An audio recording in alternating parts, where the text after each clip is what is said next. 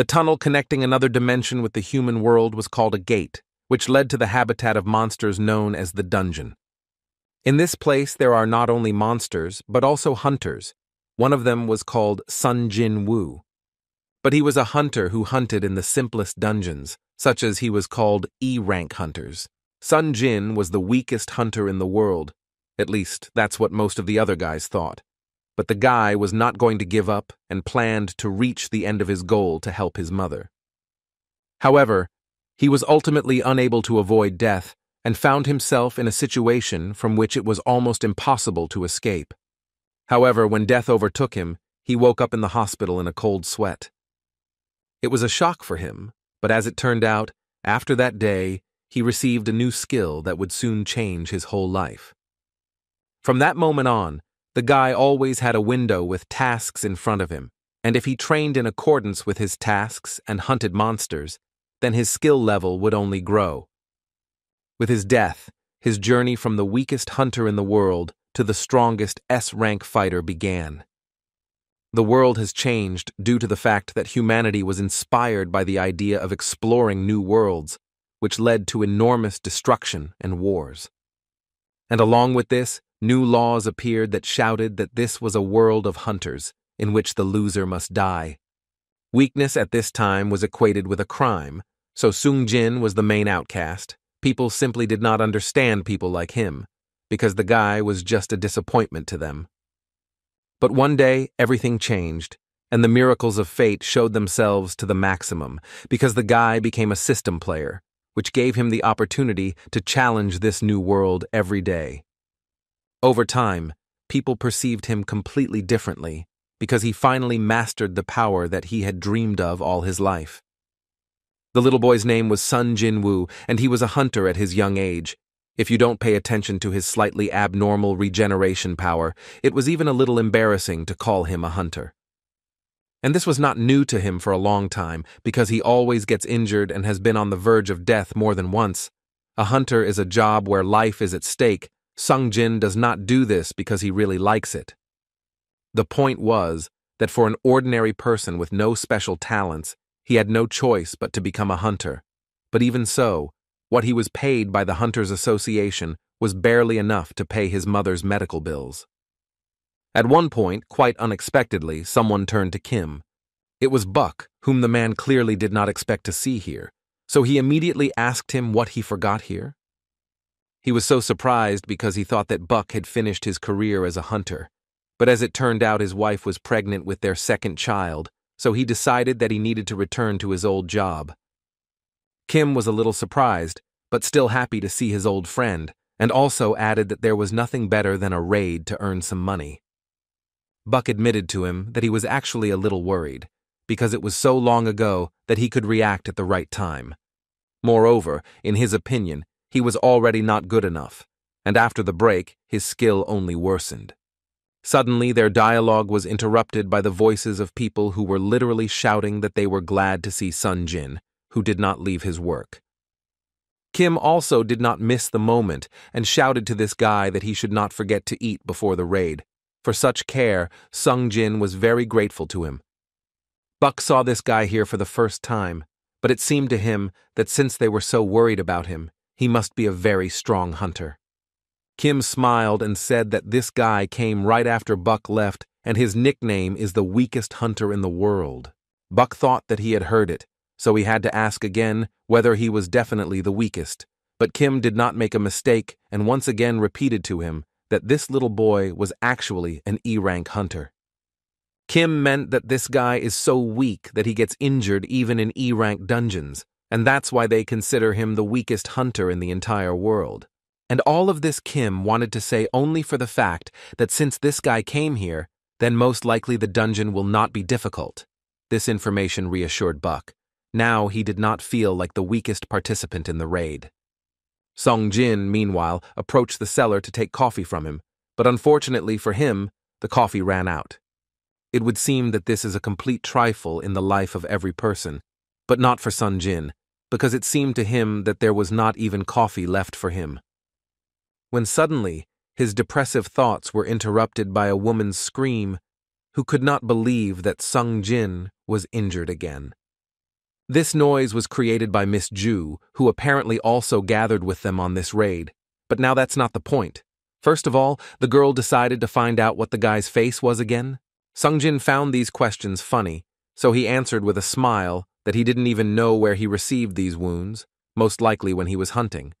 But the girl had known the guy for several days and understood perfectly well that he was lying, so she asked him to tell her the truth. The guy continued to remain silent, so the girl decided to ask him if he had gone to the hospital. Instead of answering this question, Sungjin told her that they were in a dungeon, and he was the only one who was injured. Such a story surprised even the girl. He also added that everyone else was of higher rank, so they didn't even take a healer with them. For the girl it was wild, because she believed that no matter how strong the hunters were, they should still take healers with them. Sungjin interrupted her and said that in fact the reason was only that he himself was very weak, but the good news was that according to him, he was already used to it. Ju felt sorry for the guy, but she couldn't help him, although she really wanted to. The awkward silence between them was interrupted by Sungjin, who said that it was time for them to enter the dungeon, so he called the girl to come with him. Before the raid, one of the hunters once again repeated the main points to everyone, and also added that if they don't mind, then he would like to become the leader of the group on this trip. Kim and Buck knew that Mr. Song was standing in front of them, whose rank was the highest among them all, so they did not mind him becoming the leader among them. After the men, other members of the group gave their consent, which meant that a leader had been chosen and the time had come to enter the cave. Mr. Song, before entering, turned to Sungjin and asked the guy to do everything possible so as not to get hurt. The guy was slightly unpleasant to hear this, but still he agreed with the man. Although the guy was smiling, these words still made him very angry, so he decided that he would do everything possible to give his best. The maintenance guys were talking, and one of them started talking about how Sungjin was bothering him because they didn't give him coffee before he entered the dungeon. His interlocutor knew very well who he was talking about, so he decided in response to clarify what rank this dungeon was, to which he received the answer that this was a D-rank dungeon, and in all his time working in the Hunters Association, he had never seen Hunter Sungjin come out unharmed. While Ju was using her abilities, she simultaneously wanted to find out why Sungjin so persistently strives to be a hunter, because for him, all this is so risky.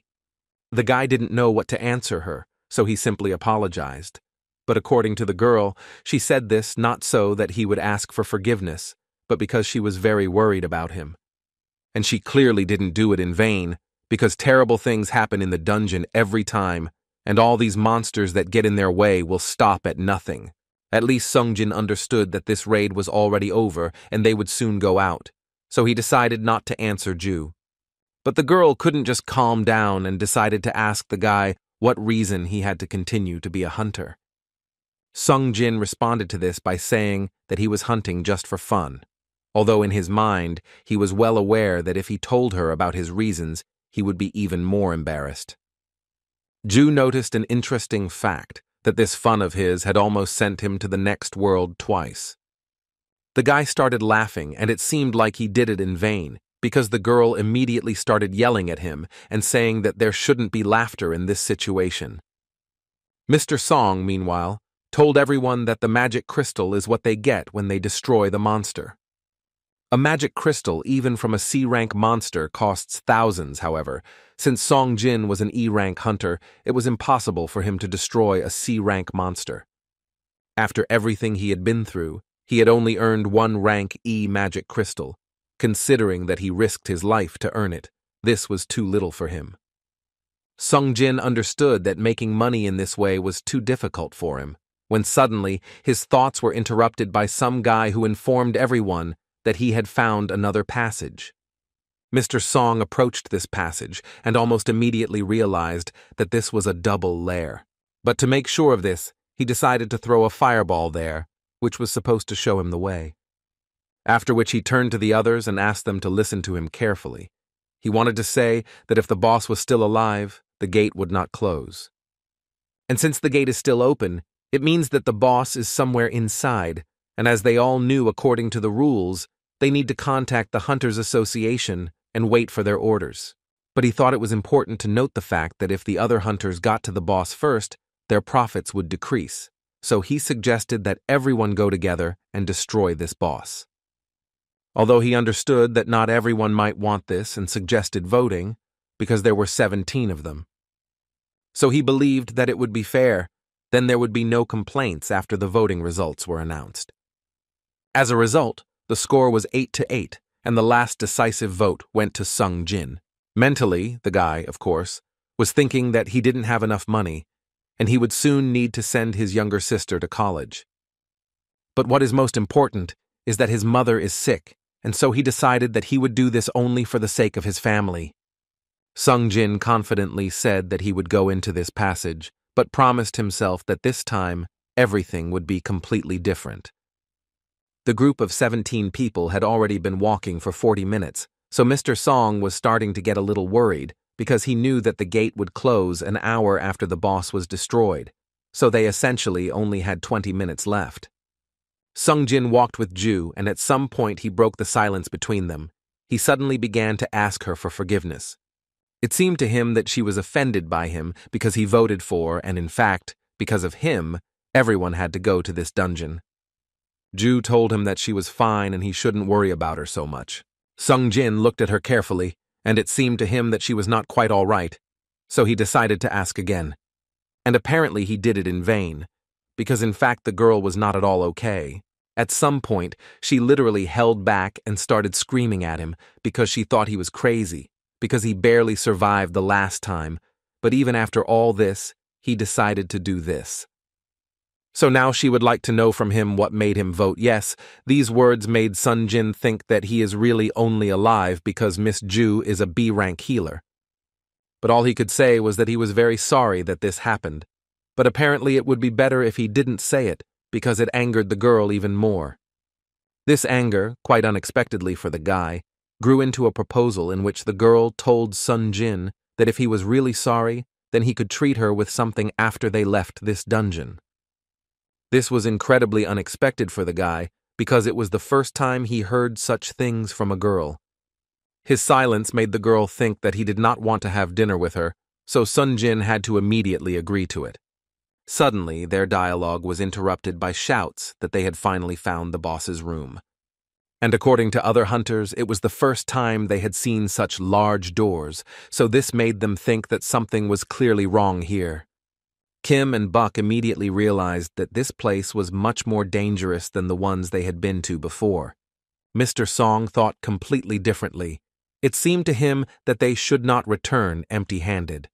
Besides, he believed that they could become the first to enter this dungeon, and everyone who did not want to go further, he allowed them to return back. Moreover, if necessary, he will go there alone.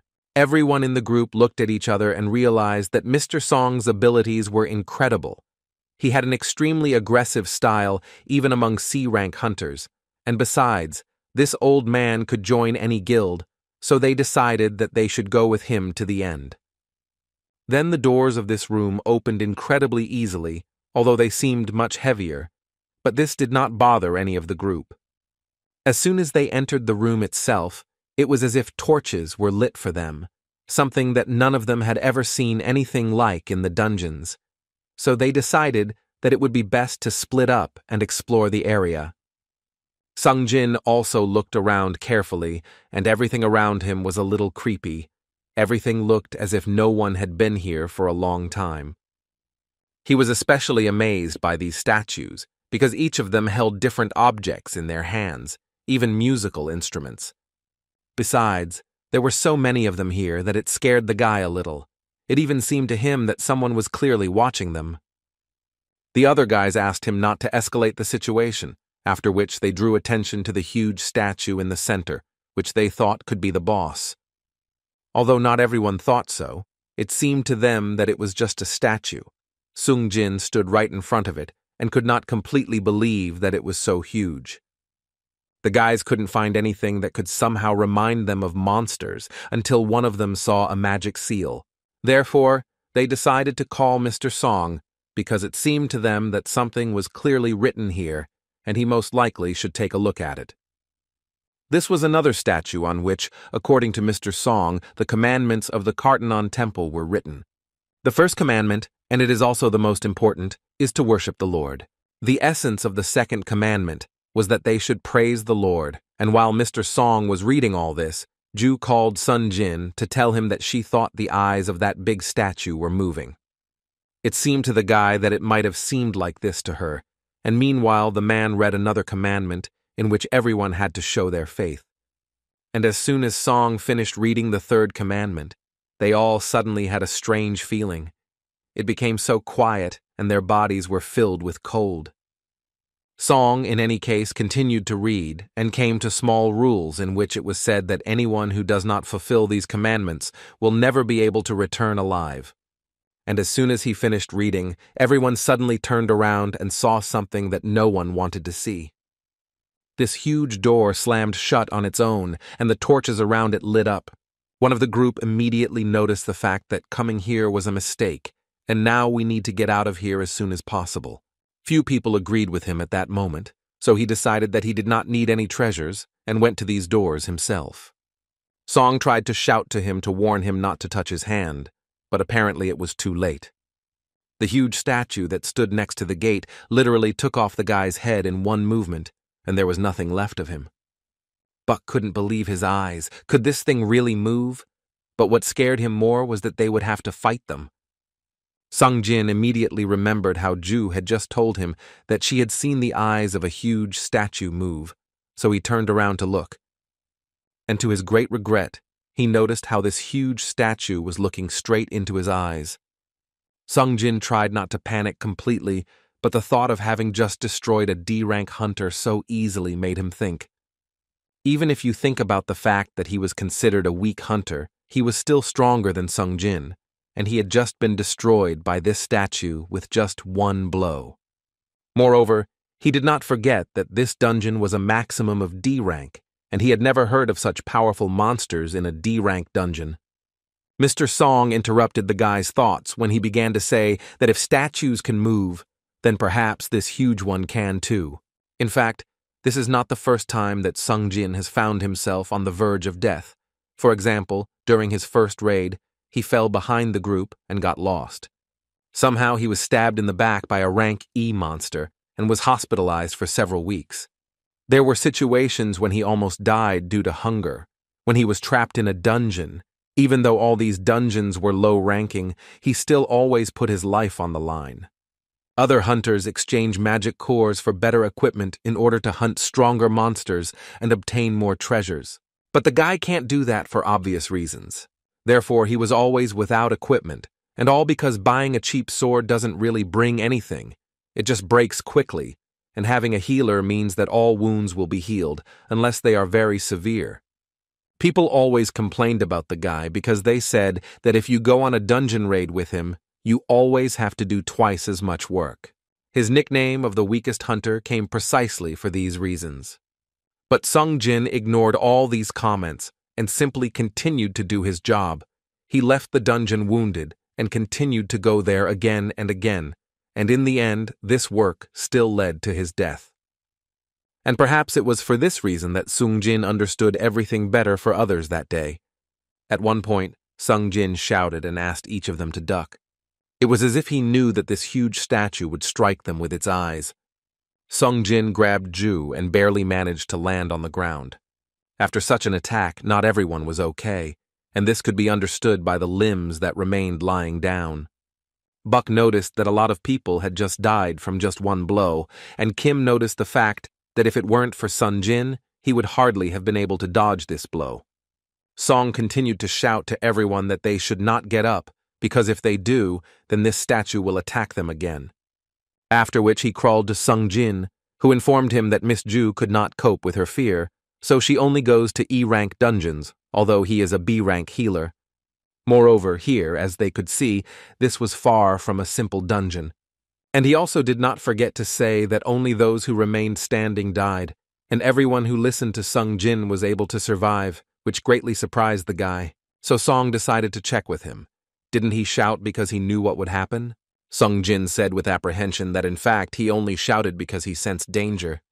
But suddenly, he stopped talking because he noticed that Mr. Song's hand was missing, but the man assured him that he would be fine, he just needed to stop the bleeding. While Sun Jin was bandaging him, Song decided to ask the guy what rank he thought this place was, but the guy immediately replied that he couldn't even imagine because he had never gone to dungeons above rank D. He had only been to a B-rank dungeon a couple of times, so he could definitely say that this place was many times superior to a B-rank dungeon. They both agreed that this was most likely an S-rank dungeon, but most importantly, they decided to remember the commandments of the Kartanon Temple. The first is to worship the Lord, the second is to praise the Lord, the third is to prove your faith to the Lord, and most importantly, the one who does not keep the commandments can never return alive. After they repeated all this, Sung Jin decided to say that it seemed to him that that same Lord was this huge statue. Song, given all this, realized that even if they could destroy them all, it would most likely take too much time. The gate is a tunnel that connects the world of people with the alien world of monsters. 10 years ago, after the gate appeared, a lot of strange things happened to the world. One example is the appearance of hunters who became local heroes. Their strength has not changed in any way since awakening. Sun Jin also became one of the hunters, because with awakening he had strength, although his strength was only enough for E rank, although he is stronger than many people, but the difference between him and other ranks was huge. Those who received the power to go through the gates and fight monsters also made a career out of it. They were called hunters. Sometimes behind the gate there can be sinister, desperate monsters that appear there literally out of nowhere. Sung Jun was worried about Song because his bleeding still had not stopped, but the man believed that they could not do anything about it. In addition, he only took 3 healers with him because he thought that this way they could go through this section much faster. However, the first healer was so brutally destroyed that nothing was left of him. The second fell into shock and is now behaving like a crazy person. Even B-rank healer Ju has most likely never experienced anything like this, so getting treatment in this situation is quite problematic. Mr. Jung believed that for now, the best thing for them would be to just stand still against the likes of this statue. And when the situation calmed down a little, he suggested they escape, but he immediately warned that it would not be as easy as it might seem. Sung Jin agreed with the man's words. If they so much as move, they will be attacked. Even if they can somehow get past him, they still need to get through the guards who guard the gate, which meant that most likely he would never allow them leave. Suddenly, his thoughts were interrupted by some guy who, as it turned out, was also a hunter, and according to him, he was not going to die here, if only because he had just joined a large guild. Song tried to shout to him so that he would not even think about moving, because it was too dangerous. But the guy wasn't even going to listen to him, because he believed that he could do it, because if he was so confident in something, it was only in his speed. He believed that he could run through the door in an instant. But it was a big mistake for which he paid with his life. Sung Jin then realized that their affairs were actually even worse than he thought, because these monsters could destroy them whenever they wanted. But still, he was interested in one question, which he asked Mr. Song, if they can destroy them so easily, then why don't they do it? This statue clearly does not destroy them, even if it can do so. It is different from monsters that attack hunters without a second thought as soon as they see them. Sung Jin noticed that the guard statue would attack anyone who approached the door. A huge statue that with a beam erases anyone who moves, and this meant for him that all the attacks of these statues have a certain order. These thoughts led the guy to realize that in this room there is a clear order and rules that must be followed. And the rules here are the same commandments of the cardboard temple. As soon as the guy guessed this, he immediately decided to ask Mr. Song what was the first commandment. The man didn't read it too well, but it seemed to him that the first thing they should do was worship the Lord. Sung Jin, hearing this, told the man that this dungeon has its own rules. After which, he began to get up little by little. The man shouted to the guy that he didn't need to do this, but apparently Sung Jin was confident in himself. Song stopped shouting at him as soon as he looked at the guy and saw in him eyes that clearly did not want to die. Although Sung Jin moved, the statue did not attack him. Apparently, she realized that he was trying to bow to her. The guy also realized the peculiarity that this monster attacks only when the victim stands in front of him at a certain height, and thus he finally understood the essence of the first commandment. Therefore, without thinking for a long time, Sun Jin immediately asked them all to bow to this statue. Kim and Buck thought that the guy was just crazy to offer them such a thing. But Song was not like that. He immediately guessed that the guy apparently understood something, since he was so sure of it. Sung Jin told the man that this statue only attacks if you stand too high, but if you bow low enough, he will not attack, so he once again asked them to bow to the Lord directly, so they will show that they are praising him. Song, looking at the guy, understood perfectly well that this was clearly not just a premonition, he was literally confident in what he was doing. Sung Jin didn't think so, and it seemed to him that everything he felt was right, but he wasn't sure of anything. The man understood that in fact they had no other choice, so he didn't mind doing what the guy said. After which the others followed him, although mentally they only hoped that thanks to this they would live. They bowed for a while, until the statue suddenly changed its face and began to smile. But this only frightened the boys even more. They had never seen such horror before. They continued to bow and think about how many people this statue had buried. But the most important question that worried them was how many people were able to get out of this place. Sung Jun didn't know the answers to any of these questions, so he could even guess how long they had to do all this. At one point, Buck noticed that the attacks seemed to have stopped, and it seemed to him that he could already get up and leave. The other guys still thought that this statue was about to do something worse, because they couldn't believe that everything could end so easily. But Baku didn't care. He stood up and began to joyfully talk about how the attacks had finally stopped, and now they could get out of here. Other people stood behind him who thought that they had already survived, and this monster would not do anything more to them. Only Sun Jin understood that this was their main mistake that they made in their lives. And as soon as he thought about it, a small earthquake immediately began, which interrupted all the joy of the children. As it turned out, it wasn't really an earthquake. It was just that this huge statue decided to stand on its feet. Now each of them understood perfectly well that apparently this was definitely not the end, and they would obviously now have huge problems. Song understood that things were bad for them, so he wanted to immediately find out what options Sun Jin had, but he was slightly in shock and could not answer. Just one look and a smile made the guy stand in a stupor.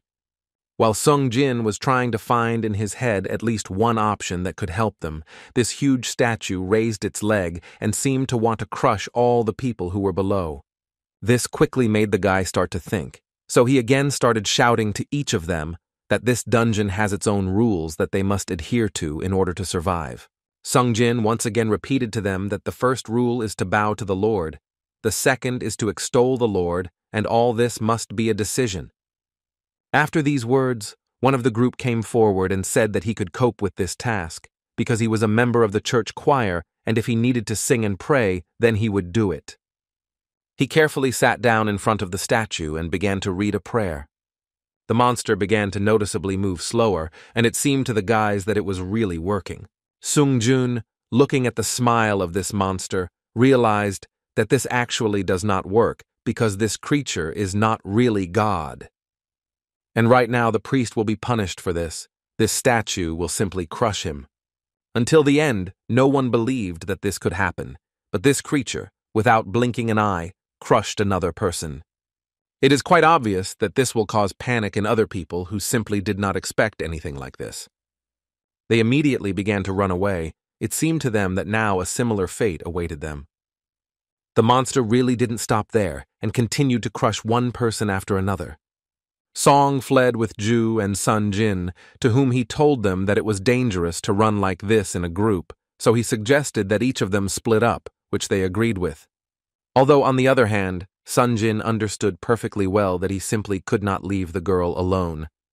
Buck was running at that moment and thinking that he simply couldn't die here, because he had finally decided to become the father of twins, so he definitely needed to get out of here. His thoughts were interrupted by Kim, who shouted to him that there was an enemy behind him and asked the tank to turn around immediately.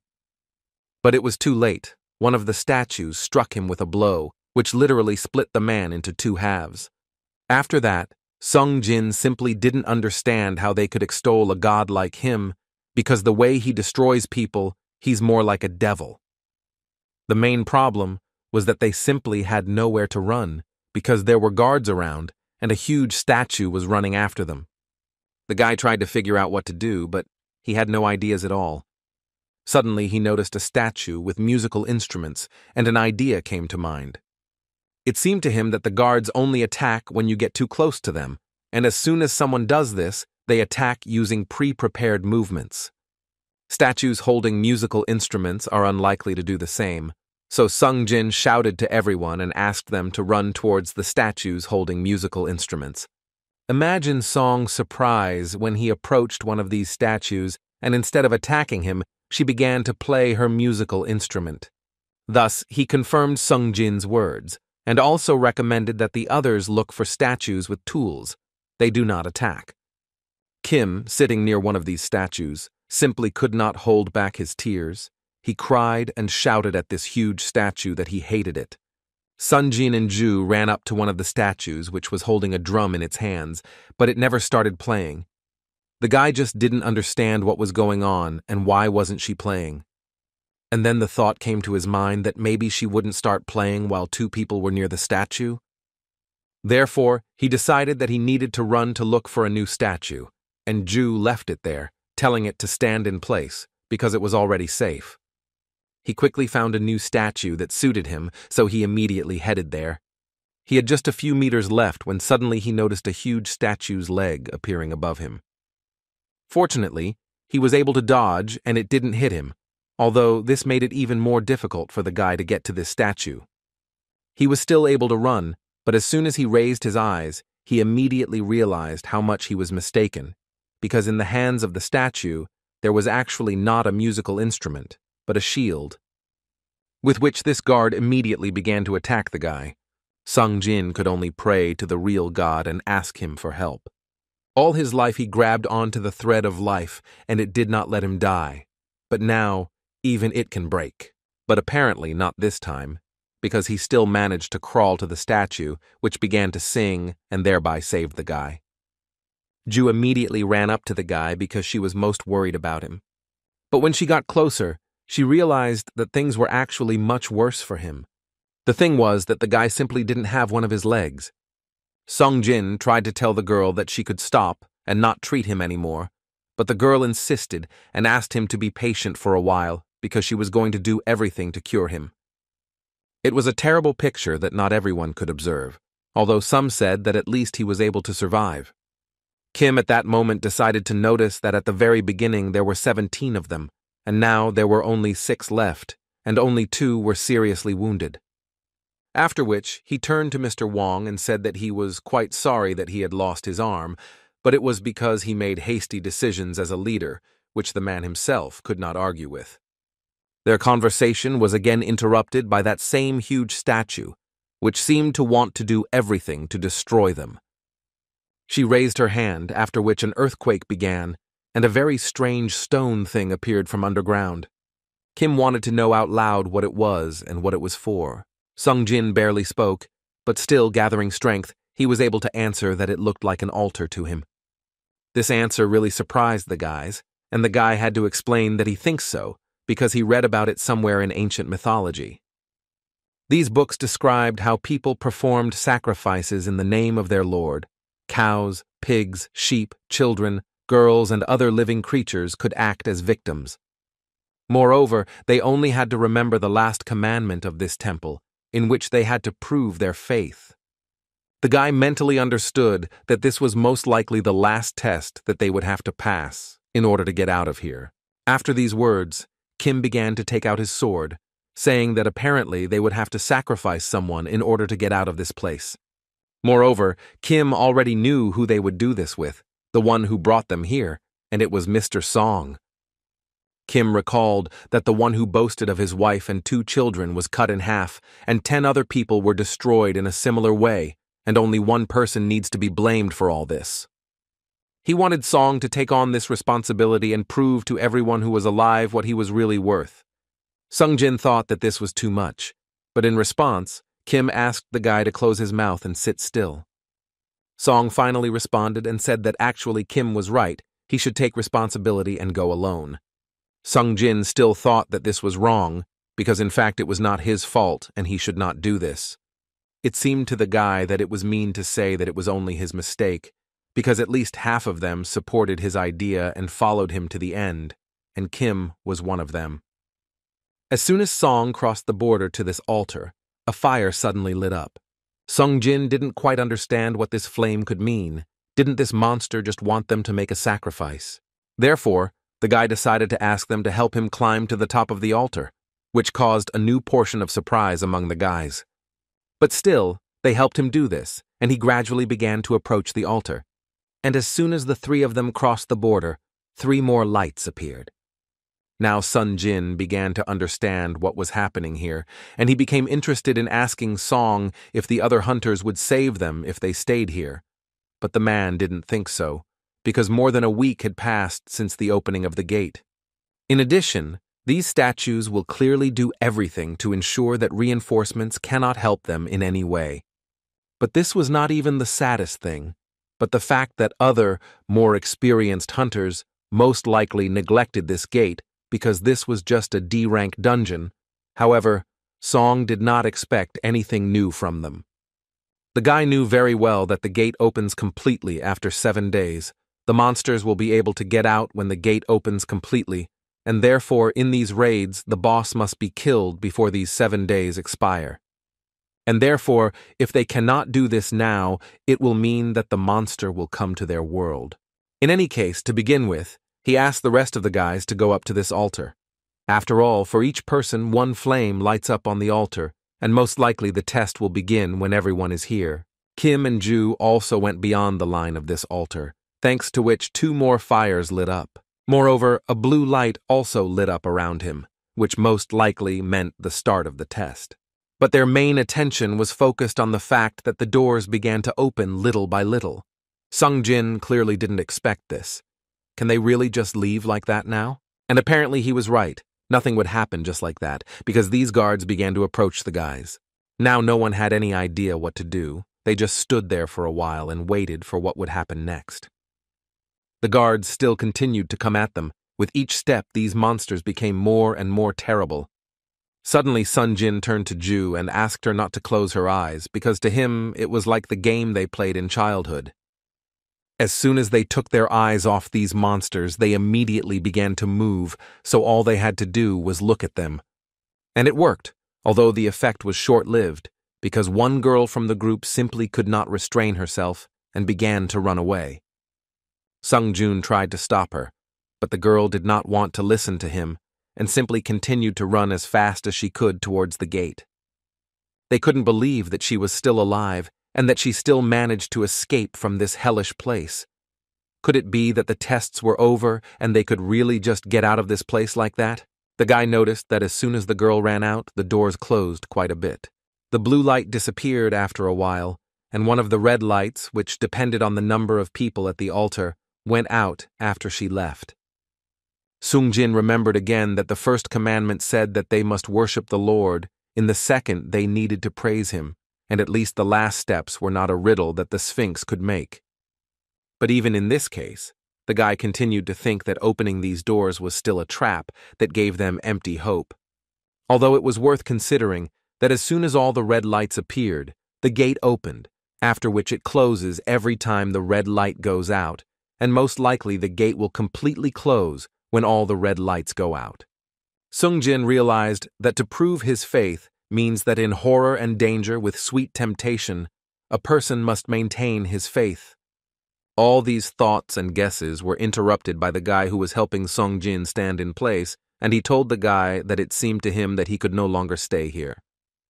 He then let go of Sungjin, causing him to fall to the ground, and the guy started to run away, and he also managed to get through these doors and remain absolutely unharmed. Kim and Ju were shocked by what they had just seen. How is this even possible? Sungjin immediately started yelling at them and telling them not to move because he felt like they couldn't let anyone else leave. But they understood perfectly well that all of them would not be enough to look at every statue, and at this rate, they would most likely die. Song asked the guy to tell him everything he thought. Sung Jin explained to him that all they had to do was stay here and look at the statues until the blue lights disappeared.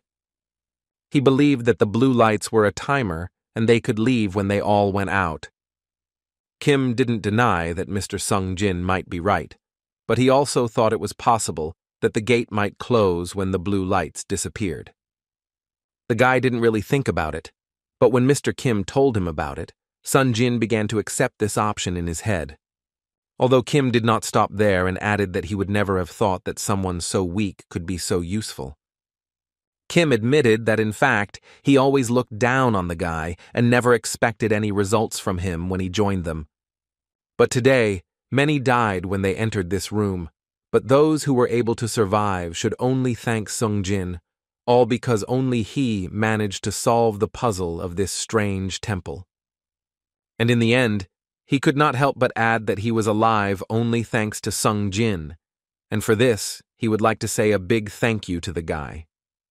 But he did not forget that he also has a family, and therefore he most of all does not want to die here. And only for this reason he said that he could not stay here any longer, he would have to leave. After which Kim took off and simply began to run as fast as he could towards the exit, in the hope that someday he would be able to return to his family again. These words only made Sung Jin hate Kim more, because his words of gratitude would essentially be their last words before death. After Kim ran away, Song noticed the fact that the gate was almost closed, and now it was too late. But he finally realized what really happened here. And the result of these thoughts was that he decided that the guys needed to leave here. He believed that the gates would not close as long as there was at least one person on the altar, and they still had many years of life ahead of them, so they should get out of here as soon as possible. Song didn't even hear the words that Sung Jin said to him. Instead, he asked Ju to help him raise Sung Jin. But as it turned out, the problem was completely different. The girl's legs literally do not obey her, and she cannot stand up, much less walk. Song knew that this must be due to mana depletion, since she used too much of it to heal Mr. Song. Sung Jin intervened in their dialogue and turned to Mr. Wong with a request, the essence of which was that he wanted to ask to take Miss Ju out of here. They tried to answer him, but he didn't let them say a word, but simply repeated that he would stay here and they should leave. Ju simply couldn't stand it all anymore and started screaming that she would stay here. In response to this, Sung Jin said that he once promised her that he would have dinner with her. And apparently now is their last opportunity to do this, so he asked her to eat this first.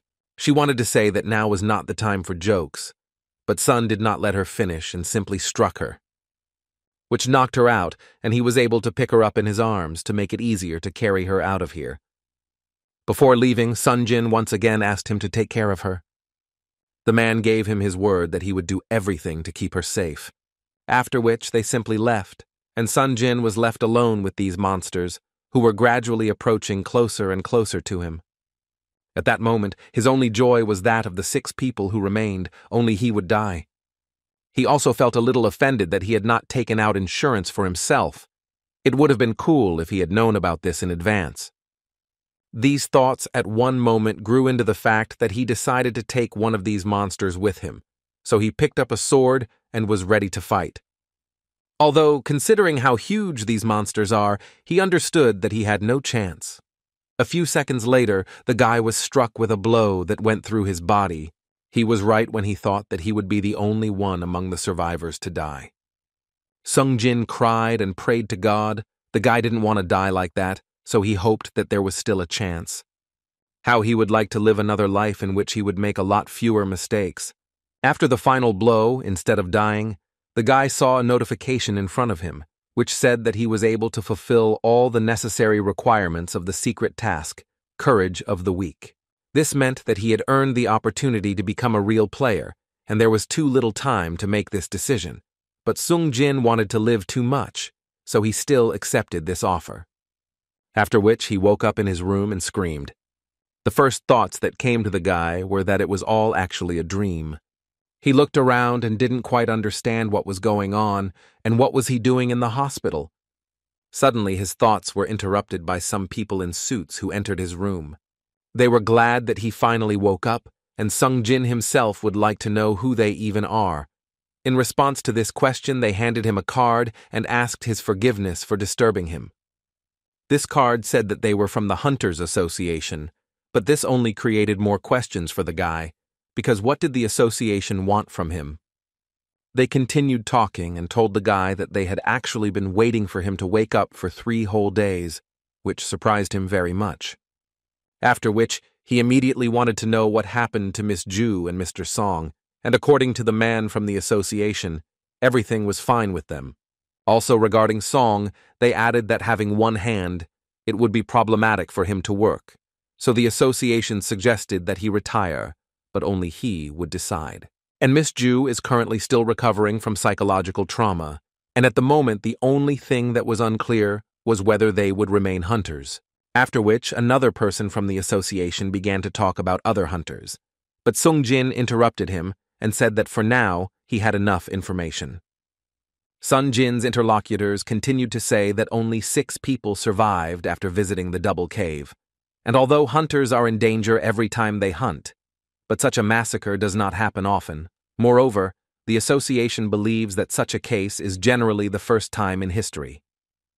Moreover, when the Hunters Association and the White Tiger Guild arrived at the scene, they all disappeared. In that cave, they could only find Sun Jin, who was lying on top of the altar. They could not find any statues or what others described. Sung Jin began to scream from what he heard, because he could not believe that this was even possible. But the guys from the association understood everything perfectly and said that they believed him. If the testimonies of those who survived had differed even slightly, or if some other body parts had not been found there, they would have looked for another reason for what happened, but now they believe that he went through a reawakening. Hunters' stats are set when they receive an awakening or power. However, some hunters can receive an awakening again. Some have managed to rise from C rank to A rank or even higher.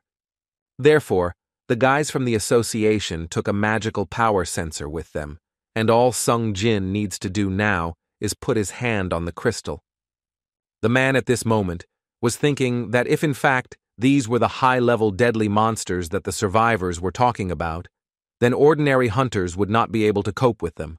Only an A rank or S rank squad could change the situation.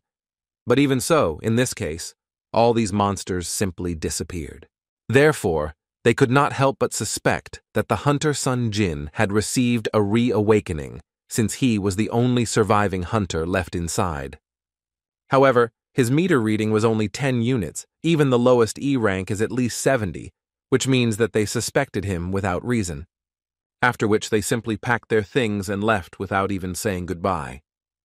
And as soon as the doors closed, the guy was surprised that they didn't see what he did. In his eyes, he saw a large panel on which notifications come, and apparently the association does not know this. But what surprised the guy most of all was the fact that his severed leg was in place, and not a trace remained of the pierced chest. This made him think that he simply did not distinguish between what was a dream and where was reality. In any case, now he was worried about the question in which he was interested to know whether he should tell these guys what he sees in front of him. When suddenly his thoughts were interrupted by a female voice that entered this room. It was his sister who wanted to know what he was doing and whether his head hurt. But without waiting for an answer, she came closer to him and immediately began shouting at him because she had already told him 1,000 times not to get hurt. It seemed to her that he couldn't even imagine how worried she was about him. She didn't understand at all why only he was injured. At that moment, Sung Jin only thought that a little more, and he would have left her alone in this world. When suddenly his thoughts were interrupted by another pop-up window in front of his face, after which he completely stopped hearing everything that the girl said to him. He tried to click on this message, and at the same time asked if the girl saw it. She didn't understand at all what her brother was talking about, so he said that a message was popping up in front of his eyes, as if he were in a game in which he had an unread message. Now his sister was not at all sure that he had not hit his head anywhere, but still, she decided to help him with this, and said that if he were in the game, he would first need to open the mailbox. Sungjin listened to his sister and did this, after which a message appeared in front of his eyes which said that he was now a player who would receive a daily task, and today this task was that he needed to become stronger. After the guy read this message, he was bombarded with several more, in which it was said that the system would help with the player's growth, and if he did not obey the orders of the system, he could be punished. Sungjin did not understand what this system was feeding on to tell him, but he remembered that he had seen something similar when he was lying in that cave on the altar. In any case, he decided to try to complete the daily task, which was that he needed to become stronger, and for not completing the daily task, he would be punished. Sungjin thought this was some kind of joke, because to complete this task, he had to run more than 10 kilometers, do 100 push-ups and 100 sit-ups, and also perform several exercises. He immediately decided that someone like him did not have the strength to do this. He needed to rest after almost dying. So he decided that he would find out more about it after he got some sleep. But just as he started to fall asleep, he received another message saying that he had not completed his daily task, and now he would be in the penalty area. And then the system triggered an earthquake, which quickly woke up the guy, and he immediately stopped wanting to sleep. But this was only the beginning, because he didn't even have time to clip before the system moved him to the center of the desert. Sungjin still felt like he was sleeping, and this was just some kind of terrible dream. But when he heard a sound behind him, he turned around and realized that in fact this was not a terrible dream. It was just a nightmare in which he was attacked by a giant, poisonous centipede. This monster did not attack the guy until he read the instructions for the quest in which he needed to survive before time ran out. It seemed to Sungjin that this was just one big joke, because as it turned out, he had to hold out without dying for 4 hours. The centipede could not keep up with Sungjin, and he, in turn, tried to do everything to escape from this monster. At some point, he received a notification that he had almost completed the penalty task, and only 10 seconds remained before its completion. Therefore, Sungjin accelerated, and at some point, the desert turned into his hospital room. Finally, 4 hours passed, and he was still able to complete this penalty task. The system congratulated the guy on the fact that he was still able to complete this task, and also informed him that he could finally receive his reward for completing this task. But he was so exhausted that he simply fell unconscious on the floor, which is why a nurse immediately ran into the room. A few hours later, 2 nurses were standing in the hallway discussing patient Sungjin. One of them had heard that he was a hunter who ran every day, although he himself had only recently woken up from a serious injury. The doctor said that hunters heal faster than ordinary people, so light exercise is useful, but it seemed to them that the guy was running too much for light exercise.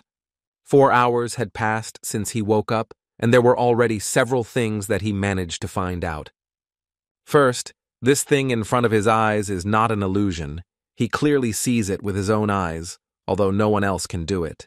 For the fact that he completed the first quest and ran 10 kilometers, the system rewarded him with complete healing of his body and restoration of energy. The fatigue that had nested throughout his entire body actually disappeared, as if it had never existed at all. In addition, there are also improvements to his characteristics, and random boxes can drop out. With the help of characteristics points, he could improve any ability until his points run out. Sungjin becomes stronger when he increases the player's characteristics, status, skills, inventory, stored items. All this seemed to him like an ordinary game that was controlled by some strange phenomena. Although Sungjin did not understand what was really going on here, he still had a smile on his face.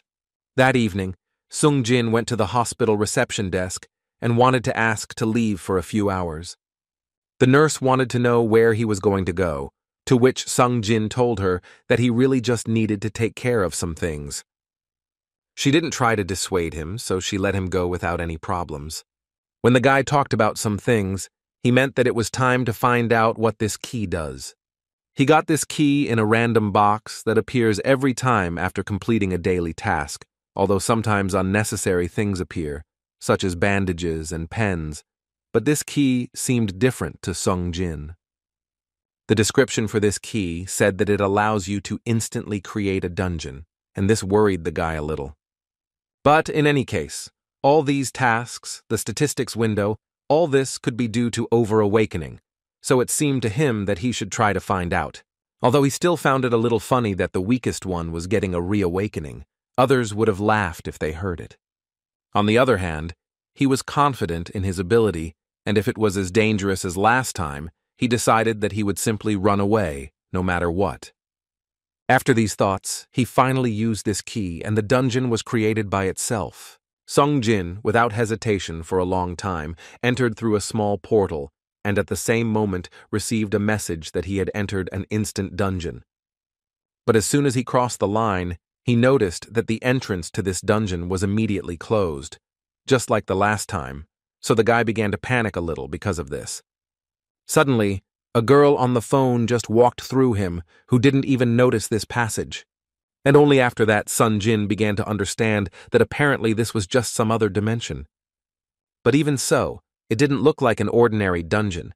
He had never seen anything like it before, and it must be similar to the Red Gate. Sung Jin didn't know what to do in this situation because he planned to escape if something went wrong, because if they closed the exit, then he wouldn't be able to get out of here. And as soon as he thought about it, he received a notification that until he destroyed the boss, he would not be able to leave this dungeon. It's been a few days since he fought E-rank monsters, and now he has to clear the entire dungeon by himself?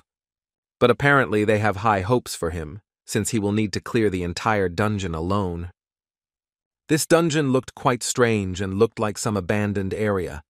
But the main problem was that while the guy was walking around this area, he felt less and less confident. Although apparently he felt this way for a reason, because at one point he was attacked by a huge monster that was going to destroy the guy. Sung Jin managed to dodge such an attack at the last moment, but for him, the battle had just begun. And his opponent was a monster, but not a simple one, but a wolf, which was called the Steel Fang Raikan.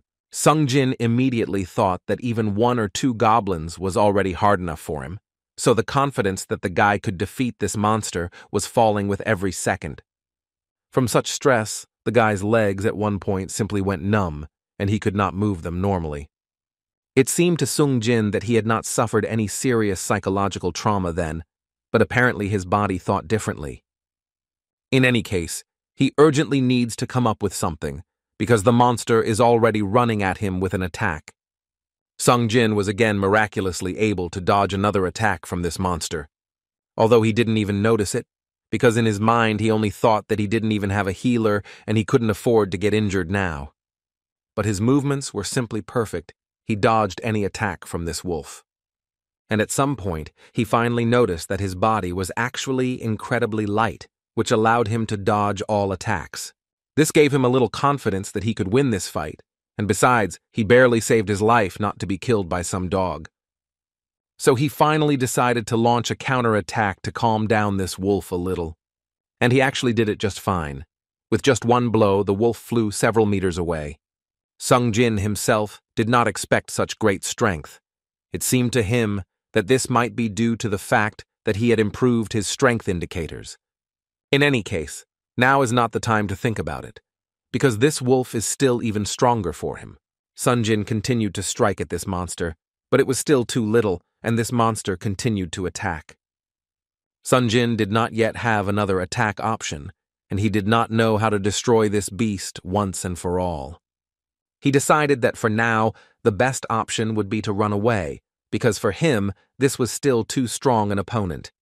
But this wolf was not going to just let the guy go and continued to attack him. Sung Jin understood that if he did not escape, he was unlikely to be able to win, because he had nothing that he could use except his body. He would so much like to have a weapon that has magical powers when suddenly he froze, because he realized that he actually had such a weapon. After which he used his inventory, which still contained that same sword. Sung Jin didn't fully know why this sword was still in his inventory, but now it could help him a lot. Therefore, he did not hesitate for a long time and used it to destroy this monster. The blade was sharp enough to cut the wolf into 2 parts, which is what Sung Jin did. The blade with which he managed to do this is the same one that Mr. Kim left in the double lair.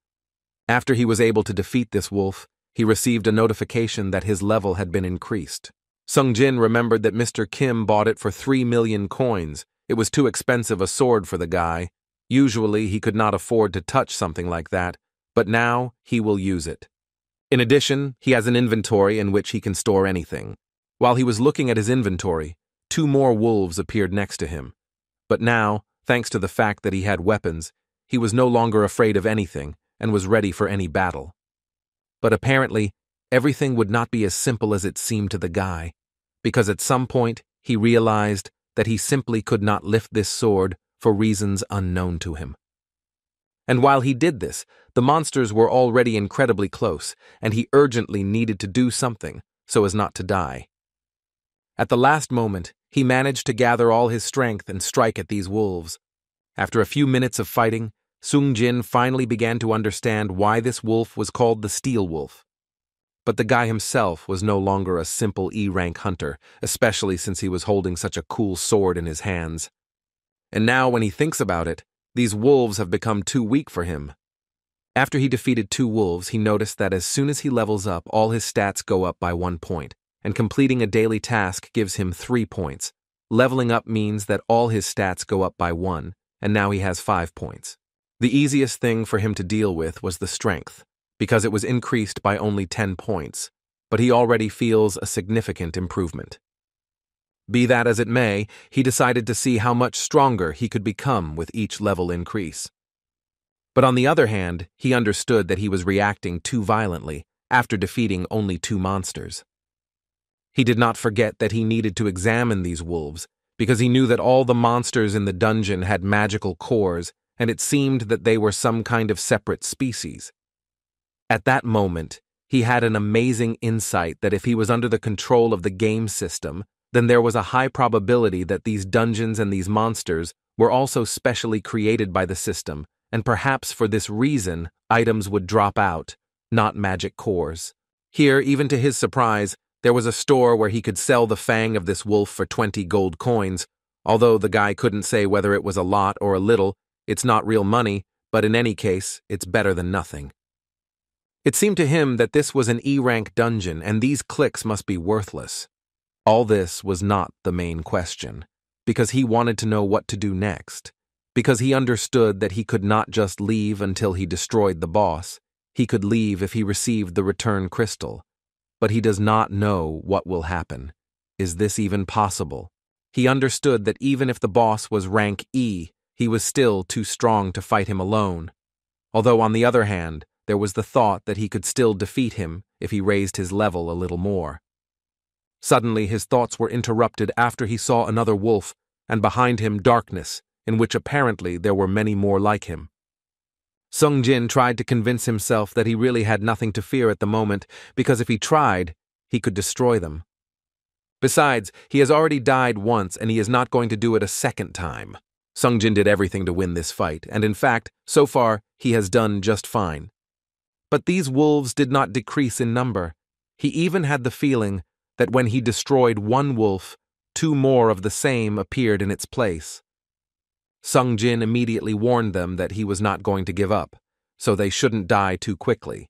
Otherwise, I would be sorry that he just wasted time on them. The guy decided that he would fight as fiercely as his body could and would do this until his energy was at 0. After all, he finally realized one important thing, that if he doesn't destroy them all himself, they will most likely destroy him, so he will try his best. After a few minutes of such intense combat, the guy's level had already been raised several times. Sung Jin destroyed the monsters one by one. For moments he didn't even think about how many such monsters he had already destroyed. And the main source of his strength was that he thought that if he died, then no one would be able to protect the people dear to him. In this case, he will lose everything that is so dear to him, and he, under no circumstances, wanted this. He decided that he couldn't just give up in this case, so he had only one option left, and that was to never give up and do everything to become stronger. He was even ready to follow all these absurd rules. Sung Jin could barely move after killing more than 30 wolves, and his sword became heavier and heavier with every step. But apparently, this was just a warm-up, because in this dungeon there were probably more than 100 of these wolves. each of which was not against tearing the guy into small pieces. Previously, the guy would most likely have gotten scared and tried to run away, but at the moment he received the title of Wolf Destroyer, which meant that he was ready to destroy them all. At some point in the battle, Sung Jin noticed that although the blade of this sword had not changed, with each such blow, the strength of the sword decreased. The guy understood that even if he bought a high-class weapon, it would inevitably become the same when he went down into the dungeon several more times. There was one time when he bought a dagger that cost more than 50,000 won. Although it became easier for him to hunt, the dagger still broke easily in the boss battle. On this day, he received 3 E-rank magic crystals, but even so, he still cannot make ends meet, so he no longer buys weapons. Even if it was tiring, he decided that he would take care of them one by one using his body. And it actually worked. He was able to destroy all the wolves that dared to attack him. Thus, he was able to earn 34 wolf fangs, 2 worn daggers, traveler's clothes, a homecoming stone, and this was even more than he could have expected. Having such a stone in his hand, the guy could easily return back, but he decided that there was not the slightest guarantee that there would be another chance to become stronger so easily. Besides, he didn't know what would happen to this dungeon after he used the return stone. Would it just disappear? He understood that if this was something like a limited event created by the system, then it was quite real. At that moment, it was quite difficult for the guy to decide what was best for him to do next. Go forward or retreat? But the answer did not keep him waiting for long, and Sung Jin still decided that he needed to continue his path. Moreover, every time he fights monsters, he increases his level, and it becomes easier and easier for him to destroy them. With every step through this dungeon, Sung Jin felt that he was definitely becoming stronger.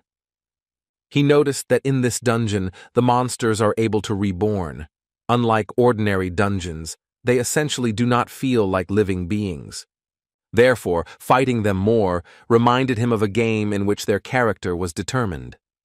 He believed that if he could learn their behavior, then he could understand where they were coming from, and at some point it really began to work, and Sung Jin already knew that the attack would be from above and from the sides. It was no longer a problem for him to fight several monsters at the same time, so he was able to deal with a wild monkey and a crazy panther without any problems. After a few more hours of such a long fight, the guy noticed that the color of the name changed depending on the strength of the monster. White means weak, orange means strong, and red is literally a demon. But what is most important is that for him the color of the Riken was orange, but now for him it has become white, and this could only mean one thing, that the guy has finally become much stronger. Although even with the power that he had already gained, the guy was not sure that he could defeat the boss. Sung Jin noticed that at one moment he was covered in goosebumps. It seemed to him that this was due to the fact that his sensitivity had increased, and now he could tell how strong the monster was. He understood that at the moment his level was no longer growing, and he needed to go down further. Besides, he knew that his sword would not last long if he fought in vain. Therefore, without thinking for a long time, he decided that he needed to immediately go down the tunnel and look for stronger opponents. With each step that the guy passed, it seemed to him more and more that this staircase was getting longer and longer. But at some point it ended, and the guy went out to the long-abandoned real metro station, which was so familiar to him. There was no time to stand and think, because as soon as he completely descended, he was immediately attacked by some very fast monster. Sung Jin barely had time to put his sword down and repel this attack. But even in this case, the monster was able to deliver a rather serious attack from which the guy flew away. Sung Jin definitely didn't expect this, but the worst thing was that his sword still fell into pieces after such an attack. It was a pity for the sword, but still, even after one attack from such a monster, the guy's level increased, so he decided that now was not the time to give up.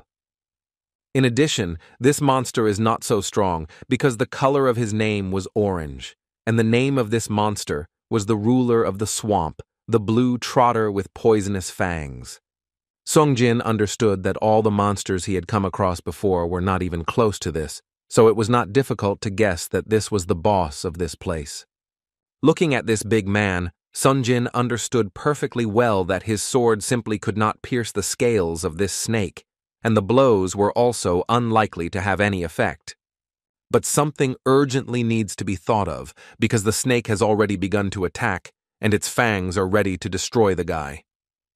Sung Jin was only trying to fight back for now, but in his mind, he was thinking that he needed to attack with all his weight. But first, he had to weaken the defense of this monster. But unfortunately, he didn't even have any ideas on how to cope with these thick scales. All these thoughts distracted the guy from the fight, and he understood perfectly well that if he had not repelled the attack of this snake, then most likely he would have died altogether. Over time, this snake began to surround the guy, and this was very bad news for the guy. She began to squeeze his entire body, and now Sung Jin began to understand that his thoughts that his strength would be enough to destroy the monster were wrong. Although on the other hand, he understood that he had no choice but to destroy this boss, so he gathered his strength and again tried to attack his opponent. At that moment, a conversation with Mr. Young appeared before his eyes, who decided to talk to the guy about why he is called the weakest hunter in the world. In any case, the man believed that people only do this for fun, and he believed that this should only give the guy more motivation to become stronger. Sung Jin was sure that this nickname stuck only because he was weak. But he believed that no one has the right to evaluate the strength of another person, and now he will prove, first of all, to himself that he is not weak. The monster, apparently, also did not intend to just look at the guy and continued to attack him, which Sung Jin could not yet block. But even such strong attacks, the guy still rose to his feet, and he fed on energy from the thought that he had to become stronger. Sung Jin understood that compared to what he had already experienced, compared to that monster, compared to the fear that he had to endure, this snake was simply nothing. But the guy had not yet been able to defeat him. Moreover, the snake continued to inflict such strong attacks on him that the guy could barely hold on. And it was not in vain, because at one moment, Sung Jin gathered all his strength in his hands and was able to break through the scales of this monster with his hands. The doctor in the hospital where the guy was recovering was already beginning to worry that Sung Jin did not return even after sunset.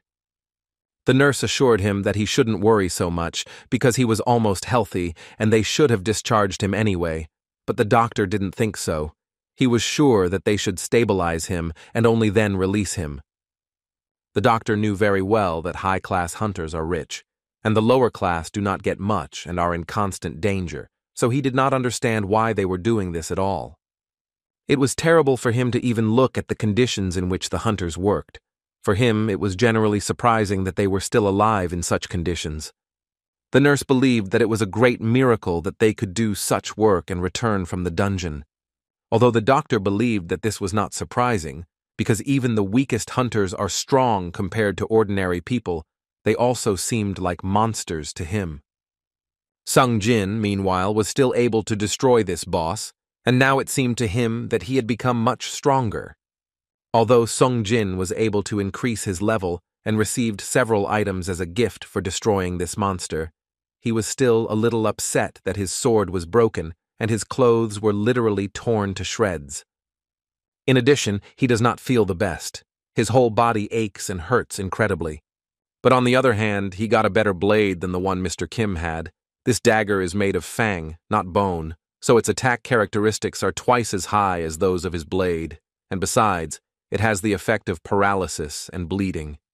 His thoughts about this blade were suddenly interrupted by the fact that everything around him began to disappear, and a few seconds later he received a message that the boss had been destroyed and the dungeon would be returned to its normal state. And little by little everything really began to disappear. Sung Jin couldn't even believe that it was all over, and he was able to do it. He went outside and realized that apparently he had been partying too much. He wanted to know what time it was, because he still needed to return to the hospital, when suddenly his thoughts were interrupted by a male voice who wanted to ask the guy who he was. It was a soldier who wanted to find out from Sung Jin how he got out of this subway, and had he really not heard about the transfer? The guy didn't understand what was happening here and what the soldier was talking about, so first I decided to ask him what happened here. The soldier had a very strange reaction to everything Sun Jin said, especially after he confirmed that he was a hunter.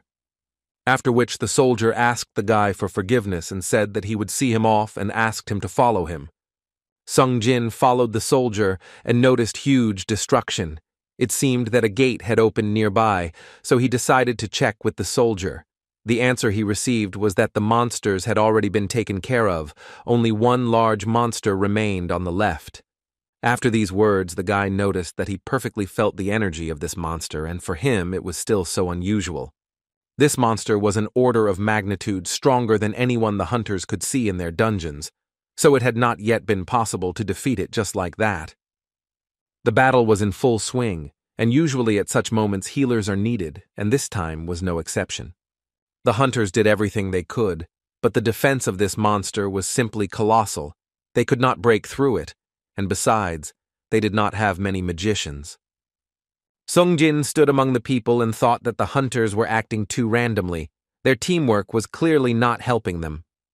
Moreover, as one could notice, the ranks of these guys were too small, 8 people of E rank and 1 D rank. The monster was clearly not for their level. In addition, that D rank hunter cannot deal damage, since he is a tank, and for him it is just a battle of attrition. Regarding the healers, Sung Jin noticed that there were 2 of them. One was D rank, and the second seemed to be B rank. Sung Jin thought so only because he saw a rather familiar person. It was Ju, who also participated in this battle.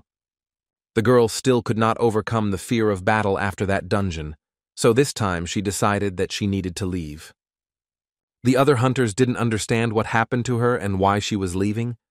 Ju tried with all her might to overcome herself and start treating the guys, but before her eyes there was still the face of that huge statue, which was preventing the girl from doing her work. But still, she understood perfectly well that if she retreated now, then she simply would not be able to return. Sung Jin saw and understood perfectly well that the girl, even after a week, could not overcome this fear and was still fighting hard. But in fact, the guy believed that this was to be expected. He also had this fear, which he thought needed to be overcome immediately. So he analyzed this boss and realized that compared to the boss he fought before, this one's rank was 1 lower. So if Sun Jin can weaken the defense of this giant, then he can destroy him. But for this, he needs a blow that can pierce this stupid stone. Other hunters have already started talking about the fact that if they continue to fight like this, they will most likely die altogether, but they have not yet seen any other way out. Most of all, they were worried about the tank, who could actually die at this rate. They tried to talk to him and ask what he wanted to do, because their magic would soon end. Suddenly, their conversations were interrupted by a powerful explosion. They began to rejoice that someone's attack had worked, and the monster was beginning to gradually collapse. Therefore, they did not stop and continued to attack, and as a result, they still managed to win. The tank, which was holding back all the attacks of this monster, could not believe that these attacks had not worked before, but suddenly this monster just took it and suddenly collapsed. It all seemed too strange to him. The man was almost sure that their attacks did not achieve anything, and most likely someone clearly helped them. As a result, he found a fragment of a small sword and came to the conclusion that the boss, who was able to withstand the attacks of 10 hunters, was defeated by this. He immediately turned to the soldier to ask him if he had seen the one who threw this sword, if you can call him that. This was the same soldier who brought Sun Jin here, but this guy seemed to have fallen through the ground. The soldier assured the man that another hunter had just been here, although he had disappeared somewhere. Sung Jin himself did not think that this monster would die from just 1 blow. Apparently, his health was much lower than he thought. Ju couldn't believe her eyes that she really saw Sun Jin, although she didn't discard the thought that she might have imagined it. After such a fun night, Sung Jin returned to his room, where he continued to train. At one point, his training was interrupted by a nurse who came in at a rather bad time, and for this she was very ashamed, although she still couldn't help but pay attention to Sun Jin's body, because it seemed to her that this patient looked completely different upon admission. She even forgot why she came here, so she decided to find out when he was being discharged. Sung-jin told her that it would happen today, so the girl decided to ask the guy to leave her his phone number. This was quite unexpected for him, but still it seemed to him that this was necessary so that she could send him tests on his phone so that he would not go back to the hospital. Therefore, without any problems, I left her my phone number. The next day in the morning, Sung-jin left the room to take his sister to school. She decided that there would be no better moment to ask him. She wanted to ask what happened to him. After all, his body looks so fit, and he himself has become an order of magnitude taller. Are men really still growing after 20? Sung-jin, in response to this, asked her to stop talking nonsense and better take an umbrella, because it was going to rain outside. She didn't really want to do it, so the guy had to use a little force to put it in the girl's backpack. After the girl left, the guy noticed that his muscles became an order of magnitude larger, so he was already almost sure that his physical condition had changed in just a few weeks. So this means that his status was affecting his body, and as he continues to increase his strength, his body is likely changing too. Although, on the other hand, he understood that perhaps he had simply invested too many points in strength, and probably if he continued, he would become even more, which actually suited the guy. But still, he knew that even the name high level is not good without balance, the same with other characteristics, since the synergy between strength and agility is good, so he decided that he would invest more points in endurance.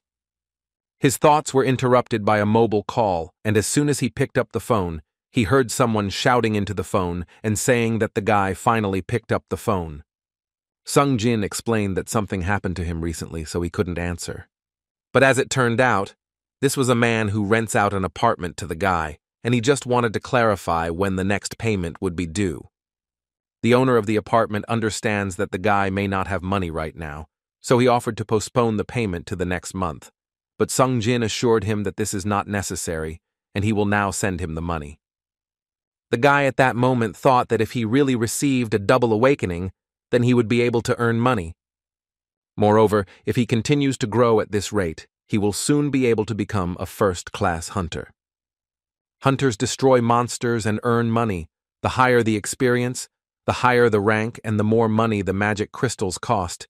To defeat a high-level monster, you need to enter the gate of the same level. Thus, there is a lot of competition, because E-rank hunters are not accepted into the guild. Sung-jin's rank in the guild was E, and for him, who had never entered the D-rank gate, this would be a harsh condition. Then, he could not yet get rid of the title of the weakest hunter in the world, so he was not sure whether he needed to promote your rank. In addition, he cannot reveal himself until he is sure, so first he decided that he needed to earn money, and it would be great if he could first increase his attack power. To begin with, Sung-jin came to one of the objects where the gate could be found. He was met by Dong-soo, who immediately guessed that Sung-jin was an E-rank hunter. The other hunters knew this guy, because he was a fairly famous person to them, but it was clear from their faces that this was not exactly a compliment. Dong-soo politely asked them to stop with these jokes for now. Besides, he believed that the main thing was the number of hunters, not their strength. After which he turned to Sung-jin and reminded him that, as he had already said on the phone, it would be quite difficult for the guy since this is a C-rank gate, so he immediately warned the guy that he would be exempt from fighting, but Dong-soo still promised to pay him 2 million won to replenish their roster. According to Dong-sun, it was a good deal, and if Sung-jin agrees, then all he needs to do is sign the contract. There is a rule that when entering a C-rank gate, there must be 10 people or more, and at least half of them must be C-rank. Because of this, there have been cases where the strength of a squad is several people, and this sentence from Dong-sun reminded the guy that he is, as usual, an eternal witness. Suddenly, his thoughts were interrupted by another guy who approached Sung-jin in order to tell him that it seems that they are both beginners, and his name is Jin-ho, but he has a D rank and was called under the same circumstances. But what surprised Sung-jin the most was this guy's equipment. Is he the son of some millionaire? Anyway, he turned to Dong-soon to find out what his main role was, and he told him that the guy should just follow them and take care of the luggage along the way. There was food, clothing, equipment, first aid kits, almost everything necessary. This made Sung Jin ask a question in which he was interested to know if they would really go there without a healer. Dong Sun understood that it might be difficult for a guy to understand at first, but they are able to take care of themselves, and besides, this is not the first time they have done this. Sung Jin clearly did not support the squad, which consisted only of tanks and attacking hunters. There was a clause in the contract that he had to agree that he would not blame anyone else for any accidents inside the dungeon, but they didn't have healers, and so it was hard for the guy to accept this condition. But the guys assured him that there was no need to worry about it, because they were confident that they could defeat them. While Sun Jin was thinking and reflecting, Dong Sun announced to everyone that it was time to hit the road. Jin Ho extended his hand to Sheng and told him not to worry. If anything, he himself would personally protect him. The guy, of course, did not dream of such protection, but still he had to agree with it. After agreeing, they finally moved into the dungeon, but Sung Jin was clearly not in the best mood. On the way to the dungeon, Dong Sun noticed that apparently not everything was so bad in this city, because it was clear that construction had stopped quite recently. Jin Ho noticed that, in fact, just 2 weeks ago, the boss fled abroad with 9 million won, and therefore the construction was shut down, the workers and sponsors had fallen on hard times. Sung Jin didn't understand why they were even talking about this. At some point, this night drew attention to Sun Jin, because it seemed to him that the bag was too heavy for him, but the guy assured him that there was no reason to worry. Mentally, he thought that thanks to the increased strength indicators, such tasks were now a mere trifle for him. Jin Ho thought that Sun Jin was too quiet for a hunter. The guy responded by telling him that he thought the knight talked too much. He himself agreed with this. According to him, he often bores people with his chatter, and people, as a rule, do not pay much attention to him. Fortunately, these endless words were interrupted when Dong Sun announced that they had finally arrived and asked everyone to concentrate as much as possible. For most, it was so unusual the entrance was somehow too large. One of the squad decided to ask Dong Sun again if he was sure that this was a C-rank gate, because it was too big. But according to the man, he had seen people entering and leaving there many times. Jin Ho also noticed that these gates looked a little big, and so he began to worry a little, so Sung Jin decided that this was the guy's first raid. After all, Sun Jin himself knew very well that the size of the gate is actually not that important. The most important thing is the magical energy that flows from the gate. The guild determines the quantity and quality of this energy, and then assigns a rank, although even for Sun Jin himself, this was the first raid in gates higher than C rank. Dong Sun was not interested in the size of this gate, so he shouted that he would go there first and let them follow him.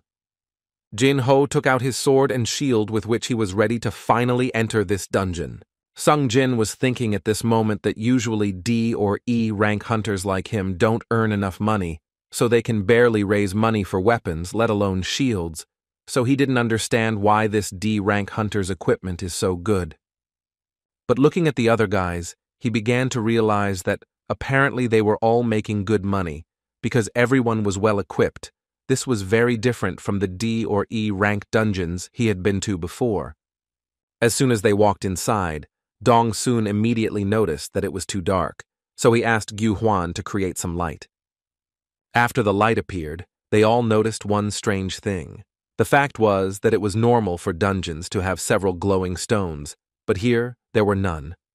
Jin Ho, even inside the dungeon, did not stop talking and wanted to ask Sun Jin if there were dungeons without monsters, but in response, he was only asked to remain silent for a while.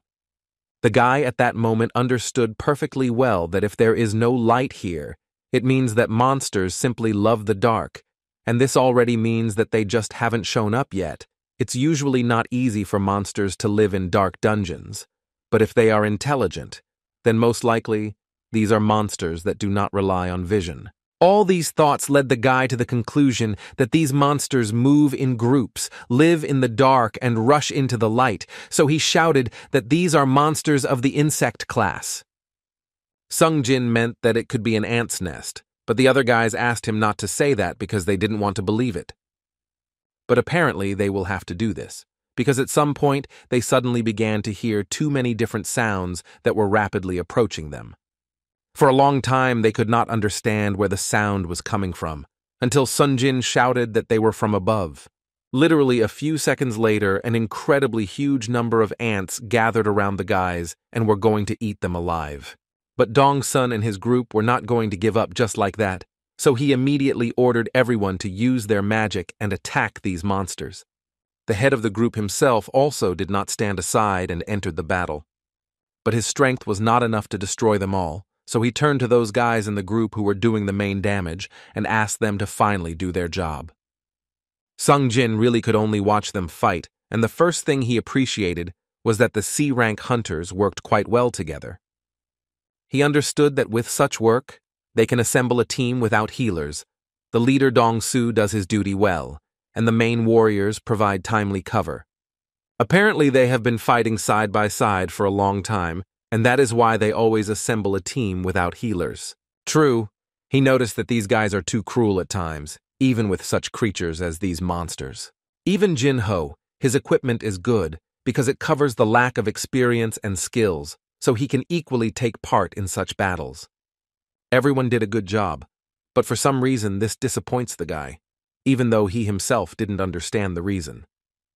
Dong Su turned to his guys and reminded them that they would be returning after clearing this passage, which could take some time, so he asked them not to overexert themselves and to control their pace. When they killed all the monsters, the head ordered the guys to collect the crystals, which they divided into 9, and he himself went up to Sung Jin to thank the guy for saving them and also find out how he knew that the monsters would come at them from above. Mentally, the guy thought that, as expected, perception allows you to feel more than the eye can see, so he replied that he felt it. Dong Sun was glad that everyone took part in the cleanup, and he was grateful to him for this, but still added that it would be better if he did not pay attention to such trifles, although the guy did not quite understand what the man meant.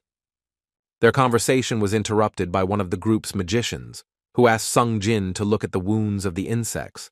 They were not cutting, and these were not burns from magic. It felt like they had simply been bitten off. The man understood that they were like this even before the battle with them. Apparently the local monsters have territorial enmity among themselves. But that's actually bad news, because it means there are monsters here that are stronger than these guys.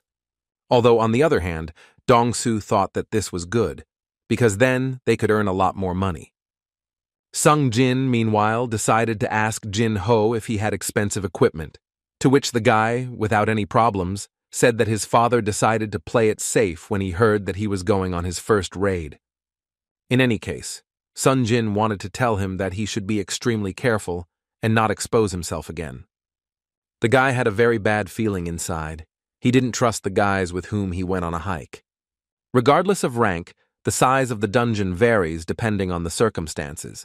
It can take weeks to explore the internal passages, or it can happen that only a couple of hours have passed by the time the party reaches the boss room. This dungeon was built like a labyrinth.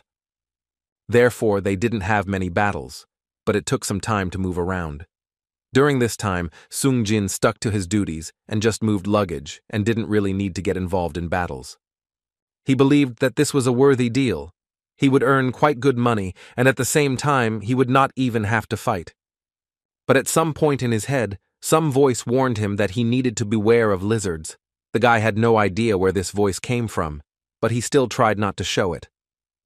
He didn't know why it appeared, but the only thing he was sure of was that his bad feeling was never wrong. At some point, Dong Su started talking about how quite a lot of time had passed, but they still had not found monsters with intact limbs. They saw only the corpses of monsters, so they were sure that there must be a boss here, when suddenly the head of the squad noticed something and asked his magician to shine a light there. And when he did this, they saw real horror. All these monsters they had met before apparently fell under the influence of a huge spider. But on the other hand, Dong Su was sure that this was the boss's room, so he asked them all to get ready. They would soon face him. As soon as they walked a little further than the entrance, they noticed that in this passage there was just a bunch of crystals that they could sell. Of course, They understood that these crystals would cost less than those that fall from monsters due to the lower concentration of energy, but if there were so many of them, they could bring even more profit than magic crystals. One of the group suddenly decided to say that since there were so many of them, it seemed to him that even the younger brother of their leader would envy them. But the magician stopped him and asked him to think about what he was saying, because in such a situation, he shouldn't just talk about his brother. Dong-su at that moment didn't even hear what the guys were talking about. He was concentrated on his thoughts, in which he thought that his brother was not always right, and ignoring him just because he received a high rank was a mistake. The guys were very happy about such a huge catch. Even if they divided the amount, it would be 1,000,000 coins for each. Jin-ho, meanwhile, asked Sun Jin for his contract, which he signed. The guy suddenly wanted to check it carefully.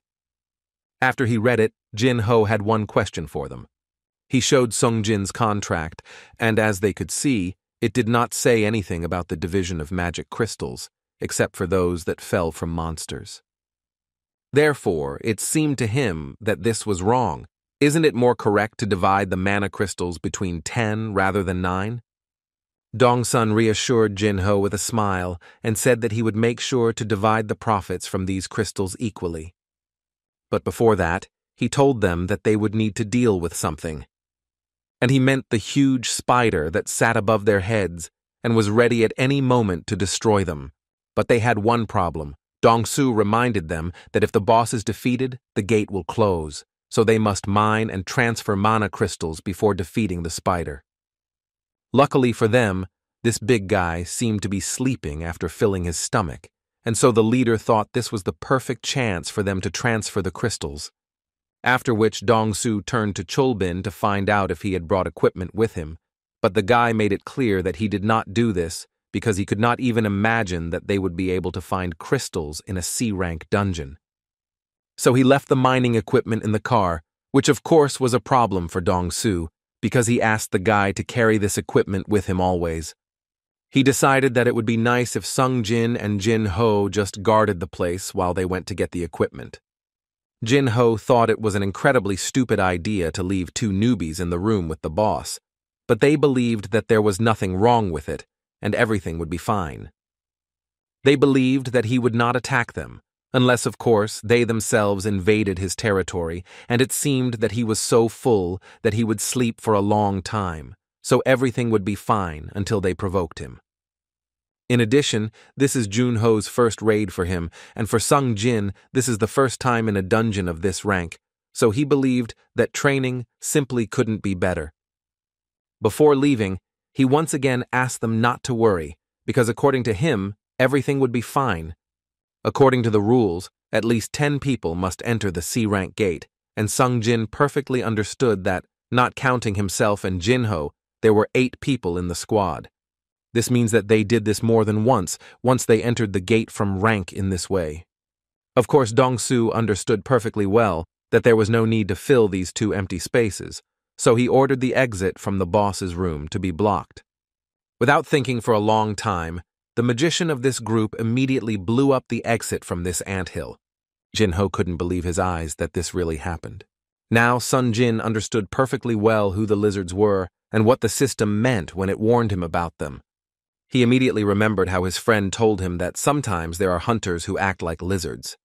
According to him, incidents inside the dungeon are not uncommon, since this is quite a dangerous job, and even if a crime has occurred, it is difficult to investigate, so this particular place is often used. There were no cameras that could be viewed from the outside, so who could stop the hunters? That's right, no one. The whole point came from this. The weaker a person is, the faster they simply get rid of him. It also works in the opposite direction. The stronger a person is, the more people are drawn to him. If they say that the hunter is useless or is disturbing everyone around him, then most likely they will simply get rid of the person, like a lizard throwing away its tail. Jin-ho, for fairly obvious reasons, began to panic because he didn't understand what to do next. He was annoyed that these guys were trying to destroy and did it only because they wanted to get as many mana crystals as possible. Sung Jin was absolutely calm because he actually understood that they had long ago fallen into the trap that these guys had set up, and there was no way he could stop them. If they had done something earlier, it seemed to the guy that they would have simply destroyed them. Now Sung Jin understood what Dong-su really meant when he asked the guy not to pay attention to the little things. In any case, that rank C light mage did an excellent job and blocked the passage well. But even in this case, the guy understood that they could actually get out from under this rubble, and it would not be difficult. But the main problem was not this, but who woke up after the explosion.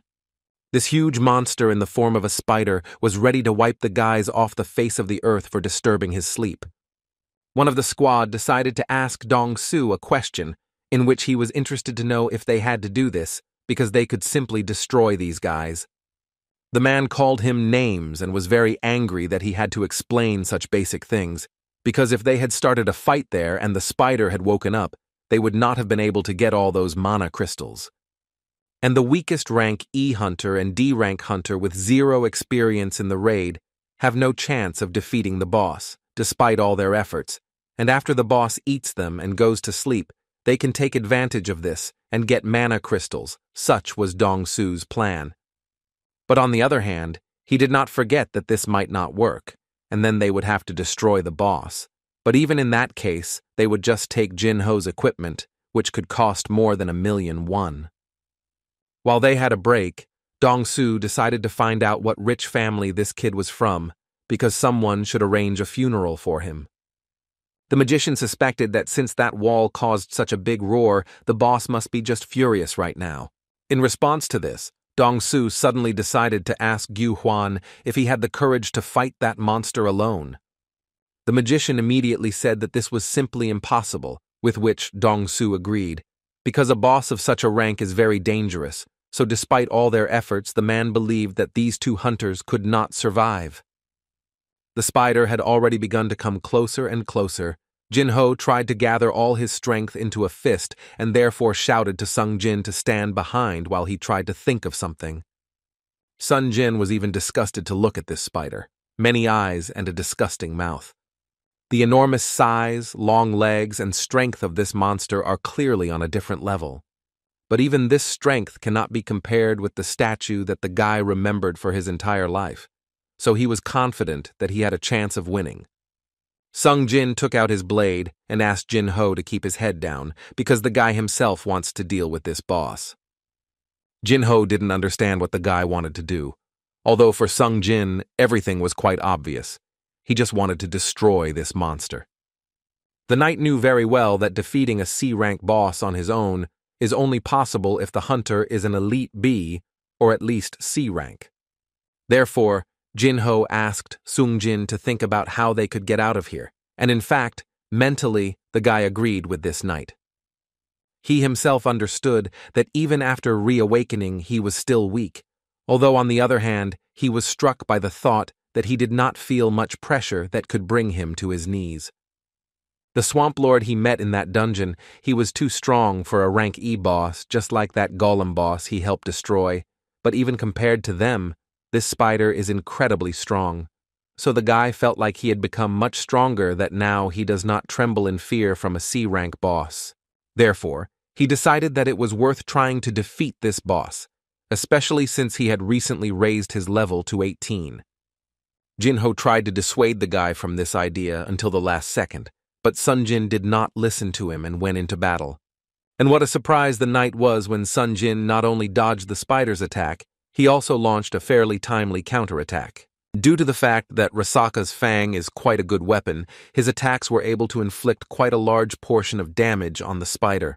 Only after Sun Jin smelled the blood of this monster did the real hunt begin. Jin-ho just couldn't believe his eyes. Could this really be an E-rank hunter? Meanwhile, the battle between Sun Jin and this huge spider continued, and the guy did everything to defeat this monster and get out of this dungeon alive. He was able to land a few good attacks on this monster, but it wasn't enough for now anyway. The whole point was that the shell of this monster was too strong, and Sung Jin realized that he actually needed to plunge the dagger as deep as possible in order to damage its insides. But the problem was that it has no blind spots. The spider has 8 legs and can easily break through the floor or stones, so every attack could be fatal for Sung Jin. Although it was difficult, The guy still gave up and tried in every possible way to get as close to this monster as possible. Jinho, meanwhile, just stood there and didn't fully understand who this guy really was. Looking at Sung Jin's movements, he understood that this guy was probably not an E-rank hunter, but who was he then? All this made the guy think that perhaps Sung Jin is the same false rank. Among the hunters, there are those who can control the level of their magical power, and if they want, they can lower their rank. Such hunters who hide their true power to obtain a lower rank are called false rank. But the problem was that the false rankers are mostly psychopaths who destroy everything around just for their own pleasure, and therefore Jinho was worried that he might be the next victim after this spider. He began to regret that he had agreed to come here. Now he was sure that it was simply a huge mistake. Sung Jin, meanwhile, was trying to understand how long he had been fighting the boss, because he noticed that his stamina was gradually decreasing, and he did not even deal much damage to him. His fatigue was about 50 units, and he knew very well that the higher the fatigue, the lower the speed, so he decided that he really couldn't delay any longer. The only chance to win is the special ability of the dagger, which Sung Jin decided that he would use for the first time on this spider.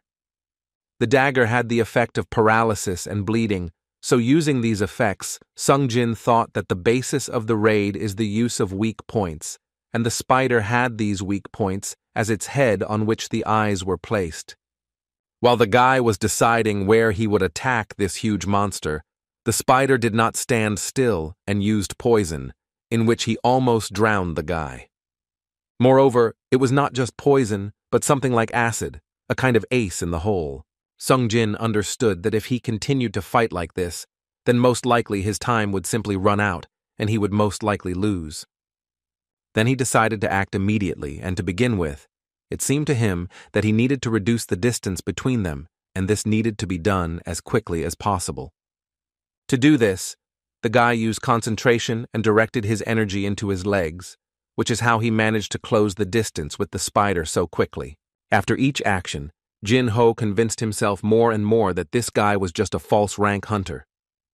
With this approach, Sung Jin was able to activate the paralysis effect, but the enemy's resistance was too high, so the effect was cancelled, which only meant that the guy simply could not land a critical hit on this monster. His fatigue increased with each attempt more and more, and his chances of winning decreased at the same rate. Although Jinho did not participate in the battle, he understood perfectly well that the main problem was that the guy would soon run out of stamina, and then things would be incredibly sad. At some point, the fatigue was already so high that the guy began to miss blows, and this could only mean one thing: Sung Jin was starting to lose this fight. It seemed that the spider was about to deal the final blow to the guy, but Sung Jin was able to dodge at the last moment. Moreover, he found the strength in himself, and finally dealt a critical blow to the spider, right in its eyes. He clearly wasn't going to stop there, and on top of that, he used the paralysis effect and started hitting this spider with this effect. After several dozen blows, the dungeon boss was finally defeated. Thanks to this, Sung Jin significantly increased his level. At that moment, he realized that he did the right thing when he did not accept the reward of the daily quest, because if not for this, he did not even suspect what could have happened. Jinho still couldn't believe that the guy was able to defeat the boss of a C-rank dungeon by himself. Moreover, he was sure that this man was a lying ranked hunter who simply did not want to reveal his real rank. And until they get out of this dungeon, Jinho decided that he would carry a bag of tools and also offered to help Sung Jin carry his magic crystals. Sung Jin didn't understand why the guy suddenly started addressing him as master, because they seemed to be the same age. Did this guy really become so friendly after he defeated this boss? In addition, Jinho noticed that all the equipment with which one could get crystals was here, so he decided not to waste the opportunity and get as many of them as possible. Sung Jin didn't fully understand what suddenly happened to this guy, but he assumed that now he was like a savior for him. Suddenly, there was an explosion that interrupted the guy's thoughts.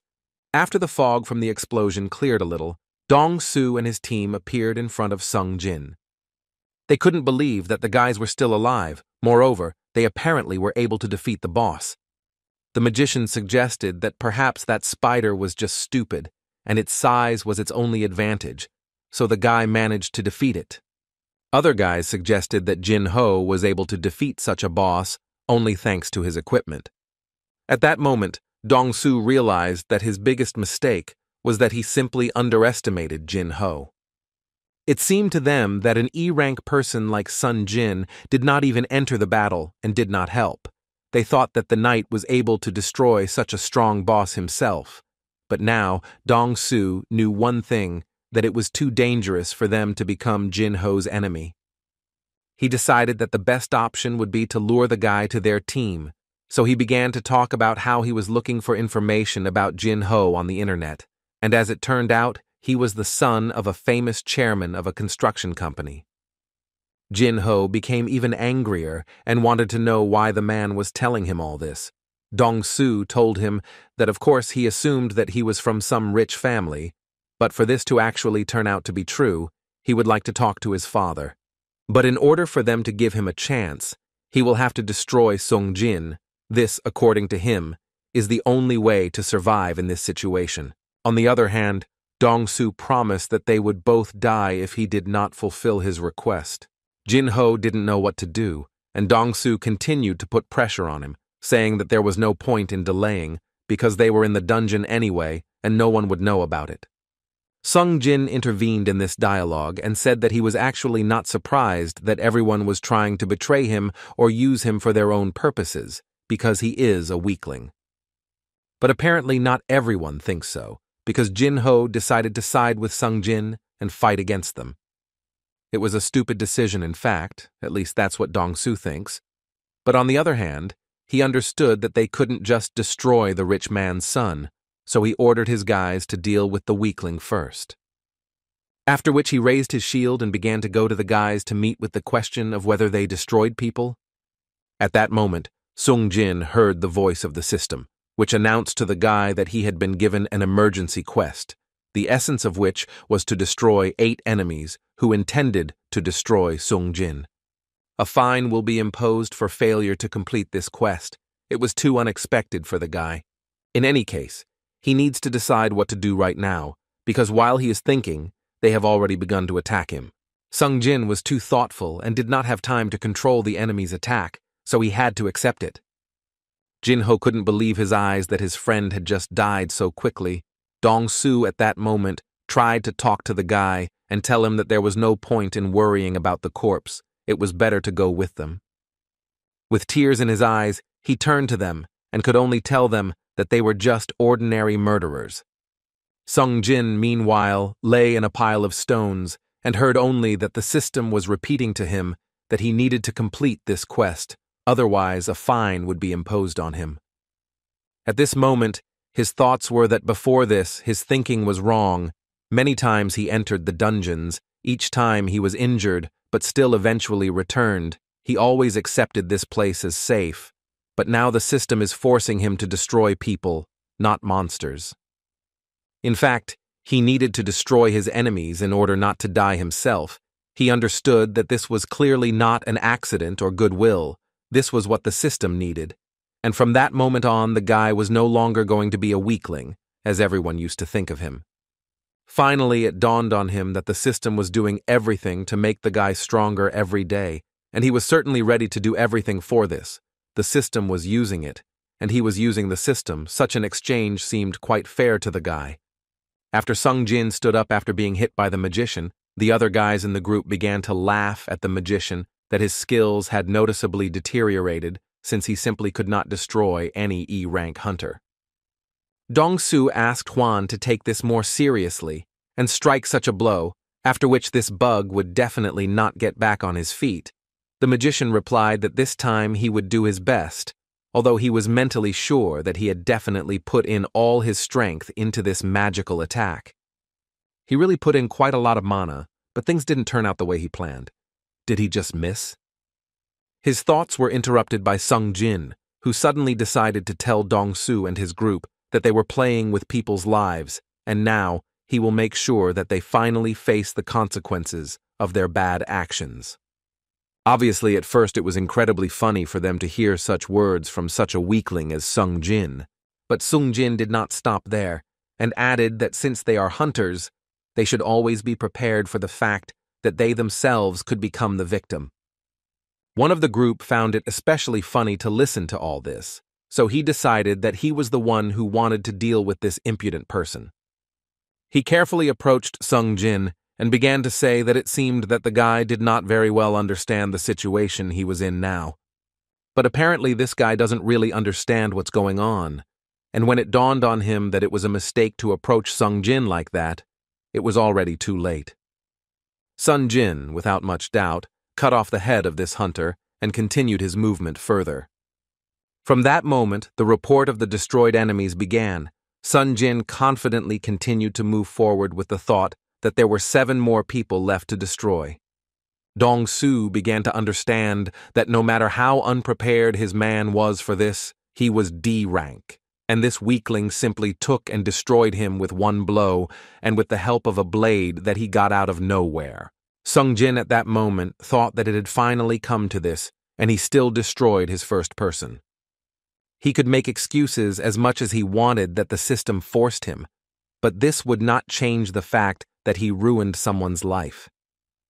The guy decided that he simply could no longer run away from problems and pretend that everyone around him was his friend.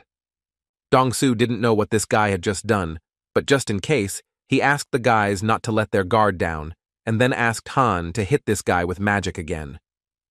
But before the magician could launch an attack, Sung Jin appeared right in front of his face, who could only tell him that his magic irritated him too much. After which he dealt more than 10 blows to his body and thus cut the guy into small particles. Dong Su stood like a statue in surprise. He did not understand what was happening and how this was possible. While the leader stood, his guys continued to attack this impudent man, and now they were not going to spare him. But before they had time to deliver even one blow, Sung Jin found himself behind them and cut their throats until they understood something. Sung Jin destroyed them one by one without any problems. At this moment, he continued to think that sometimes the hunter can become the game, and today the time has come for these guys. Sung Jin did not even hesitate to use the paralysis effect of his blade to bring as much pain as possible to these guys for everything they dared to do to other hunters. Jinho watched this battle carefully, and it began to seem to him that Sung Jin at that moment had become even stronger than when he fought the dungeon boss.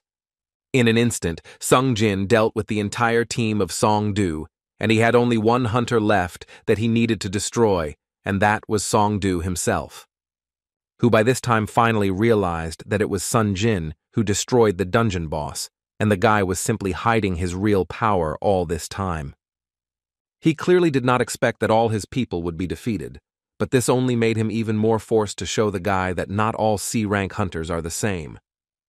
Before engaging in battle with the guy, Dong Su used his special ability, which was called Enhancement, and his body literally doubled in size. The man at that moment was thinking that it didn't matter what kind of monster this guy was, because after the fight with the boss and 7 hunters, he would be exhausted in any case, and there was no way a tired hunter could pierce his armor with some kind of knife. In addition, he immediately noticed that the guy was clearly a hunter whose emphasis was on speed and agility, and therefore he should not have an ability that would break through his enhancement ability, so he believed that the guy would die the moment he touched him. Before he had time to think about it, Sung Jin appeared next to him, touched the man's forehead, and said that he was a rather strong opponent. But his problem was that he didn't know something, after which he buried his head in the ground.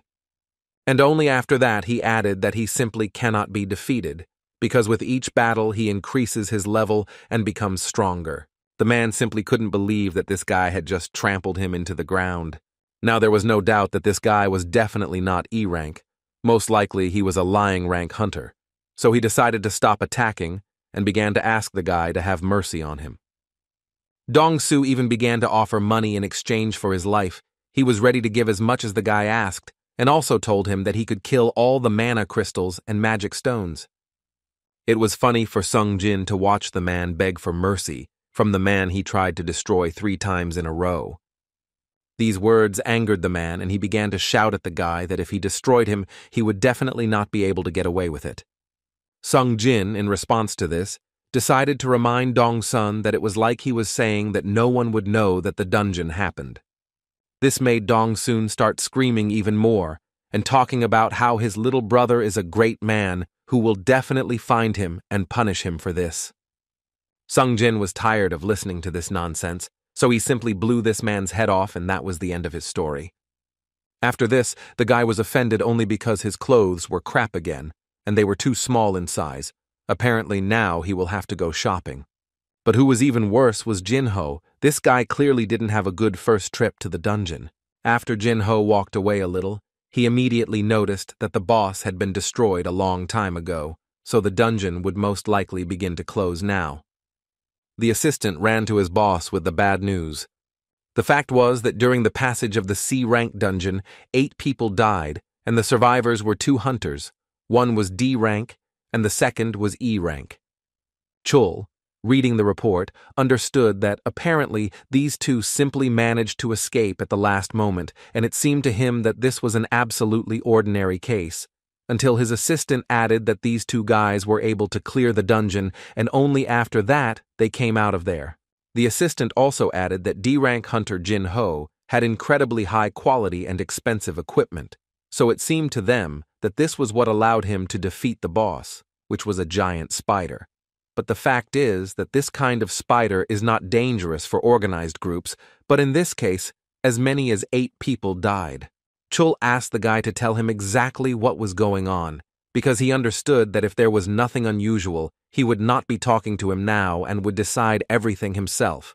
But he is here, and this situation is clearly something special. This forced the assistant to admit that the other survivor was the hunter Sun Jin from that very incident in the dungeon, where a lot of people also died, and the hunter himself was found on the altar. Chul noticed that this was a little suspicious, but he still believed that they had nothing to worry about because the magic power meter they were using back then was a high-grade item obtained from A-rank monsters, so he was sure that Sung Jin was definitely not over-awakened. The assistant still couldn't stop and continued to say that he would also really like to think that this was just a coincidence, but he couldn't forget about it so easily because one of the dead was the hunter Dong Su. Chul couldn't believe what he was telling him now about Hunter Huang Dong-su's older brother. After all, if this is true, then in this case, he clearly cannot just leave this situation. Sunjin's sister was incredibly surprised that her brother ordered food for them and immediately wanted to know if something good had happened, because he is usually such a miser. Sung Jin himself didn't know whether something good happened today or not. Now he just wanted to get drunk. But no matter how much he drank, he didn't feel anything. Apparently the point was that due to the ability given to him by the system, now even alcohol has no effect on him. The reward that the system gave him after completing that terrible dungeon gave him the opportunity to remain healthy and strong throughout his life, and thanks to the reward for this task, which he lost, it was restored. Suddenly this thought led him to the fact that if he was not susceptible to all poisons, then perhaps he could finally try to do this. At that same second, he got up from the sofa and began to go to his room. It was a little hard for his sister to get used to him after he started his training, because he used to be so carefree, but he seemed to be more serious now. She hoped that it wasn't because of what happened in the dungeon. The guy entered his room and took out Rasaki poison from his inventory, which strengthens the skin, but in return reduces strength. But since all negative effects are automatically cancelled, Sung Jin suggested that maybe the system could cope with the negative effect of this item. In any case, he no longer cared, so he thoughtlessly decided to test this theory. And fortunately, he was right. The effect of the Rasaki poison item was cancelled, and his skin became 20% stronger. Suddenly, his sister entered his room, who wanted to ask the guy if he knew anyone named Jin-ho, because some guy was calling Sun Jin on the phone. In the evening of the same day, Jin-ho was glad to see Sung Jin in his cafe where he invited him to talk. First of all, the guy wanted to ask him how he found out his phone number. Jin-ho told him that he had connections in the guild. From there he got his phone number, but the main thing was that he called him here to thank him for saving him. Sung Jin believed that this gratitude was unnecessary because he shared the magic stones with him and he was able to earn some money with them. Besides, Jin Ho kept his mouth shut and didn't tell anyone about what really happened in the dungeon, so the guy didn't have any problems, so that's more than enough. Jin Ho believed that Sun Jin did absolutely the right thing, because those guys tried to destroy them first. In addition, he believed that they were hunters, so they should not just give their lives. Jin Ho understood perfectly well that this guy was clearly hiding his rank. Sung Jin was for him a maniac who literally enjoys destroying people, and usually he would not deal with such a person. But this case is completely different, and in fact he called Su Jin because he would like to create his own battle group of hunters. Sung Jin didn't even have time to listen to Jin Ho until he refused his offer with complete confidence. Moreover, he didn't even want to listen to him, so he got up from his seat and explained to the guy that he wasn't going to babysit rich kids. Jin Ho was not going to give up so easily and asked Su Jin to just go with him to the dungeon several times. He promised to divide all the loot equally. Sung Jin believed that the guy should have realized a long time ago that hunters happen to destroy not only monsters, but also people. So raids are not an extreme sport, and even in this case, does he still want to assemble a battle group, and will he really not change his decision even after the horrors you saw? But looking at Jin Ho's confidence, the guy realized that he actually wants to go further and become the head of the guild, which Jin Ho himself confirmed. Although Sung Jin understood his motives and desires, he still did not want to help him, no matter how Jin Ho begged him. He didn't forget to say that just like Sung Jin said, he wants to get a guild head's license. For a hunter, it's not that difficult to do. But the main problem is that the hunter must visit raids at least 20 times, and he has already visited one recently, so he essentially has 19 more to visit. Of course, he did not forget that there was an exam, but he believed that he took care of that too because he is not such a brainless guy. Sung Jin only talked to the guy about this because he understood that he was the second son of a famous real estate developer in the city, and Jin Ho assured him that his becoming the head of the guild was directly related to their company. The guy did not hide absolutely anything from Sun Jin, so he immediately admitted that his father was going to found a guild. Sung Jin understood why they had a guild, although the dungeons are dangerous. But on the other hand, mountains of treasures are hidden in them.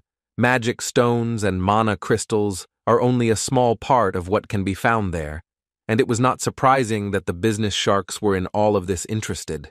Jin Ho assured him that his father planned to hire an S-rank hunter and make him the head of the guild, and his brother would be his deputy and run the guild under the guise of assistants.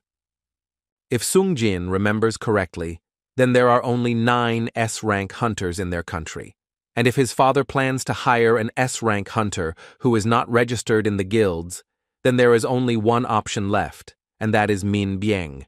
But it seemed to the guy that this hunter had long been retired. In any case, Sung Jin believed that even if his brother became deputy head, the difference in authority was too great, and therefore division of the faction could not be avoided. And in the case of Jin Ho, the guy believed that nothing would shine with his low rank. Jin Ho, however, at one point could not restrain himself and began to shout at the guy, because he believed that if Sun Jin plans to continue to hide his capabilities, then doesn't he need like-minded people?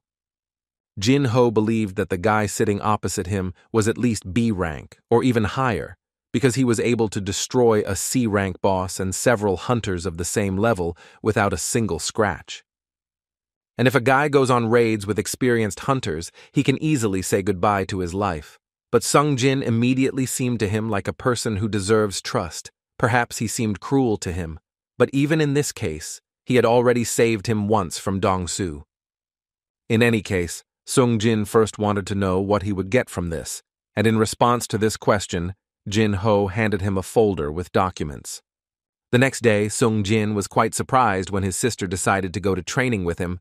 She explained all this by saying that his life had been getting better lately, so she decided that sports was one of the factors for such success. While jogging, Sung Jin suddenly decided to ask a rather strange question to his sister, in which he was interested to know what she would do if she unexpectedly received 3 billion won. This was a rather unexpected question for the girl. She suggested that she might buy a bigger house and invest the rest of the money in something. She decided to clarify why there were such fantasies, and why exactly 3 billion? But instead of answering this, he simply accelerated, and the girl obviously would not be able to catch up with him. Jin-ho told the guy that 3 billion is the estimated cost of the building that they plan to build, and later used this building as the guild office. Sung-jin understood what the guy was leading to, and the task worth 3 billion won for 19 trips to the C-rank dungeon seemed too simple. So he asked Jin-ho again if he really thought that this was a small price to pay for the opportunity to become the head of the guild. Jin-ho answered without hesitation that Sun-jin could get that kind of money if he agreed, and such a proposal really put the guy at a dead end. Before, he would never have refused such a sum, but this situation seemed completely different to him.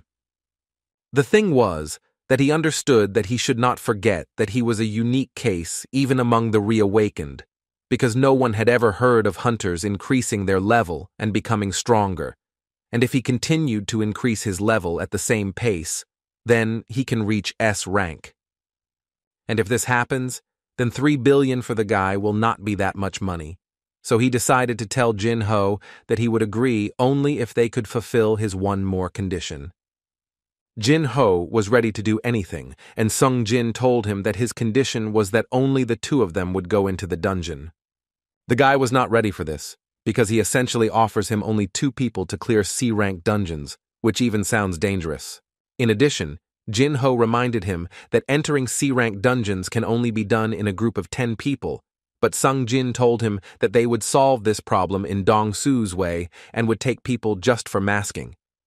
Jin-ho still thought that it was too dangerous. All these words upset Sung-jin that his future partner could not even add 2 and 2, so he had to say in other words that if they did it, then no one would get hurt. He asked the guy to just think, if they successfully completed 19 raids as part of their own group, then they would become a group that successfully completed 19 raids, and all this would most likely look impressive in the eyes of the guy's father. Sun-jin replayed all this in his head while he was performing the daily task of the system. In the end, Jin-ho agreed to these conditions, and that same evening began recruiting people for the mask. While he was thinking about it, he realized that he apparently ran too fast, because his sister was not even visible on the horizon, but this was not really important. In any case, he would have to wait for her, so he decided that he would not waste time just like that and would continue to study. Finally, his sister caught up with him and thought that they could continue running together. But apparently Sung-jin decided that today he needed to double his norm, so he ran into the second 10. Mr. Huang called his assistant to his room to ask her one favor. It was more likely not a request, but a question in which the man wanted to know what the consequences would be if he destroyed someone in Korea. She slightly did not expect this question and therefore asked again whether he was serious. But his silence spoke for itself, so she continued to say that Korea had not yet signed the Indian Pact on hunter crimes, and since the man was a hunter from America, America would judge him, and most likely it would not be difficult to hush up this matter. This answer was more than suitable for him, after which he added that some punks had destroyed his brother, and if he did not strangle them with his own hands, he would not be able to sleep peacefully. He thought that 7 of his brother's men died and 2 of some boys survived. They were D and E ranks, and his brother was clearly not the kind of person who would risk his life for some weaklings. But what's the most? The interesting thing is that they were just porters. They must have just set a trap to remove him. That's why he always told his brother that he could never do anything without him. Now he needs to visit Korea. So he asked his assistant to cancel all plans for the next few days. But she decided to point out that if he disappears so abruptly, the guild will simply be paralyzed. After that, he decided to find out when he would have some free time, to which the girl replied that in about 2 weeks. It was too long for him, but he couldn't do anything about it anyway, so he decided that in 2 weeks he would finally have the opportunity to take revenge. The girl decided to check with him whether everything would be okay. The man was actually more than confident. He even hoped that these 2 guys would still be alive in 2 weeks, so that he could fix it with his own hands. Sung Jin noticed one good feature, that when he exceeds the conditions of the daily task, a hidden quest opens for him. He certainly expected that he might get a better reward than usual for this, but he never thought that he would receive an S-class item. Be that as it may, he was able to get the key to the dungeon and now simply must enter it. Sung Jin guessed that the class of a dungeon could directly depend on the class of the key to it, and if this is so, then today he visited S-class dungeons, and what is more interesting is that the chance of his survival should be 0. But on the other hand, he always remembered that he still had the homecoming stone, and if it got too hot, he would simply use it. So he believed that all he had to do was give it his all and not lose his chance to significantly improve his level. Moreover, in the future, he will have to clear C-rank dungeons for Jin Ho one after another, so he urgently needs to calculate the limit of his strength.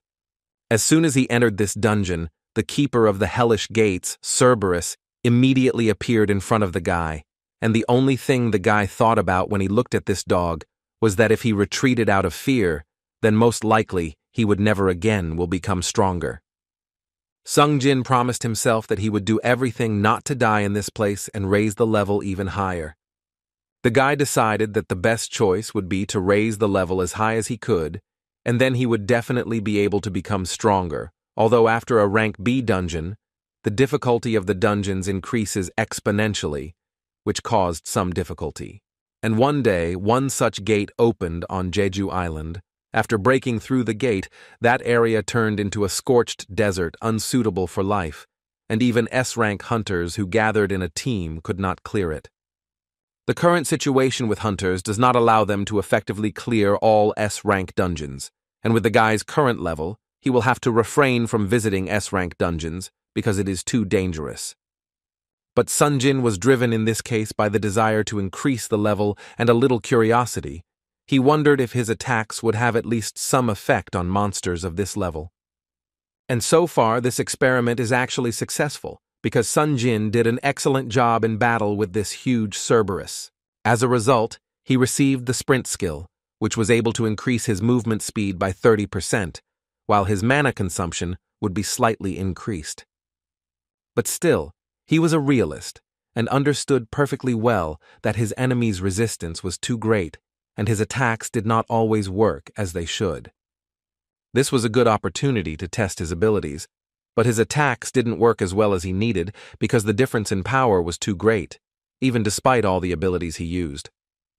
But this was the good news. Now, Sung Jin was sure that this was an S-rank dungeon. A few minutes later, the guy had quite serious problems. The system notified him that within 3 minutes, Cerberus would activate anger, as a result of which Cerberus's characteristics would be doubled. The system clearly pointed out to the guy the difference in their strength, but Sung Jin was not going to give up and continued to attack this monster. But all his blows, as before, brought absolutely nothing, if only because this monster does not feel pain. Therefore, at one moment he launched a counterattack that Sung Jin could not expect. Cerberus literally bit off his hand. But even in such a situation, the system helps the player as much as possible to make sure that he does not die, so it is quite difficult for the ideal player Sung Jin to die, even if the guy himself wants to. Although there was no such thought in his head, he only wanted to do everything to increase his strength, so every second he convinced himself that he was more and more special. He even decided that if he became someone's toy in the system, then all he could do was exceed the expectations of the one who was manipulating him. Therefore, he used status restoration and was completely healed of all injuries and was ready to continue the fight. Sung Jin took hold of the clicks of this Cerberus and knocked him over with all his strength. But his problems did not end there because this dog has not 1 head, but 3, so his battle is just beginning. Yet, after several hours of continuous battle, Sung Jin still managed to defeat this monster, and thanks to this, he significantly increased his level. Not only was he able to raise his level, but thanks to this battle, the guy was also able to realize his real current level, and this gave him the understanding that if he opened those gates right now, he would simply die. So he decided to return when will become much stronger. The man, talking with his interlocutor, started the topic that his client seemed to be the general director of some business, so he decided to clarify what business he wanted to talk to him about. The interlocutor began to say that he had heard that everything that happened in the dungeon remains in the dungeon. But he cannot leave this situation just like that, after which he took out a bag, which, according to him, contained 20 billion. The man hoped that he knew what he was trying to say. He brought this money so that he could destroy all those people who brought him only grief. The man in the suit smiled in response to this and added that he would have to pay an additional 10 billion for all the other hunters. He warned the man about this in advance and would like to know from him whether he could do it. Because for him personally, there will be no problem swatting those insects he was talking about, but other hunters will most likely be with them. After which he did not wait for an answer. He added that if a person becomes a B-rank hunter, then he becomes a high-class hunter, to whom guilds begin to pay attention. He said all this in order to ask a question in which he was interested to know why he did not succumb to temptation and join the supervision department. And according to him, the only thing here was that it was much more interesting for him to destroy people rather than monsters. The two men used their maximum strength to win the training battle. At one point, they finally finished the fight, and one of them started talking about how the master was actually in pretty good shape, as always. But for that same master, it was quite obvious that his opponent today was quite soft with him. It seemed to him that he simply put less force into his blows, and thus essentially took care of him. He didn't quite like this style of fighting, but he couldn't do anything about it. So he suggested ending it there, especially since his phone was already blowing up from an incredibly huge number of calls. But the student was not going to let him go just like that, and still decided to ask a question in which he was interested to know whether the master was really planning to postpone his retirement. The man was not sure of his answer, because on the one hand he understood that he was not as strong as he was before, but on the other hand, he would also like to remain useful to this world. Mr. Song was walking down the street, thinking that he would have to visit the D-rank dungeon again. Since his awakening did not affect his strength, his sword is useless against monsters. The sword skills that he has studied for the past decades, he cannot use them in the dungeon, and the man wanted to find the reason for this as soon as possible. Suddenly his thoughts were interrupted by some guy who was just passing by, but the man himself, without realizing it, turned his attention to him. But when he took a closer look at this guy, it became clear why his gaze fell so intently on this guy. After all, it was Sung Jin, whom he did not recognize at all. Because there was no trace left of the former guy, it was difficult for the man to believe that the guy could change so much in just a few months. Song understood that he should not say such things, but he was incredibly interested to know how the guy managed to restore his severed leg. Sung Jin, in response to this, told him that in fact, when he came to his senses, she was already fine, and he was not sure what really happened, although in his mind, he perfectly understood that all this was thanks to his ability to will, the life he received after rebirth. In any case, Song was very happy to hear such things, because he believed that it would not be good if a young man like him became disabled. Sung Jin decided to ask the man whether he was still working for the guild prizes, to which the man confidently answered yes and asked the same question in return. Suddenly their dialogue was interrupted by people who stood a little further away, and Song simply could not believe his eyes that everyone who was there that day was back together. Sung Jin was most happy to see Ju, who still couldn't believe her eyes that she also saw the guy. But there was also Master Kim, whom the guy was not so happy to see, because that day he ran away, leaving them. Mr. Song at this moment thought that Kim must not be happy to see them after he threatened him with a sword to use him as a sacrifice.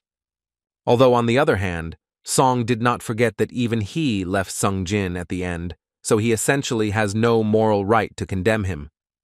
But the most important thing is that he didn't even think about it before, but apparently they were all able to return from that hell alive. Ju still couldn't get over the fact that she saw Sung Jin again. Because he had changed so much, she could barely recognize him.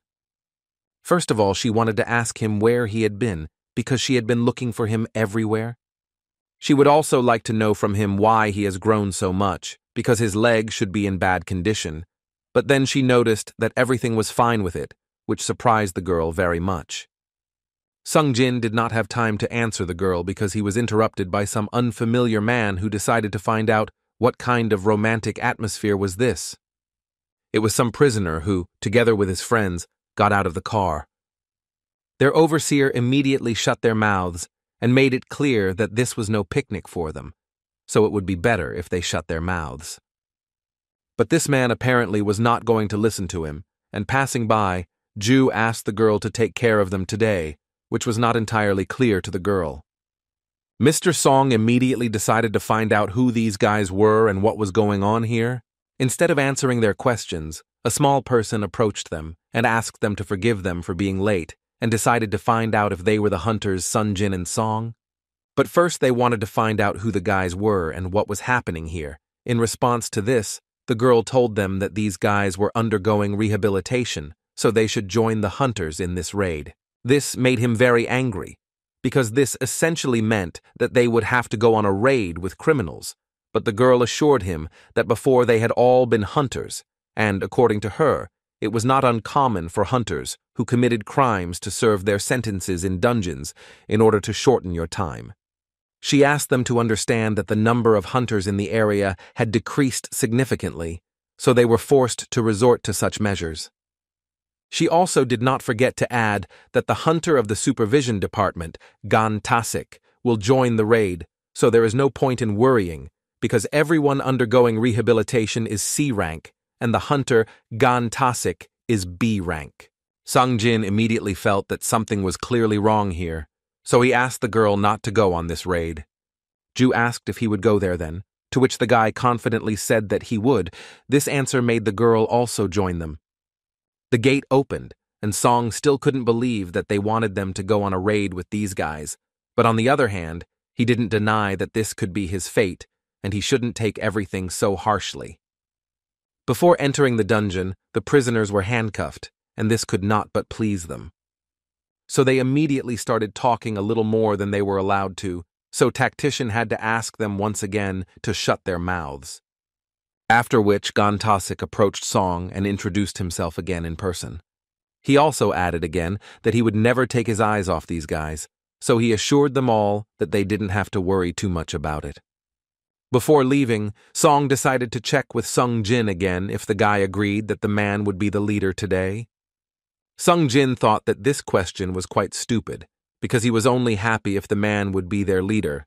Such an answer literally made Song bow to the guy for giving him another chance. He believed that 11 people died that day through his fault. Then, thanks to Sung-jin, 6 people survived, but he still bears responsibility for the fact that he could not protect them, and with his bow, he thanks Sung-jin on behalf of all the hunters. After Sun-jin, Song turned to Kim and asked him the same question. Kim answered Song without much enthusiasm that he could do whatever he wanted.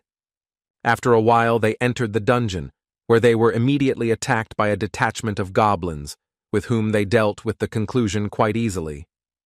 Song, looking at all this, could not fully understand who their monster was and who was human, because they destroyed monsters with incredible cruelty, although he himself actually had to use his strength and strike at moments.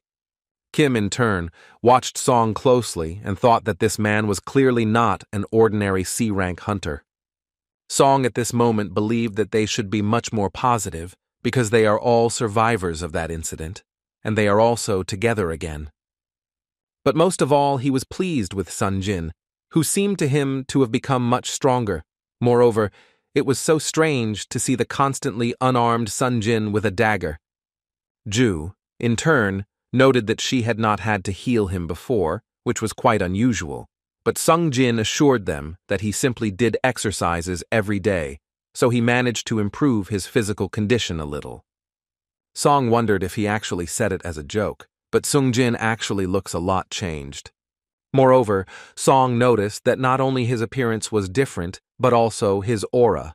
It seemed that he was a completely different person, because the man had always seen how the guy considered himself hopeless, but now he is very confident in himself. Apparently, he has finally become a man. On the other hand, Ju seemed scared to him, afraid of simple goblins. Apparently her trauma was much deeper than it was visible from the outside, so the man believed that unfortunately, at this rate, she would be forced to quit. Behind all these thoughts, they did not have time to notice how they approached the part of the dungeon where the fork begins. Tasik said that the dungeon was relatively simple, so it seemed to him that if they separated, it would be the right decision. He understood that in this case the danger would increase, but the passage time would be significantly reduced. Song supported him because he actually thought it was a pretty good idea, after which Tasik added that he and the prisoners would take the right path, and as soon as one of them found the boss's room, they could just call each other. While they were talking, Sung Jin noticed that in the left passage there was a large concentration of some kind of energy. Therefore, he suggested that Mr. Song go along the left aisle, and the man actually didn't mind.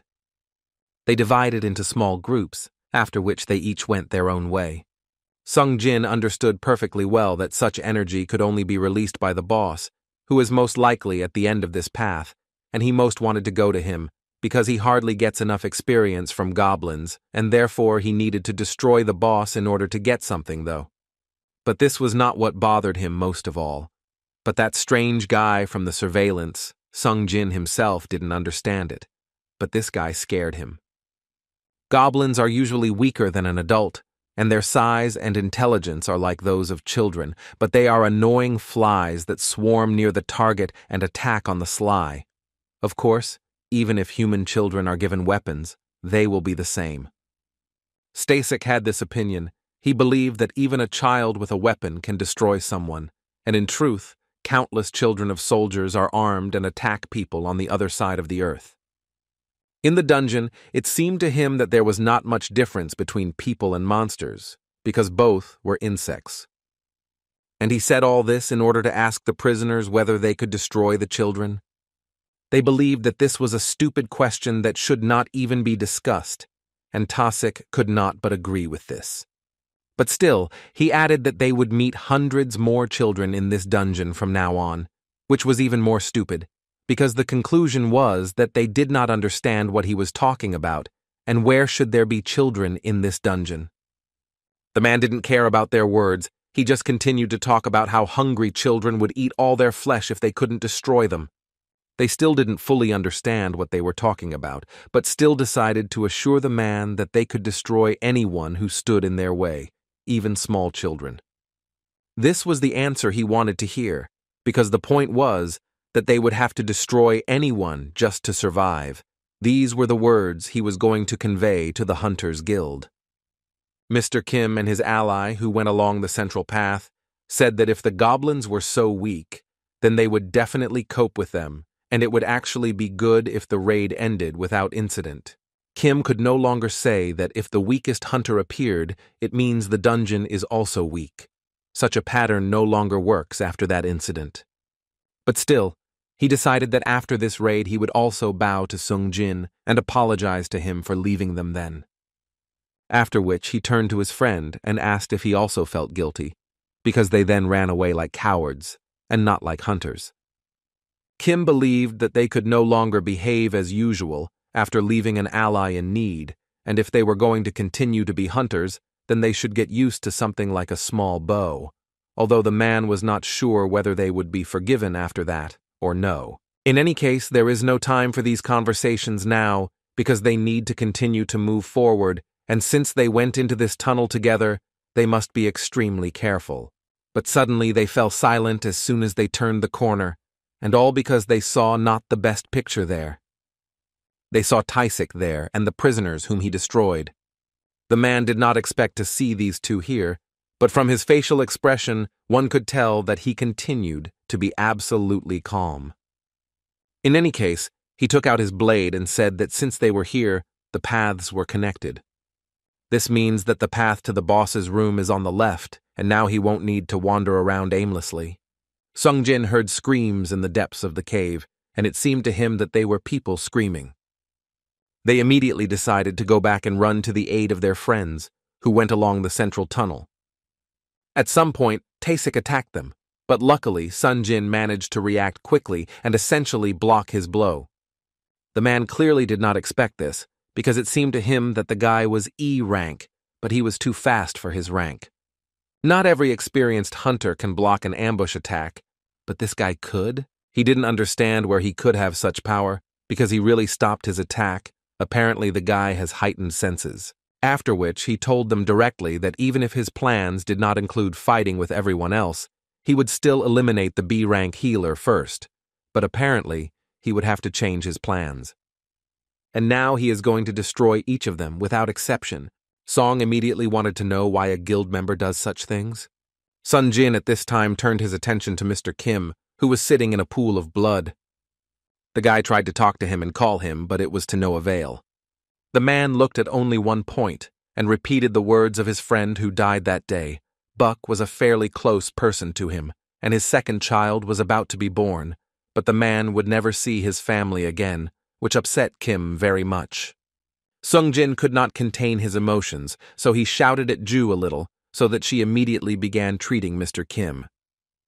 The girl immediately got down to business and began to gradually treat the man. At some point, Kim turned to Sun Jin and told the guy that he would no longer be able to save him. He told Ju that she could stop treating him because he had already lost too much blood, and his body couldn't handle it. Sung Jin still continued to insist that he must live, and he must do this at least for the sake of his family. The guy wanted the man to live so that he could continue to hate him for what he did that very day. In response to this, Kim told the guy that he didn't really want to apologize at all. He wanted to bow his head in front of the guy.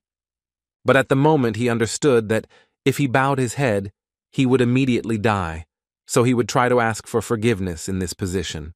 After which Kim rather quietly told Sun Jin that he was actually very sorry that everything turned out this way, and that he really regretted doing that.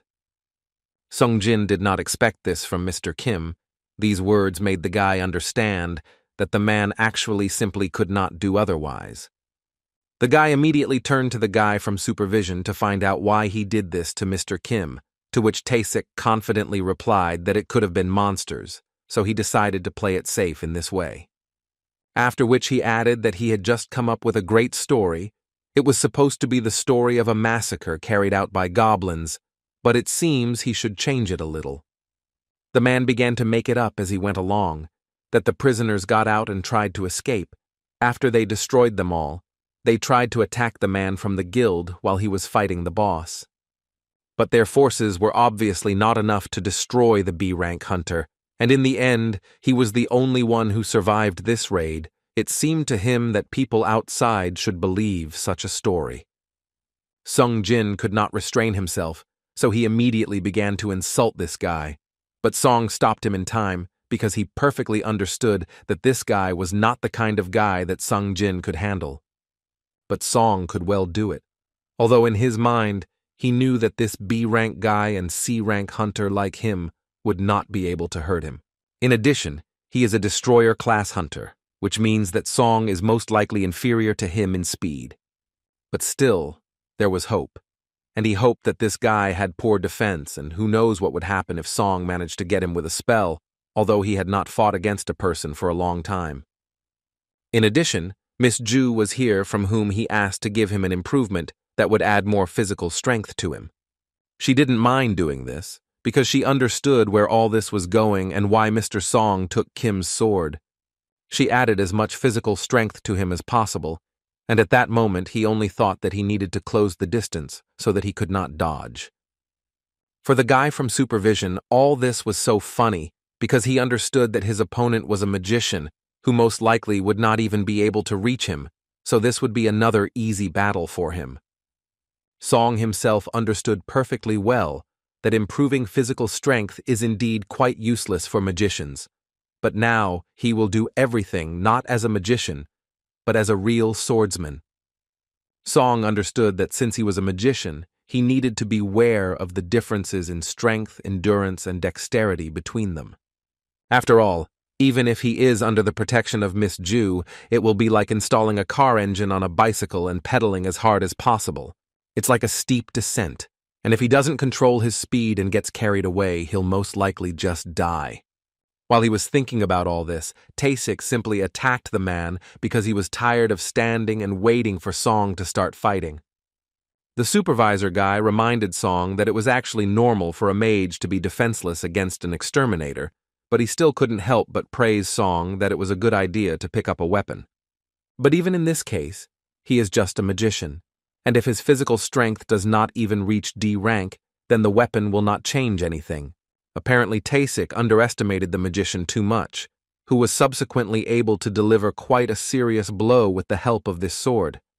At least that's what it seemed to Song himself, because in fact, the speed of the man with supervision helped him dodge this blow, after which he added that it was a pretty good move, and besides, he noticed that Song intensified his movements. Apparently, he did a lot practiced sword fighting. Sun Jin understood that even though it was only for 1 second, Song still managed to catch up with this guy. Song at this time decided not to say another word and went on the attack again, thinking that if only he could strike faster, but so far he has not succeeded. Taesik smiled more and more with each attack, although he understood that his opponent was quite fast, and it really was a good idea to give up magic and take a weapon. There was just one thing, but if Song thought a little, he would understand why among the mass of hunters there are no swordsmen who possess magic. But still, even with such success, he had not yet managed to defeat Song, and he blamed it all on the girl who was standing behind him. She really brought too many headaches, and he didn't really want to drag out this fight. Therefore, for starters, he decided to finish off this girl, and he wanted to do it as quickly as possible. Song obviously wouldn't let him do it so easily, so as soon as Taesik tried to attack Ju, the man appeared behind him and was ready to apply the finishing touch. But at the last moment, this guy still managed to repel his attack. Now the man on duty understood that his opponent was far from an ordinary old man, and he would still have to try to defeat him. Song, in response to this, told this impudent man that you might not be able to tell from him, but he has an S-rank disciple. And therefore, even if his body is not strong enough, his skills compensate for it. Unfortunately, according to Taesik, there are always limits to the power once given. Therefore, he began to counterattack and say that if the man really thought that an ordinary magician could keep up with the speed of the destroyer, then the man was simply naive. These words were the last thing Taesik said before delivering several dozen blows to the man. After which he added that if it were someone else, then he might have a chance of winning. But his rank itself surpasses him, because it is difficult for the magician to even follow his movements. Ju immediately went to Mr. Song to help him, but imagine her surprise when he made it clear to her that he did not need her treatment for now, and he could continue the fight. Taesik believed that the man had finally realized the fact that all this was useless, because in the end result, he would still lose. And for this he decided that he would destroy the man painlessly. But apparently all this was just a trap that Mr. Song had prepared especially for this impudent person. Using his magic, he created a huge fiery volcano that was literally supposed to burn the guy alive. But to his great regret, it didn't work, and Taesik believed that all this was because a magician like him, pretending to be a swordsman in order to hide his magical abilities, in order to release his power at the right moment, was too obvious. It was a good plan. But still it didn't work. Song understood that this was his last hope, and apparently his end had finally come. But as soon as Taesik swung at the man and was about to destroy him, Sun Jin stood in front of him, who prevented him from doing this with his blade. Taesik didn't expect this from Sung Jin, but he's already starting to get annoyed that this guy is interfering everywhere and not letting him finish what he started. But when he heard that the guy was only E rank, he realized that it would be too easy for him, although he was a little unbelievable that the guy was really such a low rank. Song did not understand how Sun Jin, a weakling who was constantly wounded, was just able to repel the attack of such a strong hunter. Taesik at this moment interrupted their dialogue in order to say that if Sun Jin owns the force type of releasing force, then his strength should not be huge, considering that he only has an E rank. However, looking at his reaction speed, everything clearly not so. In the end, the man did not forget that he was able to block 2 of his attacks, which means that his class is a destroyer, and apparently the guy was just hiding his strength all this time, right? Song could not believe that Sun Jin could turn out to be a false rank hunter, because he had known him for quite a long time, and it was simply impossible to believe it. Moreover, Taesik believed that a false rank would not allow someone to survive who saw his real strength. Therefore, here he actually saw only one answer. The guy was actually before awakened. Song and Ju couldn't believe it, and it could only be understood by looking at their faces. Taesik realized that, judging by their reaction, he had not been awakened for long, and if he thought about it, his boss had recently checked on someone because he thought he had been awakened. In any case, Sung Jin did not look like an experienced hunter to him. Therefore, now he would like to teach the guy a lesson, like a mentor to a student. Sung Jin, in response to this, only wanted to know why the man did all this. Taesik asked him to be more specific. He did what exactly? The guy was already starting to get annoyed by such conversations, but still he once again clarified to the man that he wanted to know why he was doing all this. The man could only smile back and also tell the guy that his face looked incredibly scary, which for some reason made him so happy. But still he gave him the answer that he was not doing all this for fun. He did all this only at the request of the same man who paid him 20 billion won and then paid him another 10. The man in that meeting asked to deal with the prisoners first, because one of them had seriously harmed his daughter. And because of this, she hanged herself, and her mother is still in the hospital from shock, thinking about how this animal walks free just a few years after what he did, drives a man into a state of madness. This keeps him up at night, so he decided that it was finally time to solve this problem, and Taesik actually understood him very well, so he was willing to provide a service worthy of 30 billion won, so the man didn't have to worry about it. According to the man, he simply could not refuse the father, whose daughter was beaten by these criminals. He tried to make him change his mind, while increasing the price, but he still accepted it. Although everything turned out this way, now Taesik does not want to harm them, unless of course they agree not to talk about today's incident, then he will let them go. Sung Jin didn't think that he would say something like that, because judging by his face, he still wants to teach them a lesson and show them who is the best here. In any case, the guy said that he didn't believe him from the very beginning, and now there is no reason to trust someone who recently made up stories about their deaths. These words gave a signal to Taesik, which he regarded as a refusal of the truce, so he immediately went on the attack. But his lightning strike did not take Sung Jin by surprise, and he was able to block his strike again.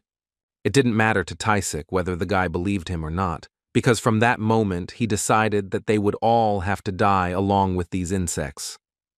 Sung Jin did not remain silent and told the man that in fact it was he who was incredibly pathetic, because it was he who would soon have to die. The man didn't know how many ranks this guy had grown since he was rank E, but even so, he asked the guy not to think that it would be too easy for him. Sung Jin continued to attack the man, but all his attacks were too slow. And at some point, Taesik was still able to get Sung Jin, at least that's what it seemed to the man himself. Song couldn't even follow their movements, it was so fast.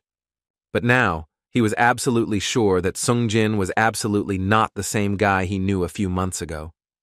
Now Taesik believed that 30 million won would not be enough for him to do such work, because no one even suspected that he would meet such a hunter here. At some point, they both realized that their speed was actually the same, so neither of them could inflict strong enough damage on the enemy. But Taesik still believed that in this situation he had an advantage, because even if the guy's eyes could follow him, it would still be useless if his body couldn't handle it. Although this was only at first glance, because the man at least forgot that Sung Jin was not alone here and Ju quite timely used the same enhancement that she used on Song. They were both able to increase their speed to almost the maximum, and at that moment it was obvious that the games were now over and a real war had begun between these two.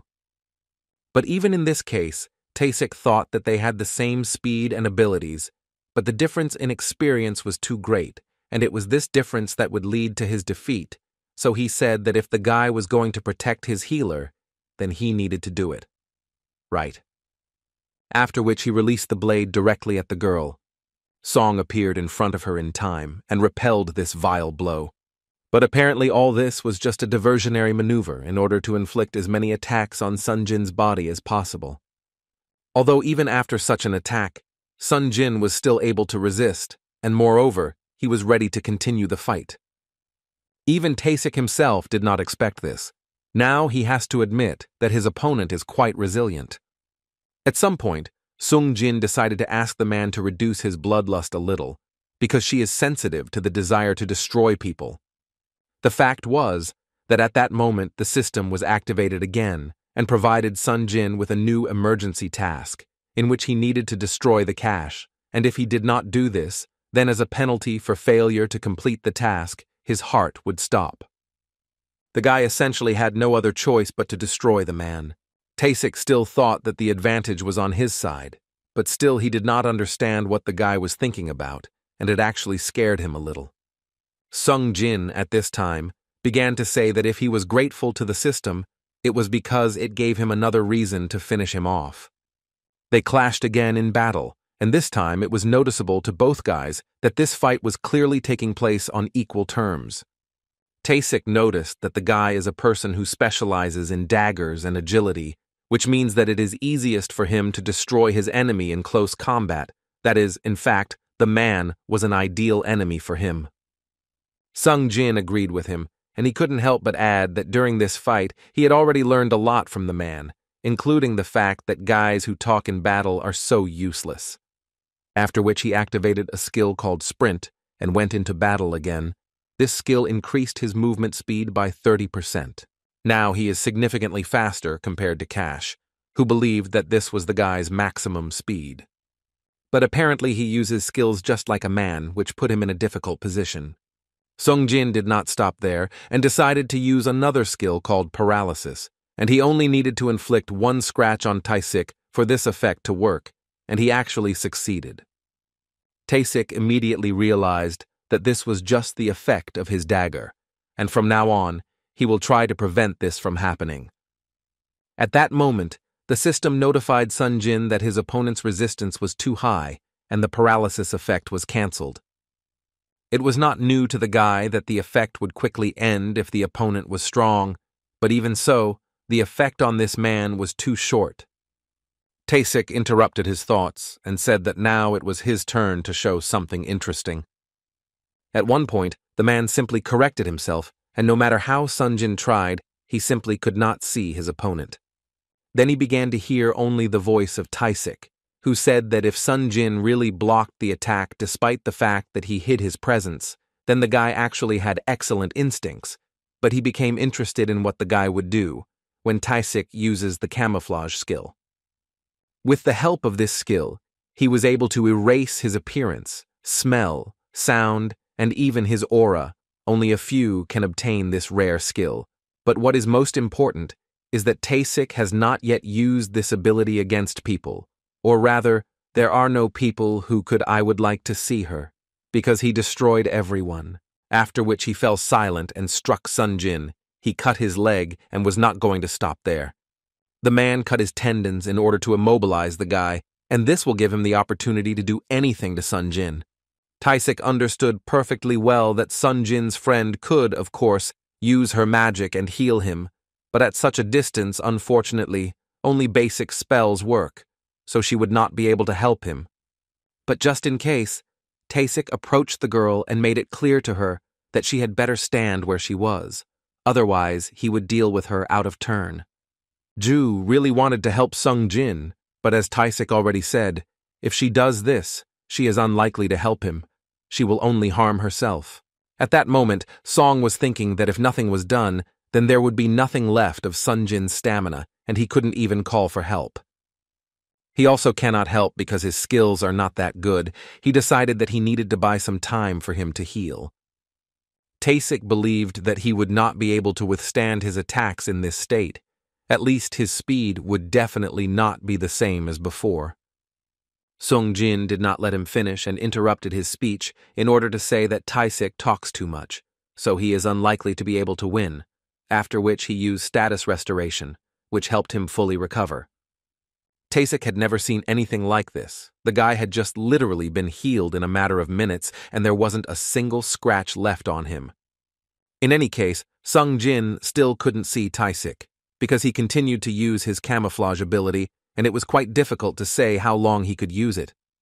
But still, at one moment, Sung Jin concentrated his power inside himself and began to use his sense to the maximum, which helped him see the man.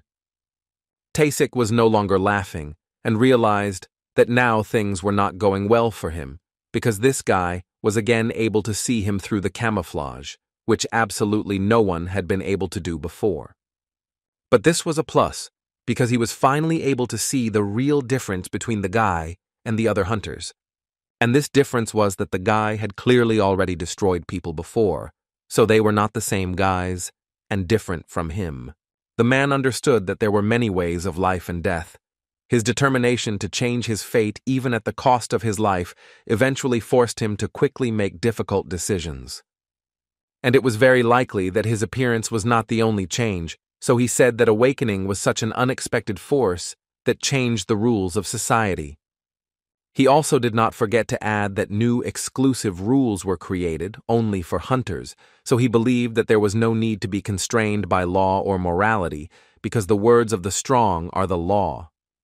So now Taesik was going to show Sung Jin real strength.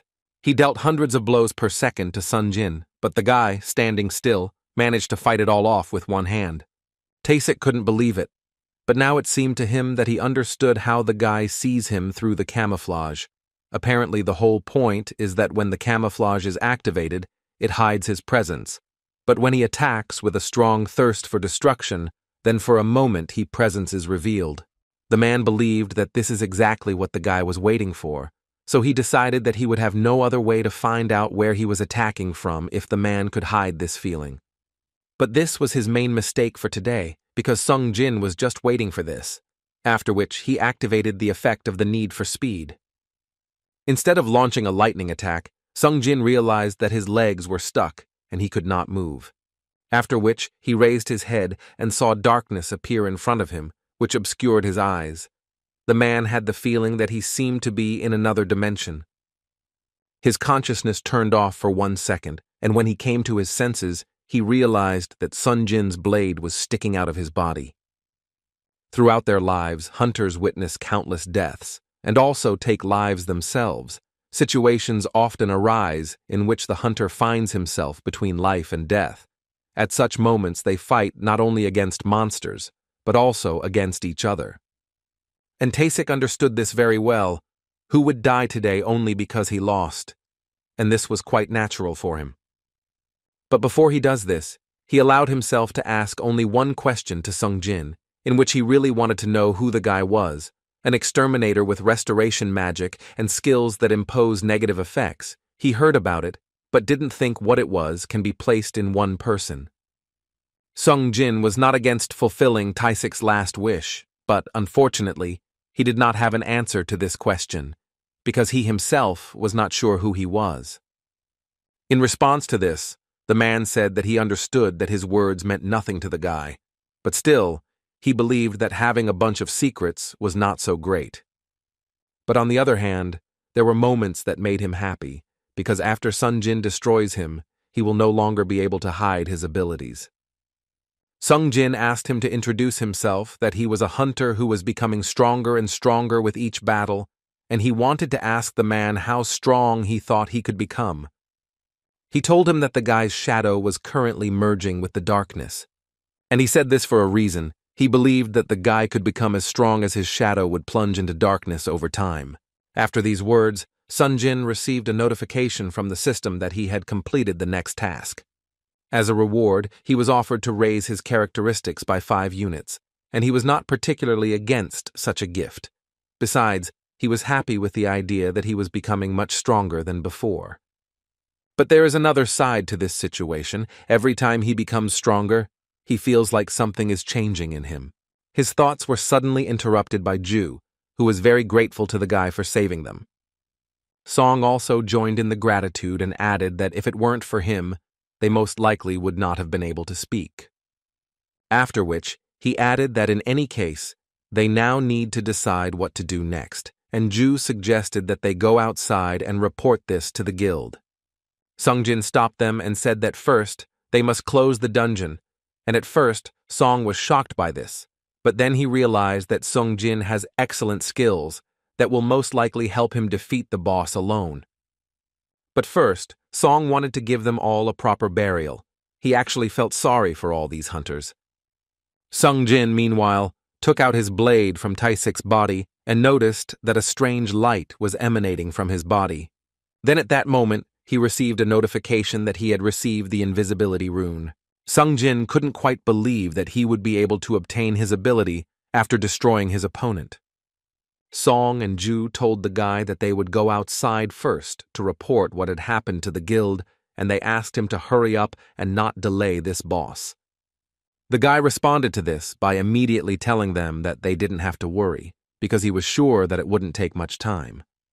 After which, Sung Jin approached one of the prisoners who allegedly died and told him that he could get up because he knew very well that the man was not dead. Sung Jin immediately wanted to know why he tried to pretend to be a corpse. Was he really thinking of escaping and thinking that no one would find out? Looking at him, Sung Jin remembered that the man could not speak because Taisik was too cruel to him and therefore cut his vocal cords. Sung Jin believed that the man was going to destroy them in the most painful way, after making sure that they can't scream. In any case, this was not the man's main problem in the guy's opinion, because at this rate he would most likely die from blood loss, but they could ask Miss Ju to help them a little. These words made the man think that he was saved, but then he realized that they were heading not to the exit from the dungeon, but to the very center, to the boss. Sung Jin interrupted his thoughts and wanted to ask the man if he remembered the faces of all his victims. In any case, he could not answer him, so the guy continued to say that the man was trash even in comparison with the hidden, so he immediately told the man that he would not let such a monster like him out. Next, the goblins of this dungeon got down to business, who clearly did not intend to spare this scoundrel. After a few minutes, there was nothing left of this man, and while the monsters were destroying him, he didn't even make a sound. It wasn't that difficult for Song Jin to defeat the goblin head later, so he was able to quickly get over it. After leaving their dungeon, Mr. Song and Miss Ju explained to the guild employee what had happened, and the employee, truly realizing the scale of what had happened, hurried to contact her superiors, and the elite did not have to wait long.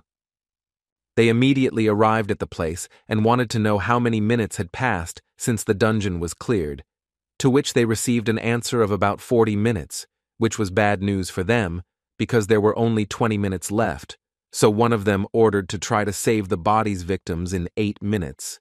But what interested him most was that the survivors themselves were able to clear the dungeon, which was confirmed by the secretary.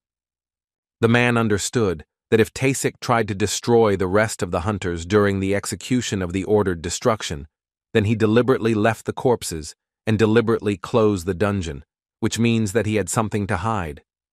Suddenly his thoughts were interrupted when the man saw the hunter Sun Jin.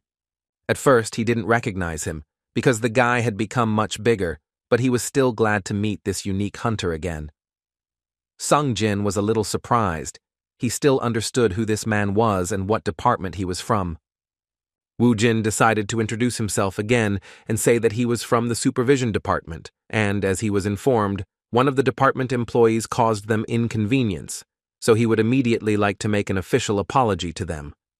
At this moment, Sung Jin only thought that it was not time for him to relax just because he was able to destroy a B-rank hunter. In addition, he suddenly noticed that this man opposite is incredibly strong. Apparently, he is on a completely different level. Meanwhile, Wu Jin said that he, as a member of the supervision department, would like to ask them a few questions. Sung Jin was aware of the fact that at the moment he was unlikely to cope with this man with his power, so he did not mind answering a few questions from the master. And the first question Wu Jin decided to immediately find out was who was able to destroy B-rank Taisik. Sung Jin understood that it seemed that now he would not be able to hide the fact that he had been reawakened, and most likely for this reason he would have to terminate the contract with Jin Ho, since he wanted a talented but still low-ranking hunter. Suddenly, contrary to his expectations, Mr. Song said that it was he who destroyed Taisik. Song also added that he was able to do it alone. Wu Jin didn't believe it a little, so he immediately decided to clarify how a C-rank hunter was able to defeat a B-rank hunter, The man pointed with complete confidence at the girl behind him, and thus reminded who was standing behind him. After that, Wu Jin was forced that with the support of a B-rank healer, he certainly could destroy Taisik, but in his mind he believed that Taisik was one of those who could not be controlled even within the department, so he still doubted that Hunter C rank, even with the support of a healer, could defeat Taisik. Therefore, he had to ask Mr. Song to come with him so that they could fill out some reports. Sung Jin immediately wanted to know from Song why he lied. In response to this, the man said that he simply assumed that the guy had a good reason for hiding his abilities, so he did just that. Song believed that he could not escape the investigation anyway, and he could not repay him for everything he did for them, but now that's all he can do. Suddenly, their dialogue was interrupted by Wu Jin, who turned to Sung Jin and told him that he did not think that an E-rank hunter like him could defeat a B-rank hunter like Taisik. Moreover, he also thinks that there is no reason to suspect him again upon awakening. However, he allowed himself to say that in the future, he advises to be more careful, or soon his life could be abruptly interrupted. Sung Jin didn't quite understand what this could mean, to which the man answered him that when Dong Sun's group was destroyed, only he and another D-rank hunter survived.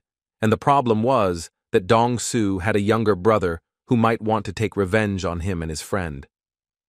The guy understood that we were talking about S-rank hunter Huang Dong Su, and Wu Jin also added that it doesn't matter what actually happened in the raid, the important thing is that he survived the raid. And since he is S-rank, the law is unlikely to stop him, because they are living miracles and at the same time disasters. So Wu Jin believed that it was in the best interests of the guy to keep an eye on this man, because they could be hunted by someone who even monsters are fearful. After which he suggested to the guy, if possible, it would be nice if they left the country, and this would be a good decision for him. And 3 hours after the start of the investigation into the destruction of Taisik, the general director of the gold business surrendered himself, confirming the investigation data. And Ju, after all this time, turned to Sun Jin with the question of whether he remembers what is now in her hands. While they were walking around the evening city, the girl immediately decided to notice the fact that the guy had changed a lot. But as for her, she didn't change one bit, which even upset her a little. Sung Jin didn't think so. He was convinced that she too had gone through a lot. Each of them had changed in their own way. She decided to agree with him, after which she added that she was too timid to be a hunter. The girl believed that she was trying to overcome her fears, but for her it was too difficult for now. Ju thought that if she is a B-rank healer, then it is normal to join A or B-rank raids, or at least C-rank if the healer is poorly trained, but she still only joins D or E-rank raids, in which she always meets Sunjina. She always continued to heal the wounds that did not stop appearing on him, and she honestly admitted that at some point it even began to irritate her. She considered the guy stupid, because he fell into the same trap hundreds of times. But what was most surprising to her was that he always managed to survive, even in the most difficult situations.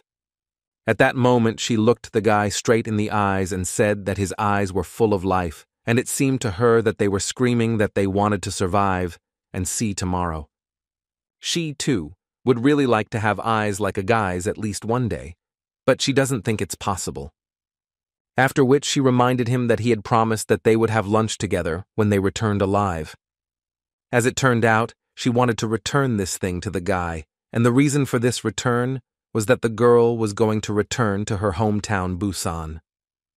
Sung Jin was upset at first when he heard this, but then he realized that apparently it would be better this way, and all he could answer her was that when he was nearby, he would ask her to walk with him again.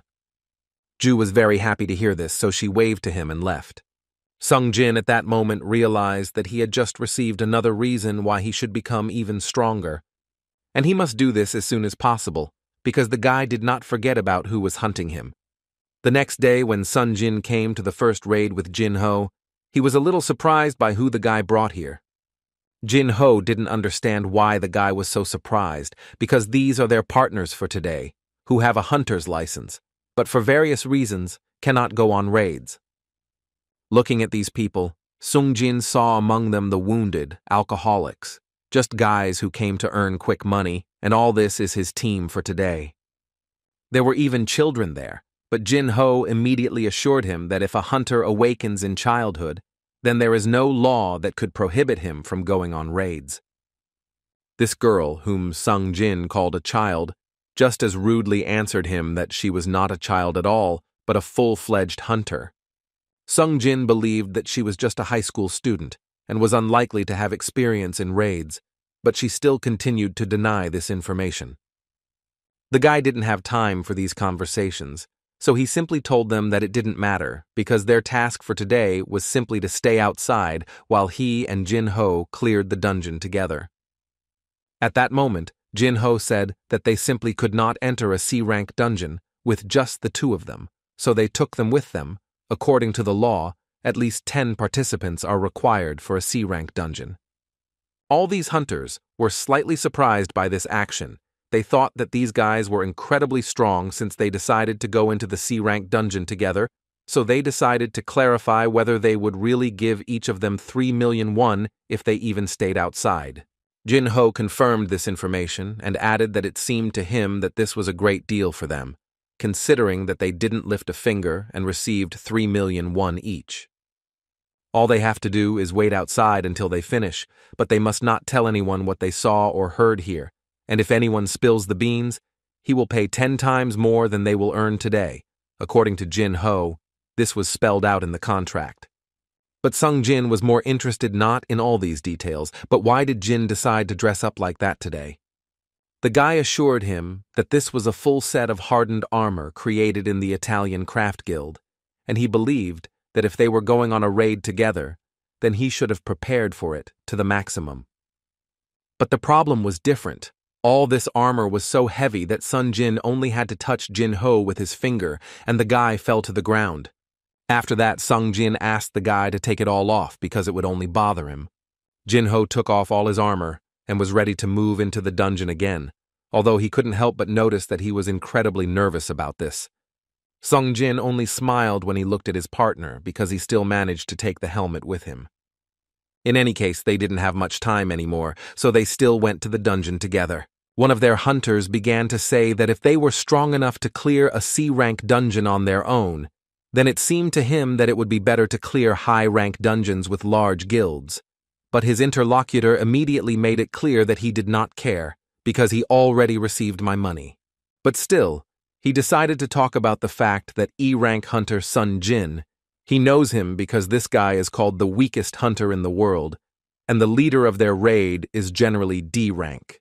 The alcoholic intervened in their conversation with the words that it seemed to him that these two were just showing off, and this boasting would lead them to bad consequences.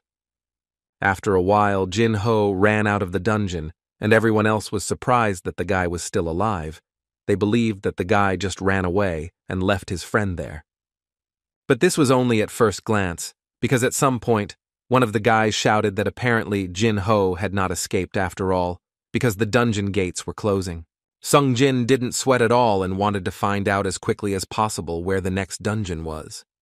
Jin-ho told him that the next dungeon was about an hour's drive from here, after which he turned to the other guys and said that they should already move, because according to the plan, they were required to clear 3 more dungeons today. The guy believed that they would all follow him, because this was an incredibly easy 9 million for each of them. Of course they all agreed, but in their minds they only thought that these guys were just crazy, since they were going on the next raid, after only that we finished the previous one. In the White Tiger Guild, one of the managers could be heard screaming, and the whole point was that he couldn't believe that someone actually spent 200 million won to get the rights to clear C-rank dungeons, but according to the assistant, recently appeared a team that began to buy the rights to all emerging C-rank gates. So now there are no gates left for their low-ranking hunters after all. There were originally about 7,000, but even when he raised the price to 200 million, they still bought the rights for 200 million and 5,000. The manager had never heard the name of Jin-ho, who according to documents was the leader of this group. According to the assistant, he was the second son of the general director of a large construction company in the city, and it seems that he bought these rights with the support of the company. The man believed that this was a big loss for them, and it seemed to him that this was too risky a trick for the future CEO, when suddenly he decided to ask the assistant if there was a survivor in that incident with the double lair, and the assistant confirmed the information. Sung Jin was also implicated in this story, and as soon as he heard this, a smile immediately appeared on the man's face, because from that second, everything becomes much more interesting. After a minute of silence, the man suddenly shouted to all his employees that they must stop whatever they were doing in order to find as much information as possible about these two guys. The man, sitting at his computer, was looking for information about Sung Jin, and based on what he had already managed to find, he could draw conclusions that the guy had successfully survived 3 accidents. The first is with a double lair, the second is the death of Dong Su's group, and the third is a recent case with the destruction of an inspector of the surveillance department. He was also aware that Sun Jin and Jin Ho met during the second incident, and the most interesting thing is how Jin Ho is connected with the construction company. He knew that there were rumors that the chairman was hiring experienced hunters and wanted to found a guild. And if this is true, then it won't be surprising if Jin Ho wants to benefit from it. All the facts were around Sung Jin, who had an E rank, but by some miracle, all the dungeons were cleared at an amazingly fast speed. And all this led him to the idea that the hunter Sun Jin could have reawakened. The man was practically sure of this, because otherwise he would not have had a chance to survive in those incidents. Each time it was a major incident with many victims, and besides, he sees no other explanation. And in the report of the last incident, a C-rank magician and a B-rank healer jointly stopped the warden hunter, but this seemed simply impossible to him, because he was a B-rank exterminator, and magic was almost useless against this kind of hunters. Besides, Taesik was smart, and I would immediately take care of the healer.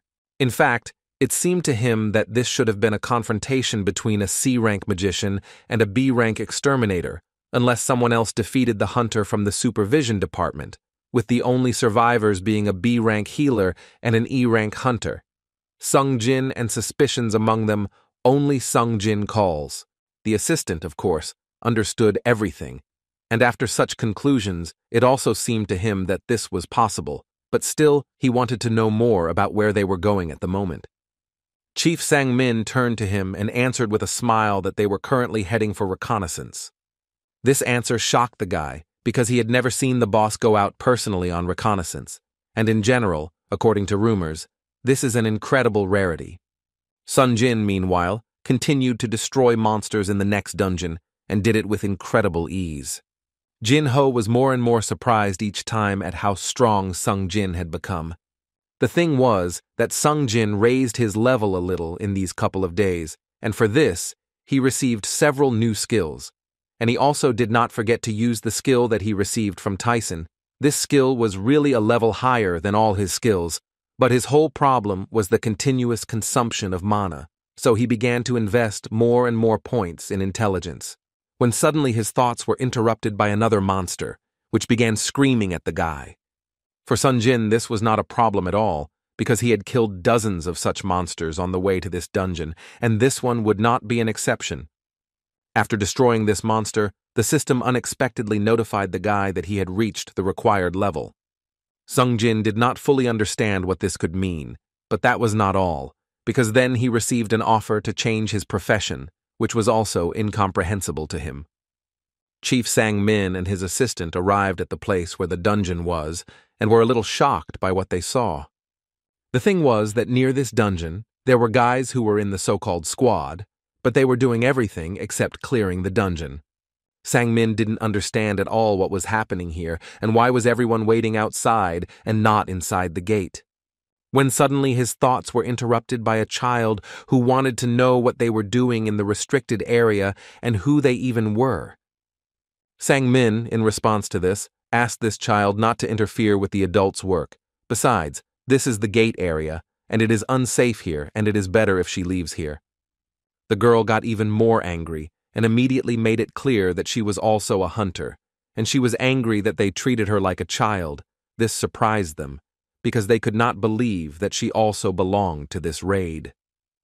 She noticed that for some reason she was incredibly embarrassed to talk about this, but yes, she was also a participant in this raid if they were so interested in it. Sang-min couldn't believe that they didn't even enter the dungeon with their partners. Now the thoughts that Sun-jin was reawakened did not leave the man's head. Suddenly, everyone started talking about the fact that the raid leader was returning, and they all immediately prepared to move on to the next dungeon. Meanwhile, Sun-jin and Jin-ho were leaving the dungeon, and the guy told Jin-ho that he had urgent business tomorrow, so he asked him not to plan anything for tomorrow. This was actually a problem, because according to Jin-ho, he had already booked the dungeons, but if it was urgent, he was willing to cancel the reservation. Sung-jin didn't think it was that serious. Jin-ho explained to him that if he reserves a gate and does not enter it within 2 days, the reservation will automatically be cancelled. Sung-jin decided that in this case they should postpone this for a while. At one point, Sang-min intervened in their conversation, who immediately introduced himself as the head of the second department of the White Tiger Guild. Sung-jin was surprised that such a person was standing in front of him, because he had no idea what the White Tiger Guild needed from him. After some time, they went into a cafe to discuss in more detail what the White Tiger needed from Sun-jin. According to Sang-min, they want to recruit him into the White Tiger Guild, and for this they offer him twice as much as Jin-ho's company offered him. The man understood that there was no need to stall for time, so he immediately laid all his cards on the table, after which he added that if he demonstrated skills above those expected, then the payment could be increased. Sun Jin-woo was silent in response to this, although mentally, it still seemed to him that this was too generous an offer for a hunter who had recently been E-rank. Therefore, he decided to ask the man how much it cost to build the White Tiger Guild building, since he makes such proposals. Sang-min asked the guy again because he didn't fully understand what this meant. But he still said that they do not use all the floors, but the construction of the building itself cost them 50 billion, if he is talking about this, and after hearing this, Sung-jin clarified again, will they really give him this building? Sang-min began to get nervous because he sincerely did not understand what he was talking about. But as soon as Sung-jin told him the amount of their contract with Jin-ho, the man stood up from the table and literally began screaming. Then he realized that he got excited when he did such an act and immediately calmed down. After which Sung-jin continued to say that the amount offered by Jin-ho was 30 billion won, and if a man offers him an amount twice as much, then this must mean that Sang-min is offering him his White Tiger Guild building. Sang-min couldn't believe that Jin-ho offered this guy that kind of money. Now he became even more interested in finding out how great his abilities are, but on the other hand, the man knew perfectly well that the guy could be bluffing about this, because there's really no way to test him words. But as soon as the man thought about it, the guy began to tell him that there was no need to think that he was bluffing, because at least he could provide evidence of these words. Sang-min realized that since he was saying such things, then most likely he was not bluffing. So the man decided to say that paying such an amount was not within his competence, and he needed a little time to discuss such an issue with the guild leader. Sung-jin suggested that he end their dialogue instead, so he began to get up to leave. Sang-min realized his mistake. Apparently he was in too much of a hurry. If only he knew the details of Sung-jin's proposal, he would have received permission from the guild and acted in small but confident steps. Before leaving, Sung-jin also decided to ask the man how he managed to get information about him. The man raised his head to answer and realized that the guy was missing. Suddenly, he felt pain on his right cheek. There was a small cut there, after which there was a voice behind him, which made him understand that Sun-jin was apparently just using invisibility. Now it was clear to the man that if the guy was awakened and could use invisibility, then the benefit of this deal was obvious. So he carefully answered his question that he was not specifically looking for information about him. Their department was informed that someone was clearing things out too quickly. C-ranked dungeons. They began to investigate this matter and came across Sung-jin. Besides, he had information about 3 major incidents that occurred in the dungeons. He had no evidence, but it seemed to him that 3 times was far from a coincidence, The man was sure that the guy had received the abilities of a high-ranking hunter after his next awakening. And he also believed that Jin Ho must have seen his abilities during the second raid and received a task from his father's guild, and it seems that this is exactly what he is doing now. So if we take into account all that has been said, then everything fits, and they have what they have. Sung Jin immediately wanted to know how many people knew about this, and according to Sang Min, only he and one of his subordinates have this information. Sung Jin realized that apparently clearing the C-rank gates too quickly attracted too much attention. First, he decided to politely ask Sang Min make sure that the number of people who know about him does not increase. And he also did not forget to warn the man that if rumors about him begin to spread, then he and his subordinate will have to be ready to answer for it.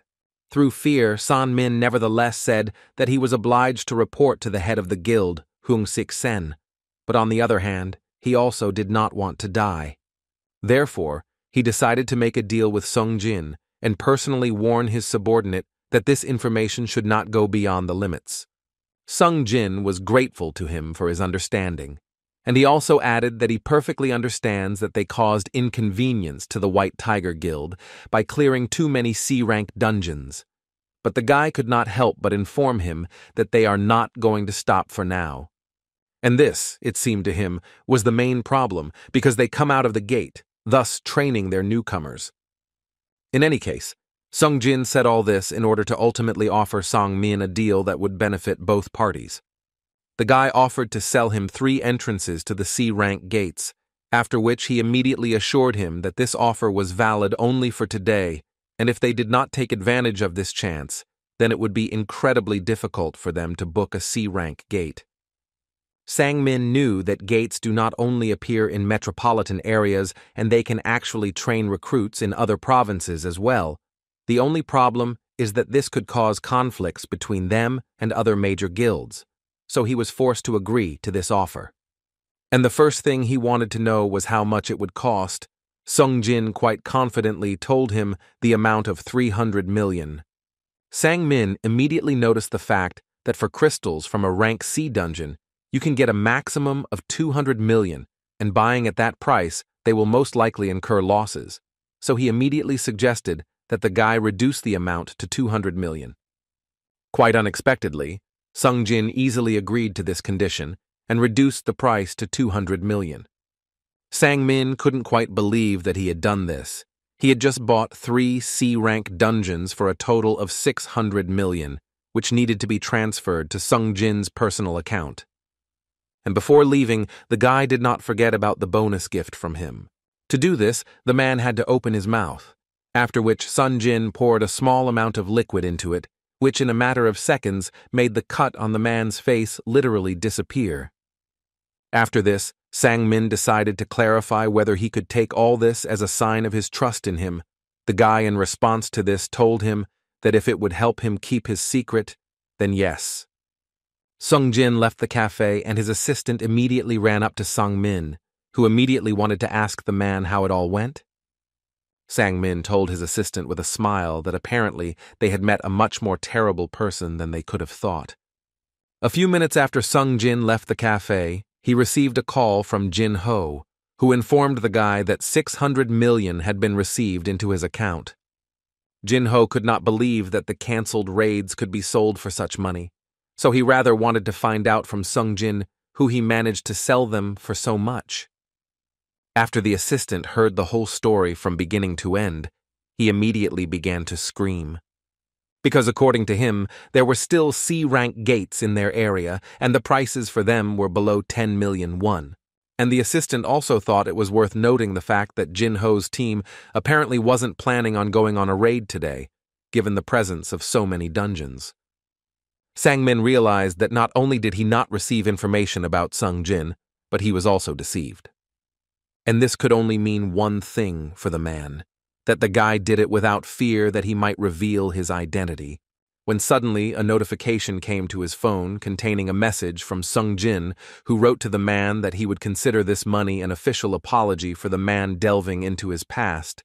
Sang Min immediately realized that the deal was a cover for receiving money, and that this guy is not a simple nut to crack. Sangmin didn't think that the guy would contact him after that, but apparently he sent a message to his number from his business card. But the good news in this situation was that now they found out Sungjin's number, and from now on, their main goal is to get Sungjin to your team. In the evening of the same day, Sungjin came to the forest alone to begin changing the profession that the system offered him. And this process was very exciting. The guy could not even imagine that everything would be so good. In essence, this process is another dungeon that the guy will have to clear, and with every second it became more and more interesting for him to find out what kind of monsters would be waiting for him there. First of all, Sungjin met creatures that very much resembled knights, and fighting with them was actually not that easy. They were clearly head and shoulders stronger than the ordinary monsters he had to fight.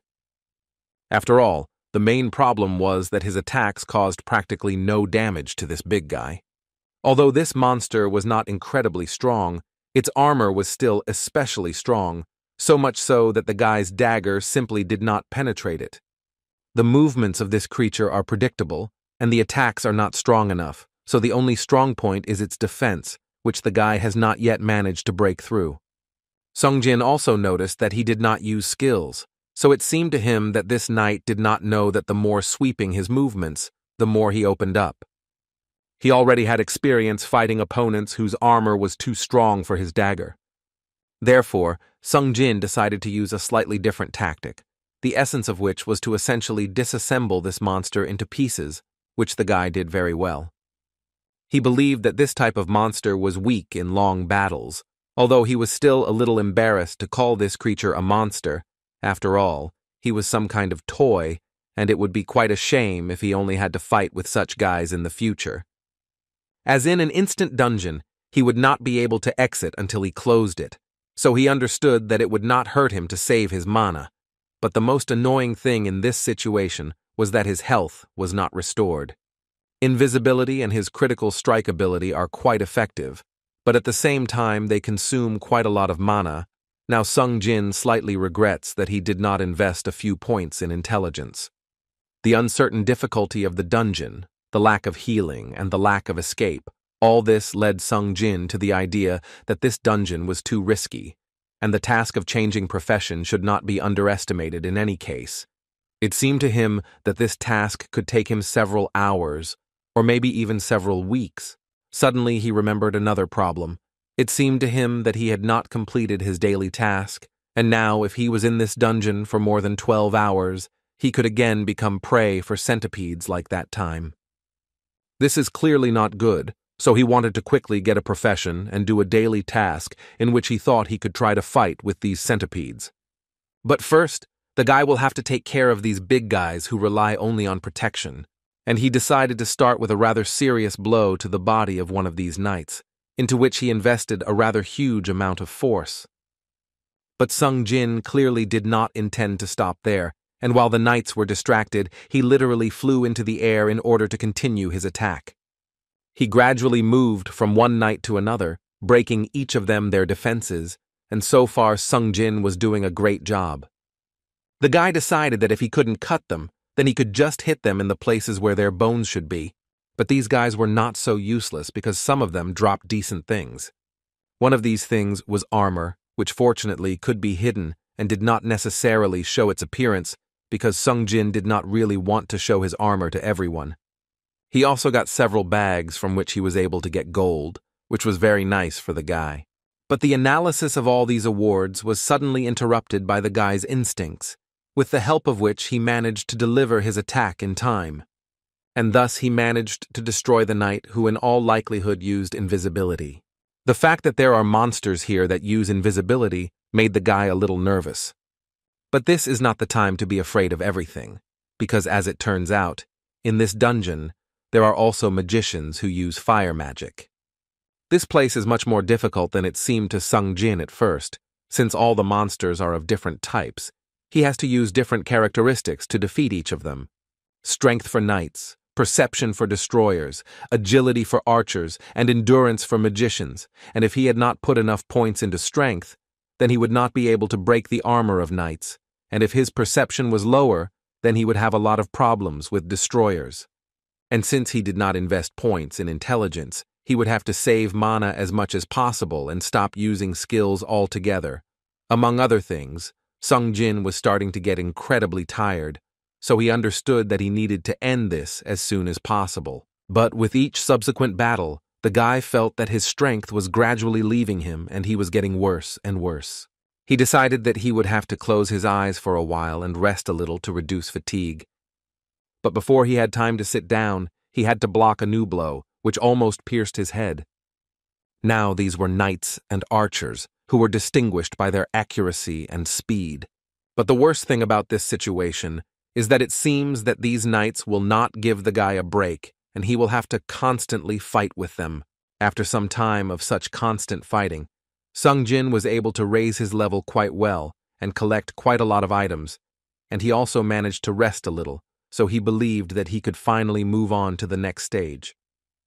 He walked along the corridor and noticed to himself that he was able to increase his level incredibly much, although in fact, without realizing it. Now he was very interested in finding out what skills the monster that was hiding behind this door had. As soon as Sung Jin opened the doors to the boss's room, he felt the cold chilling him to the bones. As it turned out, it was not just a room, but an entire royal throne room in which the boss was located. But the worst thing was that Sung Jin felt an incredibly bad feeling, which reminded him of the same thing that he had in the double dungeon. And at the same moment, a huge red knight appeared in front of him, from whom this terrible power apparently emanated. This monster was called the Blood-Red Commander Igris. Sung Jin immediately noticed that this guy's name was Dark Red, which meant that he was clearly different from the other knights who came before. The system notified Sung Jin that this was a knight who was protecting an empty throne, whatever that meant. But just by looking at him, one could tell that this guy was very strong. It didn't take long for this knight to attack Sung Jin, and apparently he was going to do everything to destroy the guy. The guy managed to react at the last moment and dodge the blow, although he did not expect that this big guy could be so fast. Sung Jin immediately tried to counterattack him, but apparently the knight didn't even feel it. This knight was several times stronger than all previous knights. He was literally impenetrable. But dodging his attacks became more and more difficult. Sung Jin understood that the strength of this guy was definitely above 80. His destructive power was much higher than his, the same with agility, and his armor was not penetrated by his dagger, and all this meant that his defense was higher than that of the guy. Now Sung Jin was not. I'm sure there is a way to defeat this guy. This knight is several times stronger than even Sung Jin could imagine, so he doesn't think he can defeat him without a special weapon. Therefore, he decided that he had only one way out, which in his case was much worse. Sung Jin took a special stance, which provoked this knight to take off his cloak and throw aside all his weapons, thus making it clear that he was absolutely not against fighting with Sung Jin with his fists. The guy played on the nobility of this knight, and this was his only chance, but Sung Jin clearly believed that the knight was underestimating him for making such sacrifices. But as soon as he thought about it, the knight suddenly appeared right in front of him and dealt him an incredibly serious blow, which the guy clearly could not expect. This blow threw the guy several meters back, and only the wall could stop him. But the big man was not going to stop there, so he continued to finish off the guy with his powerful blows, which Sung Jin could not always block. He was still able to block his last blow, but the guy had the feeling that after that, he had lost several hundred units of health. Most likely, if not for the armor, then most likely there would have been no wet spot left from the guy. But the knight still continued to advance, and he absolutely did not care how the guy felt. Sung Jin understood perfectly well that he urgently needed to come up with something, because at this rate he was unlikely to be able to survive, especially when he continued to receive direct blows. This knight remained so strong even without his sword. At some point the guy thought about whether he could even stand up to this monster, but he tried to quickly throw these thoughts out of his head because he has another chance, and this is his speed, which Sung Jin decided to use as his last trump card, and for this he used a skill called Sprint. But as it turned out a minute later, Sung Jin had about the same speed as this knight, so they continued this fight as equals, even when the guy tried to use all his strength and speed in his attacks. At some point, Sun Jin was still able to catch the knight making a mistake, and with this, he tried to hit him on the head. But to his great regret, this big guy caught the guy by his leg in time. Then he struck the guy directly on the body. It would be difficult to get up after that. Sung Jin was thrown back all the way to the empty throne on which he passed out for a few seconds. Sung Jin could barely breathe, but still thought about how he could defeat this monster, although he understood that he actually didn't have much of a chance. The knight, meanwhile, returned his sword to his hands and was ready to end the guy once and for all. But Sun Jin did not yet agree with this, who at the last moment was still able to stop this blow with the help of a glove that he picked up on the body of one of the knights. But Sung Jin was not going to stop there either, so he took out his blade and inserted it right into this monster's eye.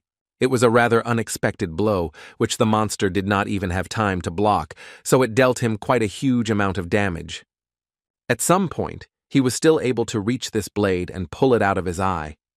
But it seems it was too late, because all this was part of Sung Jin's plan, who in any case is able to regain his dagger, no matter who stole it from him. And the most interesting thing is that he can call it back and deliver the same blow, which this time will be the final one. After such a blow, the knight fell to his knees and apparently will never get back up again. Finally, the guy received the treasured notification that he was still able to destroy the blood-red commander game. Sung Jin still couldn't believe his victory, because he clearly didn't feel like a winner. It was really close. Abilities, technique, skill, experience. According to all these indicators, Sun Jin was several times weaker. But luck is on his side today. It was with her help that he managed to defeat this monster, although it is still worth noting that any mistake could cost him his life. Although the most interesting question now was what the guy could get for defeating such an opponent who was capable of fighting with A-rank hunters on equal terms. And the items actually made the guy very happy. He received the helmet of the Red Knight, also the ability to touch the ruler, a leather pouch and a stone of return, 4 rewards at a time. The guy had never had anything like this before. Now he believed that the risk was completely worth it. So he thought until he opened a leather bag in which he found 1.5 million coins of gold. Now he would do the same thing again, just to get the same rewards. His gold literally doubled in an instant. In addition to all this, he received his first S-rank item, unless of course you take into account the key to the gate of the demonic castle. As soon as Sung Jin put on this helmet, he immediately noticed that the characteristics were also noticeably different. Even just plus 15 to the absorption of physical damage would be an excellent increase, but plus 20 to the characteristics of endurance and strength is simply incredible. But even this was not all, because he also received a rune, although it is possible to find out what skill it contains only after the owner breaks it. After which, Sung Jin noticed that he also got the return stone, and this was a little strange for him, because he was sure that he had just dealt with the boss of this dungeon. But now thoughts appeared in his head that since he had received the stone of return, then perhaps he had not yet completed his task. And before Sung Jin had time to think about it, suddenly some kind of portal appeared next to him. After which, the system announced to the guy that it was from this moment that his task to change his profession began. And now Sung Jin realized that in fact, everything was just beginning. The system announced the rules for the guy, which stated that the longer he could hold out, the more points he could score. The number of points determines how high-ranking a profession he will receive. Sung Jin didn't have time to understand anything when he heard the time report and how the system wished him good luck. And then he saw a large number of new knights, who were probably his new task, but he immediately realized that he could cope with these guys even in his current state. But he was lucky again, because if they were at the level of Igris, then I wouldn't have been able to cope even with my first opponents. Apparently, this was the essence of this task. The longer he lasts, the better profession he will receive, quite suitable for the task of changing profession. In total, at this moment, the guy has 300 mana points left, and the invisibility skill requires 200 mana per use, so he still has 190 mana left. But the nuance was that to maintain invisibility, he needed 1 unit of mana per second, which means that he could be in this state for about 3 minutes. This should have been enough for him. But at one moment, the magician who was against him used the skill detection. This skill helped to easily find the guy and detect him even when invisible. Sung Jin immediately took action, because he understood that this method of fighting was no longer suitable for him, so he began physical attacks. Instead of invisibility, Sung Jin decided to activate a skill called Bloodlust, which would help him fight with maximum strength for a long time. In addition, this skill gives him the ability to reduce the target's resistance by 50% for a full minute. Bloodlust consumes about 100 mana, but even with such costs it was his last and only chance to hold out as long as possible. He was convinced that he had to give it his all during the duration of the skill, but his fatigue made itself felt, and therefore he also missed blows, which very quickly reduced the amount of his health. These monsters come from the gate faster than he can deal with them.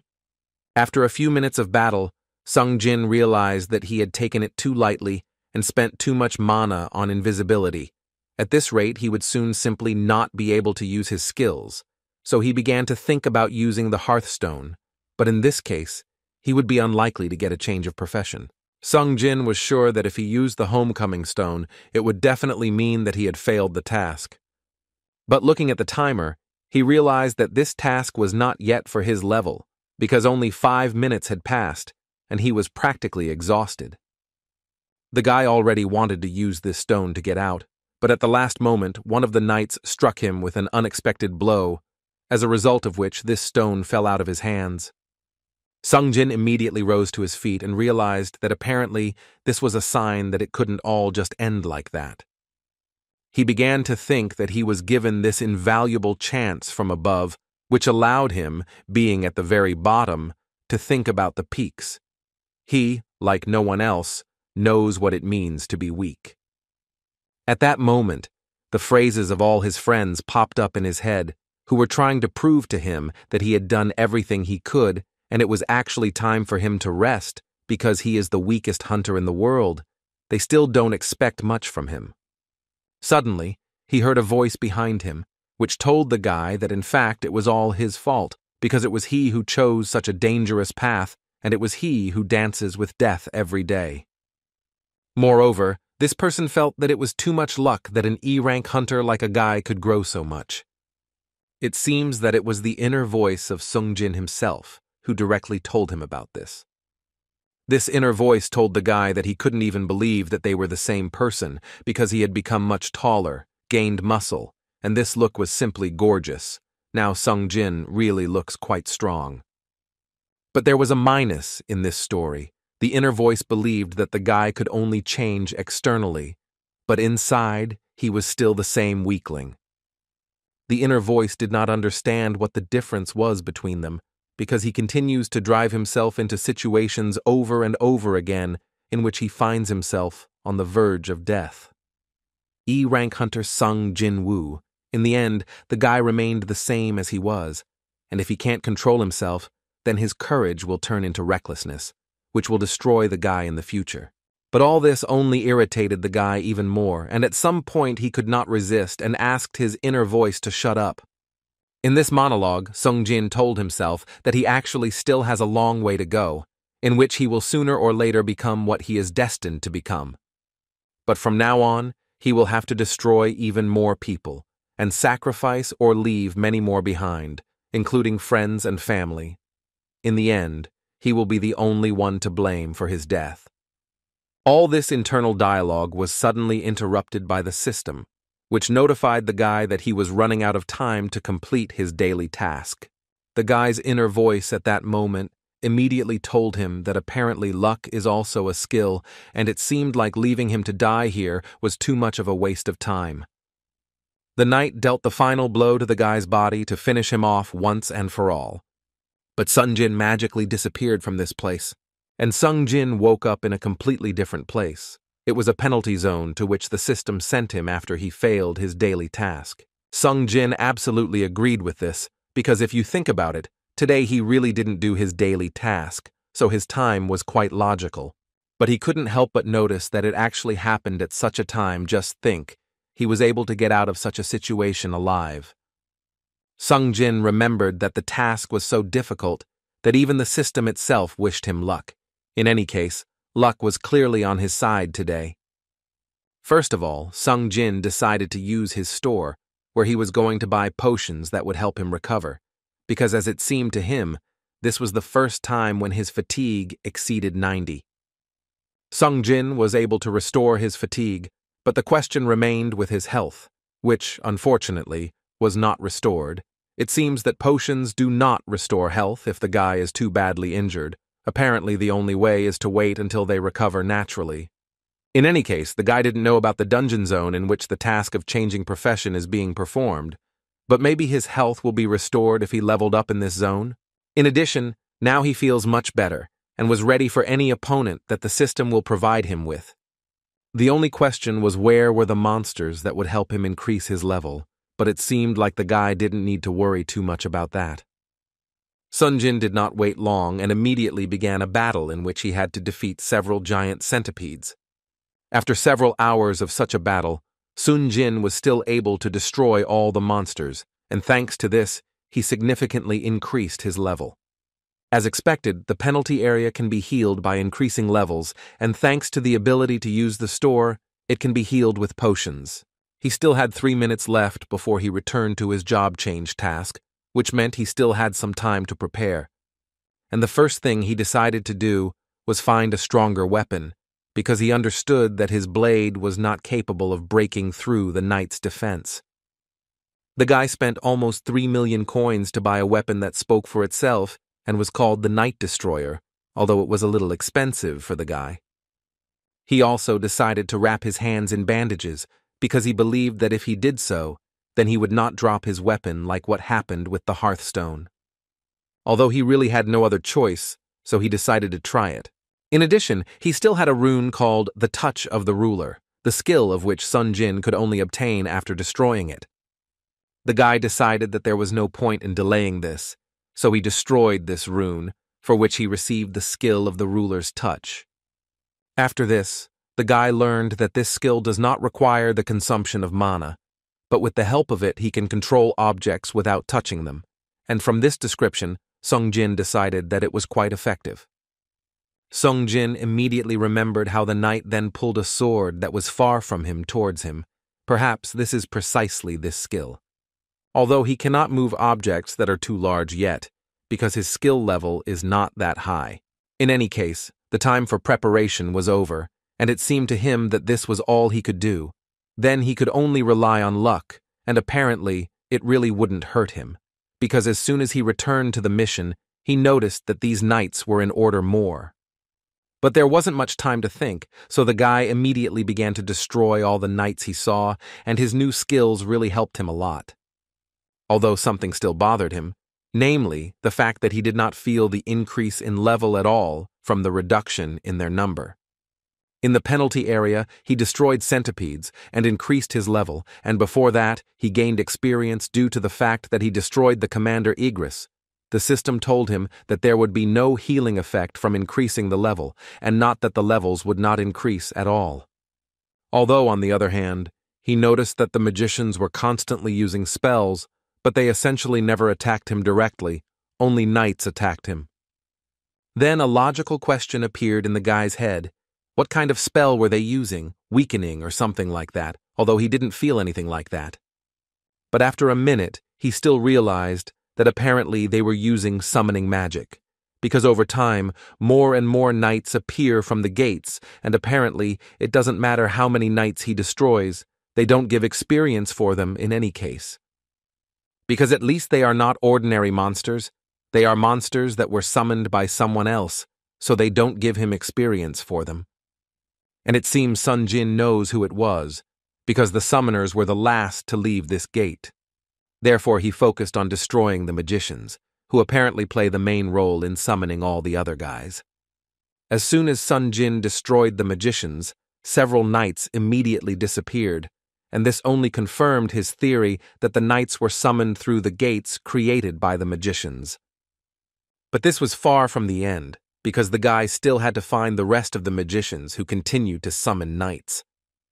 And for this, he decided to use the invisibility skill, which he needed only in order to detect real magicians who used the detection skill. There were only 5 magicians left, with whom Sung Jin began to gradually understand.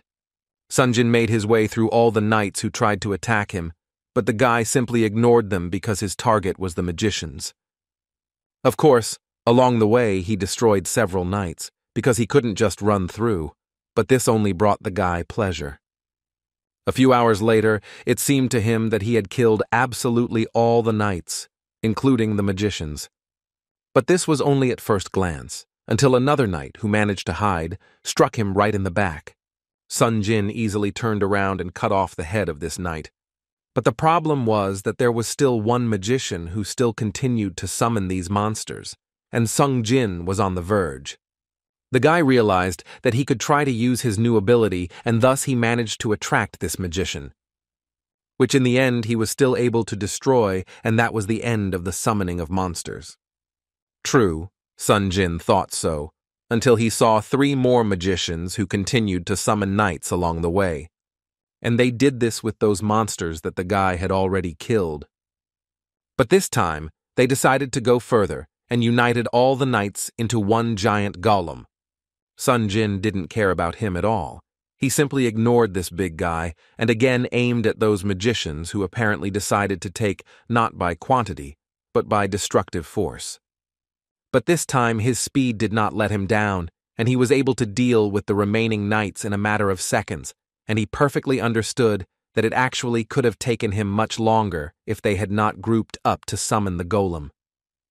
The system announced to him that the task had been successfully completed, but Sung Jin still thought that this was a joke, and now another monster would appear somewhere, but the system assured him that now he would be able to choose a profession depending on the amount of money he earned. Them points. The guy was very glad that it was finally over and he could choose his new profession, and since he uses a dagger, it seemed obvious to him that he should choose the exterminator. But apparently the system didn't think so, because it announced to the guy that his profession would be assigned after the player's actions were analyzed, which meant that apparently Sung Jin would not be allowed to choose it. He immediately thought about the fact that he had invested everything in his characteristics of strength and agility, so it seemed to him that perhaps he would become a warrior due to his high strength, or a destroyer due to his agility, or a tank due to his high endurance. In any case, he was sure that he would become much stronger. Suddenly the system began to say some strange things, that wherever the player goes, the Reaper follows on his heels. The player's path is paved with corpses and saturated with the smell of blood. And since the player has power, he does not rely on his teammates. Judging by the text, Sung Jin thought that this would be a warrior. But contrary to all expectations, the guy's new profession became that of a necromancer. Usually such people act as gloomy magicians, followed by an army of the undead. Sung Jin didn't know if there were necromancers among the hunters, but in games and stories, this is a class that leaves most of the fighting to its minions, and he was registered as a fighting-type hunter. Besides, he only used swords and daggers. Skills that he learned also indicate only the choice of shredder. The guy tried to stay calm and not get nervous, because he understood that a necromancer also has its advantages. So, if you believe the system, the guy can now create his own army. But he also understood perfectly well that such slaves simply cannot become stronger, so the way Sung Jin distributed his characteristics does not make any sense. But as it turned out later, the guy could have given up this profession and did not think twice about doing so. After which, the system asked him if he was sure, because a necromancer is a hidden class, which meant that such a hunter could create powerful shields, or, for example, strengthen a target, even without being a healer. Sung Jin believed that then a hidden class meant a unique ability. He understood that now there was absolutely no point in guessing about this if he himself could experience the profession of a necromancer. After which he looked at the knights and realized that apparently these magicians were using something like the ability of a necromancer. It seemed to the guy that it was as if someone wanted to demonstrate a skill, and for this, They staged this whole show in which the main actor was Sung Jin. He didn't know who came up with it, but it was quite funny for him. Although he still perfectly understood that he had good combat abilities, but no magical ones, and if the magician had melee abilities and could create a personal army, then without exaggeration, he would be able to clear dungeons of B rank or higher on his own.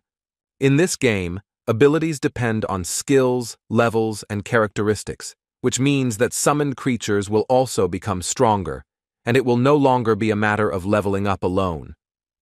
After all these considerations, the guy's profession was chosen, and based on the points he received, he would be given a chance to improve his profession.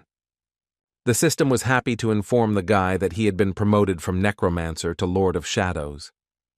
Thanks to this, he was able to gain additional characteristics, and the system did not forget to inform him that he would receive the title of the one who was able to surpass the enemy. Sung Jin understood that if he had not received all these extra points, then most likely he would have remained a necromancer for some time. After he was promoted, Sung Jin immediately began to hear some kind of scream, as if it was a cry of pain.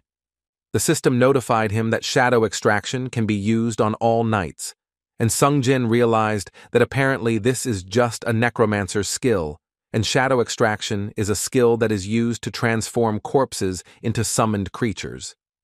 Sung Jin understood perfectly well that a necromancer is a commanding profession, and apparently he needed to say a certain phrase that would help him raise all these guys, and for this he said the word, rise.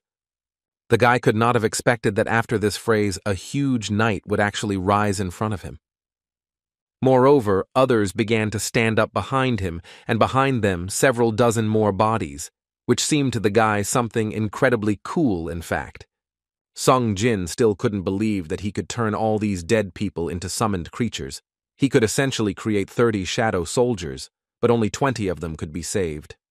How suddenly did he think about what would happen if he received the shadow of an A or S rank hunter? After all, he shouldn't forget that he already has 2 types of creatures at his disposal with skills of A rank or even higher. But first, the system notified him that he needed to release the 11 weakest infantrymen, which Sung Jin did with great regret. And what is most unpleasant is that he will never again be able to call upon the soldiers whom he has already released into oblivion. In any case, he did all this only to get such a servant as the bloody King Igris. But as soon as Sung Jin ordered the knight to rebel, he realized that the energy that this spirit released was an order of magnitude stronger than that of other knights. And as it turned out later, this was not the worst problem, but the fact that the shadow extraction did not work. Sung Jin understood that apparently everything would not be as simple as it seemed to him. The chance of successful extraction was based on the characteristics of the target and the time that had passed since his death, and this guy was the boss, and more than 4 hours had passed since his death, so it would obviously not be possible just. After this, the guy has 2 more attempts left, with the help of which he can try again to extract the shadow from this knight. Sung Jin used his second attempt, but unfortunately it was also unsuccessful, so he began to ask the knight to stop protecting the throne of the one who had already left and try to protect the one in front of him. After these words, Sung Jin once again confidently told the knight to rise up. And this time, Sung Jin managed to do it and was able to raise the bloody red Igris to his feet.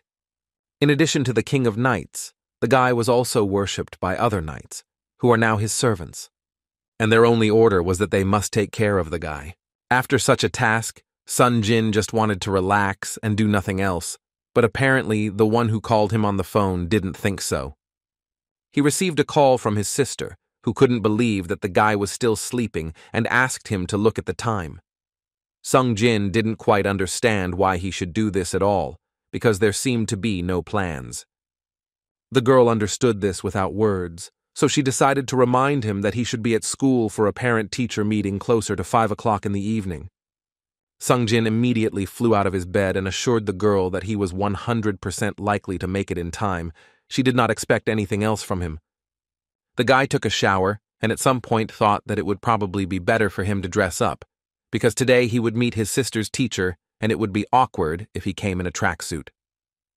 But first, He decided to go to the bank, and after he waited his turn, he finally approached the consultant, to whom he told that he needed to get a new credit card and top up his account.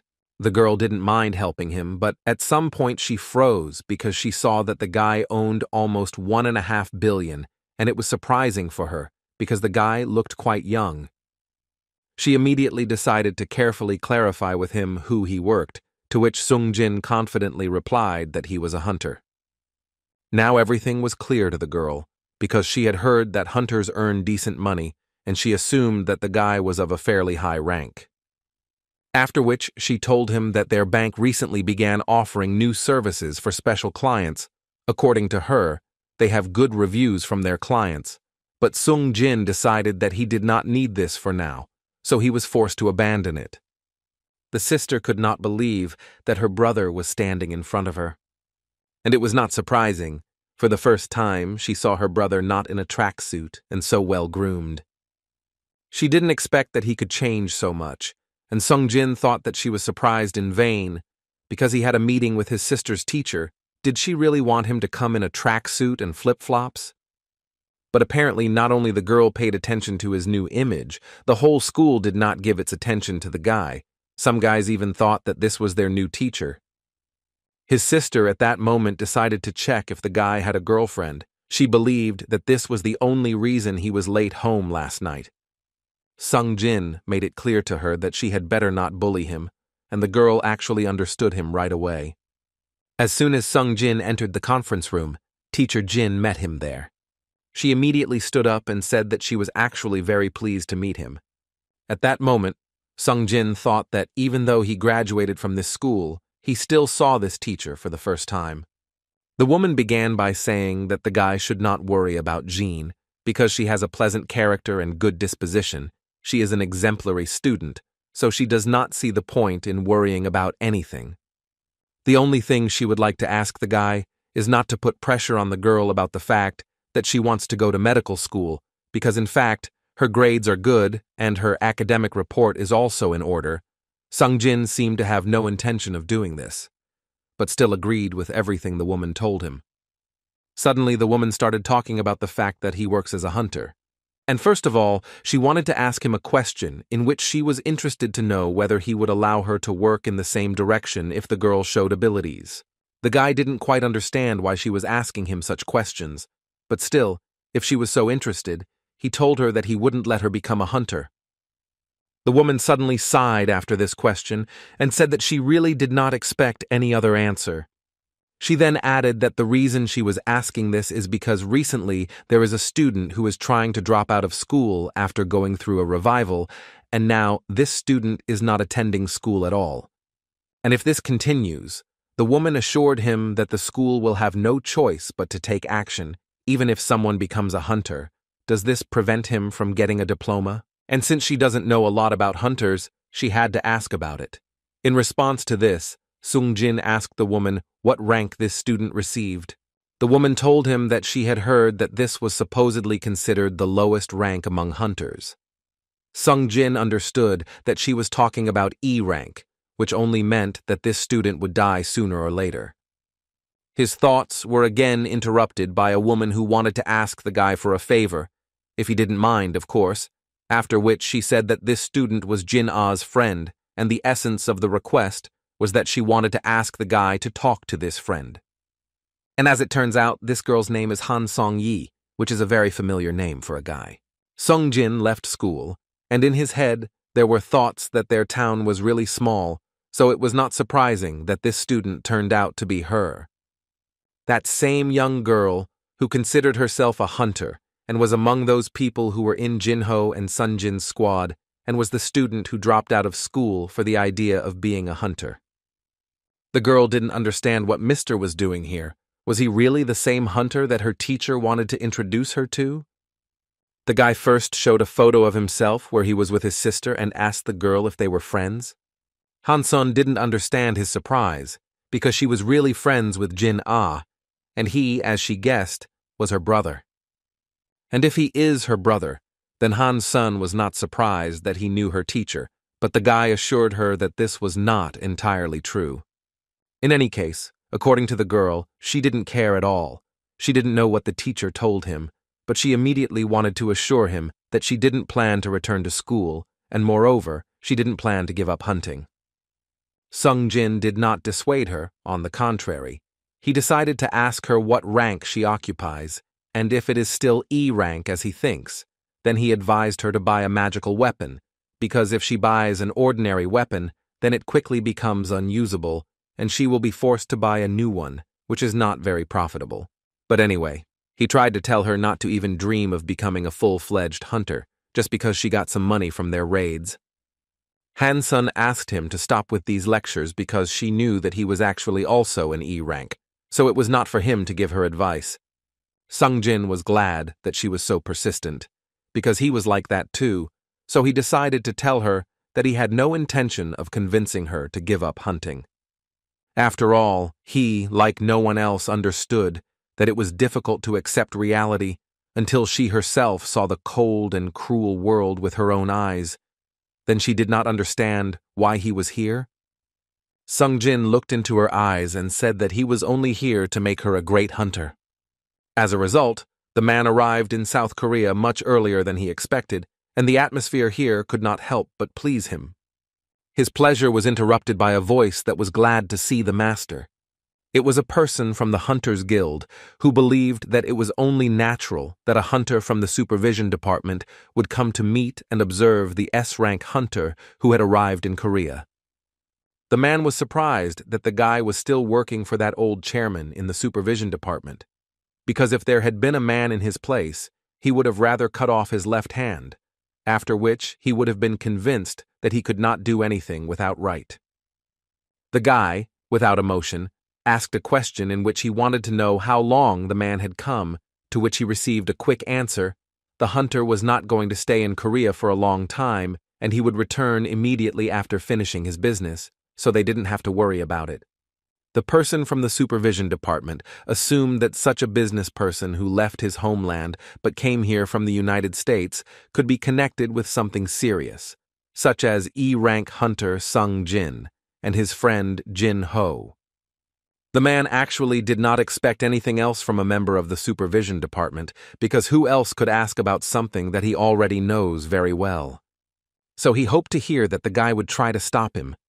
But the agent continued to be emotionless and told him that he was simply following his duties. The hunter noticed that he really liked the guy, so he decided to invite him to join the scavenger guild, where they would take better care of him than this old man. The guy at that moment was thinking that he was talking to S-rank hunter Hwang Dong-soo, who is Dong-soo's younger brother, who is still suspected of killing many hunters, and the reason they could not start an investigation was because of his brother. Looking at this man, he had no doubt that they were truly blood brothers. Even their insensitivity after brutal extermination was so similar. Sung Jin and his new hunter friend came to a secret place where Sang Min was already waiting for him, who, as soon as he saw the new hunter, immediately introduced himself and called himself the head of the supervision department, and next to him stood Hyun-gi Chul, who acted as an assistant from the same department. They immediately noticed a rather familiar face, because they had already talked with this student. Sang Min, looking at her, understood that this E-rank girl was actually nothing special, but on the other hand, he understood that he really shouldn't rush to conclusions, because the situation would be the same as with Sung Jin. In any case, Sang Min immediately said that he was surprised when Hunter Sung Jin called him and offered to test a new recruit, and since it was a request from Hunter Sung Jin, he immediately accepted this offer. Besides, he is now at the base White Tiger are actively testing recruits, after which he added that he had already explained to the other hunters, and at the moment there is no need to worry about it, since this is an area with a high concentration of gates, and in fact, not many people decide to live here. 80 homeowners have already left and say that it has been decided completely close some areas. Suddenly his words were interrupted by some hunter, who was already tired of just standing there, and therefore he suggested starting as soon as possible, because they did not come here for a picnic. Sang Min wanted to know who this guy was, to which his assistant replied that this was their new A-rank recruit, but he seemed offended by the fact that he accepted their request. He said that this dungeon is not for those who came to fool around. His name was Kim Chul, and as one could see from him, he was a tank, which slightly surprised Sung Jin. The assistant continued to talk about how this group included 1 A-rank person, 7 B-rank people, and 4 C-rank people, for a total of 12 people in one group. Sang-min added that it may seem a little unnecessary that so many A and B rank hunters are involved in closing the C rank gate, but they are still rookies and therefore must first gain experience in completing dungeons. But then Sung-jin thought that the raid would be too easy and the effect of such training will be minimal. Although, on the other hand, he thought that perhaps the girl would thus quickly understand the difference between herself and other hunters. In fact, he sent her there so that she would understand how helpless E-rank hunters are in the dungeon. Sang-min's assistant suddenly interrupted his thoughts and began to say that since the raid would become too easy if Hunter Sung-jin took part, he would like to ask the guy to just watch from the side. But as soon as Sung-jin entered these gates, he almost immediately felt that the gate was completely different from what it was before.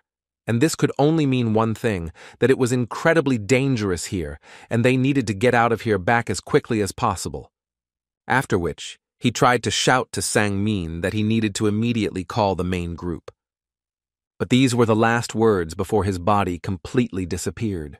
Sang-min was well aware that these were not really problems that could be solved by calling the main group, so he decided to call the guild head directly. The man, in turn, did not understand how the red gate could even appear from a C-rank gate. The head of the guild immediately said that if this is true, then he must check it personally. Hwang Dong-soo noticed that the agent from the surveillance department had a too cool car, but the guy told him that it was not good enough to accompany an S-rank hunter. In any case, the man wanted to know how his brother's funeral went. The agent told him that they could not take his body, and the funeral took place with an empty coffin, after which he invited him to visit his grave. But according to him, he is not interested in the dead. He was only interested in the remains of his brother. And so he decided to head into the dungeon to find these remains. Besides, as many guilds believe, lousy hunters should be in dungeons. The agent continued to ignore such provocations, and he only wanted to ask the man how he planned to find him with so many open gates. The hunter assured him that in fact, in the 21st century, this is not such a big problem, after which he added that E-rank Sung Jin Woo had just entered the dungeon, and as was known, the rules inside the dungeon and outside were completely different. And what he does with him should not concern Woo Jin. The hunters who fell into the trap immediately began to panic because they understood perfectly well that this was clearly not a dungeon because even the gate had disappeared. Sung Jin was absolutely calm because in fact he did not feel anything suspicious. But that was until he caught an arrow that was flying straight at his sister's friend. Unfortunately, other guys were not so lucky in this regard. They immediately realized that it was an ambush, after which they saw several unknown creatures in the trees. Sung Jin immediately recognized these guys. They were snow elves. But more importantly, at such a distance, he did not even feel their presence. Those who had not met them used the term snow elves, but those who had already fought them used completely different words. In contrast to such a beautiful name as elf, watching how they mercilessly hunted down hunters, they received another nickname, White Walkers. The head of the guild quickly arrived at the place, and as soon as he touched the gate, he realized that it was tightly closed, and most likely they would not be able to enter there, and this was actually a big problem for them. He immediately wanted to know if they had called the Korean Hunter Guild, but according to the men, they had already done so, and they pretended to be stupid and claimed that it was just a C-rank gate. This angered the guild head even more because he, like no one else, knew that the red gate appears only in gates of a higher rank, and they say that the magical energy emanating from another world behind these gates is simply C-rank.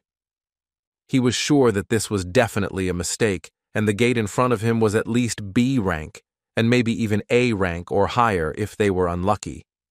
Sang-min offered to measure the gate with a magic meter, but the head of the guild immediately told him that magical energy stopped leaking out after the gate turned red, so measuring it is pointless, and in its current state they cannot find out its rank. Now it was important for him to find out how many people were inside there now. Sang-min answered him that there were only 12 people, and of them, 1 A-rank hunter Kim Chul as captain, 7 B-rank hunters. Hearing this, the man began to suspect that the gate could be either A rank or B rank. He ruled out the possibility of an S rank gate that would lead to a national emergency, but even in that case, a gate of that rank would require at least 3 A rank hunters. But if that A is a rank dungeon, then at least 1 S rank hunter is needed there. Therefore, if this is still the second option, then the head of the guild believed that everyone inside can be considered dead. But still they may be lucky, and maybe 2 or 3 hunters of A or B rank will return alive. But the probability of such an outcome is too small. Sang-min finally made up his mind, and added that in fact there are 2 more people inside who do not belong to their guild. And one of them was a hunter whom he had recently been eyeing, and the second was an E-rank girl. The head immediately wanted to know the rank of this hunter. He hoped to hear at least B or better A rank. Sang-min responded negatively to both options, and the man thought that this could be an S-rank hunter. But the boss had to disappoint him, and he directly said that the guy was an E-rank hunter. Sung-jin assessed the attack of these elves and immediately realized that they were observant, because they managed to find the 2 weakest hunters in their group. But he also did not forget that if this had happened a couple of months ago, then this arrow would have gone to him. But now he was absolutely ready to destroy each of these creatures with his own hands. The A-rank hunter believed that they were unlikely to greet them in this way, after which he added that he perfectly understands that most do not understand what situation they are in.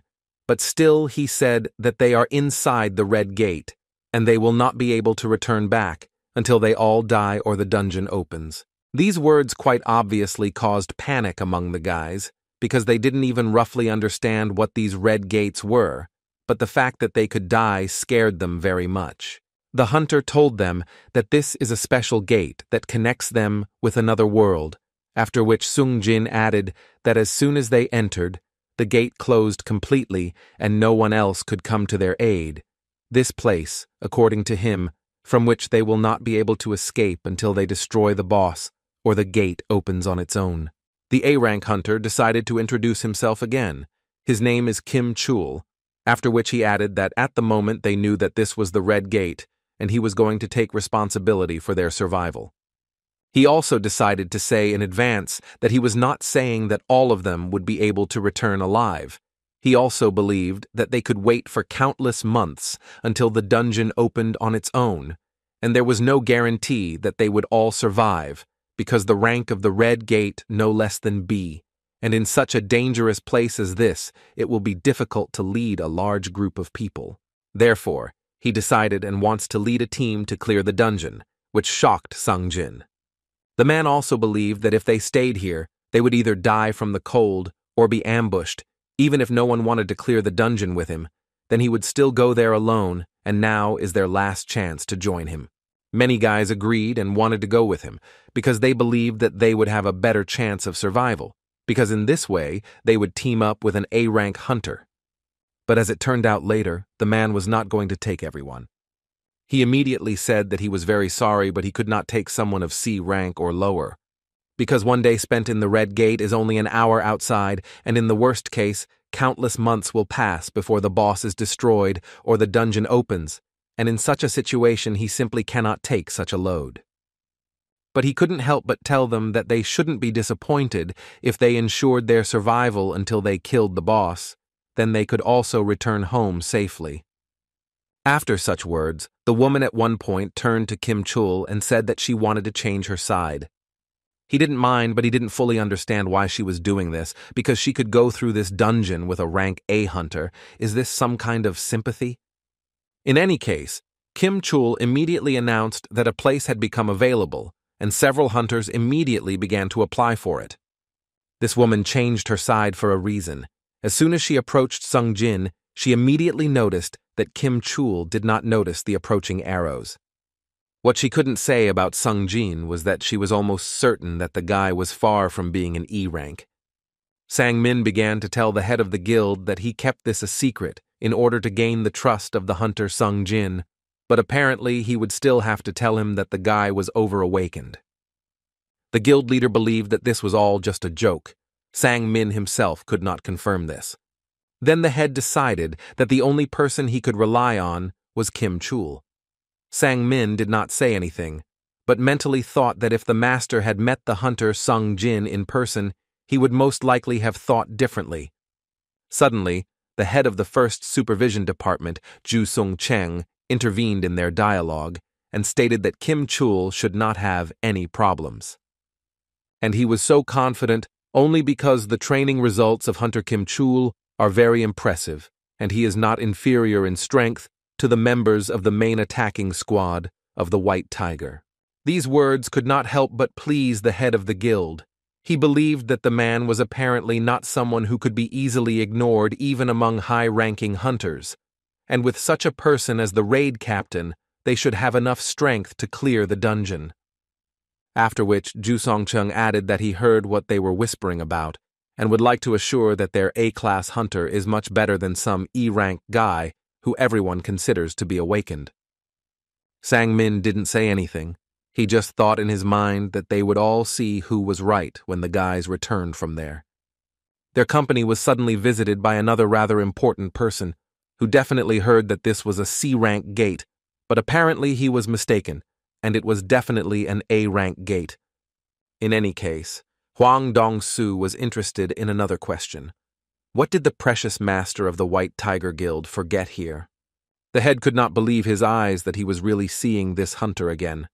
Huang Dong-su was pleased with their surprise, because they clearly did not expect to see an S-rank hunter of the Scavenger Guild here. The head of the White Tiger Guild immediately wanted to ask the man what he was doing here, to which Huang answered with a smile that he had dropped in to sort out some matters, but he, to be honest, did not expect to see the head of the White Tiger here.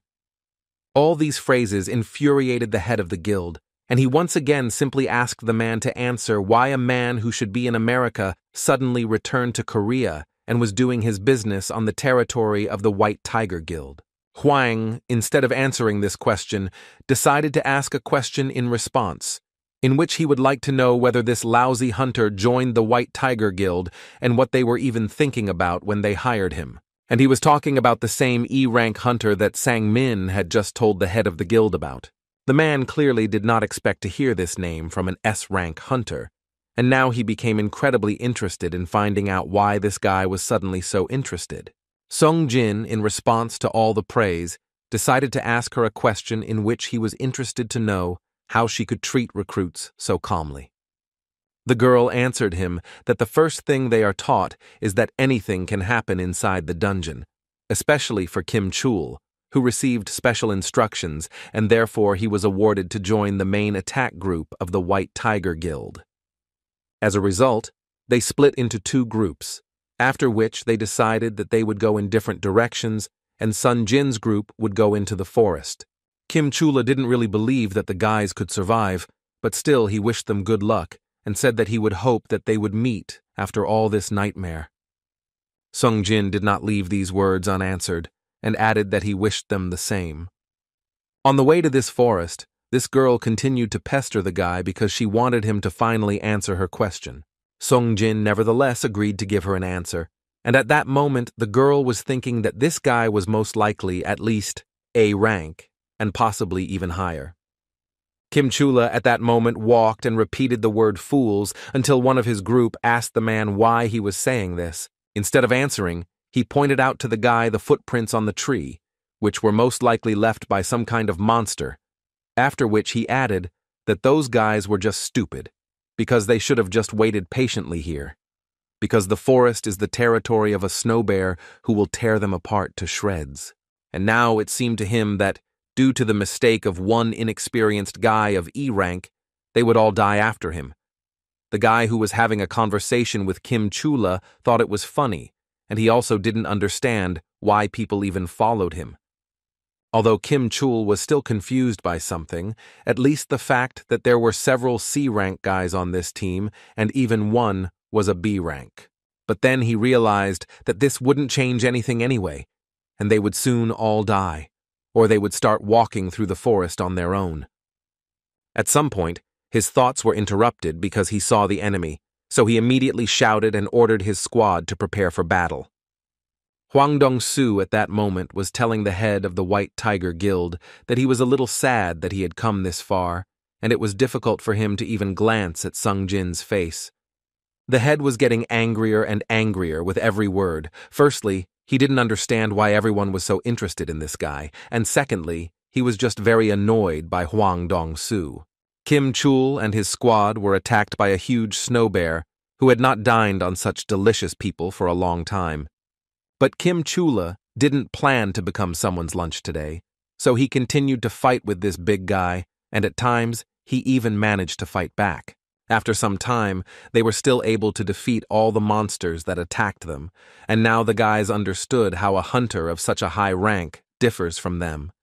Kim Chula understood that at this level, they would encounter a pack of snow bears more than once, but the other guys did not see any problem in this, and even offered him to take the meat, except for the organs, so they could provide themselves with food.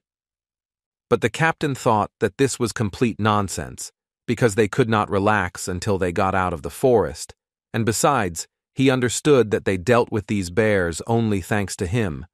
By this moment, he believed that the rest would have already become a bear snack. At one point, the girl stopped and told Sun Jin that they could not go further. She explained this by saying that this entire area ahead is marked by snow bears, and apparently this entire forest is the territory of snow bears, so they must return before the monsters appear. Sung Jin repeated once again what the girl said, and she didn't understand why he was doing this, but still once again focused his attention on the fact that that's why they need to go back. But the guy believed that this was exactly why they were going deeper into the forest. The girl thought that he either didn't hear her or simply really wanted to die. Sung Jin noticed a very interesting fact, that if this territory is like the girl says there are snow bears, then they really only have to worry about the bears. He believed that it was better for them to fight snow bears than snow elves. Now the girl understood everything, that if there are a lot of snow bears in this area, this must mean that there are no stronger predators here, so they will not encounter stronger monsters. She felt ashamed that she herself had not thought of this idea. In any case, Sung Jin believed that for now they should only worry about their clothes, because they did not seem suitable for walking in such a cold place, so he took out some clothes for them from his inventory. What surprised the girl most was not the clothes, but the fact that the guy used spatial magic, which gave him the ability to use his inventory. The other guys were a little scared, because they understood that spatial magic is limited to 2 items, and Sung Jin had already taken out more than 5 units of different things, so they began to suspect that he was someone much stronger than a hunter, but they were still afraid to ask him this. But that same friend of his sister was not afraid to ask about it, because she was also very interested in finding out who the gentleman even was. Sung Jin answered her rather slyly, and said that he was actually the one who brought the girl here, so it was his duty to protect her. However, he will still have one condition that he would really like the girl to fulfill, and it is precisely that she should not ask him anything. The same thing applied to all the other guys who still decided to go with him. He promised them that he would protect them, but then they simply couldn't ask him questions or demand anything from him. And as soon as he finished speaking, a huge snow bear literally came out of nowhere behind Sun Jin, apparently glad to find people here. All the guys immediately started screaming because they had never seen such a huge, high-ranking creature so close, so they decided that going into the forest was definitely the wrong decision. The girl suggested that they distract him so that they could escape, but as soon as she said this, she felt someone pulling her by the hood. It was Sung Jin who pulled her away to tell them all that from now on he would hunt monsters alone. They thought that he was just a fool, because in this case it absolutely does not matter how strong he is, because he is still a high-ranking monster, and Sung Jin at that moment only thought that he could not lose the experience that was standing right in front of him. Therefore, he decided to change his title to Wolf Slayer. This title allowed him to increase his stats by 40% when fighting animal-type monsters, after which he proceeded to fight this giant. Sung Jin knew very well that if he added the effect of the title to his current level, he would be able to defeat this huge bear with his bare hands. And in fact, he was not mistaken, because his blow was so powerful that it was visible to the naked eye. And so it turned out that he was able to destroy the snow bear with his bare hands. Moreover, he did it with one blow. Sung Jin thought that this was not an ordinary dungeon, and therefore the experience that he received was also different, because for just the destruction of this bear, the guy immediately received new level. The girl simply couldn't stand it anymore, and she wanted to finally find out who the guy really was. The head of the White Tiger Guild at that moment wanted to ask Hwang Dong-soo what business he had with the hunter Sung Jin, that he came here all the way from America, but the man assured him that this did not concern him, and besides, in his opinion, according to him, he came here just to have fun. The head immediately told him that no matter what he thought, this was a red gate with which nothing could be done. Besides, behind this gate, instead of a dungeon, there could be a desert with a temperature of more than 60 degrees, or a jungle teeming with poisonous snakes and insects, so the chances are that the guy's back are extremely small. Hwang Dong-soo agreed with him on this, and in fact the man admitted that he would also like to see what would happen next, because it is not every day that one gets to see such a rarity. But it was quite a hassle for him anyway, and he couldn't just wait here for this dungeon to open. The agent from the surveillance department at that moment was thinking that Sung Jin was very lucky, because nothing can be done with these red gates, and even Hwang Dong-soo is powerless in this case. But he will be truly lucky only when he can return back. After Sung Jin dealt with the bear, the guys quickly butchered it and already managed to fry it, and Jin Ah's friend at that moment wanted to know what Jin Ah was doing at home after school, to which the guy answered her that his sister was she's just an ordinary child like everyone else. She comes home, eats, sleeps and plays. It was so strange to hear because the whole school knows that she is a great student, how she can do everything, but Sung Jin himself couldn't believe that the girl could do it all. When suddenly the guy suddenly stood up, and according to him, he needed to go do some important exercises. They were surprised that he was doing some exercises in such dangerous conditions, but according to the guy, if he did not do these exercises, he would be fined very harshly. Now no one was surprised that this guy was incredibly strange. Sung Jin is actually tired of doing all this. Even in such an environment, he cannot sit among the group, in such a warm atmosphere, because this way he risks ending up in the penalty area. Well, in that case, he decided that he had already warmed up quite strongly, which meant that it was time for him to go and hunt a little, and, as if by order, he found a whole flock of snow bears. Sung Jin believed that this was the perfect time to practice with his new techniques, so he called his new assistants here. The fight between the knights and the bears continued for quite some time, and Sung Jin at that moment was carefully watching all his new subordinates. And in fact, the power of the shadow soldiers exceeded all his expectations. This incredible regeneration is almost comparable to immortality, although it consumes a huge amount of mana.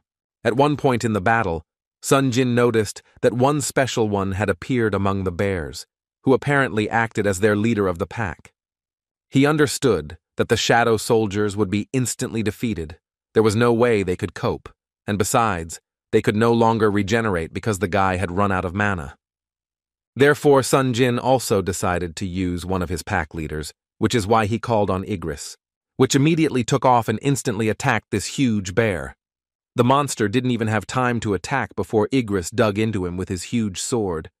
Igris literally tore this monster into small pieces. Even Sung Jin did not expect such brutal treatment of his opponent. At some point, Igris cut off the bear's head and took it in his hands. Looking at all this, Sung Jin realized that he would not have had a chance if Igris had used his sword then. Moreover, with his current level, he is barely on an equal footing with Igris. The guy is lucky to have him on his side. After Igris completed Sung Jin's task, he carefully approached the guy and knelt down in front of him, and, as a sign of respect, brought the guy a bear's head. Now it seemed to Sung Jin that this monster named Igris was stronger for him, but in any case, he did not forget to approach him and say that Igris did a good job. After which he came closer to this bear with the thought that it was time for him to turn this bear into his shadow soldier. With this huge monster, He was able to extract the shadow from it the first time. The head of the guild wanted to know how much time had passed, to which he received the answer that in their world it was about 3 hours, and inside the gate about 3 days. Sang Min was very interested to know how many were still alive, but the head of the guild immediately asked him to discard any hope of a normal environment beyond the Red Gate, because the weak die there first, and the strong cannot withstand too long. He believed that even if they adapt to the conditions of that world, then in addition they need to provide themselves with food. The man did not deny that they could try to eat the meat of monsters, but this gate is too high level for low-rank hunters, so all hunters of C rank and below most likely have already died. Listening to all this, Huang could assume that Sun Jin had already died, and apparently he just wasted his precious time. Although he suddenly realized that the head of the White Tiger Guild claimed that Sun Jin was not a member of their organization. Then the man would like to know by what miracle the guy ended up there. Sang Min intervened in the conversation and stated that Sung Jin was an old acquaintance of his, who himself asked if he could take part in a C-rank raid, and he reluctantly brought him here. Chief Sang Min is quite openly covering for Hunter Sung Jin, and this was noticed by the head of the guild, and for him it meant that it would be quite problematic for the man to give him away, not to mention the fact that the foreign S-rank hunter Huang Dong-su knows about him. At the same moment, Huang Dong-su appeared next to Sang Min and grabbed him by the throat. After which he added with a smile that he actually always knew how to understand difficult situations, and in this situation he felt something suspicious. He recommended that the man tell him the truth about what Sang Min was hiding, otherwise he would feel very bad. The head of the guild immediately intervened in this dialogue, who for now calmly asked Huang Dong-sun to take his hands off his subordinate. Apparently Huang Dong-su won't leave here just like that, and the head of the guild couldn't bear all his words. Hunters from Kim Chul's squad stood in front of huge monsters and realized that this was most likely the end. And Kim Chul himself at that moment simply could not admit that he had lost. Because he is one of the elite white tiger hunters, he even underwent special training to get into the elite, but he still lost? He believed that he actually still had a chance to survive, but at one moment he saw white walkers emerging from the fog. Kim Chul was the only one who was able to survive after this battle, and little by little there was an understanding in his head that most likely he would also soon come to an end. But he still didn't want to give up completely, so he once again tried to escape. He managed to escape, but he also understood that because of the cold, he would not be able to hold out for long. But what tormented him more was that if he had not been starving, but had listened to his group that they needed to take the meat of those bears, then he most likely would not have lost that battle.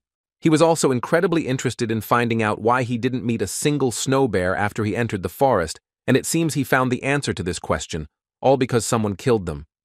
He understood that it was unlikely that the second group could cope with these bears, so he decided that apparently the Dark Elves did it, and this gave him the understanding that he needed to run away as soon as possible.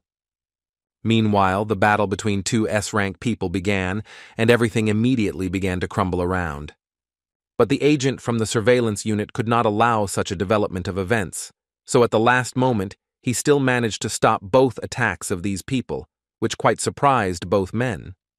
The guy responded by thanking them for reducing the power of their attacks at the last moment, otherwise they would have simply broken his arms. He then added that he was actually the first to truly suspect Sung Jin of reawakening.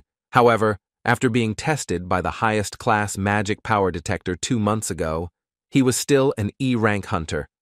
Sang Min, listening to all this, believed that it was simply impossible, but the agent was still convinced that Huang Dong-su's brother died by accident, because Sun Jin clearly did not have such destructive power. Huang Dong-su himself knew this very well. Moreover, he believed that these two guys most likely simply prepared a trap, and the initiator of this plan was that second guy who has a rich dad. Then the agent once again noted that there is no reason to be possessed searching for the hunter Sung Jin. But the man believed that this was just an excuse for him, which would allow him to destroy another person. In any case, He lost his excitement for today, so he decided that he needed to go to bed. Sang-min still didn't believe a single word these guys said, because he was sure that he knew Sung-jin's abilities better than anyone, and in his opinion, the guy would definitely come back alive. Kim Chul, meanwhile, walked through the entire forest and eventually came across a group of low-ranking hunters. The man simply could not believe his eyes that they were still alive. Moreover, he noticed warm clothes, blankets, tents, and even warm food next to them. Kim Chul simply could not understand how these guys managed to pull all this off, but he also understood that they had prepared all these supplies and kept them only for themselves.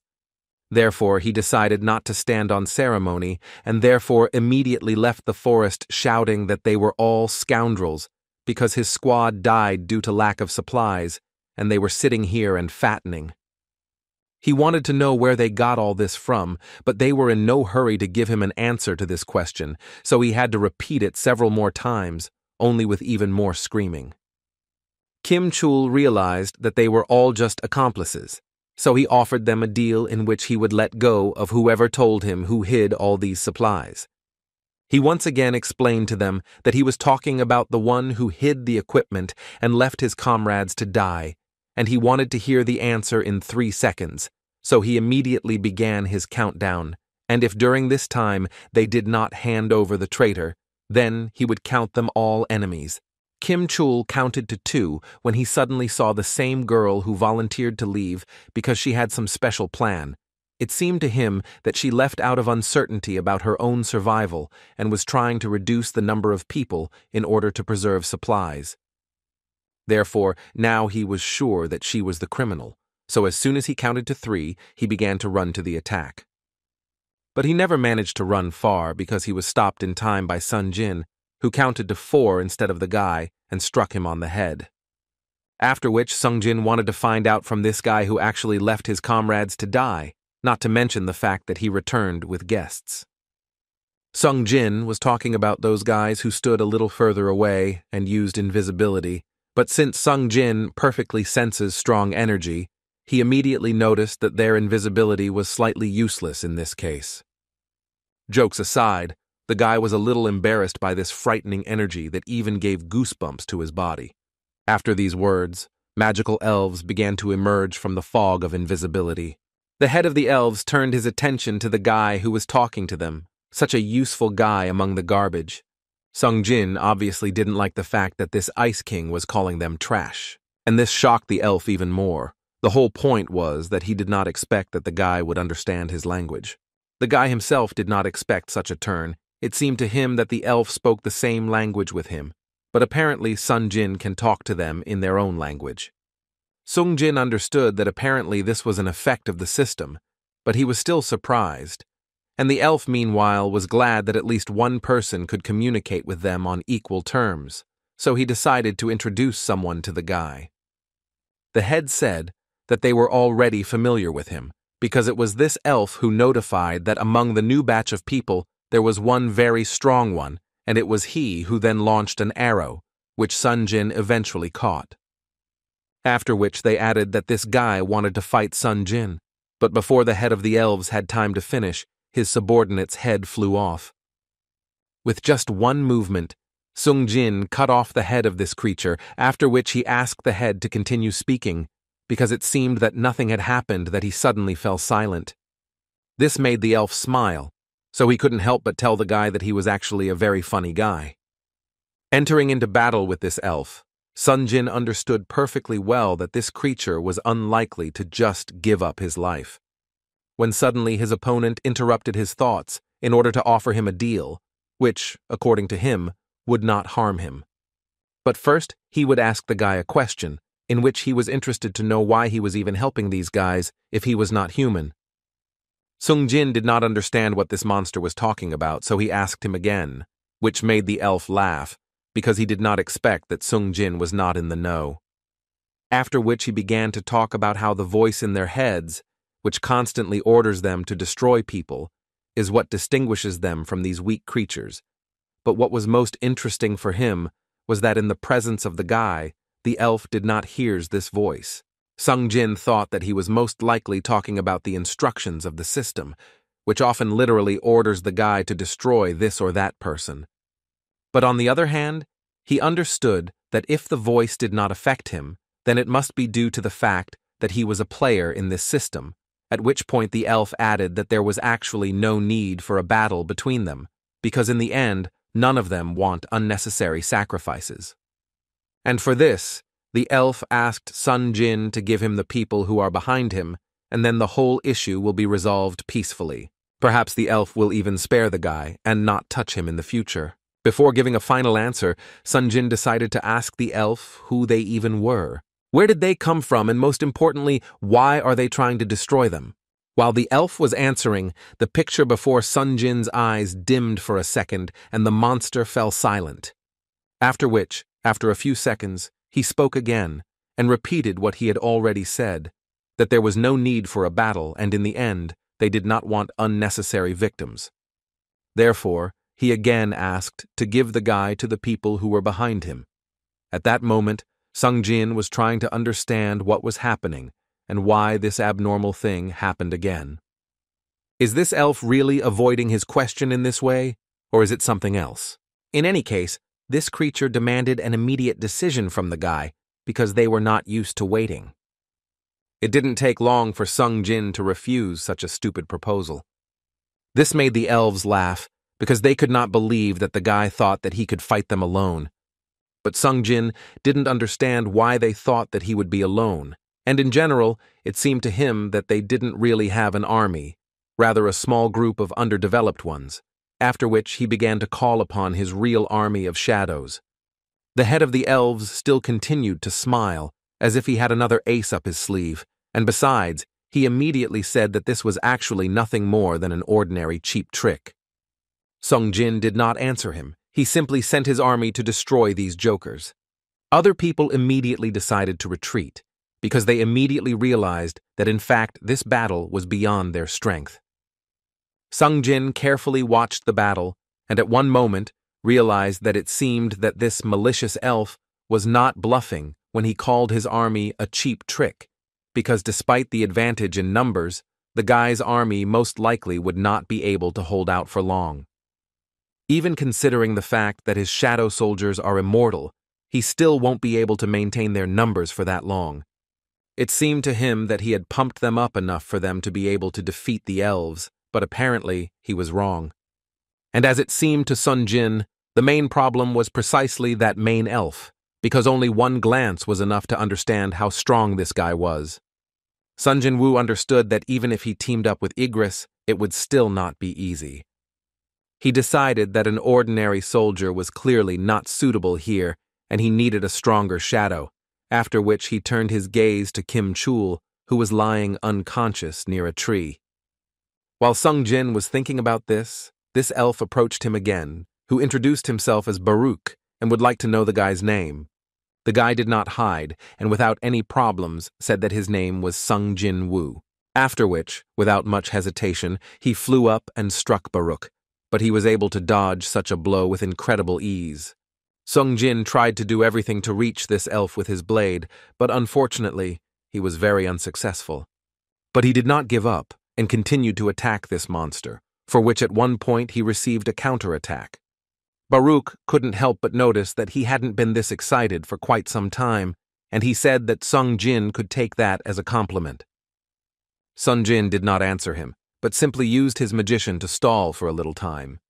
Kim Chul, meanwhile, rose to his feet and immediately realized that the one who knocked him out was definitely Sung Jin, whom he was ready to tear into pieces.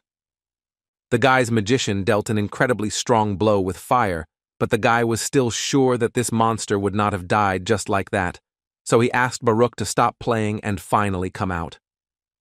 And the elf didn't mind. He flew out of the fire and shouted that his soldiers were children who were incapable of anything. But not only the monster was going to destroy Sung Jin, but at that moment, Kim Chul attacked him from behind. Sung Jin finally waited for that big guy Kim Chul, who was finally able to get up and start executing his part of the plan. At the same moment, without thinking for a long time, the guy called Igris, who literally punched the man right through with just one blow. Baruch was incredibly interested in watching all these developments, but even so, he could not help but notice that nothing had changed for Sung Jin. After which he attacked the guy again to let him know that he couldn't just hide.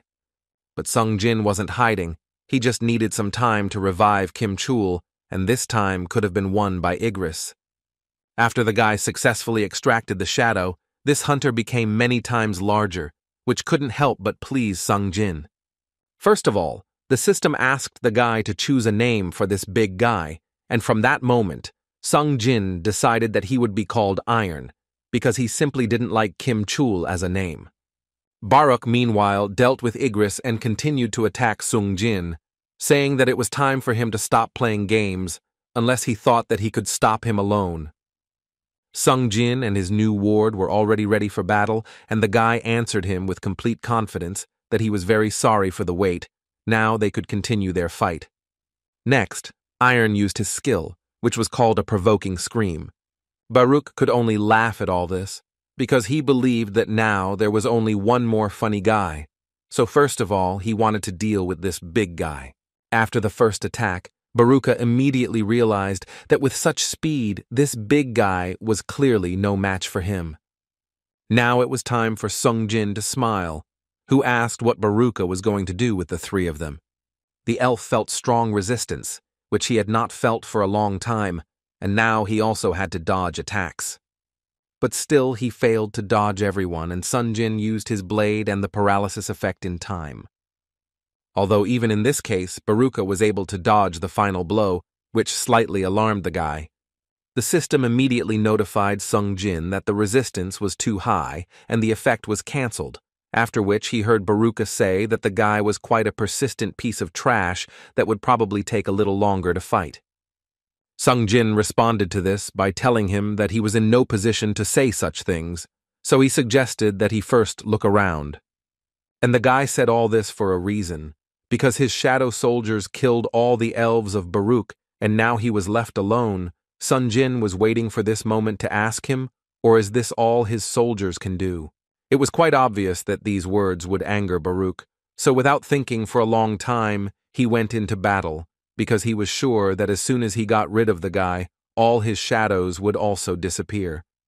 Sung Jin also did not stand still for a long time, and after he took out his dagger, he immediately threw it at Baruch. The elf himself believed that the guy was just an idiot, since he decided to throw away his weapon just like that, and for this he would now punish him. But he couldn't even imagine that Sung Jin had another pretty good ability in store, which was called the Ruler's Touch. With the help of this skill, he could control objects without touching them. And since this skill does not require the use of mana, Sung Jin did everything to speed up this dagger to the maximum and hit the target, which of course Baruka did not expect. But Sung Jin did not stop there and ordered his new subordinate to capture Baruch, which he successfully did. After which there was a huge explosion, which could indicate that Baruka was not going to give up just like that. Now he was going to fight at full strength, as his appearance clearly indicated. He literally went crazy because he started screaming at the guy and saying that he would destroy him right now and all his shadows. But Sung Jin did not think so, who found the perfect moment to strike this monster and thus cause a huge amount of damage. The guy himself realized that it seemed like this was the end and finally this stupid battle was over. Baruka didn't think so and wasn't going to just give up, so he took the guy by the hand and was going to strike back at him. But when he thought about it, he completely forgot that the guy was not fighting him himself, and just at that moment his new ward Iron struck him. Now the guy could say with confidence that it was finally over and they could go their separate ways. The system notified the guy that he was able to defeat the boss of this dungeon, and now Sung Jin could finally exhale because it was all over and he would soon return back to his world. Iron continued to finish off this poor elf that Sung Jin had to ask his subordinate to stop doing this. Sung Jin mentally thought at that moment that even after becoming a shadow, this guy still remained the same idiot. The guy thought that it was actually time for them to return, and at that very moment a gate appeared, with the help of which they would return back. All the surviving people were incredibly glad that they would still be able to return home, because in fact, each of them did not really believe that they would be able to do this. But Sung Jin was in no hurry to return, because he actually had one more thing left that he would need to deal with, and that was to subjugate Barun. Sang-min had noticed a few minutes earlier that 3 hours had already passed, which meant that a whole week had already passed outside the gates. After which he added that they would stay here and offered the head to go home, but he believed that while the guild members were there as prisoners, he would not go anywhere. At least he would wait here until the morning. And as soon as he said these words, they were immediately followed by the reaction of the red gates, which suddenly began to open. And people began to leave them without any problems. Could anyone really survive there? The head immediately thought that Kim Chul was still able to cope and brought at least a few people out of this hell. But apparently he was mistaken, because Sunjin appeared from the gate with his little student, which made Sang-min very happy, who was precisely betting on the guy. At first they began to rejoice, but then they realized that not so many people managed to survive, which of course immediately upset them. They immediately asked Kim Chul to tell about everything that happened there, and she, with a lowered face, confirmed that everyone else, unfortunately, died. But the head was shocked by a completely different fact. Only low-rank hunters were able to return. There was not even a single person with a B rank. He was incredibly interested in what happened there. At that time, Sun Jin, as if nothing had happened, began to leave and told his sister's friend to wait for him because he would take her home. But the head of the guild immediately stopped him and asked the guy to stay a little so that they could talk a little. Sung Jin had no desire to talk to the man because he was at least very tired, so he asked him to ask everything that interests him from his subordinates, who were also able to get out. The man clearly did not expect such an attitude towards himself. In principle, he had never been answered so rudely. So he got a little angry and grabbed the guy by his clothes and said that this was actually not a request, but an order, because he was the head of the White Tiger Guild. Or perhaps it was even a threat, because in this raid he lost his people, who were also members of the guild, and as the head, can he ask the guy a question? In response to this, Sung Jin noted that he was the one who saved the remaining 3 members of his guild, and therefore it seemed to him that he should first of all thank him and not threaten him, and besides, it was not so simple. The head of Baek-yun-ho realized that he had actually gone too far, and the guy was really right. He shouldn't have done that, so he would be ready to apologize to the guy. After Sung Jin left, the head approached Miss Hee-jin to ask her who this guy was and why he was annoying him so much. The girl answered him that she actually didn't know for sure, because after defeating the boss, he shouted something 3 times in front of his body and then... But she was not allowed to finish by Sang-min, who suddenly began telling the head that Sun Jin was actually a good guy. Today he was apparently just very tired. The head believed that this was not the problem. He was only interested in one question, in which he wanted to know why Sang-min had not recruited him yet. In his mind, Bayek thought that the guy was so confident against him, so he thought that he should prepare to lose his hand if he fought this guy. But first, he asked Sang-min to immediately start recruiting this guy. Sang-min, in turn, could promise that he would do everything possible, but the head of Bayek believed that this was not enough and added that he would personally provide him with full support so that together they could drag this guy into their guild at any cost. A man with a calm face told him that he understood him, although in his mind he only thought that he was right after all. While Sung Jin was driving home, he was in a very bad mood, and it wasn't about the head of the guild or anything like that. In fact, he was very upset because he was unable to extract the shadow from Bakura. The guy thought it was because their strength difference was too huge, but in any case, it was too big a loss for him. Although, on the other hand, he should be grateful that he was lucky to pick up at least Baruki's dagger, which makes the wearer more dexterous and adds more than 100 units to the attack. While he was thinking about all this, he didn't notice how they arrived at the house of his sister's friend. But he dropped her off and added that she actually did a very good job today, and in response, she wished him to get home successfully. But still, this was not all that the girl wanted to say. She made up her mind and added that she would look forward to their next meeting again. After which she immediately turned around and ran away to her home as quickly as possible. Sung Jin was pleased to hear this, but in any case, he noticed that in this world not more than 4 hours had passed since they entered those red gates, which means that soon he will have to continue raids with Jin Ho. After a while, they met again with Jin Ho, who, as usual, dressed quite unusually. Sung Jin was a little funny that the guy even took a taxi for this. It's in his style. It felt like Jin Ho changed his equipment after every raid. Anyway, this guy was more than willing to continue their raids. Sung Jin immediately warned the guy that on the way, they would need to stop at another place where they would pick up one person, and before Jin Ho had time to ask the guy who he was talking about, he called Song Yi and told her to go out, so they drove her to the gate. Jin Ho couldn't believe that Sun Jin knew her number, and what's more, they communicated like close friends. Now he even more wanted to know how close a relationship Sun and his mentor had. But first, the guy wanted to know whether he should call Song Yi his daughter-in-law. Sun Jin didn't understand why this question was at all, because she was just his sister's friend. Their dialogue was interrupted by Song Yi, who was a little worried, but still, through her excitement, she was able to say hello to Song Jin. She also did not forget to say good morning to the leader of the group of hunters, which was incredibly pleasant for Jin Ho to hear. But the guy was more amazed by what happened next, because Sung Jin began asking the girl if she managed to get at least a little sleep, to which she replied that she couldn't even take a nap. It had been a very difficult night for her. Sung Jin agreed with her because when he arrived home it was already after 4 a.m, and Jin Ho listened attentively to all this, who simply could not believe his ears. Now it seemed to him that this girl was not just his sister's friend, but something more, since they spent the whole night together. Therefore Jin Ho decided to tell Sun Jin that the girl was underage, but the guy did not understand why he was telling him all this.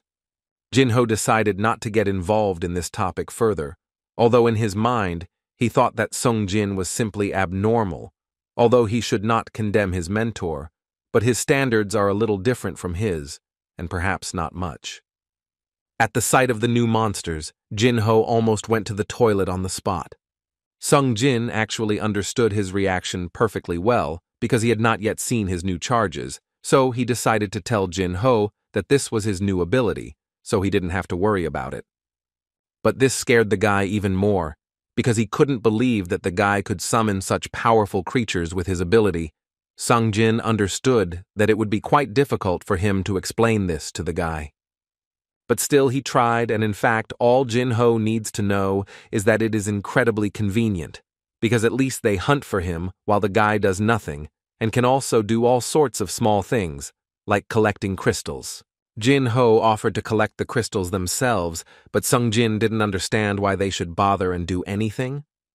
The guy explained to him that in fact he feels useless, and with each such trip it seems to him that he is becoming weaker and weaker. But all these words only amused Sung Jin, although he did not tell Jin Ho about it. Despite this, he perfectly understood that the raids with Jin Ho would end tomorrow, and he was even a little sad from the understanding of this. But still, the next day they completed all the promised 19 raids together with Jin Ho. On the east coast of America, in an A-rank dungeon, A-rank hunter James was afraid. And the whole point was that he could not believe that his assault squad had been destroyed. And this was done by some kind of humanoid monster that looked too scary. James immediately suspected that something was wrong in this dungeon because they could not find a single monster in the entire dungeon, so no one could even imagine that such a monster would appear in the boss room. He immediately noticed that the magic emanating from him alone was comparable to the magic of an entire A-rank dungeon. He had never seen anything like it in his entire life. How strong this man was. James tried to shout to him and ask him not to come near him because he so wanted to live. But this monster could only laugh because in fact there is no need to worry about anything, because he did not destroy them, but simply knocked them out. They are all unconscious, but his scream is something serious, so you can go deaf. This man simply came closer to ask why they were attacking him because he was a man and not some kind of monster. Moreover, he considered himself a Korean who just wanted to return home, and so far he was having trouble doing so. Finally, their raids ended, and the guys decided to celebrate this event in a small cafe. Jin Ho immediately apologized to Sung Jin for not going to a more luxurious place, but the guy himself was more worried that Jin-ho even knew such places, because he too and his family are incredibly rich. In any case, it was not that important, and Sung Jin decided to ask Jin-ho what the guy plans to do next when the raids are over. Jin-ho told him that he could get a chief's license as soon as he passed a simple test exam from the association, and then, with a license in hand, he would go to talk to his father. Sung Jin at this moment was thinking that of course it was good to get 30 million, but it still remained a bonus for him because his real goal was to raise his level, and since he achieved his goal, then the guy realized that there was no point in hanging around here anymore. But still, something stopped him, and at that moment, he was interrupted by Jin-ho, who was very interested in knowing what the mentor would do after their raids. Sung Jin confidently told him that he would be unavailable for a while because there was something he would have to do. From this answer, Jin-ho concluded that he was a burden to the mentor, so he asked Sung Jin to let him know if he was tired of him. Sung Jin immediately noticed that Jin-ho had simply misunderstood him again, so he decided to ask Jin-ho about who Sung Jin is to him. The guy suddenly started talking about how he has an older brother who is 10 years older than him, and he doesn't like him, so they very rarely spend time together. But unlike the mentor who saved his life and helped him with his problems, for him, Sung Jin is now more like an older brother than his real one. Sung Jin decided not to upset the guy and told him that if he thought about him like that, then he would also consider him his younger brother. This obviously moved Jin-ho very much, who immediately began to cry. He even wanted to immediately hug Sung Jin, but the guy immediately told him that it was just the effect of alcohol, so it was better to stay where he was. But Jin-ho still continued to climb up to him and say that he had never been as cheerful as he was now, and he was very pleased to hear such words. Suddenly, Sung Jin's attention was interrupted by the news, in which the announcer said that a major incident had occurred during the training of new recruits. The journalists wanted to know if it was true that all the high-ranking hunters had died and only the low-ranking ones were able to survive, and they were also interested in who helped them in this, and they asked all these questions to the head of the White Tiger, who replied that the investigation had already been completed, and this was all true, but interference from there was no side, and the hunters got out on their own. Then the journalists did not understand why the head did not allow survivors to give interviews, but at this point he announced that all questions were over. Bayek never liked talking to these reporters, especially after such situations, and today was no exception, because they are always good at sniffing out all the details. Suddenly his thoughts were interrupted by his assistant, who reported that he had received an incoming call from the hunter Min Bien-gu. Then the head asked to connect him. Bien-gu immediately decided to ask Baek why his phone was turned off, to which the head replied that he was going to hide from the reporters until they calmed down. In any case, the hunter called to say that he had already heard everything about the Red Gate, although he was now in Japan, but the head was not in the mood for jokes. Although this was not really what he called him about, he had some important news that the head should know about. Then he said that about a week ago, Japan secretly contacted the Korean Hunters Association, and after personal verification, he was convinced that this was all much more serious than he thought. The fact was that they requested advice from hunters who had experience in raiding Jeju Island. The head immediately tensed and asked the hunter to tell him about this in as much detail as possible. An S-rank gate that opened on Jeju Island 4 years ago, after the failure of 3 operations, the government abandoned the idea of liberating Jeju Island, and it was there that he and Hyun almost died. The head agreed with him. It was just a nightmare that he didn't even want recall. In any case, ants are still ruling there now, which it seemed to him had undergone a mutation, and now they can leave the island simply by flying across the ocean, because an ant with wings was discovered on the Japanese coast.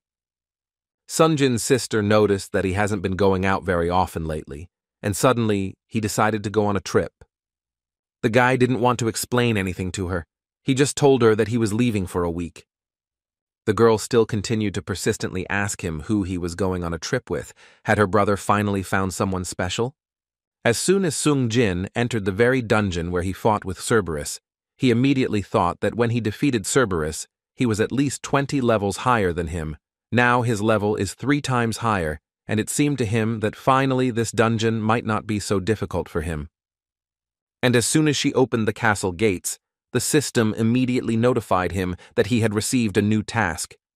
But when Sung Jin entered inside, at first he did not understand what was happening here, because inside there was just an empty corridor. There were no monsters or any other creatures there. His new task was that he must collect the soul of the devil, which consists of 10,000 soul fragments.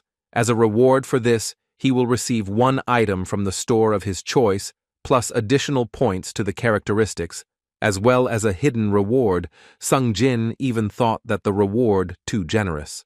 After all, for example, in the store, there are items that cost more than 10 billion, and he can get them if he only completes this task. But apparently, with such a high reward, the level of difficulty should be much higher, although so far there have been very few monsters. But it seems the guy finally understood what was going on here. The dungeon was of a field type, and apparently this was the main difficulty of this task. Moreover, it seemed to the guy that this dungeon recreated soul after the war, and now in this place, he needs to collect 10,000 soul fragments. And this meant that in the demonic castle, he would have to destroy at least 10,000 demons, because he could get 1 soul from 1 demon. But on the upper floors, there are demons that store several souls. Of course, Sung Jin lied about going on a trip, so he needed to do it all in 1 week, and he was going to start right now. So he set about destroying these monsters one by one. Now it was as easy as shelling pears for him, because these were all lower demons, for whom he received 100 units of experience, as well as 1 soul. Now the system even notified him about how much time he still had to reach the next level, which was quite convenient for the guy, but in any case he needed to continue fighting until he collected the coveted 10,000 souls. The man once again decided to ask his son if he was sure that he wanted to manage the guild. Jin-ho answered him with full enthusiasm that he would do everything possible to make this guild flourish.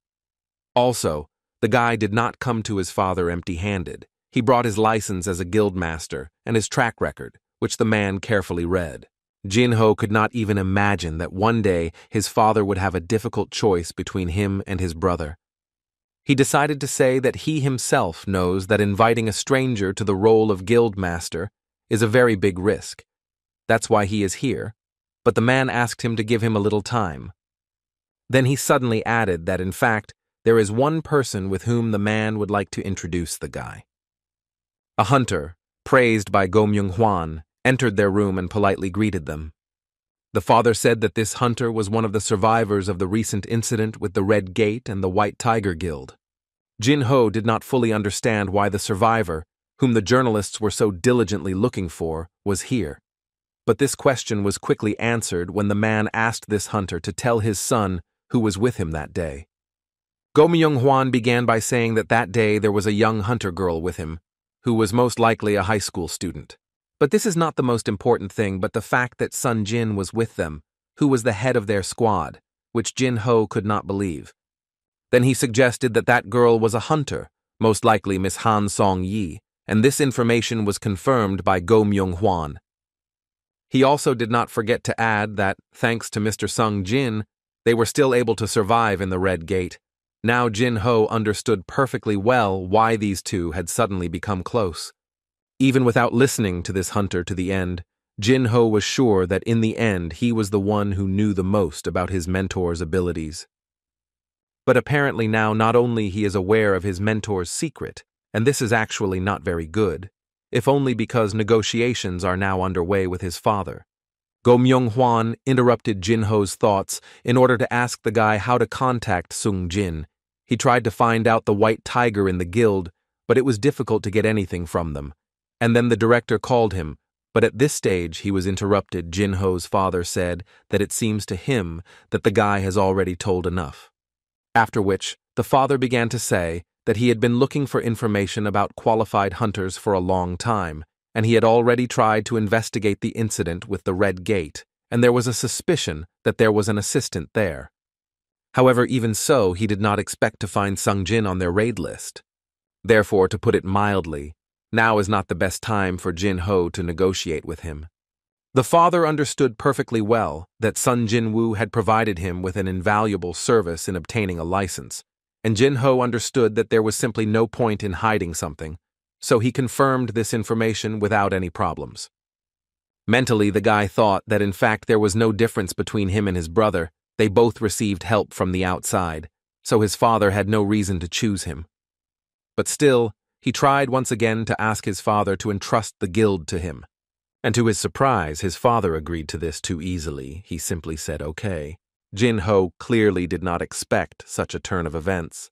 It seemed to him that this would never come true.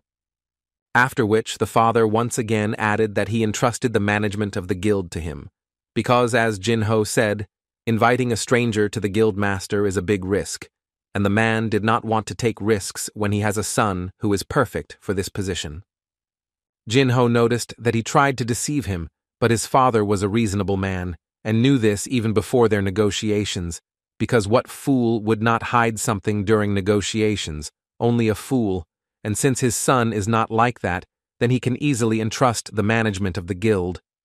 After which he asked his son to make this hunter Sun Jin join their guild. Jin-ho understood that this was his only chance, which he must use, so he immediately noticed that he would do everything possible so as not to disappoint his father. The man was happy with his son's dedication, and at that moment he thought that there were 2 S-rank hunters that he was looking after for the Yu-Jin Guild. Cha Hai-in, from the Hunter Guild, and Min Bien-gu, who recently retired. Cha Hai-in is limited to the position of Deputy Choi Jong-in, also known as the Ultimate Weapon. In comparison, there are quite a few advantages to becoming the Guild Master of Yu-Jin. Although Min Bien-gu has a healthy body and can still actively act as a hunter, he chose to retire after 3 unsuccessful raids on Jeju Island, and the man believed that if a 4th raid on Jeju Island was formed, then he must be able to win his favor. And from this moment, he begins a kind of game in which there will be 2 players, he and his son. He was very interested to know who will be the first to complete his task. Jin-ho will gain the favor of Sung Jin, or the man will gain favor for the 4th raid on Jeju Island. Sun Jin, meanwhile, continued on his way, and in the meantime, he destroyed 309 demons and collected the same number of souls. He still has quite a long way to go. Initially, the difficulty of the demon castle was not that high, and Sung Jin was able to clear the area without any problems. All these monsters, it seemed to him, were at best D rank, and despite this, he received quite a lot of experience points. Previously, in order to increase the level, he had to clear 9 C-rank dungeons, but here it seems he can raise his level in about 4 hours. But there was also a bad thing about this. As you level up, the number of experience points to the next level will also increase. In other words, over time, increasing levels will become incredibly difficult. Sung Jin felt this when he met the head of the White Tiger Guild, Baek Yun-ho. His current rank barely reached S rank, but even he clearly could not defeat the man, so he decided that he needed to continue to develop at the same pace.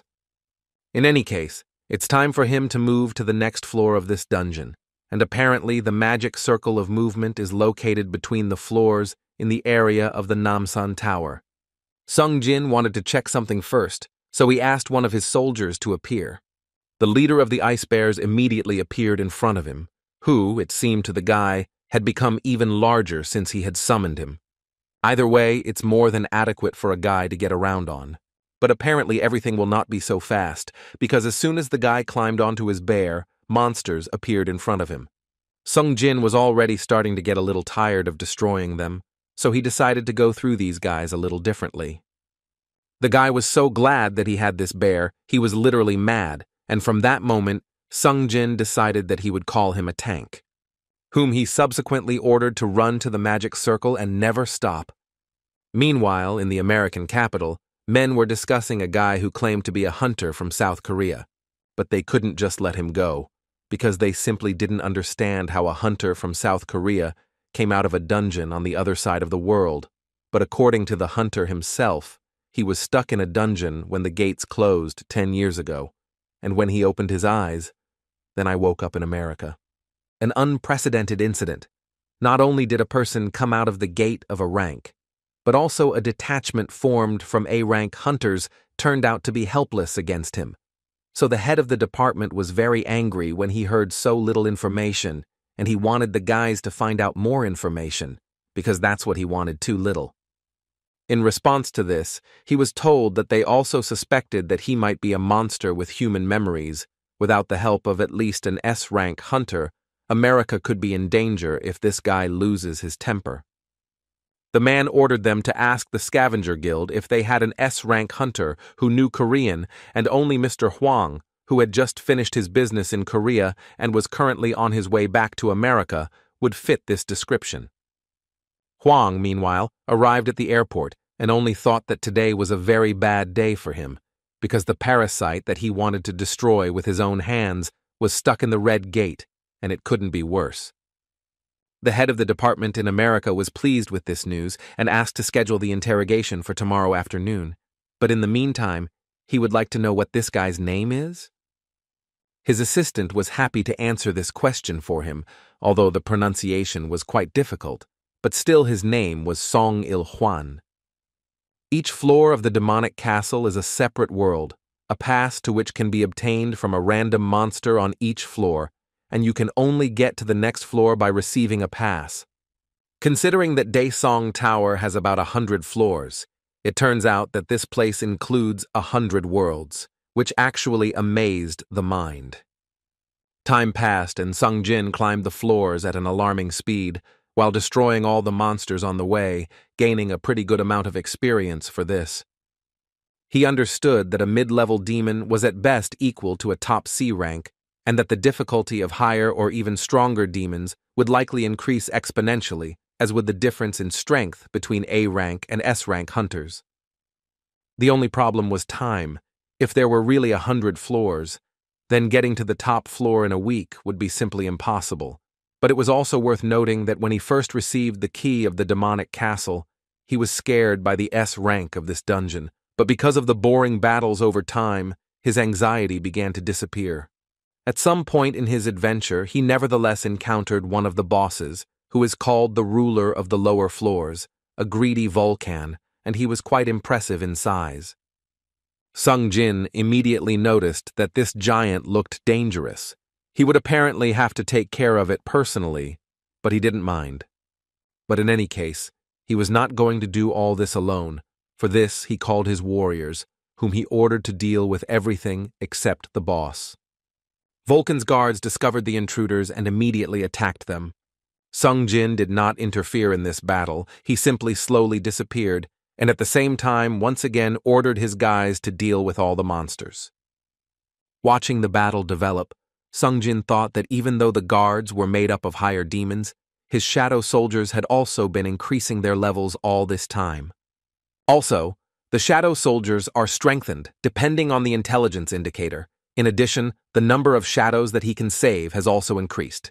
In addition, he has significantly increased his intelligence indicator, and now he has a lot of mana to restore them. And while this battle was clearly behind Sung Jin, the boss didn't even move. So the guy realized that apparently it would be much easier for him to deal with this big guy than it seemed at first glance. But before he had time to think about it, this monster disappeared from his throne in 1 second. Everything would have been fine. But it was a huge monster, which clearly does not look like one who has such enormous speed. A few seconds later, he reappeared and flew to attack Sung Jin's shadow soldiers. The guy did not expect such sudden movements from him. Apparently, he really underestimated him very much. In any case, now is not the time to think about it, because this monster continued to attack, and at this rate there will be no trace of Sung Jin's soldiers. So the guy came out of his invisibility and dealt a pretty strong blow to this body. Sung Jin understood that he lost his temper and hit the monster quite unexpectedly, but it was still a shock for the guy that the monster ended up flying so far away. But then he remembered that he stupidly put everything into power, but there was no time to rejoice, because the system notified the guy that his opponent had just used a skill called anger. And this could only mean one thing, that this big guy would be constantly in a state of rage. Sung Jin was already familiar with this skill, because Cerberus used a similar skill when the guy first entered this dungeon. But this monster seemed to use this skill much better. Moreover, he became even faster, and at some point Sung Jin realized that he simply did not have time to dodge the blow, and it would most likely be a direct hit. Therefore, at the last moment he decided to call Iron to help him. The big man threw him his huge shield, because he himself no longer had time to protect Sung Jin. The guy successfully caught this shield, and was now more than ready to block the boss's blow. It seemed to Sung Jin that it would be much easier to cope with such a blow, but when Volkan put his sledgehammer to his shield, it became clear how much Sung Jin was mistaken. Everything around was torn into small pieces due to the huge blast wave that was created as a result of this impact. Sung Jin, although he could withstand these blows thanks to his strength, but he also knew very well that he would need to find a moment to counterattack. Otherwise, there would be trouble. The guy was carefully watching the monster all this time, and at one moment he noticed that Vulcan was using two sweeping movements, and just at that moment he could strike a counterattack. Which is exactly what he did, but unfortunately it was not as unexpected as he would have liked. Vulcan was still able to dodge such an attack. The guy couldn't believe that he could expect such an attack. In any case, now it was not so important, because he would not have time to dodge the blow in this way while his body was in the air. If only he could move his body, when suddenly these words became a trigger for the guy, and he remembered that he has one good ability. After which, he used a skill called the Ruler's Touch, and thus was still able to transfer his body. Sung Jin knew that even if he couldn't use this skill on himself, he could always use the recoil to push himself back. So he was still able to dodge the attack and still remain unharmed. Although Sung Jin managed to do this, now was not the time to relax. He realized how strong his opponent could be. The guy turned on his brain and began to think about how he could destroy this big guy, and only one idea came to his mind, that he could only do harm with a dagger in one place, and that was his head. But he also had the understanding that just aiming at this big guy's head would clearly be a mistake, so he decided that first Sung Jin had to do everything to slow down this guy. He decided that it would be best if he created all the conditions for this, so he ignored the fight and ran in the other direction. One of the points of Sung Jin's plan was to make the monster completely lose his cool, and in fact he succeeded in doing this. And now all Sung Jin had to do was run as fast as possible and have this big guy follow him. And at one opportune moment, he activated his sprint ability and ran even faster. He did this in order to climb the high-rise building, which was already gradually falling to the ground, without any problems. Sung Jin understood that even if the monster figured out his trap, it would still be very difficult for him to stop at such a speed. Therefore, it seemed to the guy that his plan was ideal and should work flawlessly. And so it actually happened. Sung Jin accelerated to such a speed that Volkan simply did not notice how the guy broke through his defense with the help of his blade. The woman was asked about the young man from apartment 902, but unfortunately she did not know where he was, and besides, she had not seen him for a long time.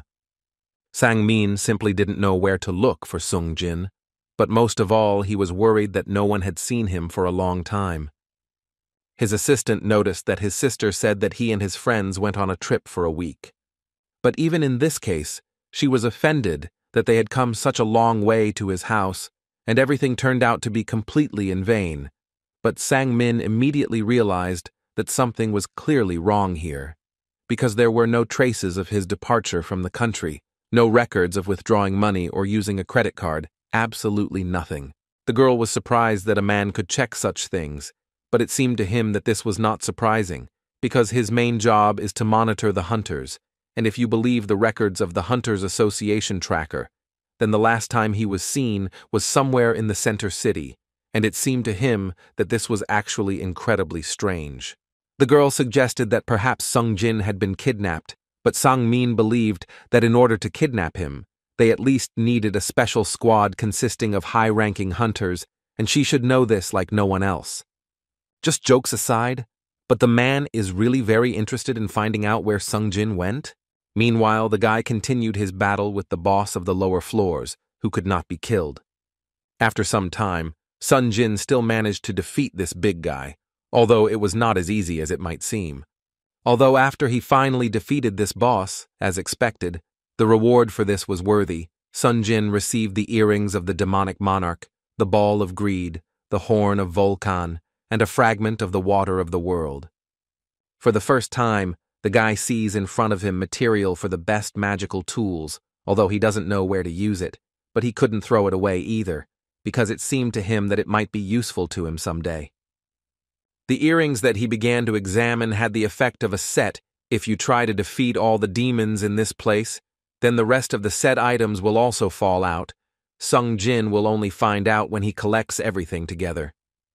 And finally, what seemed to him to be the most valuable item, the ball of greed, Sun Jin thought that this artifact had a fantastic effect, and if he had magical skills, he could use it himself. His thoughts were interrupted by Igris, who once again brought the heads of destroyed enemies for Sung Jin, thus confirming his loyalty. And after him came Iron, who brought not just a head, but a huge head of Vulcan. Sung Jin did not quite understand why they were doing this and asked them to stop doing this because he already believes them. But still, to be sure, he praised them again. Suddenly, looking at his soldiers, the guy had a very interesting idea, so he asked one of the magicians to come to him. Sung Jin gave him the ball of greed directly into his hands and asked him to hold it tightly. Then he pointed with his hand where he needed to shoot fire, and at the same time he asked to use this ball, which doubles the magic damage. The magician only allocated a little strength to deliver such a blow, but the effect was clearly overkill. Even Sung Jin did not expect such force. Huang was glad that as soon as he returned to America, he was given such an interesting case in which he would have to deal with a monster who could talk like a person, and besides, he also said that he was Korean. This guy once again repeated that he is not a monster, and if they doubt it so much, then he suggested that they do a test that will show the type of entity. Huang, in any case, believed that whatever comes out of the gate, you need to beware of it, no matter who the creature is, because there is always the possibility that the monster will impersonate a person. After which he slipped him a piece of paper and said that if the guy cooperates with him, then he has a better chance of being identified as a person. This guy was not against such a deal, because he just wanted to return home, so he was ready to make any deal.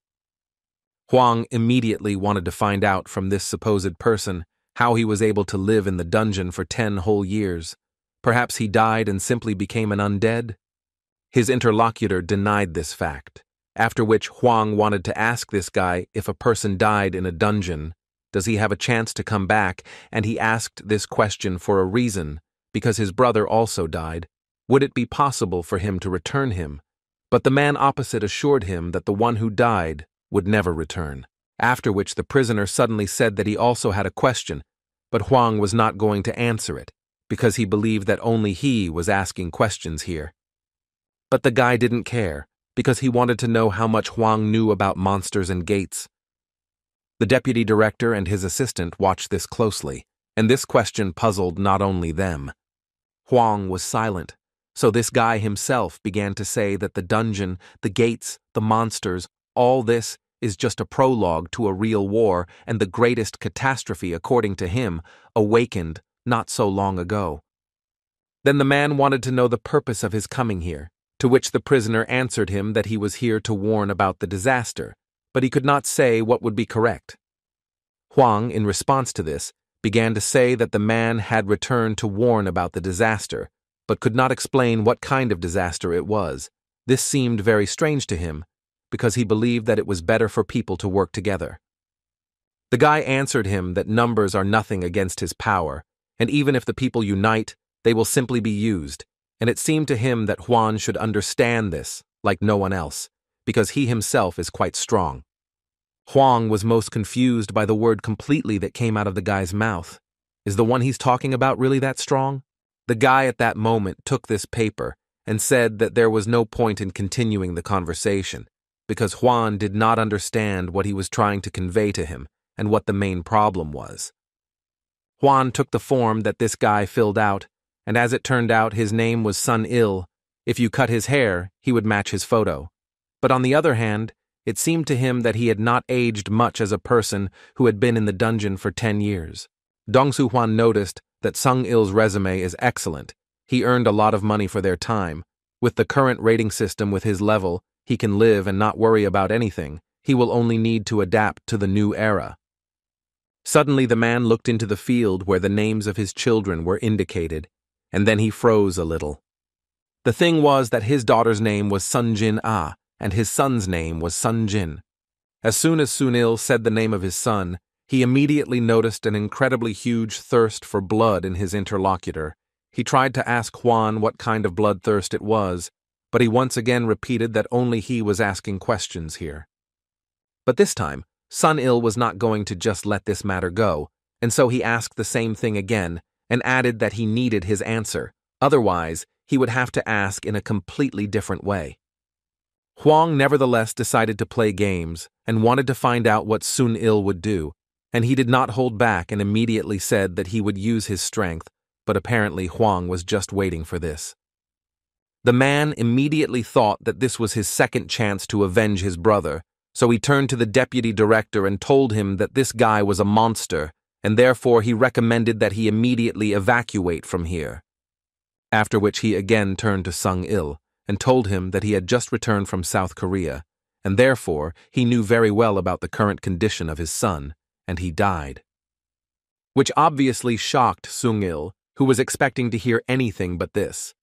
Hwan continued to smile because he believed that now he would send his father after his son. Sung-jin moved to the next floor, where he was immediately met by a huge army of evil spirits.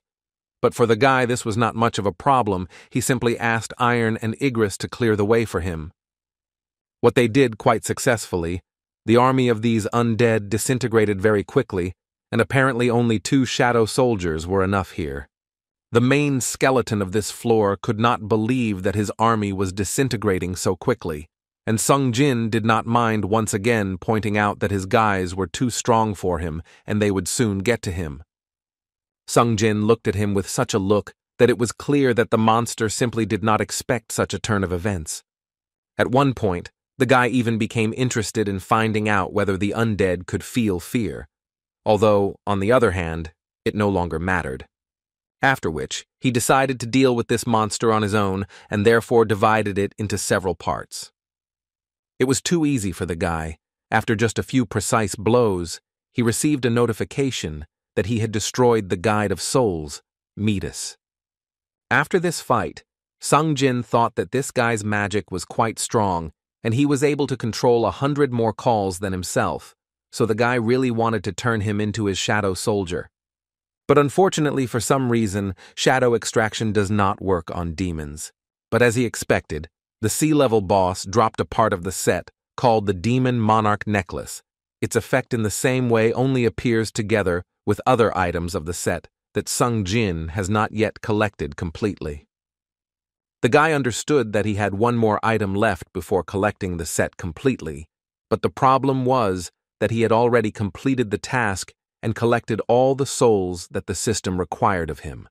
At the moment, this is his limit, and he essentially no longer has the strength to move on. Now he could choose any item from the store, and the guy wondered if he should choose an item that the store was valued at billions of gold. Such an item would clearly have an amazing ability, but he understood that by choosing too recklessly, in the end, it could end up selling the item. Therefore, he believed that he needed to choose specifically what he really needed and what he would use, but so far there were no options in his head for what he needed so badly. In the end, Sung-jin decided to choose a damn random box that could contain anything. He was able to choose between a cursed random box and a holy random box when he previously completed a hidden daily quest, and he also tried to double the daily quest requirement but never received any additional reward. Sung-jin received the key to this demonic lock from the sacred random box, and thanks to this, he was able to raise his level and get rare items. Naturally, he can't help but be interested in the contents of the cursed random box, but in the end, he only received another key. But the main problem of this key was that there was no description in it, and Sung-jin was seeing such an item for the first time. It was not clear what this item was even used for. He put it in his inventory anyway because he figured he'd have a use for it someday.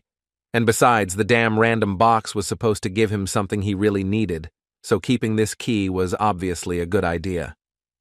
Next, he accepted the second reward, which he received for completing this floor, and there was plus 20 points to the characteristics that Sun Jin decided to spend on intelligence. After which he still had a third reward, but after the first two, he didn't really count on anything valuable. Besides, it was a hidden reward. After a few seconds, a recipe for the holy water of life appeared in his hands. In the center of America's capital, there was a terrible fire that people tried to put out with all their might. The reason for such a sudden fire was that two S-rank hunters collided with each other. During such battles, the landscape usually changes, and everything around turns into ruins. But this time, the battle ended with not such great damage to the infrastructure. The point was that it was a great fight, and Huang Dongsu ended up losing, and he did it before the damage became too severe. After the test, Sung Jin decided to visit his mother, who was in the hospital. And he actually came to her not empty-handed, because he got the recipe for the holy water of life. This is a mysterious potion that can cure any disease with powerful magic.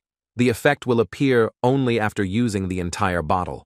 The crafted item he received for the quest was a potion that could cure any disease, so it gave him hope that his mother could be cured of this disease. To create the holy water of life, Sung Jin needed to collect 3 ingredients, one which he was able to obtain after defeating Vulcan, the second item he received after defeating Methus, and the last ingredient was the purified blood of the Demon King, which he had not yet managed to obtain. But it was worth noting the fact that Sun Jin knows perfectly well where this item can be found, and most likely it is located at the final boss of the demonic castle on the last floor. Therefore, if he cleared the demonic castle, he would be able to collect all the necessary ingredients for the holy water of life, and while he cleared the demonic castle for a week, he had risen 16 levels, and now that he was approximately S-rank, he had nothing to fear. From that moment on, he asked his mother to wait for him just a little bit, and then he would definitely bring her medicine that would help her cope with her illness. The Korean Hunter Association listened to the news of how there was a huge commotion in America after a mysterious explosion occurred at the American Hunter Bureau. Rumors were circulating that the incident was caused by a skirmish between S-rank hunters. At that moment, a new hunter came to them, and the guy who was supposed to receive them said that from time to time there are hunters who cannot accept reality and they consider themselves deceived. Therefore, he believed that this next candidate would be a thorn in their side, so he asked the girl to simply explain to him that he had to cover the costs, after which he had to be escorted to the revaluation room. But then he turned his attention to the name of this hunter and realized that he would need to deal with him a little differently. This guy immediately called Master Bayek and said that he was calling about the hunter he asked about earlier. According to the guy, Sun Jin had just come to their department, which greatly surprised the head of the White Tiger. And according to the employee, he came here to reassess his rank. While Sung Jin was sitting in line, he noticed that nothing had really changed in this place. Suddenly, his thoughts were interrupted by a man who told the guy that there was no reason to be nervous, because several people in their lives had their heads turned upside down. But according to him, this does not happen that often. Sung Jin did not fully understand what the man was up to tells him this. In any case, this man added that if a guy passes this test and gets a rank higher than D, then the scouts will definitely pay attention to him. All these guys are from completely different guilds, and since the small guilds do not have enough people, they wait here and try to recruit hunters immediately after their assessment. But the man believed that it was better not to join these guilds because small guilds often take on dangerous raids and have a high death rate for hunters. Sung Jin actually understood them. They can't sit idly by running low-rank dungeons like a personal raid party, but at the same time, they lack the skill to clear high-rank dungeons, so it's no wonder that accidents happen so often. The man interrupted his thoughts and said that the guy would not worry if he got rid of unnecessary expectations. Sung Jin himself understood very well that a hunter's strength is directly determined by his rank, and no matter how much they practice with the sword or train their body, it is not easy to compensate for the difference in rank. And the difference in income also could not be ignored. Even Mr. Song could not resist Taisik because of their difference in ranks. The man who spoke the most came out with an E rank after this revaluation. Now he is full of disappointment. The big man who was sitting next to Sun Jin was too worried, so he invited the guy to go next if he didn't mind, of course. Sung Jin was all for it, so he confidently entered the office, and the first thing he needed to do was introduce himself. The girl who filled out the form noticed that the guy had already been assigned E rank, so she asked him again if he had definitely come for reassessment. Sung Jin confirmed this, and she wondered why only E ranks come for revaluation. But in any case, he asked Sung Jin to place his hands on the dark crystal to begin the procedure.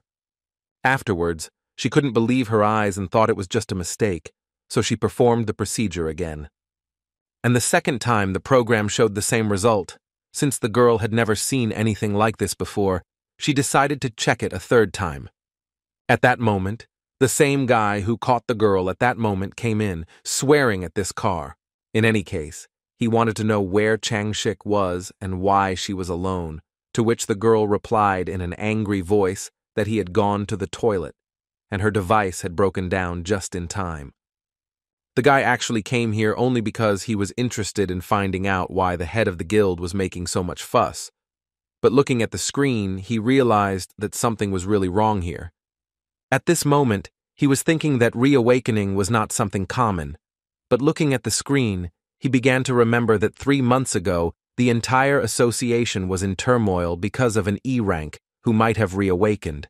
That time, the head of the monitoring department, personally, I went to him, but found nothing, but the system still continues to give an error. The guy started to get very nervous, so he immediately wanted to know how long the girl had been working here. She immediately thought that she was doing something wrong here, although she had been working here for about 6 months. Now it was not surprising for the guy that the newcomer did not know what this meant, because after the incident with Cha Hai In about 2 years ago, this was happening for the first time. But in any case, he asked the girl to call Chang-shik here, and she needed to do it immediately. The girl did not understand why she should do this, and the guy had to explain to her that this was not just a mistake, it was immeasurable, which means that the device simply could not measure the strength of this guy. He was absolutely sure that this person was the 10th hunter who was able to reach S rank. The man was talking to Wu Jin and wanted to know from him what about the hunter Huang Dong-su from the Scavenger Guild. Is it true that he has nothing to do with the recent incident with the Red Gate? Wu Jin could assure him that as the person who was at the scene, Hunter Huang Dong-su did not help the White Tiger Guild. Then the man suggested that Wu Jin might suspect someone in this case. He replied that he did not remain at the scene until the very end, so he did not know all the details. Well, if he suspected someone, then perhaps it would be Sung Jin, although mentally Wu Jin understood that he could not assume anything after the previous conclusion. The man understood that Wu Jin was unlikely to say a word to him until he was completely sure of the information, and this was actually commendable. In any case, he said that he was more interested in finding an ant with wings. Wu Jin added that they only found a body, but if it is confirmed that they can fly to the mainland without dying, then there will be a disaster. But Wu Jin is sure that everything the guilds will notify them before this happens. The man understood all this and added that the Hunters Guild would fully cooperate in this case. After which he rather unexpectedly added that today it was quite noisy in Building B, but Wu Jin did not hear anything about this. But he guessed that most likely the new hunter was making a fuss because of his rank, so Wu Jin decided to go and check it out. A man stopped him and asked the guy to wait a little, because he also wanted to go and see what happened there. Wu Jin knew very well that the man didn't just go anywhere. Apparently he felt something special. Because of the good impression he makes, he almost forgot what kind of person he is. After such an analysis, the man went out into the corridor with Sung Jin and began to tell him that he needed to get permission from his superiors in order to use a more accurate detector, so he would like to ask Sung Jin to visit them in 3 days. The other hunters who heard this immediately realized that this guy's strength was simply impossible to measure, which could only mean that this guy was S rank. The scouts immediately became more active, They understood that luring this kind of hunter into a small guild was not an easy task, but still each of them was not against trying to do it. Suddenly everyone in this hall fell silent, and the reason for this was that a man who was called the Absolute Weapon entered the room. It was Choi Jong-in, and he held the position of head of the Hunters Guild. Sung Jin heard what was said about this man, that with his top-level magic he could easily destroy a building with just one spell, which is why he is called the Ultimate Weapon. Woo Jin couldn't believe his eyes. Was that same Sun Jin really an S rank? Choi Jong-in was thinking at this moment that he simply couldn't ignore the commotion caused by the immeasurable result. Apparently this person was really the 10th S-rank hunter. The guild leader was so sure because he didn't need a detector to determine that he was beyond any doubt S-rank, because incredibly strong energy emanated from him.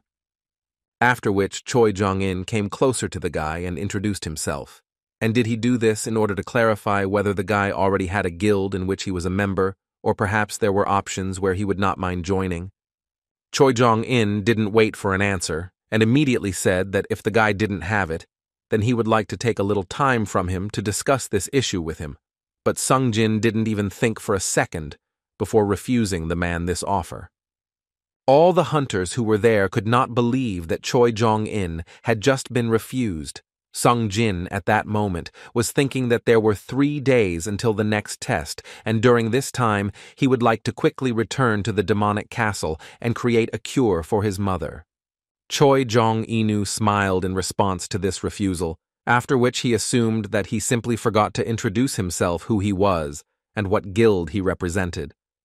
Or perhaps he was too assertive, so the guy was scared.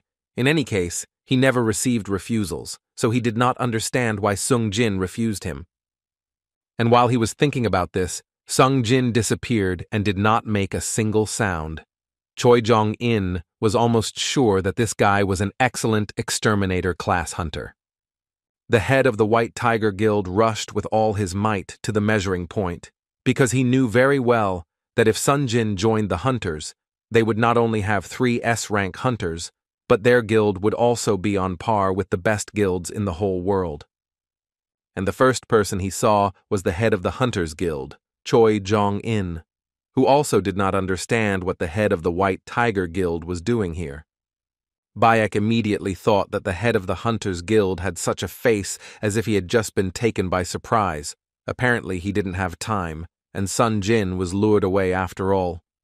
There is a huge distance between the White Tiger Guild building and the Hunters Association building, and looking at how out of breath he was, you can say that he turned and ran all the way here, and apparently Baek Yun-ho already knew about the guy from the very beginning.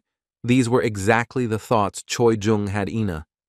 He also began to think that perhaps the incident that occurred during the training of the guild, the White Tiger, was the mysterious assistant.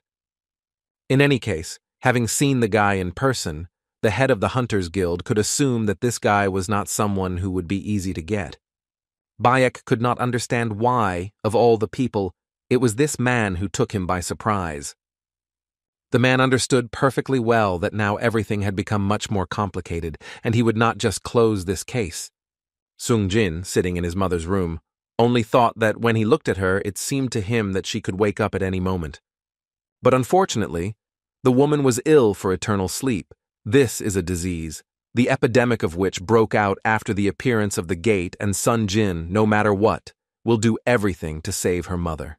And for this, he believed that he needed to become stronger, and if the bosses of the middle floors were so strong, then he could not defeat the boss of the top floor yet. His thoughts were suddenly interrupted by Woo Jin, who was waiting for the guy to leave the room, and as soon as Sung Jin did this, the man immediately asked him a question in which he wanted to know whether he was the one who defeated the monsters of the double lair. Without waiting for an answer, the man also added that thanks to the guy he was able to understand that he had been mistaken earlier. Sung Jin smiled and said that he was glad to meet the man again. Woo Jin added that the main task of the supervision department is to work with people, not with monsters. In other words, they must identify and punish hunters who break the law. Sung Jin told him directly that if possible, he would like to stay away from the surveillance department, but Woo Jin continued to assure him that their existence was the only thing holding the hunters back. In any case, he is here to tell the guy that someone wants to meet him, and this man is the chairman of the Hunters Association Go-Gun-Hee, who is already expecting a guy. A man came out from a dark corridor who immediately extended his hand to the guy and introduced himself as Go-Gun-Hee, but Sung Jin was more struck by the aura around his body.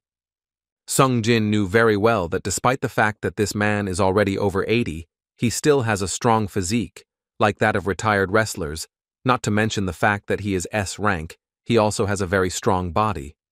The man first decided to congratulate the guy on receiving the S rank title, but Sung Jin believed that these congratulations were premature because he still needed to undergo a re-evaluation. But Guo Hong believed that the re-evaluation was actually pointless. And the whole point was that a more accurate detector should help him segment the results, and it is not a tool for measuring out of range. Also, he believed that even if they could measure outside the current range, they still wouldn't be able to distinguish S rank from SS or SSS ranks. Then Sung Jin did not understand why to carry out the re-evaluation procedure. Guo Hong believed that she was needed only to buy them time. What he meant was that their organization thus gained time to meet S-rank hunters before the guys from other guilds did. The old man also added that, as he already knows, in the Hunters Association, there are not many talented people like Chief Wu Jin who wanted to join the association, while the top guilds can guarantee hunters great fame and corresponding salaries. Guo Hong believed that there are people who can name all the main members of the raid teams of the top guilds, but not many may not know Chief Wu Jin, which is why they created a small loophole and organized meetings with talented hunters. In any case, the old man decided not to delay for long and immediately get down to business, and he began with the fact that since they are not a large corporation, they cannot promise him a lot of money, but he immediately assured him that they can help them and others' ways. Sung Jin didn't quite understand what the man was talking about, so he obviously decided to ask him again, what did he mean? The man began to talk about how this country is currently governed not by the government, but by hunters who protect citizens from monsters, and they at one time are subordinate to the Hunters Association. And the man right now invites the guy to stand shoulder to shoulder with them. Sung Jin did not fully understand whether this man was talking about power or not. In any case, he thought that it would not be out of place if he asked the old man why he was offering him this. Instead of answering this question, Guo Hong asked his own, in which he wanted to know if Sung Jin knew about the 5 best guilds. The old man assured him that the balance of this country was currently maintained by these 5 pillars, and if he joined any of these guilds, the balance would collapse and the country would plunge into chaos. So he believed that ordinary government power was not enough to keep the hunters in line, and that is precisely what the Hunters Association is for. Sung Jin at that moment was thinking that monsters are not the only monsters. Hunters fight monsters. They are also monsters. This was the paradox in the guy's head, and the old man at that time wanted to hear the final answer from the guy. He understood that this was actually a good offer for him, because anyone who supports Chairman Guo Hong-hee and follows his path will be doomed to success. National Assembly, government, association, and media, it would be difficult to find an area where Guo Hong-hui would not have influence. Guo Hong-hee is amazing, just as Sung Jin always thought, and his skills too, despite the fact that Sung Jin has been raising his level all this time, their skills are actually almost equal. And such an opportunity obviously does not lie on the road, because the Hunters Association is the only organization that differs from the top 5 guilds. It is the only one that is so necessary in this country. But still the guy was forced to refuse him, and the first thing the man thought was that it was all about money. But Sung Jin was not finished yet, and added that his main goal is to fight. The man clearly did not expect such an answer, and therefore asked the guy again whether he really wanted to continue fighting monsters. Sung Jin was confident in his decision, because the dungeons managed by the association are E or D ranked, and other guilds are not interested in them. And thus, if he joins the association, he simply will no longer be able to increase his level. And if he worked alone, he could continue to grow until he stopped. and that's why he believed that his place was in the dungeon. The old man, looking into Sungjin's eyes, realized that the guy was telling the absolute truth, and he really wanted this. At that moment, the old man couldn't even remember how long ago he had felt like this for the last time. Just think, his heart can still pound so much from simple words, and he was so offended. If he were at least 20 or at least 10 years younger, then everything would be completely different. In any case, Sungjin decided to end the dialogue with this and told the old man that he needed to go home because his younger sister was waiting for him there. The old man did not detain the guy and thanked him for taking the time to give him. And before leaving, Sungjin told Chief Woojin that his intuition had not let him down. The guy told him that he was not the one who took care of the monsters in the double dungeon, and this information shocked Woojin because he did not understand at all who was the one who destroyed those monsters. Sungjin left, and the old man began to talk about how when healers and healing magic began to appear, he thought that he could regain his youth and say goodbye to this debilitating old body, but he was wrong. Even advanced healing magic could not bring back his youthful years. He also did not forget to add that each of the 5 best guilds increases their strength at this very moment, and at this very moment, their combat capability is already equal to the military power of the entire country. The moment the association loses its influence, they will become an uncontrollable weapon. Woojin, in response to this, told him that the person running the association is him, with which the old man could not but agree. But he also wanted to add that he always believed that the association needed him so that it could exist and prosper for a long time. But unfortunately, he was useless, and now his thoughts were that all hunters should stay in the dungeons. The old man was so upset that he even asked Woojin to cancel his meeting with the ministers. Because he did not want to spoil his mood by meeting with these eccentrics, he suggested that it would be better to have a little drink. Woojin didn't mind, but he thought that he didn't understand alcohol very well. But from the expression on the old man's face, it was clear that there was nothing wrong with it. While Huang Dongsu was in the hospital, he constantly had nightmares in which he was beaten by Sun Il, so he could not sleep properly. When suddenly his thoughts were interrupted by visitors, whom the man really didn't want to see now, because it seemed to him that he was a loser, and if they needed to say something urgent, he asked them not to delay and speak quickly and leave. This visitor was the deputy director, who came to the ward to ask the man personally. This man named Sung Il, is he really a monster? Huang Dongsu understood perfectly well that the deputy director was clearly hinting to him that he had simply attacked an ordinary civilian. Instead of answering this question, the deputy director showed him a video that was filmed on that very day. This video clearly showed how this monster, as Huang says, helps people, and therefore it seemed to the man that Sun Il was not really a monster as everyone thought. Huang didn't want to fully believe this, and decided to ask the deputy a question in response, in which he was interested to know if the director had heard before this incident about someone who appeared from the gate.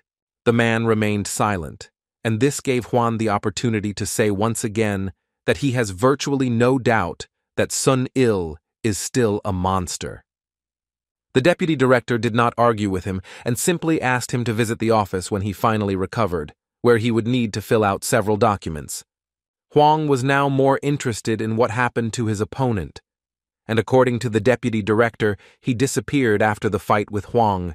He also added that the bureau was pursuing him, but it seemed to the man that they would not be able to catch someone who beat up their best hunter.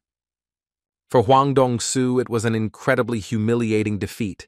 Every time he remembered the words of that monster who told him that Huang did not need to go to Korea, and it was not because of his son, it was for his own good, because even after his death, he won't be able to close his eyes. These words infuriated the man, because before that, no one had dared to threaten him. But now, he knows where Sun Il is going, and to catch him, he will need his equipment, so he decided to call the guild. Then he will definitely not have problems with the artifacts, and when he is completely healed, he will do everything to destroy Sun Il once and for all. Forever. A hunter auction is an online or offline market designed for the purchase and sale of equipment or materials obtained from a raid. There are about 10,000 hunters in total in the country, and the auction is an easily accessible place to trade their equipment. For hunters, equipment is a necessary support on their life path, so the better the equipment, the more security the hunter feels. E or D rank hunters with their low income do not have the opportunity to buy good equipment for themselves, but everything changes when they join a stable group. But even then, since the equipment used by hunters is imbued with magic, even a sword used by a D-rank hunter is valued at millions of won. Of course, the equipment used by high-ranking hunters sells for hundreds of millions of won. The price of excellent equipment skyrockets to the point that it becomes impossible to buy it even with all his money, so Sung Jin knew that his current savings would not be enough. Not only were fire attribute attacks becoming more and more frequent in the demon castle, but everything around was burning with furious flames, so he knew that he needed fireproof equipment. It seemed to him that in this case he had no choice but to sell the ball of greed to buy the artifacts he needs. Sung Jin understood that since this ball is not from some other world, there is no particular need to sell it on the black market. But there is another problem.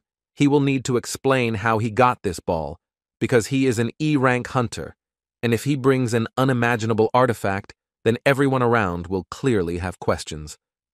The guy understood that there would be nothing suspicious if he had an A-rank gate on his hunter record, but the problem was that no high-rank raid team would allow an E-rank hunter like him to join. But apparently he was wrong, because after searching a little on the internet, he came across a team with vacant positions. Old man Gong Hoon was brought the requested file on Sun Jin, in which he was surprised first of all by the guy's appearance, because in the file he looked like a boy. Wu Jin assured the gentleman that these were records from the last 4 years, which he spent as the weakest hunter, even among E-ranked ones. But despite the fact that he went to the dungeons for so long and was injured, the man assumed that Sun Jin had been a false rank for a long time. But Wu Jin said that judging by the testimony of his colleagues, the guy had always been a weakling.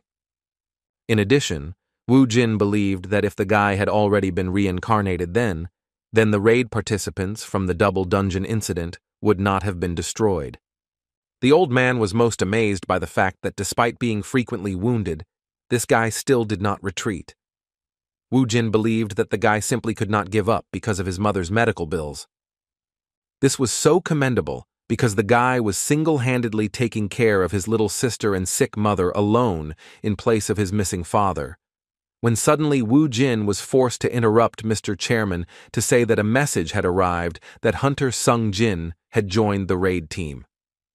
And what's most interesting is that this team was from the Hunters Guild. At that moment, the old man thought that perhaps the guy was just talking beautifully, but in fact he was seduced by the payment in the contract of this guild.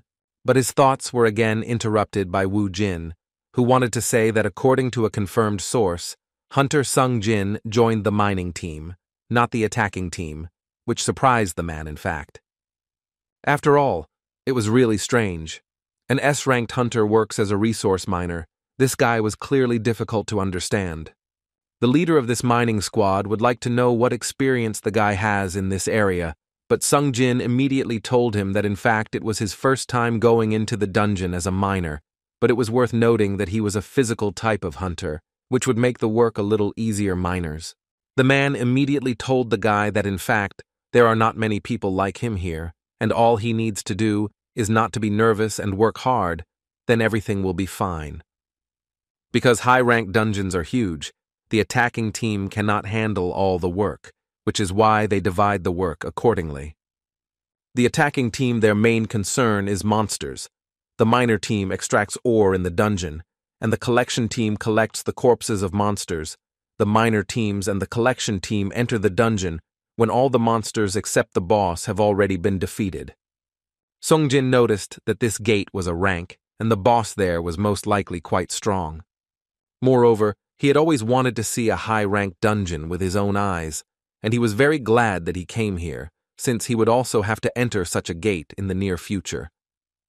Quite a lot of time had passed, and the leader of the attacking team understood that since people had their own plans, they could ruin them if they stayed here for a while longer. But looking at the monsters that met them, it became clear to him that he would have to use one technique. The man himself, of course, is not a big fan of too bright light, but apparently he simply has no other choice. He used fire magic, which literally destroyed all the monsters that stood in front of him, after which he ordered the tanks to take their positions and prepare for battle. After all, after such a blow, a storm will clearly begin, which they will be obliged to stop. The tanks immediately put up their shields, which created one single shield of protection with which they could weather this storm. The leader of the squad, looking at such a wave, could only say that he held back the power, since they would not be able to collect the corpses if they were fried too well. Of course, he was not sure how deep the dungeon was, but all the nearby monsters must be burned to the ground. The other hunters at that moment thought that every time they met, this guy made too much of an impression. The head of the miners was already starting to get angry because the attacking team was in the dungeon for too long. But the man from Brew tried to calm him down, because this is all for their own safety, so he asked the man to wait a little longer until they took care of all the monsters. But this is the third time the miner leader has heard these words. The man from the association understood him, but he also really didn't want the monster to appear in the middle of their work, so he suggested waiting a little, and after work also offered to have a glass. The man already understood everything, so he asked this guy in a suit to leave him at rest. When suddenly their dialogue was finally interrupted by shouts that the attacking team was returning and they needed to get ready to enter. Sung Jin also thought that the guys from the attacking team had been there for too long. Were the monsters there really that strong? But on the other hand, he understood that this team is the strongest attacking team in the whole country. But what attracted the most attention was a girl named Cha Hei, who was the vice head of the Hunters Guild, and what is most interesting is that she was one of those guys who had an S rank. At that moment, Sung Jin thought about how many women in the world there are with such strength, because she is at least on par with Choi Jong-in, and maybe even stronger. While Cha-he was walking past the miners, she suddenly felt an aura that was too strong, and she didn't quite understand who it was coming from, because there were only miners there. She understood that perhaps she just imagined it. She even thought for a moment that Chairman Go Gun-hee was here, but the aura suddenly disappeared somewhere without a trace. After which she thought that the old man was such a busy man, he would never visit such a place, so she should forget and think about such a thing. Sung Jin immediately saw how the girl felt his energy, so he immediately hid it. Now the guy will know that she is much more observant than it might have shown at first glance. His thoughts were suddenly interrupted by the head of the miners, who notified the guy that they needed to move. From the inside, the A-rank gate turned out to be simply huge. The rank of the gate is determined not by the level of monsters, but by the assessment of the waves of magical energy. And if the waves of magical energy are rated high, then the size of the dungeon should be appropriate. However, if the dungeon is filled with hordes of weak monsters, then the gate will not be able to release the wave magical energy. This can only happen in the B-rank gate. But the A-rank gate is filled with powerful monsters. But at this moment, Sung Jin was not worried at all about this, but about the fact that there is some kind of unusual wind in this dungeon. It must be coming from the boss.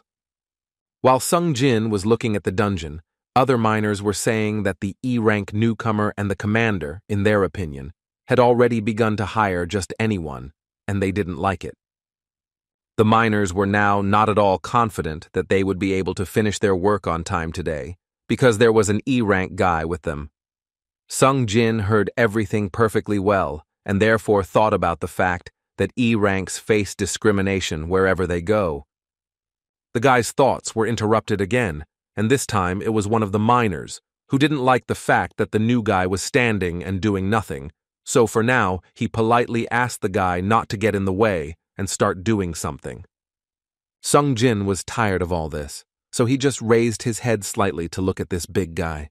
From just one glance, this big guy realized that it was better not to talk to the guy like that. Otherwise, he was unlikely to leave this dungeon. After Sung Jin left, the man was no longer at all sure that the guy was an E-rank.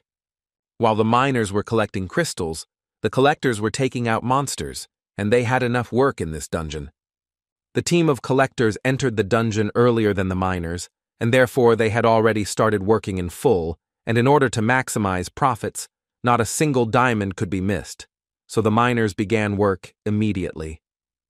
Mana and magic crystals are of course important, but even the corpse of a high-ranking monster is considered profitable. It can be used as materials for various devices, bones, skin, flesh. In the corpse of a high-ranking monster, there is nothing that would go to the trash heap. This is what distinguishes high-ranking dungeons from low-ranking ones.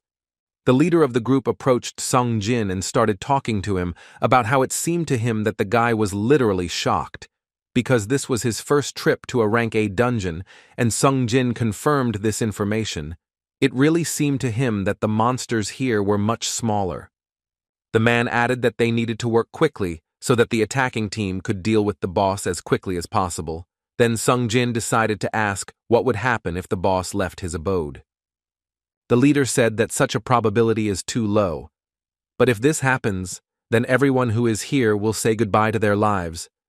But according to the man, no one here is afraid of this, because they have been working in the guild for 3 years, and during these 3 years nothing happened, not a single accident. After these words, Sung Jin thought that sometimes ignorance is bliss. Even if the boss is sleeping, he still releases enough magical energy to make the body tremble in horror, and according to Sung Jin, this boss is about the same level as Volcan and Metis. He was impressed that Choi Jung-in and Cha Hai could destroy such monsters alone, but he was more pleased with the well-coordinated and organized attack team. Surely it is because of this that no accidents have occurred and they can clear the dungeon safely. This is not just the power of human resources, it is also the skills and knowledge gained through extensive experience. In any case, Sung Jin got to work and began to help mine the crystals, and thanks to his strength, the guy was quite good at doing it. The other miners were surprised that the guy worked so well for his first time. Now they were sure that he was not E rank, because his skills and quality of work were simply abnormal, but the leader assured them that he had checked his documents, and the guy was definitely E rank. He would never hire a hunter without verified documents. It was lunchtime for the miners, and the leader called Sung Jin to go with them, but the guy refused, saying that he had actually already had a snack and would rather continue working. As soon as Sung Jin was left alone, he immediately decided to go to that same boss's room and just look at him, but nothing more.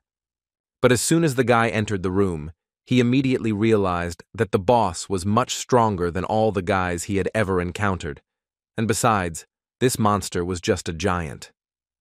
Although in any case, he believed that his strength should be more than enough to destroy this monster. Conscience told the guy that on the one hand this was wrong, because the gates would begin to close as soon as he destroyed the boss, and the hunters would suffer huge losses. The guy didn't care. Until he heard someone's voice behind him, who wanted to ask the guy what he was even doing here. The guy continued to be silent, and the girl repeated her question again. Sung Jin realized that apparently his plan had failed, but it was worth noting that it was close enough. He hid his blade and replied that he was here because he got lost and somehow ended up here. The girl understood that this was possible, but still she was forced to ask him to leave this place, because this is the boss's lair and it is not safe to be here. Sung Jin, hearing the girl's voice, immediately thought that she was actually an incredibly unusual girl, if only because she managed to approach him from the rear, and he didn't even notice it. She once again asked him to leave immediately, because if he provokes the boss, then many people could die. Sung Jin realized that it would no longer be possible to accomplish what he had in mind, so he asked for forgiveness and began to move towards the exit. The guy carefully walked past the girl, and she immediately felt an incredibly strong energy, which was similar to the one she felt when she just left the dungeon. She immediately stopped the guy and asked him to wait a little because she had one very important question for him. The girl did not hesitate and approached him to smell the guy, which was incredibly unexpected for him. Cha-hee was shocked that now she heard nothing again, although she was probably sure that she heard this energy from him. Sung Jin interrupted her thoughts because he had to go, and she apparently had some problems. She came even closer to him and asked if he was really a hunter. But when she looked at his badge, she realized that he was really an E-rank hunter, and maybe it was her imagination. So she asked him for forgiveness and asked him to be more careful next time and watch where he was going. Sung-jin agreed with her, after which he turned around and left. But the girl again thought that this guy even stopped smelling when she approached. Is it really because he is of too low a rank? The leader laughed at Sung-jin that he managed to get lost, but on the other hand, he envied him because the guy managed to talk to the hunter Cha-hai, because few people managed to talk to her. He also added that Huntress Cha went on patrol because she was worried that the boss might leave his lair. She patrols even during a break. She is a very careful girl. After hearing all this, it became clear to Sung-jin why the girl was there. He understood that the mining team was laughing at her because they had never seen the boss or felt his magical power. It goes without saying that the members of the attacking team were worried because they knew how scary the boss was. Another miner at that moment said that the hunter can smell a certain smell from the hunters, and this is apparently quite unpleasant. They say that this is some kind of uniqueness of her physiology. That's why they believed that she was covering her nose with a handkerchief. But all this only convinced the miners that the girl was incredibly strange, and Sung-jin at that moment began to understand a little why the girl then asked if he was a hunter. After they completed the work, Sung-jin was given a reward, and the leader gave him his well-deserved envelope and added that, as for the first time, he did a great job. Other miners also joined in these words, saying that at first they thought that he was a weakling, but their opinion immediately changed as soon as they saw how he extracted crystals. Moreover, it was thanks to him that they were able to finish the job in just 2 hours. Sung-jin was I am very grateful to them for all these compliments.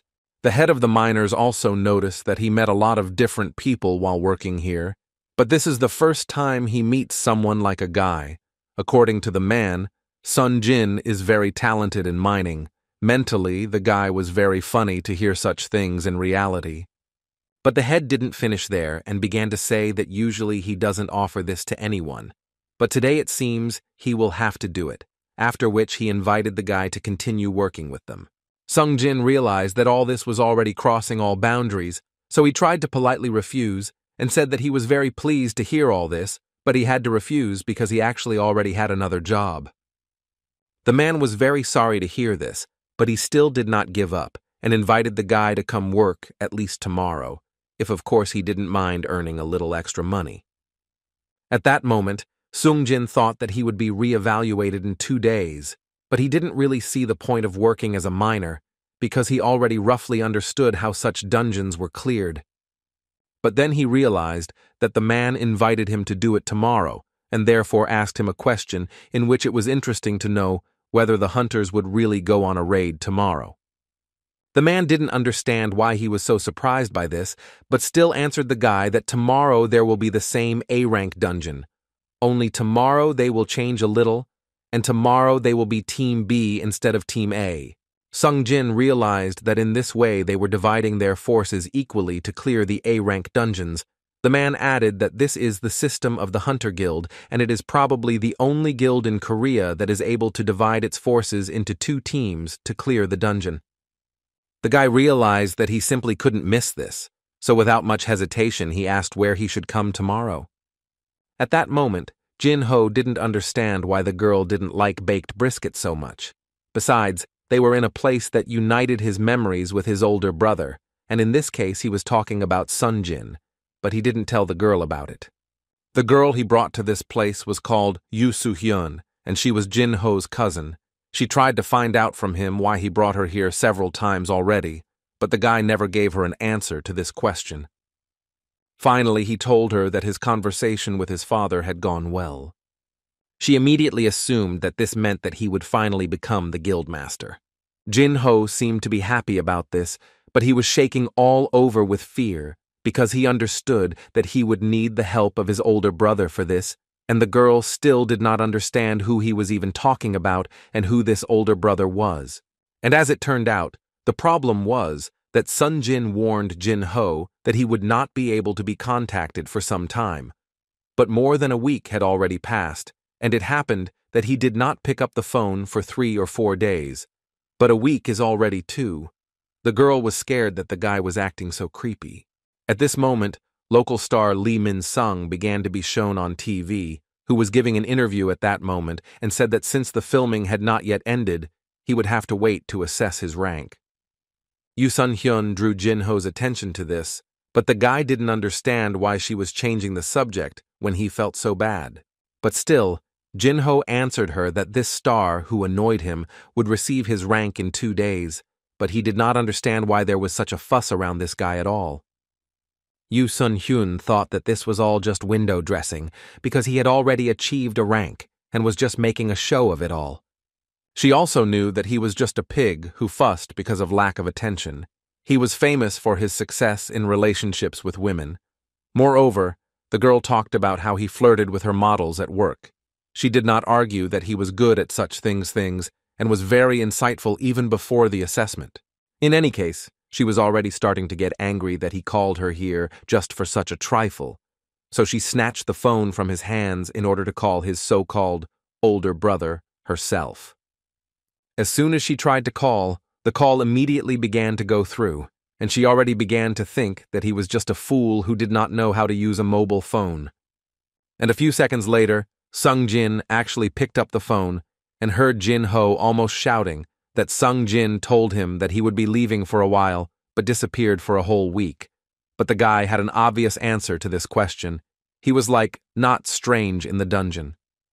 In any case, Sung-jin decided not to focus on this, and wanted to know how Jin-ho's conversation with his father went, and from that moment, Jin-ho began to say that he wanted to talk to Sung-jin about this, and just to talk, he even invited him to meet, if of course he has time. After a few seconds, they were able to agree with the guy that it would be nice if they met tomorrow evening, and Yoo Sun-hyun was glad that this guy's problem was finally solved. Hunter Cha, late at night, suddenly called one person and asked him to find as much information as possible about a man named Sun-jin, who today was on a team of miners when they were clearing out another dungeon.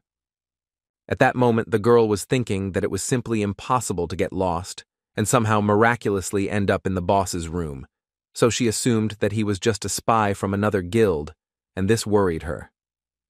Her interlocutor on the phone immediately asked whether she meant an E-rank hunter who is associated with the association. The girl was surprised that the man so quickly understood who she was talking about.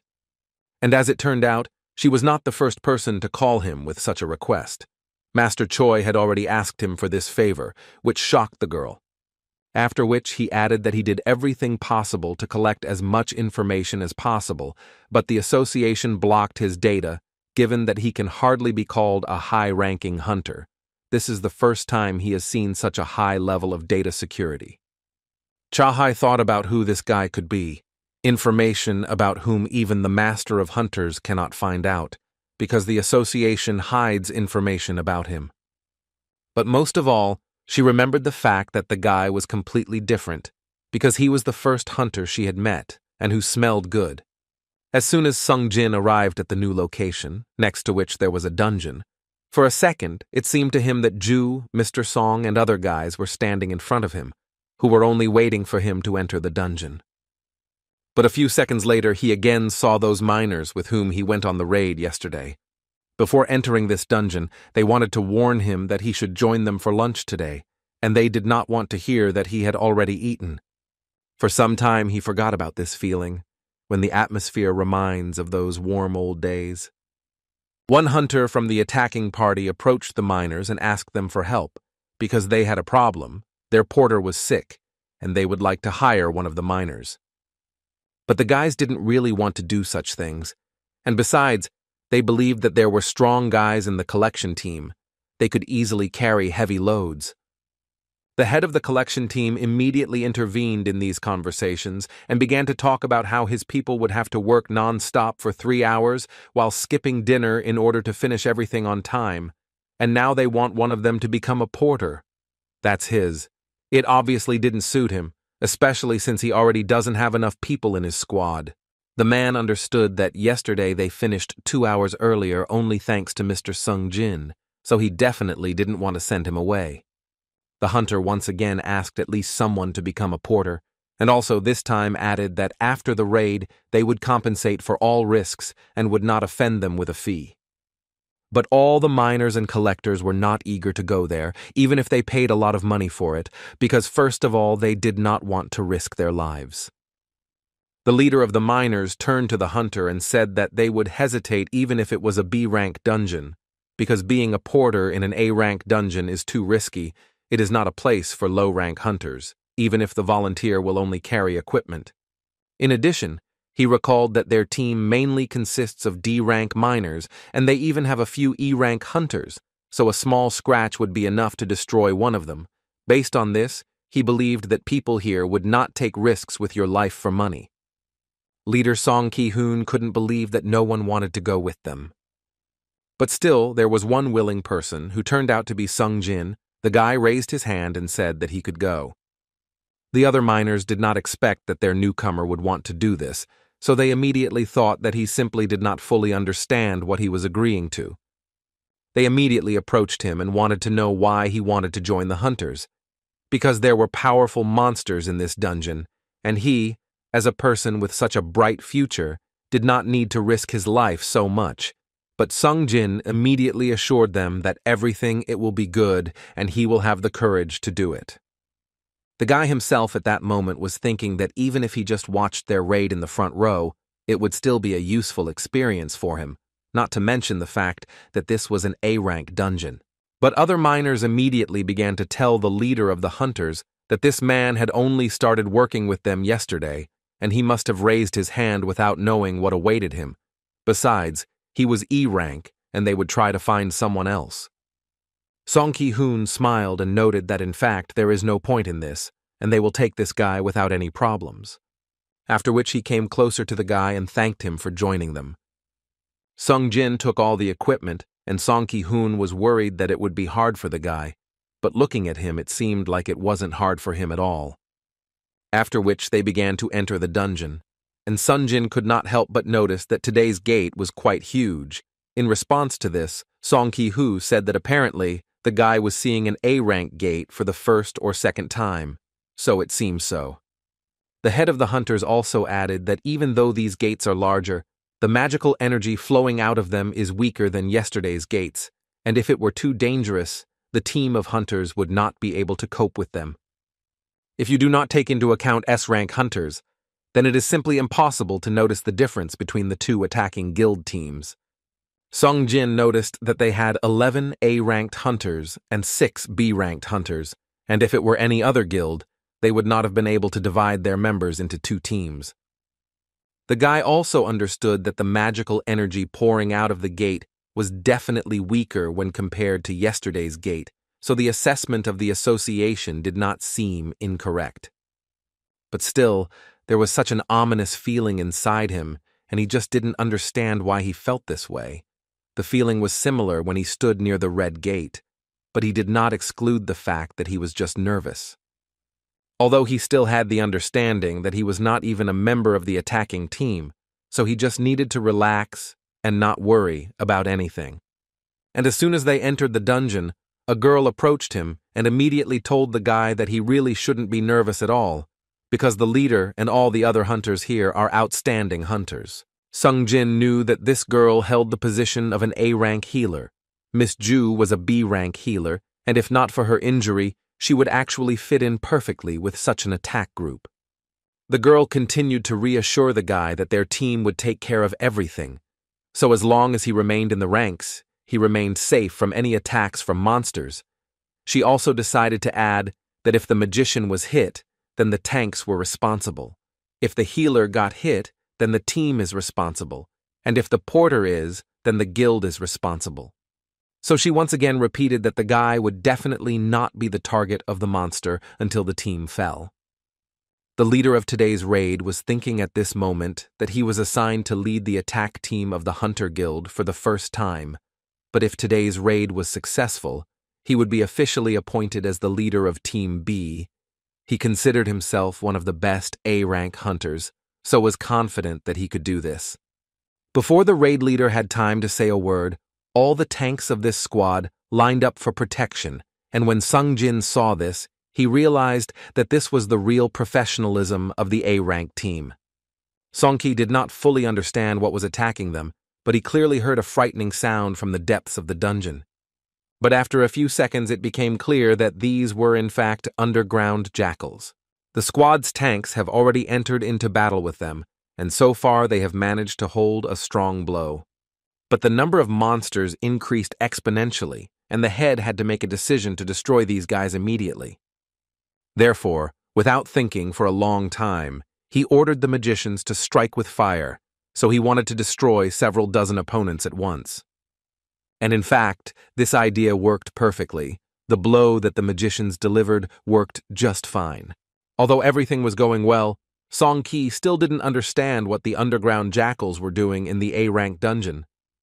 Sung-jin was a little confused as to why the leader was so surprised. These creatures rarely appear in A-rank dungeons. The healer answered the guy that in fact they are not uncommon in dungeons, but they appear more in C-rank dungeons. Since they are very weak and low in the food chain, they usually become prey because they are not able to maintain their numbers, since they are eaten by stronger monsters. According to the healer, the underground jackals should not be able to hunt here, even if they gather in a pack. Due to the fact that they cannot defeat their prey, weak monsters are not able to survive. But Sung-jin noticed another more interesting detail, namely that these jackals have a collar, and this may mean that someone simply bred them in this dungeon. Song-ki believed that someone left them alive for the purpose of using them as hunting dogs. Sung-jin could not believe that there was such an intelligent monster that could pull off such a thing. In any case, he understood that intelligent monsters are difficult to deal with. Suddenly, the guy felt a strange anxiety, and perhaps this meant that a real enemy was finally approaching them. And apparently, the guy was absolutely right, because as soon as he thought about it, a monster came out from the sight of which even the leader of the group trembled. It was a giant orc that somewhat resembled a man, but with a very ugly face. The guys immediately realized that high orcs had come out in front of them, and it would be extremely difficult to defeat them if they managed to do it at all. But that was not all, because the first orc was followed by his friends, who were even larger and in all likelihood more dangerous. One of these monsters did not wait and already attacked with his spear. The leader of the group came to the aid of his shield, which he used at the last moment to block this blow. The power of these monsters was prohibitively huge for him. Even his shield could barely withstand such a blow. The guy had never seen anything like this before, so he didn't know what to do with these guys. The same could not be said about these orcs, who were already preparing to attack the guy and his team with all their might. Moreover, these monsters were many times smarter than all those they had met before. Such a conclusion could be made, if only because they first began to attack the magicians who stood behind. All the hunters were not going to just give up, and they were 100% sure that they could win. One of the magicians dealt a good blow to one of the orcs and was thus able to stop him. But apparently he didn't do it for long, because he immediately got up and started running towards the magician again. The magician realized that apparently these guys had too much resistance to magic, and it was clearly not possible to break through them just like that. This big guy was stopped at the last moment by another magician, who threw magic chains on him that helped restrain him. The woman squeezed almost everything out of herself just to restrain this big guy, because in reality, it was not so easy to do. She immediately told them that she would not be able to hold out for long, but the other magician believed that he would not need much time, because he would only need one spell. This mage was able to summon a creature that was made of fire, and its strength was estimated to be that of an A-rank hunter. But the problem was that he couldn't use anything anymore after he used summoning magic. This is his ace in the hole, and if it doesn't work, then they will have serious problems, because his mana has run out at this stage. The tanks were destroyed one after another, and the healers did not have time to heal all the hunters, so they asked the hunters to do something with these monsters. Otherwise, they would all remain here. But it was much more difficult to do than to say, because the abilities of all the hunters simply did not work, and the orcs were gradually destroying them.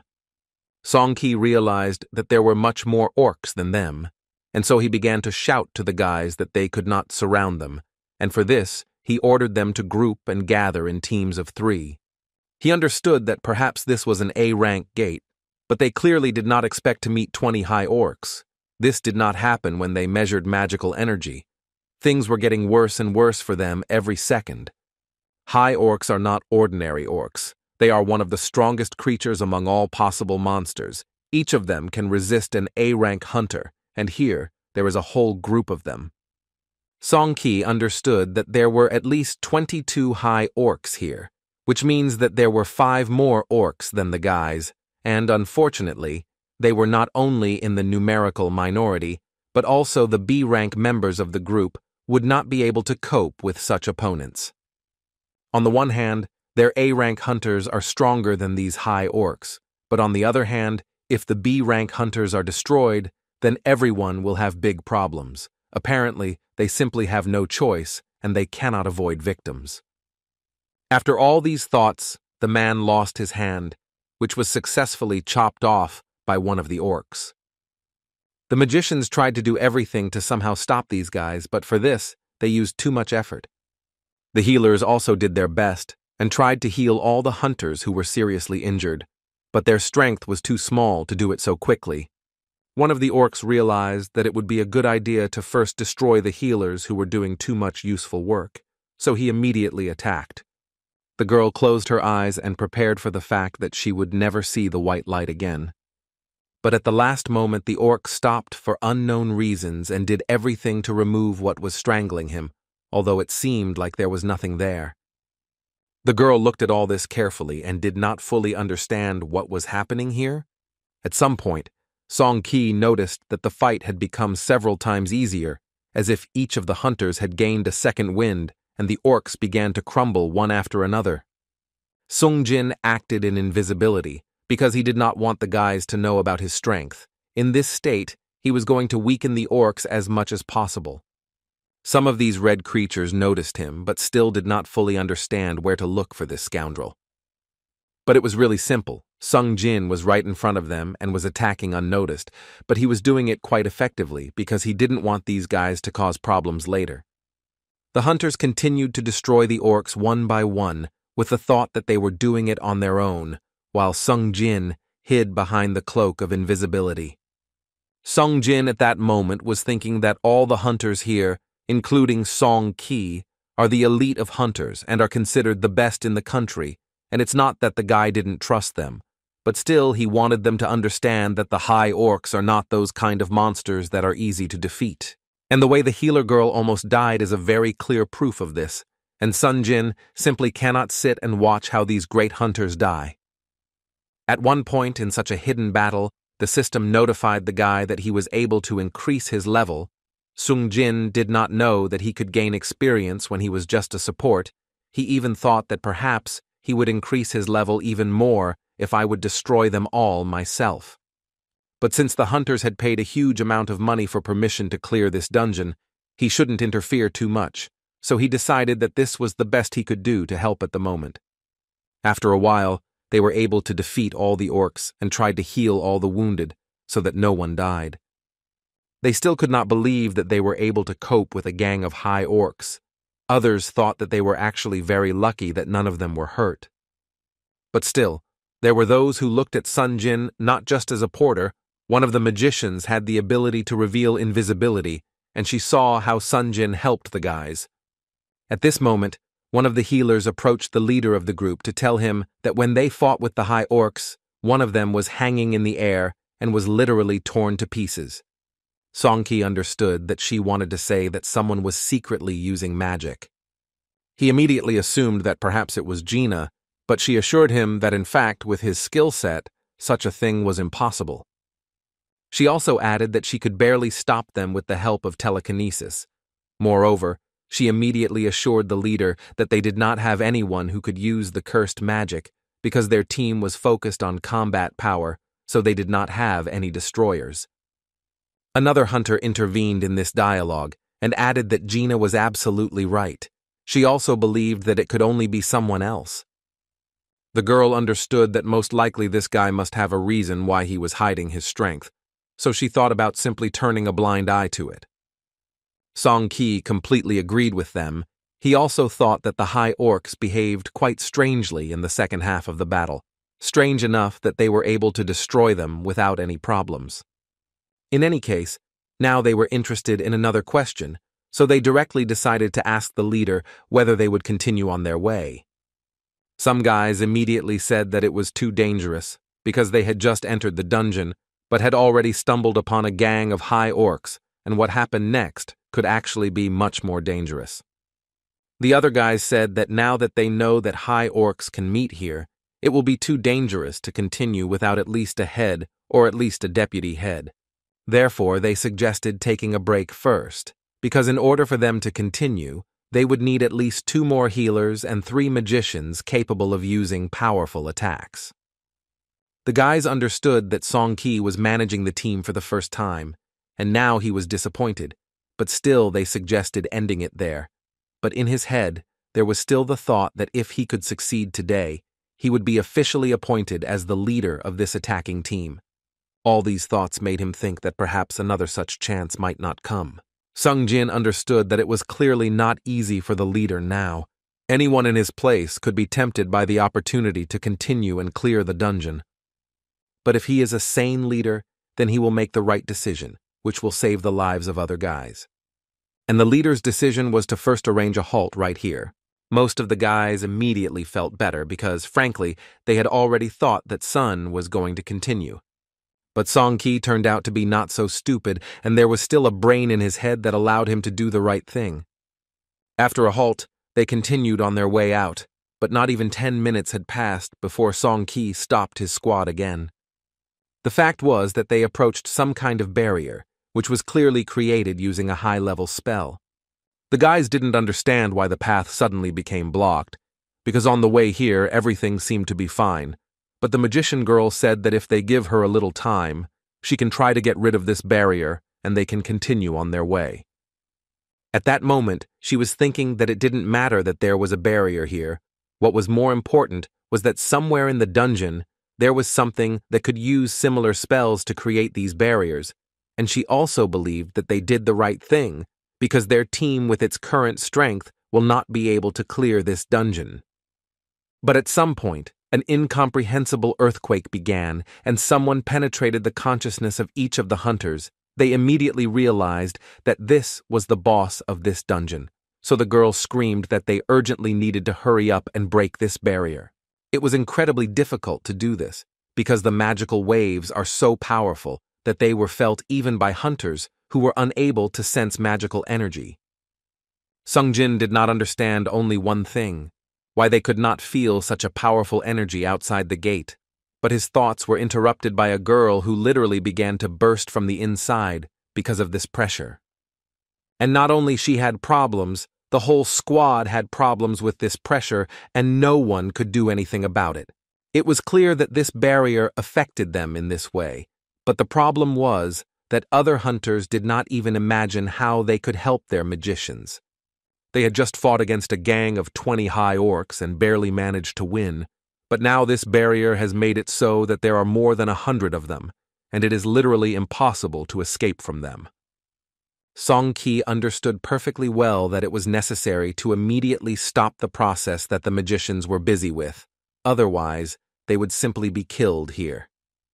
At this moment, his only regret was that Master Choi Jin-in or his deputy huntress Cha Hai were not here. They would clearly be able to come up with something. But at some point, his thoughts were interrupted when he heard an orc trying to speak humanly, and he wanted to say that his name was Karlangan and he wanted to meet with them.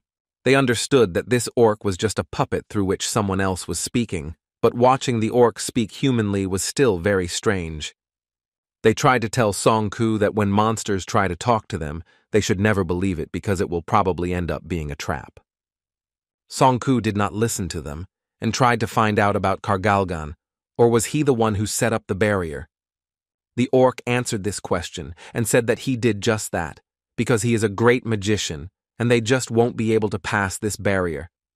If only because his magic cannot be dissipated, at least while he is alive.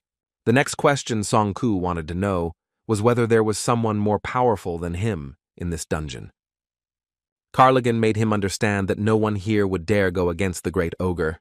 In any case, he is only here to give them a choice: die here at the hands of his soldiers or follow him. Songku understood that these monsters were many times more numerous, so he did not think for a long time and immediately said that they would follow them. The ogre calmed down a little and began to speak more calmly, after which he asked them to follow him. Sung Jin understood perfectly well that in the boss's lair, besides himself, there would probably be even more high orcs, and the chances of survival there were even lower. But Songku still wants to negotiate with the boss, and apparently he does this in order to return his people safe and unharmed.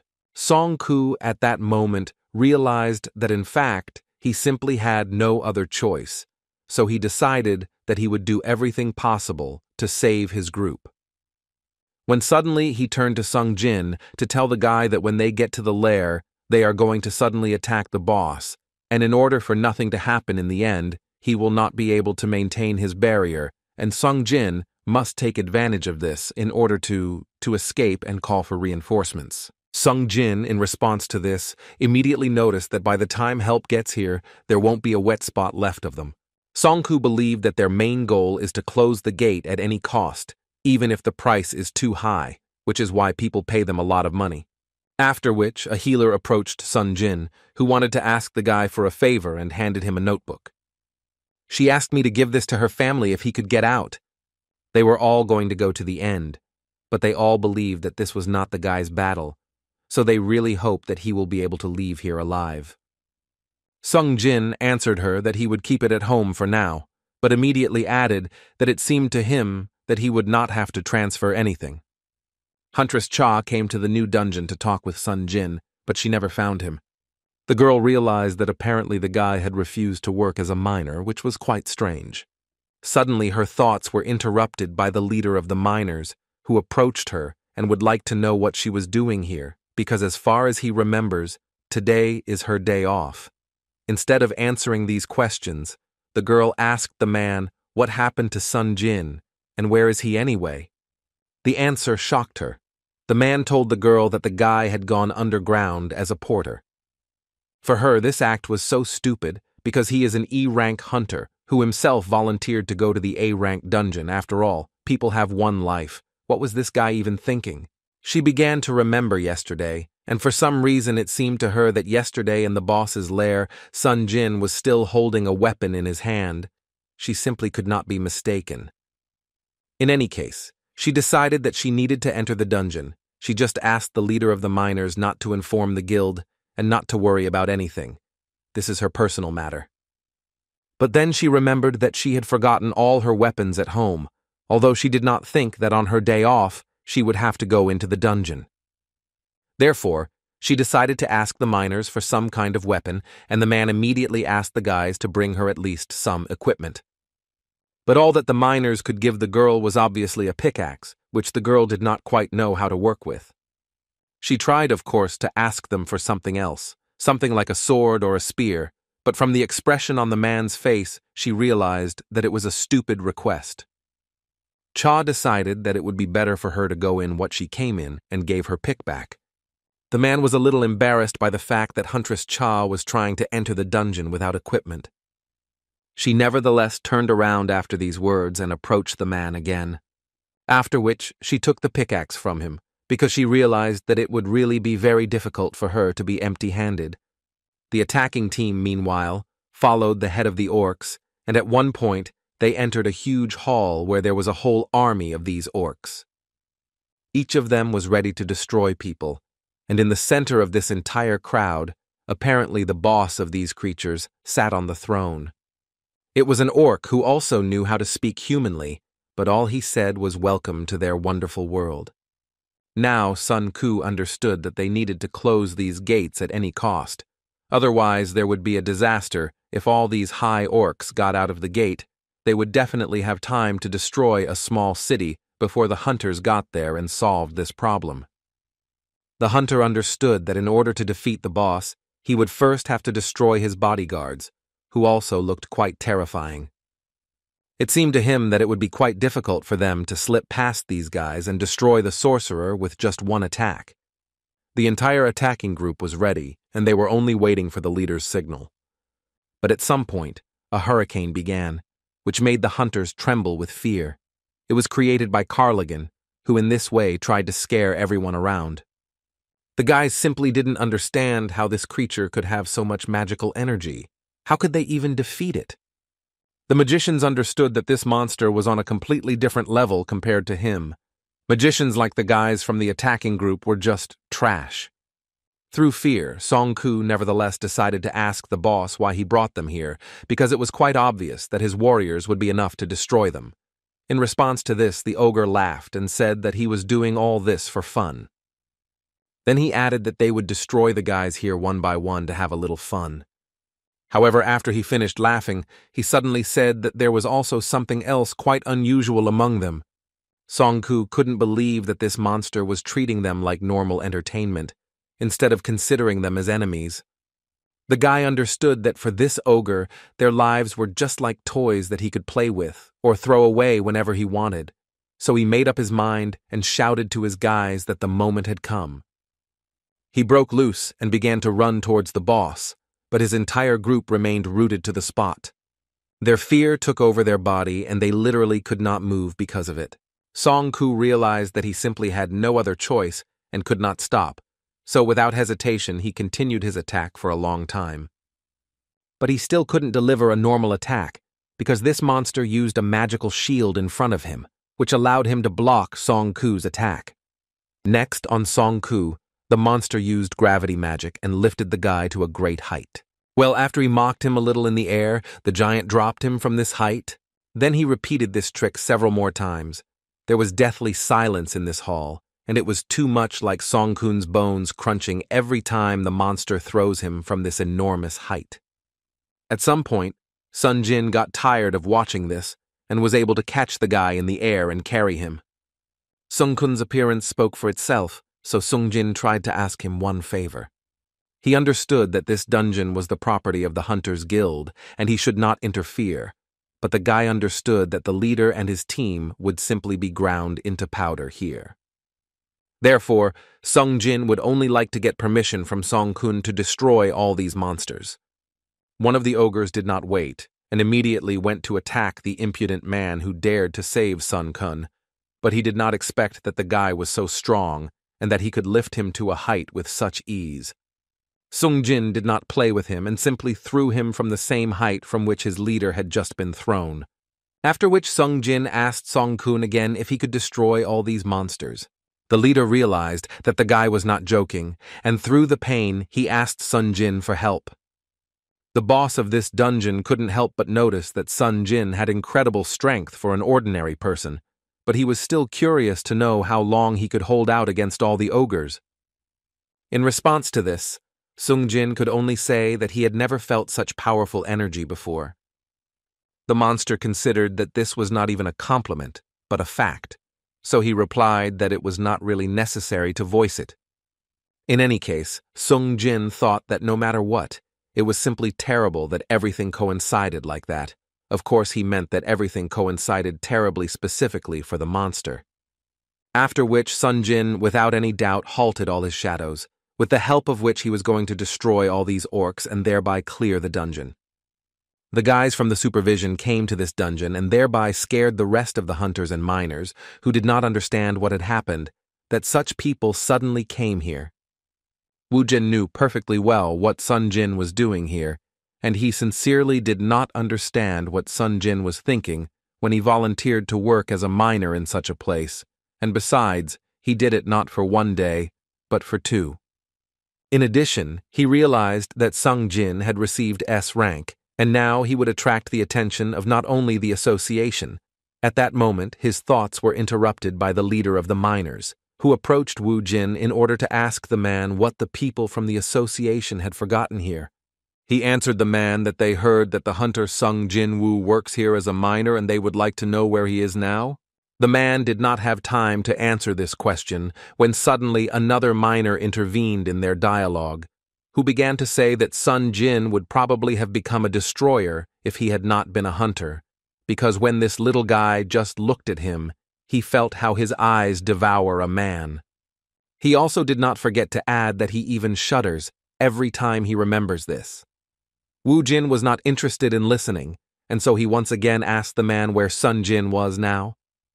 The leader of the miners finally told him that Sung Jin became a porter for the attacking team because no one wanted to go into the dungeon. So Mr. Sung Jin volunteered. Mentally, Wu Jin only confirmed his suspicions that this guy is an incredibly strange guy.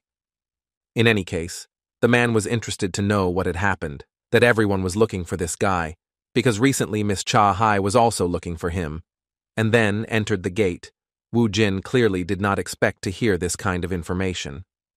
The same guy who only spoke badly about Sung Jin again intervened in the dialogue, shouting that apparently Sung Jin simply broke the law and now everyone is looking for him, and he decided to hide in the dungeon. Wu Jin did not tell this abnormal person anything, and simply said that tomorrow they would find out everything from the news. And as soon as Wu Jin took a step towards the dungeon, he immediately felt a very heavy energy, which seemed to be tearing him into small pieces. He immediately panicked because for a moment it seemed to him that his body was torn into pieces, and so he began to scream. They immediately measured the level of this dungeon and the numbers on the device went off scale.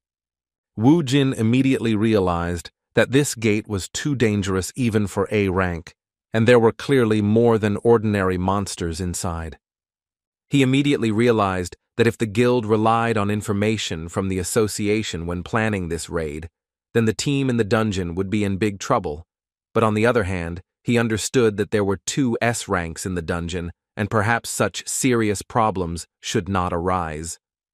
When Cha He finally approached the boss's lair, she saw many bodies of orcs whose story ended there.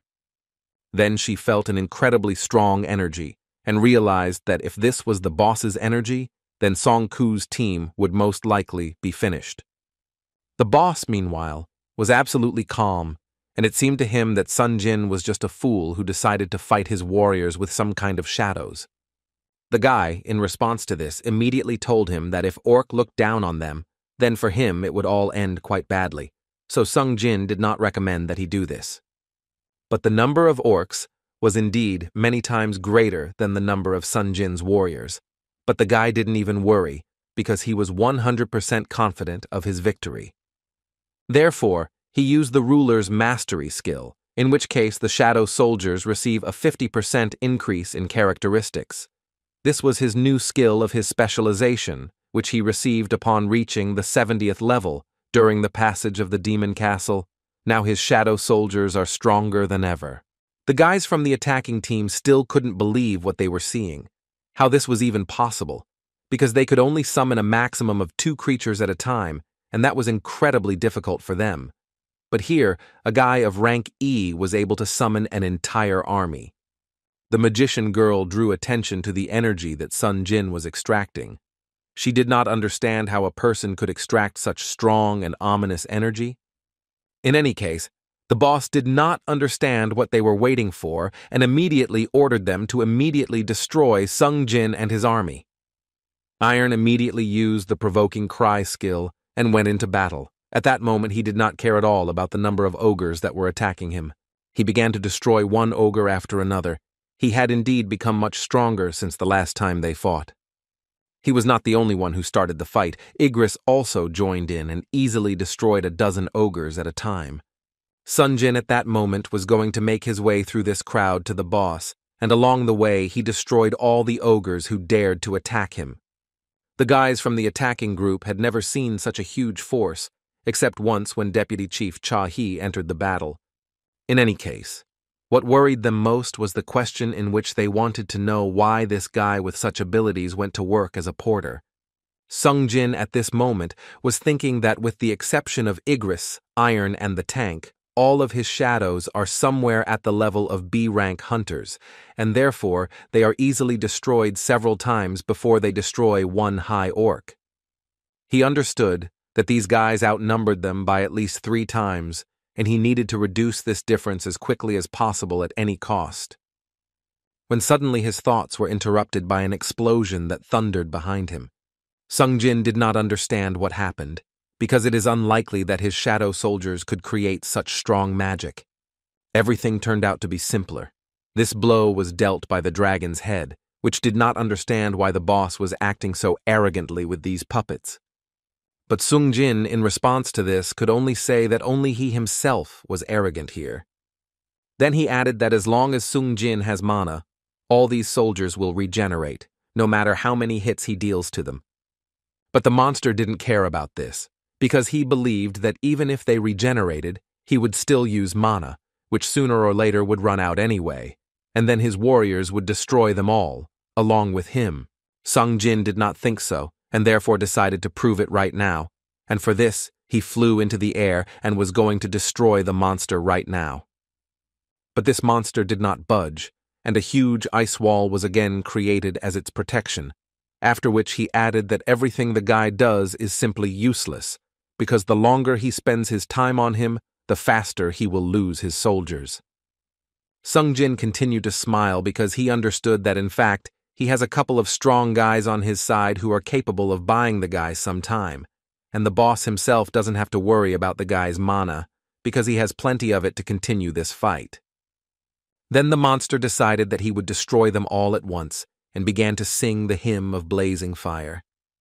At this moment, Sung Jin already perfectly understood that this monster was clearly stronger than the sword Metis or Volcan, because each of them had their own disadvantages and weaknesses, and this guy is excellent in defense and strong in magic. In addition, he did not forget that behind him there was an unequal battle with hundreds of high orcs, and only now it dawned on him that the situation was different from the time when he completed the quest to change his specialization.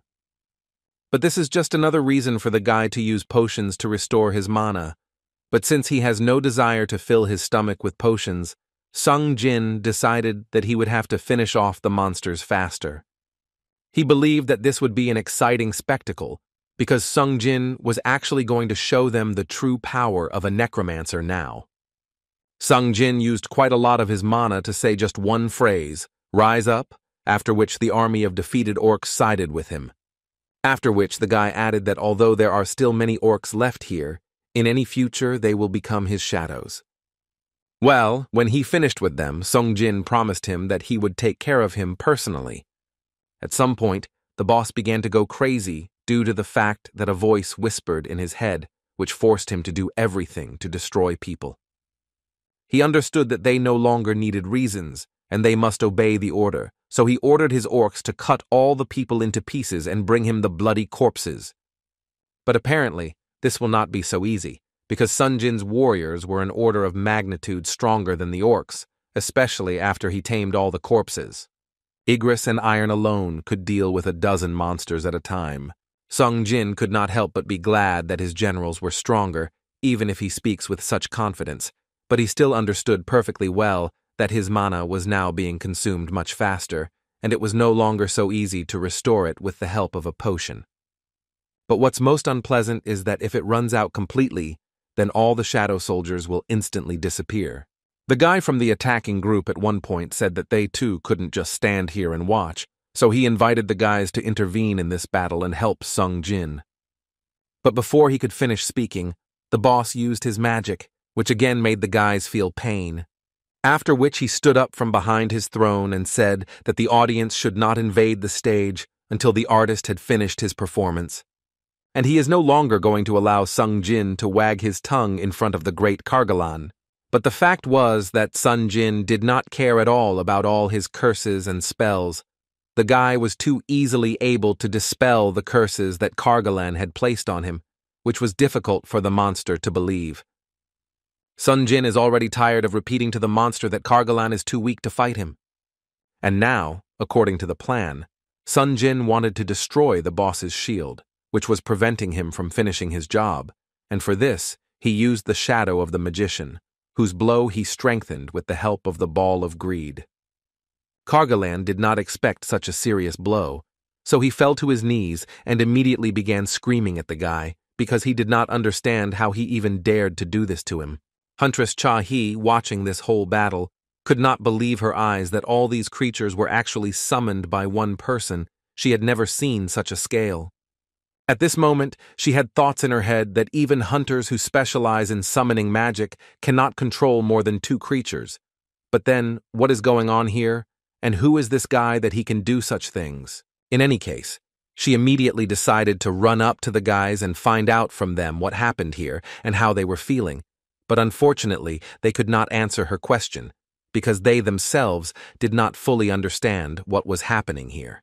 Kargalan, meanwhile, became even more angry, and he was literally shouting to Sun Jin that his vile ability would not work on him, no matter how hard the guy tried. After which he decided to use his strongest ability, which, although it took away a large amount of mana from him, the monster didn't care anymore. He wanted to destroy Sun Jin too much, so he was ready to do anything. Hunter Cha He immediately ordered all the hunters to run away from here and save their lives, because she, like no one else, understood how dangerous these monsters could be. But Kargalan was not going to just let them go. He became a huge giant who was going to crush all his enemies, including Sun Jin. The guy didn't seem to care at all about this big guy, because he believed that he had bad memories associated with his giant enemies, so he would have to finish off this big guy as soon as possible. But Sung Jin has a new problem. His end has come, and now he can no longer use his shadow soldiers. And Kargalan was just starting his attack with the words that Sun Jin shouldn't have been so confident just because he managed to carry out several good attacks. Kargalan was going to punish Sun Jin for his impudence, so he used his fire magic to the maximum to show the guy what real strength is. But apparently today is clearly not his day, because even though the guy ran out of mana, this, in any case, did not stop him from dodging the monster's attack and trying to launch his own counterattack. Sung Jin believed that when Kargalan became so huge, he turned himself into too easy a target, and now that he is without his guard, an exterminator like Sung Jin can easily destroy him. After these words, Sun Jin struck him several dozen blows, but he was unable to finish the battle with the help of his dagger. Therefore, the guy decided that it would be better to strike with his hand, because his strength was pretty well pumped up, and apparently it was time to use it.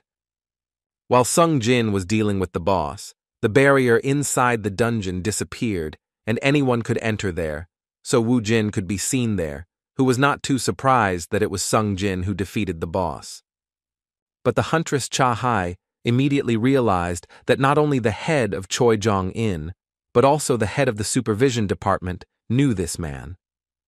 Wu Jin interrupted her thoughts to say that they came to help when they felt an overwhelming magical force, but apparently there was no need for this, since the hunter Sung Jin Woo himself was clearing the A-rank dungeon. Now the man thought about what Sun Jin looked like. It seemed that he was a combat hunter, but on the other hand, he uses summoning magic, which makes him clearly not an ordinary hunter. But the most interesting thing for him was to know how many creatures the guy can summon.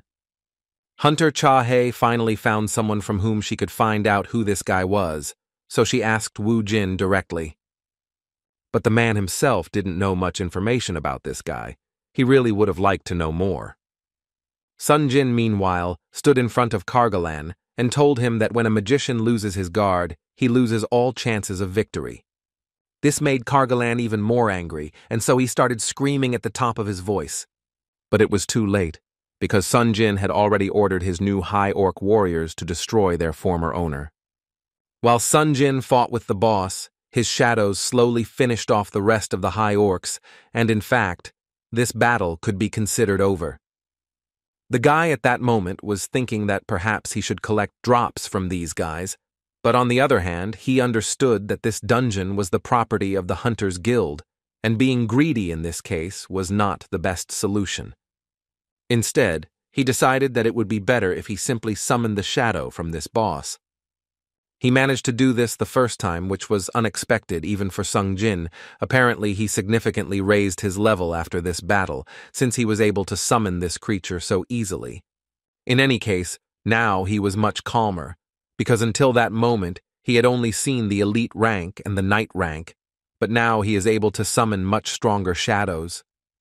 Now Sun Jin only had to give a name to this warrior, but he clearly didn't want to leave what this monster had, so he decided that he would come up with a name a little later. Although then he suddenly changed his mind and decided that this monster would be called Fang. It seemed to him that this was a pretty good name for such a monster. But the best part is that after this battle, Sun Jin was able to get his army of high orcs, and now he can keep 127 shadows. At one point, his thoughts were interrupted by Wu Jin, who turned to Sun Jin. The guy turned around and clearly did not expect to see the head of surveillance in front of him. Apparently, Sun Jin was too carried away by the battle, since he did not even notice the man. But he was not alone there, and all the hunters who managed to survive immediately began asking him questions about how he managed to do all this. And now Sun Jin will have to figure out how he can get out of this dungeon without interrogation. Although apparently there is no need to invent anything, because the Association of the Supervision Department immediately stood up for the guy and immediately said that the hunter Sung Jin was under surveillance, and this case was top secret and could not be disclosed to the public. They also added that they would provide them with adequate explanations once they left the dungeon, but for now, they should remain silent about everything that happened here. They explained to Sung Jin that this would make it easier to avoid further complications. The whole point was that Sung Jin had shown strength beyond S rank in the presence of the best guild in the country, but they still had to do everything to leave this place without too much fuss. But as soon as they were about to leave, they were stopped by Song Ku, who suddenly began to say that if Sun Jin really has such power, then the current situation is not so strange. He is also not going to ask the guy why he volunteered as a porter. He just wanted to thank Sung Jin for the fact that they were able to survive, because they only managed to do this thanks to the guy. Sung Jin was very pleased to watch this, but he did not forget about the very notebook that the girl gave him, and he decided to return it back. It seemed to him that she could do this on her own. She was very happy and agreed with the guy. After which, without much hesitation, they turned around and left. Cha-Hu didn't have time to say a word, although she actually also had a lot of questions. Her thoughts were suddenly interrupted by other hunters who wanted to know why she brought the pickaxe here. Instead of answering, she immediately wanted to know how strange she looked, but her interlocutor did not understand what the girl was even talking about. Strange for whom? Jin-Ho, sitting in a small restaurant, thought only that the fateful hour for him was approaching with every second. After all, his future will depend on the choice of his older brother Sung Jin, so he needs to behave as bravely as possible. And as soon as he thought about this, Sun Jin finally came to meet him, whose clothes were all dirty, and he himself was not in perfect condition, but the guy immediately warned Jin-Ho that he had just left the dungeon, so there is nothing to be surprised about. Jin-Ho was surprised that Sun Jin still went to train in the dungeons in his free time, although apparently he shouldn't have expected anything else from his little brother. In any case, they gathered today for another reason, and Jin-Ho decided to tell Sung Jin what was the matter. After the story, Sung Jin realized that during the negotiations with his father, Ko Myung-hwan appeared, who successfully told everything about the incident with the Red Gate and did not even forget that Sung Jin saved the White Tiger hunters. Sung Jin understood that given the current situation, this man clearly said a lot of unnecessary things. In any case, the guy understood perfectly well that Jin-Ho was leading to the fact that he was going to become a guild master, and he most likely needed Sung Jin's help, so he called him here. Jin-Ho immediately assured Sung Jin that this was all at his discretion anyway, because he didn't want to force Sung Jin to do it if he didn't want to. The head of the Hunters Guild could not believe his ears, because they told him that Sung Jin participated in their raids. Yesterday, as they told him, he was a miner, and today he was a porter. Song-Ku perfectly understood the leader's surprise, but he still added that he was almost sure that Sun Jin did not plan to interfere with their raid. Moreover, he did not forget to add that due to the fact that the boss was beyond the scope of their knowledge, they could not cope with him on their own, and Sung Jin was going to perform only the role assigned to him as a porter. But at one point, he realized that he had no other choice and therefore intervened. The head just thought about the fact that this guy is capable of summoning a huge number of creatures. He is as agile as a hunter of the destroyer class.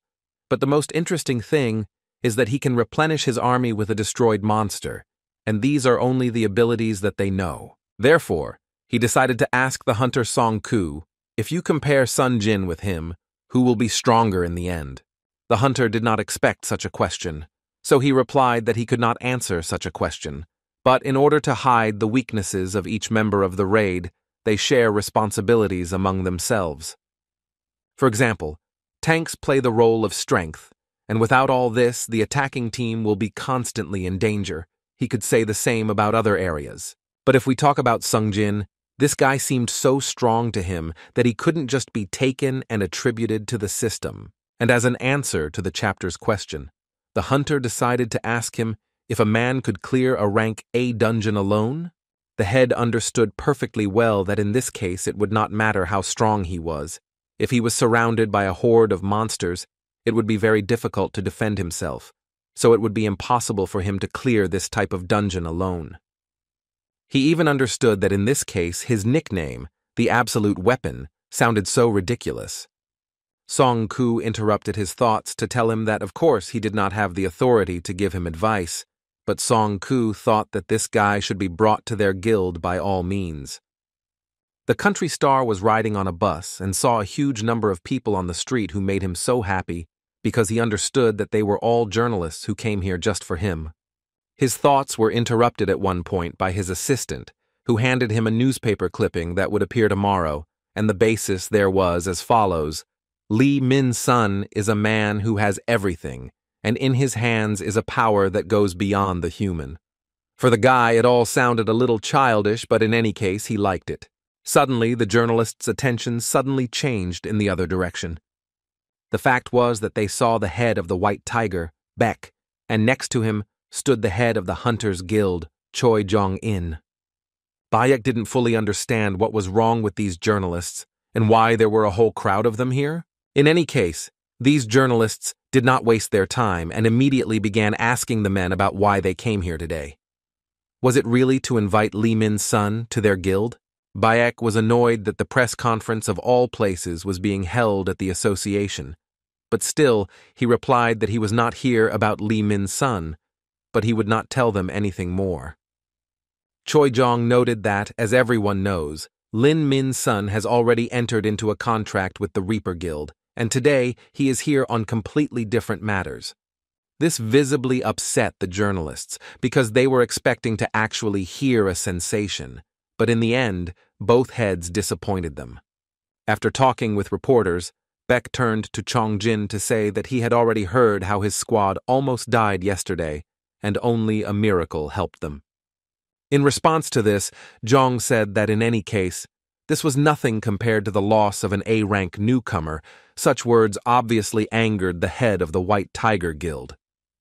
After he calmed down a little, he was still able to add that one way or another this guy helped them a lot, and Chan agreed with him on this, because if it weren't for him, their teams would simply have died. But Chan believed that, as required by moral obligations, he would certainly take him into his guild.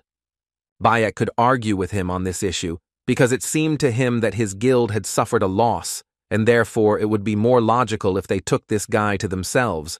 But Chan did not understand why they even needed an S-rank hunter. What were they going to do with him? Suddenly, their dialogue was interrupted by someone's rather familiar voice, who thought that two guild heads were fighting over his Min-sung. At least that's what it seemed like to Lim Taegyu, who was the master of the Reaper Guild and also had an S rank. But both Beck and Yongjong assured him in a rather rude manner that they were not interested in Lin Min-sun at all. Lin Min-song, meanwhile, enjoyed the applause and took pictures with each of the cameras. Sung Jin stood among the people in this crowd and did not quite understand what kind of people they were and why they had all gathered here today. At one point, he even thought that perhaps the reporters had already found out everything about him, but on the other hand, he perfectly understood that apparently this was not the case, because they were not paying any attention to him. At this rate, he would soon simply not be able to get to the association building, so he decided that he needed to try to do it right now. But at one point he was stopped by a big man who didn't understand where this journalist was going. The man tried to explain to this guy that he couldn't just go there, but Sung Jin made it clear to him that he had business at the association. But the guard still repeated to him that the guy couldn't go there now, and therefore it would be better for him to return where he came from.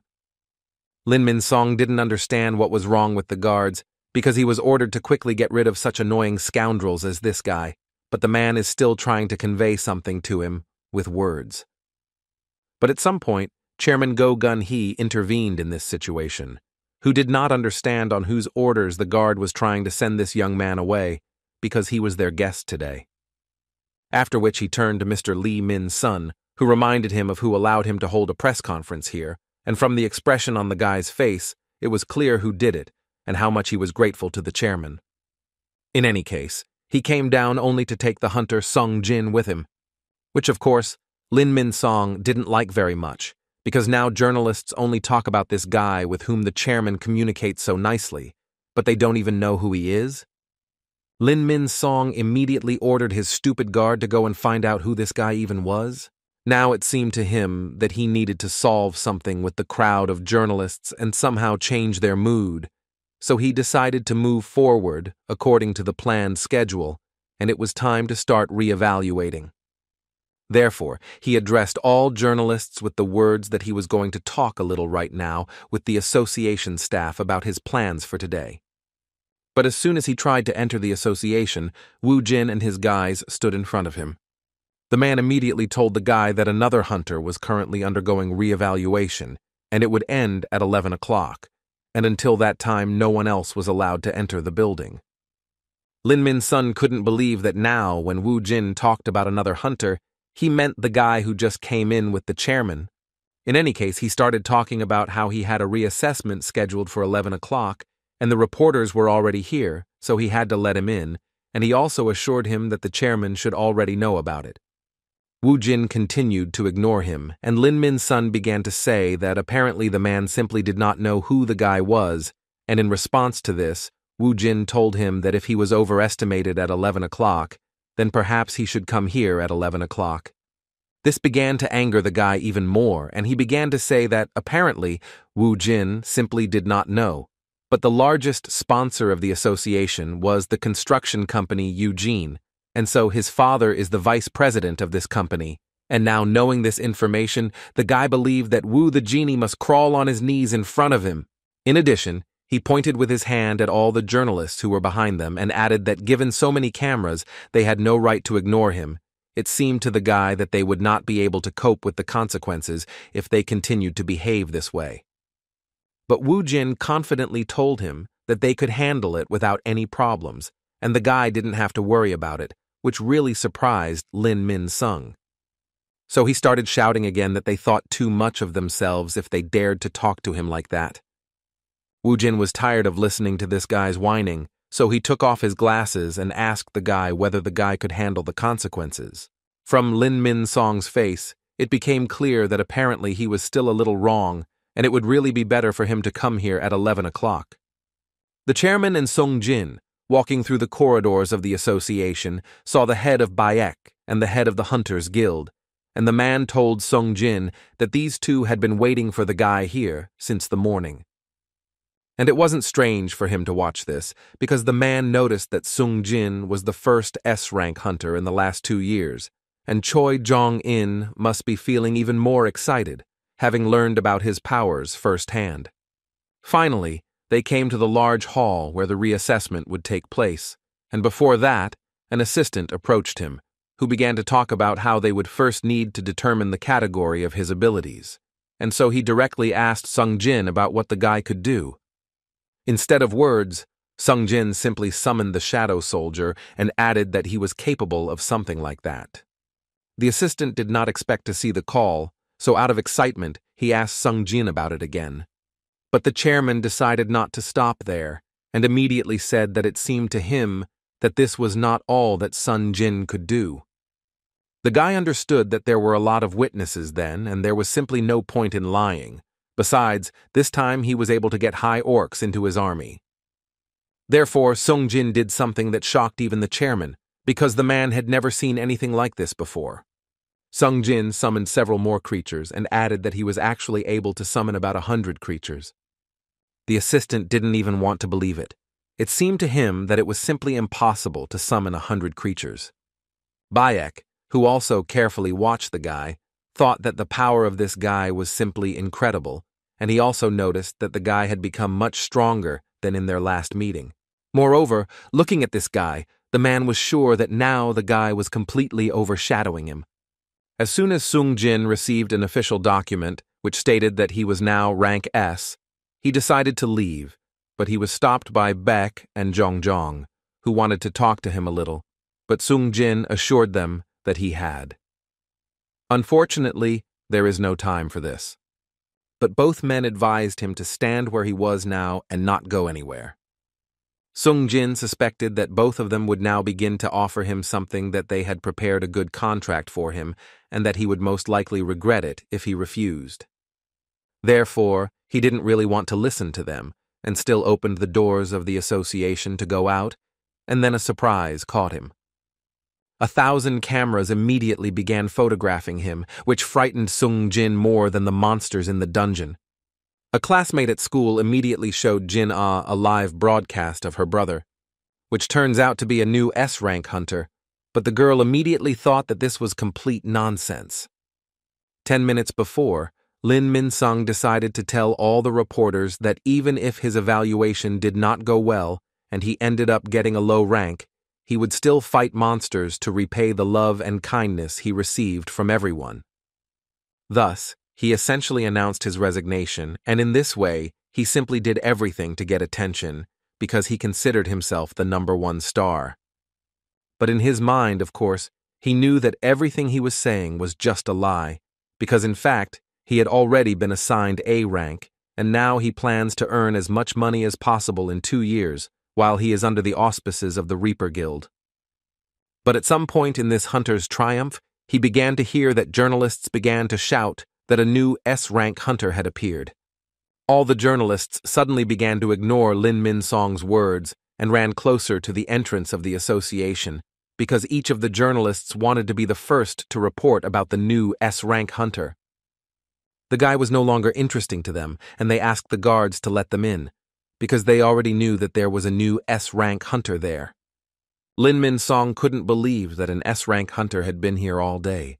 How was this even possible?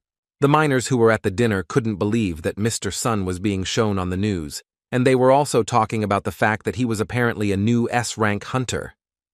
The same man that Sung Jin-woo ran into immediately began shouting that he always knew that the guy was a scoundrel, and he wanted to find out what he had done this time, but he didn't hear that the guy was a new S-rank hunter. But as soon as he got closer, they kept repeating from every channel that the 10th S-rank hunter had been discovered, and it was Sun Jin. Now the man will not mind taking back his words. Jin-ho's father was also watching the news and saw how Sung Jin had just been announced as the new S-rank hunter. And so he decided to call his son to him to find out from him whether he succeeded in luring the guy to their guild. Jin-ho told his father with great regret that he never managed to convince Sung Jin. After which, he added that Sun Jin decided that he would create his own guild, and he invited Jin-ho to take the place of the vice head, which his father clearly did not expect. After which the man decided to ask his son if he knew why the man wanted to create the Yujin Guild. Jin-ho assumed that all this was done for the sake of money, but his father assured him that, in fact, he already had enough money. Then Jin-ho would like to know the reason for creating his guild. The man assured him that, in fact, all this was created specifically to protect them. He believed that the power and influence of hunters was growing every day, and there were even cases where the influence and power of a hunter was equal to the power of an entire country. There were also the so-called world super hunters who surpassed S rank and became known as national-level hunters. Therefore, he would like to gather all the trustworthy hunters together to create a guild in which there will only be reliable hunters who would not be affected by money problems and interpersonal relationships. And now it seemed to him that Jin-ho had found such a person. And he said all this in order to tell Jin-ho that the guy had completed his task, so he was transferring the Yujin Guild to him. He only asked him to develop the guild and enter into alliances with strong allies, because the man believed that soon such alliances would become more valuable than any wealth. Jin-ho was of course very grateful to his father, but still he decided to tell him that he was not sure that he could cope with this task. And the reason for this was that Jin-ho had already decided that he would join Sung Jin's guild and develop it. Sung Jin, meanwhile, stood in front of a whole crowd of reporters and did not fully understand why they were photographing him, instead of Li Min's son. But then he started hearing questions from reporters asking how he was feeling after waking up twice. They asked him to look into the camera so that they could take a picture of him, and Sung Jin could not believe his eyes that so much attention suddenly came to him. At that moment, the head of Bayek approached him, who immediately told the guy that he got tired of answering questions, so he suggested that he take the guy home. But Sung Jin did not need the help of others, because he could do it perfectly well on his own. And for this, he used a skill that allowed him to teleport behind this entire crowd. All the people around couldn't believe their eyes, because they didn't understand what had just happened. Zhong had never seen a magician with such great speed, and so he thought that apparently Sung Jin had not shown them all his abilities, and even now he is able to surprise them. Bayek was trembling at that moment because he did not understand how Sun Jin could be so fast, because even his eyes could not follow him. The man understood that the guy had already become much stronger than he was at their first meeting. But what is most important is that this is not a problem yet. But now they cannot relax. And it seems that he was just ready to accept the fact that the current Sung Jin Woo is definitely already stronger for them. But it seemed to him that this was not his final form, and therefore he began to doubt that the guy had become strong because of the second awakening. Now it seemed to him that the guy was one of those hunters whose strength was constantly growing. In America, in the local hospital, Huang Dong-su, watching the news, could not believe his eyes that this asshole Sung Jin Woo was still able to survive. The man was surprised when he was brought a red sphere for evaluation, although he has been evaluating artifacts for a long time, but this is the first time he sees such an object. Therefore, it took him a little longer to realize that she was indeed capable of increasing magical energy by 100%. He even thought that even the most famous master of creating artifacts, having put his heart and soul into them, could only make spheres with an increase of about 50%, so he believed that if Choi Jung had seen her, he would definitely have torn him off with his hands. The appraiser would like to know from the guy where he bought such a sphere, to which Sung Jin told him that in fact he found the sphere in a dungeon, which the man did not believe at first, because it seemed to him that it was extremely difficult to find something like that in a dungeon, practically impossible. Therefore, without thinking for a long time, he invited the guy to put this item up for auction, so they would help him find the best price. Sun Jin told him that he would think about it. In his mind, he thought that it would be nice to clear out the demon palace as quickly as possible and create the holy water of life, because he needed artifacts to protect himself from the heat in the demon palace. So he decided to ask the man if it was possible to purchase artifacts with the effect of resisting fire. The appraiser clearly did not expect such a question. This could be said only by looking at him, but Sung Jin continued to question him because he needed to know how difficult it would be to get them. The man was so surprised because it's actually not that hard, which surprised Sung Jin because he searched online and couldn't find it, after which the man added that artifacts with elemental resistance are usually expensive, so they don't display them for sale online, yet he can easily afford it. And he thought so only because among the various types of magic, fire is the most common. The man led him to a special room where there was a lot of different equipment, and the first thing Sun Jin noticed was that storing these artifacts behind such thin glass panels was too dangerous, because he didn't really see any other special means of protection. The man assured him that in fact these glass panels were reinforced with magic and no problems would arise, even if a rank A hunter hit them with all his might. But Sung Jin doubted this, so the man suggested that the guy try to do it himself. This is because he doesn't believe him. And so that Sung Jin would have motivation, the man also decided to add that if the guy manages to break the glass, then he will be able to take all the artifacts inside. Sung Jin felt the energy emanating from this glass, but he did not believe that it was so strong, so he gathered quite a lot of power in his hand to strike. But at the last moment, the appraiser stopped him and told the guy that in fact he was just joking, because if he really breaks it, then more experienced hunters will rush in here, and for the sake of safety, they signed a contract with the Hunters Guild. The man did not understand how this hunter could be so impudent, because he is a magician, but his thoughts were interrupted by Sun Jin, who would like to look at the daggers that they have in this case. The appraiser immediately asked the person who heads the weapons department to help with this issue. And he himself noticed one crack on one of the glasses and thought about when this crack appeared here. He didn't even want to think about the fact that Sung Jin damaged the glass without even touching it. After some time, Sung Jin chose one dagger and would like to know how much it costs, and according to the seller, the price was 30 million won. Sung Jin understood that this dagger was many times worse than his dagger, but it was not clear why this blade was so expensive. He decided to show his blade and asked the appraiser to evaluate this dagger, and the man immediately said that apparently this dagger was made by a great master, but Sung Jin knew that he just bought it in a store. In any case, he was surprised that the appraiser said that this dagger would be worth at least 100 million won, and surprised the guy, because the dagger he bought for almost 3 million gold in a store could be worth that much. Sung Jin realized that the equipment that Jin Ho was wearing was worth millions of won, and given all this, he realized that if he could sell the ammunition he bought from the store for as much, then he would not need to sell the greed sphere. At the White Tiger headquarters, the head of Bayek was still thinking about whether there are still hunters who are able to increase their strength constantly.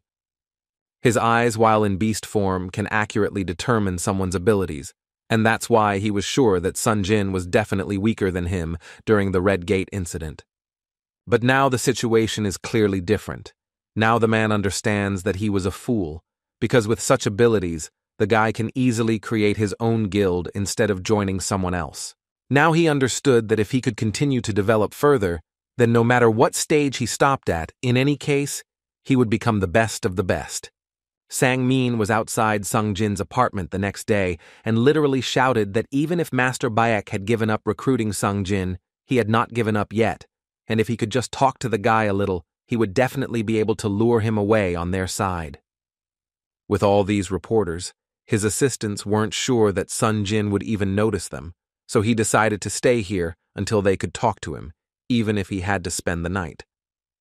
Jinna was surprised that so many reporters had gathered in front of their house. Sung Jin thought it was time for him to go downstairs and tell them all to leave them alone, although his sister thought that he definitely shouldn't do that because people on the internet were already upset with him, and talking to reporters would make it even worse. He didn't understand what he had done that people suddenly became unhappy with him. The girl explained to him that he left without paying a single bit of attention to the reporters last time, so it seemed to her that it would be best to forget about them. But at some point they started knocking on their door, and this was the last straw for the guy, so he decided to go and explain to them that this should not have been done. But as soon as he opened the doors, he saw Jin Ho in front of him, who could barely hold back his tears, and the whole point was that his father kicked him out. It seemed to Sung Jin that the guy himself ran away from his father, but the guy stated that this was not so, and so he wanted to ask Sung Jin to stay with him for a while. But Sung Jin instead simply closed the doors on him and told his sister that he had never seen this guy before. Jin Ho did not give up hope of reaching out to his older brother, but no one else opened the door for him. Jin Ho's mother believed that her husband was too cruel to their youngest son, but the man believed that the guy deserved it. After all, he did not want to become independent from them. Instead, he still decided to follow his friend. In any case, it was all so strange for him, but his wife didn't quite understand what exactly he didn't understand. The thing was that when he looked at a woman, he saw her in double. He suddenly became very ill and could not even stand on his feet normally. Sung Jin wanted to go away for a few hours, but at the last moment, he remembered that someone could sneak into his sister while he was not at home. Therefore, he decided to summon several creatures that would guard her while he was away from home. He understood that one of his guys would be enough to deal with an A-rank hunter, so there was no need to worry. Although it seemed to him that the Fang had 4 personal guards, so he did not understand why only 3 high orcs appeared. And then he remembered that he could not turn the last orc into a shadow because he was stuck in the ceiling. He also decided to call on several more guards to act as watchmen for the area.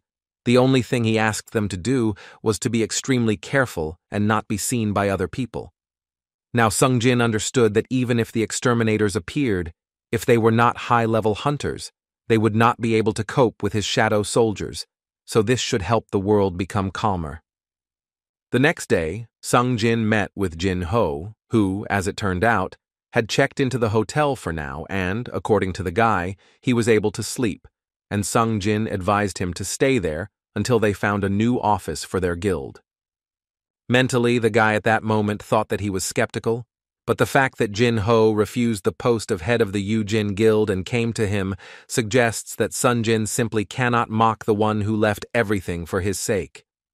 In any case, he arrived at the place, and without saying anything to Jin Ho, he immediately disappeared and went to Sun Jin to the Palace of Demons, in which he thought the difficulty increases sharply, but this time he came here prepared. Now the guy had new items that could protect him from fire. These items were a mantle of wind and an unnamed ring, which is filled with the power of water. His new equipment has clearly become impeccable, and now he no longer has to fear that fire may overtake him. But at some point, his thoughts were interrupted again, and this time it was a system that notified him that a new quest was available to the guy in which he needed to collect the souls of demons again. But this time, he would need to take the soul from Baran, a demon who is located on the top floor of the Palace of Demons. And of course, the reward this time was much better. For completing this quest, the system promised the guy a runestone of the highest quality. Sun Jin knew very well that this runestone gives a new special skill. Moreover, he will receive in addition to this the extraction of shadows, the preservation of shadows, the possession of the ruler, and all these skills Sun Jin will receive in such a short time. Each of them has its own unique effects, so he is looking forward to it. Now all floors of this palace are accessible to him, and Sun Jin for a long time, without hesitation, wished to go to the 76th floor. A few seconds later, the system transferred the guy, at his request, to the floor he needed, and a real bacchanalia was going on there.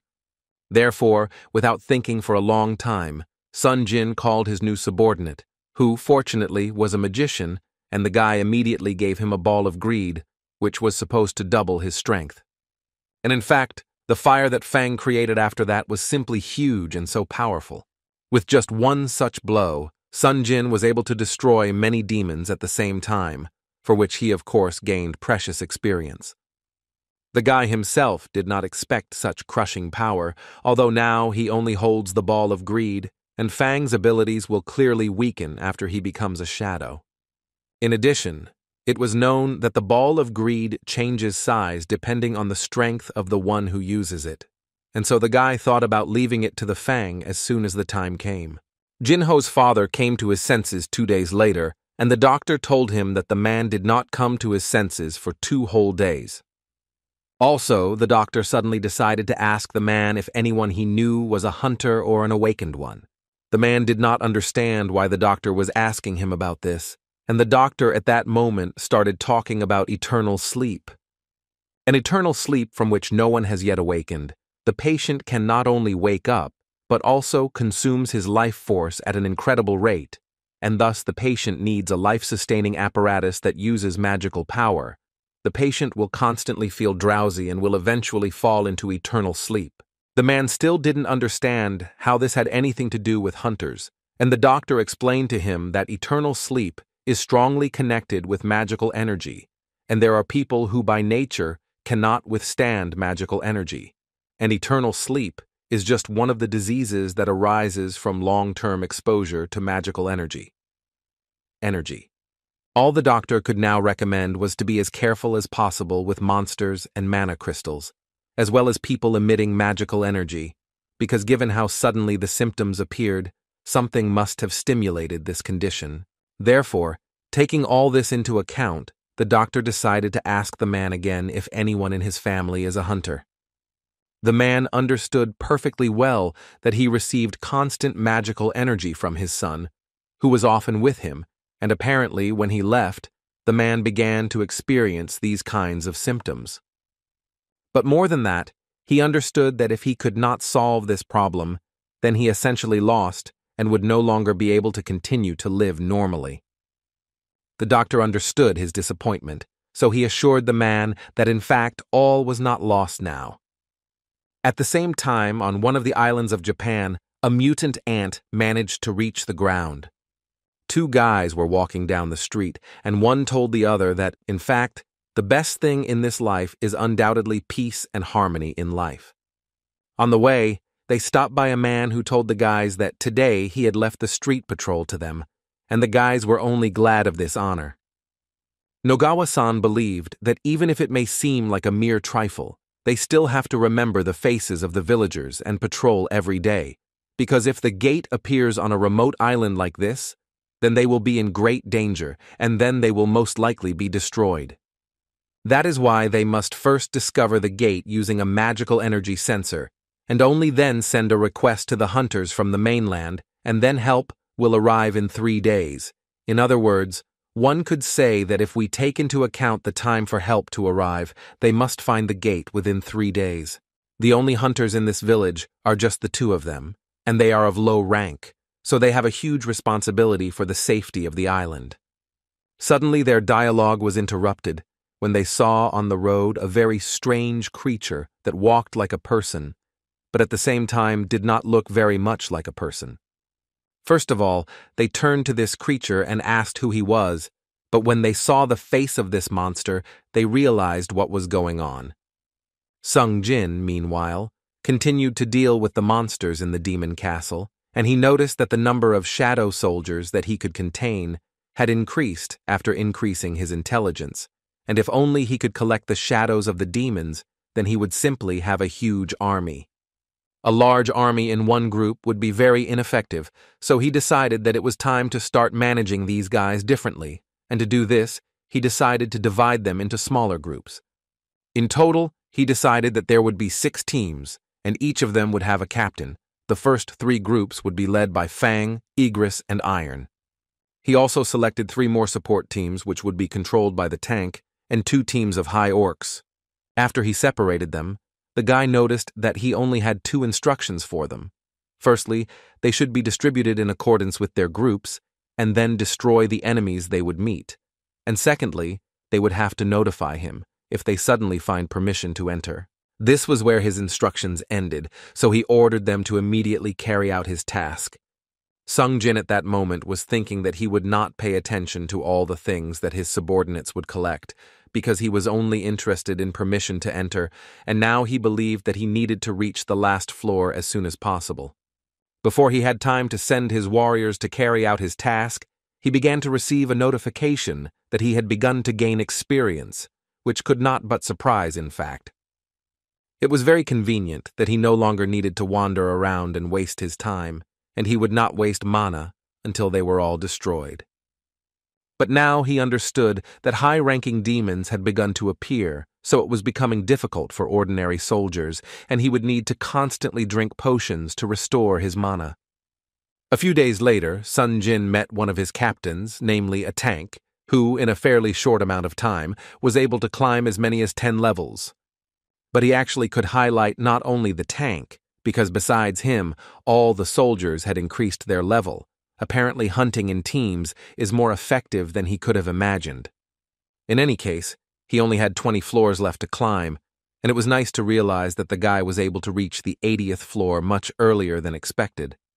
In just 2 days, he was able to reach this floor, and the fact that he still could not find permission to enter gave him the understanding that everything would not be so simple, and apparently there was simply a strong enemy here somewhere.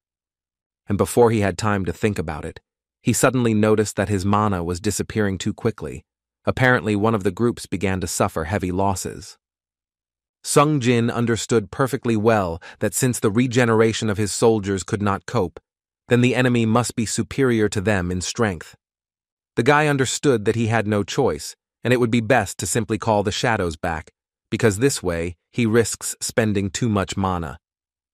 The next day, due to constant ambushes, the sent shadows were summoned again. Sung Jin understood that the High Orc team and Igris's team were attacked one after another, and as he thought, there is a strong opponent on this floor who is unlikely to leave the guy alone. But on the other hand, all this was so strange for him, because the Fang team was supposed to be next after the Igris team, but the enemy decided to skip it and attacked the High Orc team. Apparently, these demons are not strong enough to defeat the Fang if they specifically target the enemy, which they can cope with. Although Sung Jin also saw a downside in this, because if this is true, then these creatures are intelligent enough to find the opponent's weaknesses, which means they are much stronger than they might seem at first glance. And if he understands correctly, then the demons specifically attack the team of high orcs, and then we can assume that the next target will be the tank team. Having gone down a little, Sun Jin still saw the very enemies who destroyed his shadow soldiers. Taking a closer look, Sun Jin immediately noticed that there was a demon nobleman and 3 demon knights, who didn't think for a long time and immediately attacked his shadow soldiers and literally, with just one blow, were able to destroy the tank. Now he understood perfectly why the regeneration of his soldiers could not cope. Shadow monsters simply don't stand a chance against them.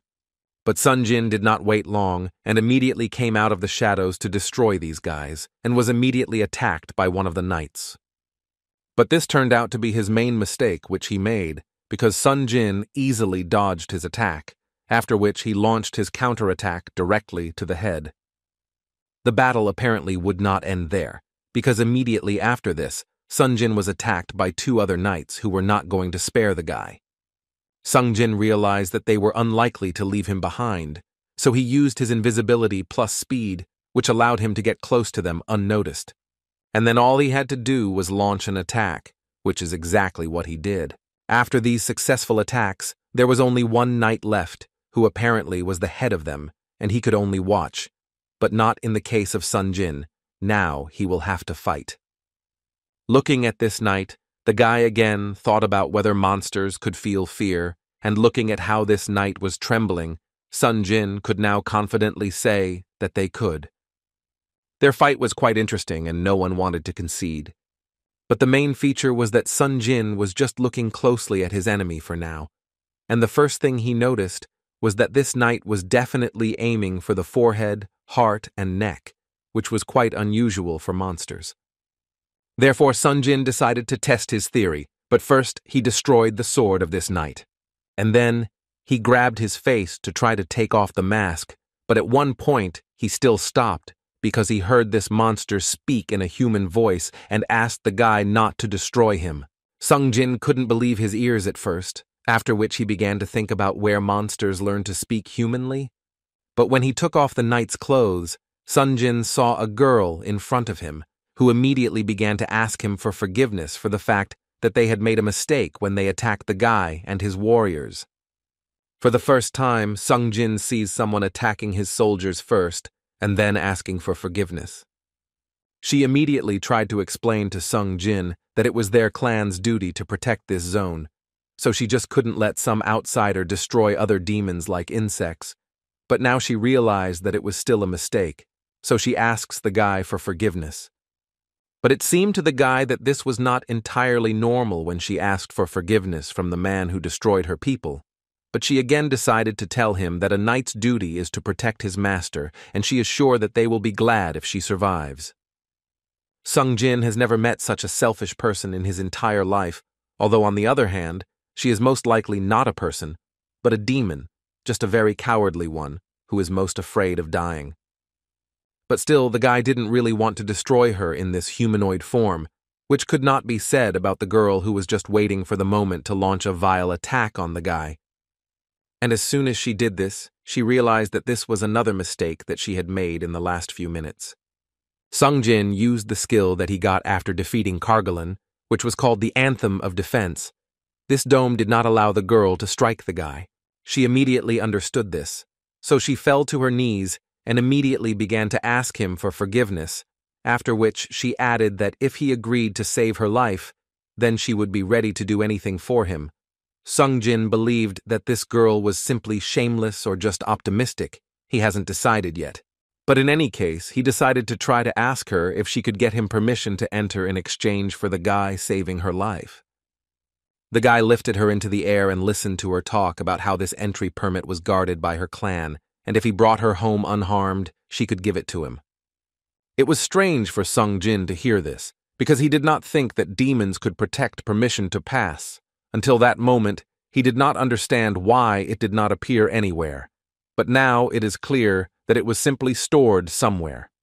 The girl realized that the guy was interested in this, so she immediately added that she even knew where the permits for passage to higher levels were, and she would be happy to take him if, of course, he guaranteed her the safety of her and her clan, and it was a rather tempting offer for a guy, actually. The only question was whether Sung Jin could trust her, and he was going to test it right now. He raised his eyes and looked straight into the eyes of the girl, who immediately blushed. After which he asked her a question in which he wanted to know if he could really trust her. The girl, looking straight into this guy's eyes, understood that she definitely couldn't lie, and she hadn't done it yet. And such fear was actually justified by the fact that Sung Jin used his bloodlust ability, which forced the girl to speak only the truth. After which, he still let her go, and said that if she gave him permission to pass, then he would leave this place peacefully. But first he would like to ask the girl who they even are. The girl introduced herself as Lady Essel, who was the eldest daughter of the Reincarnated clan, after which she smoothly began to talk about her clan, but at one point she was interrupted by Sung Jin, who made it clear to her that this was not what he really meant. He didn't understand how he needed to ask in order to get a straight answer from the monster, so he decided to ask the question directly, in which he wanted to know if they heard voices in their heads that constantly urged them to destroy people. Essel clearly did not expect such a question, and this could be observed just by looking at her facial expression, after which she still answered him that in fact they do not hear this kind of voice, but still she admitted that there are other voices, and these voices force each of them to defend the zone in which they are located. Now Sung Jin understood very well that the goals of these monsters are different from the goals of the monsters from the gate, because the goal of the monsters from the gate is to destroy people, and the goal of the monsters in the dungeons is to protect the dungeon. Then it turns out that for such monsters he will be like the monster from the gate, so I decided to ask her when they started hearing these voices.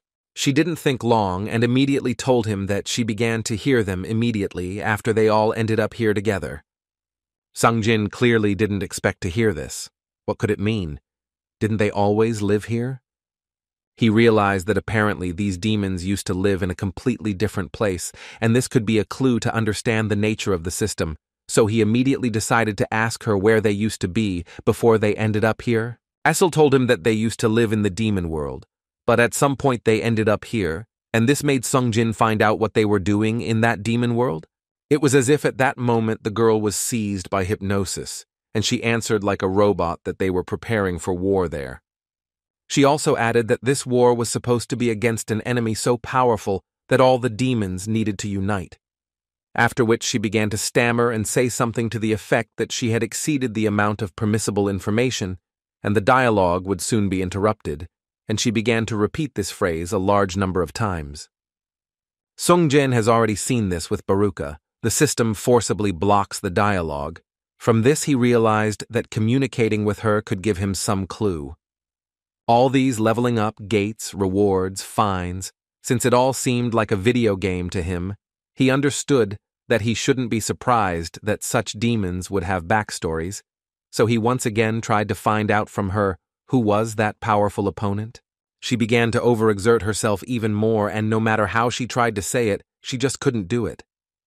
Therefore, at some point, this caused the girl to lose consciousness, and Essel would have simply fallen to the ground if Sung Jin had not caught her at the last moment. Sung Jin understood that the system simply reacted harshly to the personality of the enemy, and if this enemy has abstract powers, then perhaps the enemies with whom the demons fought are the very key to the solution. The local knights of the island shouted that this was a monster, and they rather needed support so that they could properly resist it. This monster first destroyed all the E-rank hunters, and after reducing their number, he destroyed the healer to weaken them even more. But some of them saw this as a plus, that the monster realizes that it will get into trouble if the battle suddenly drags on. Only if he can think about something like this, then he clearly has intelligence, which could mean that they definitely won't be able to cope with him easily.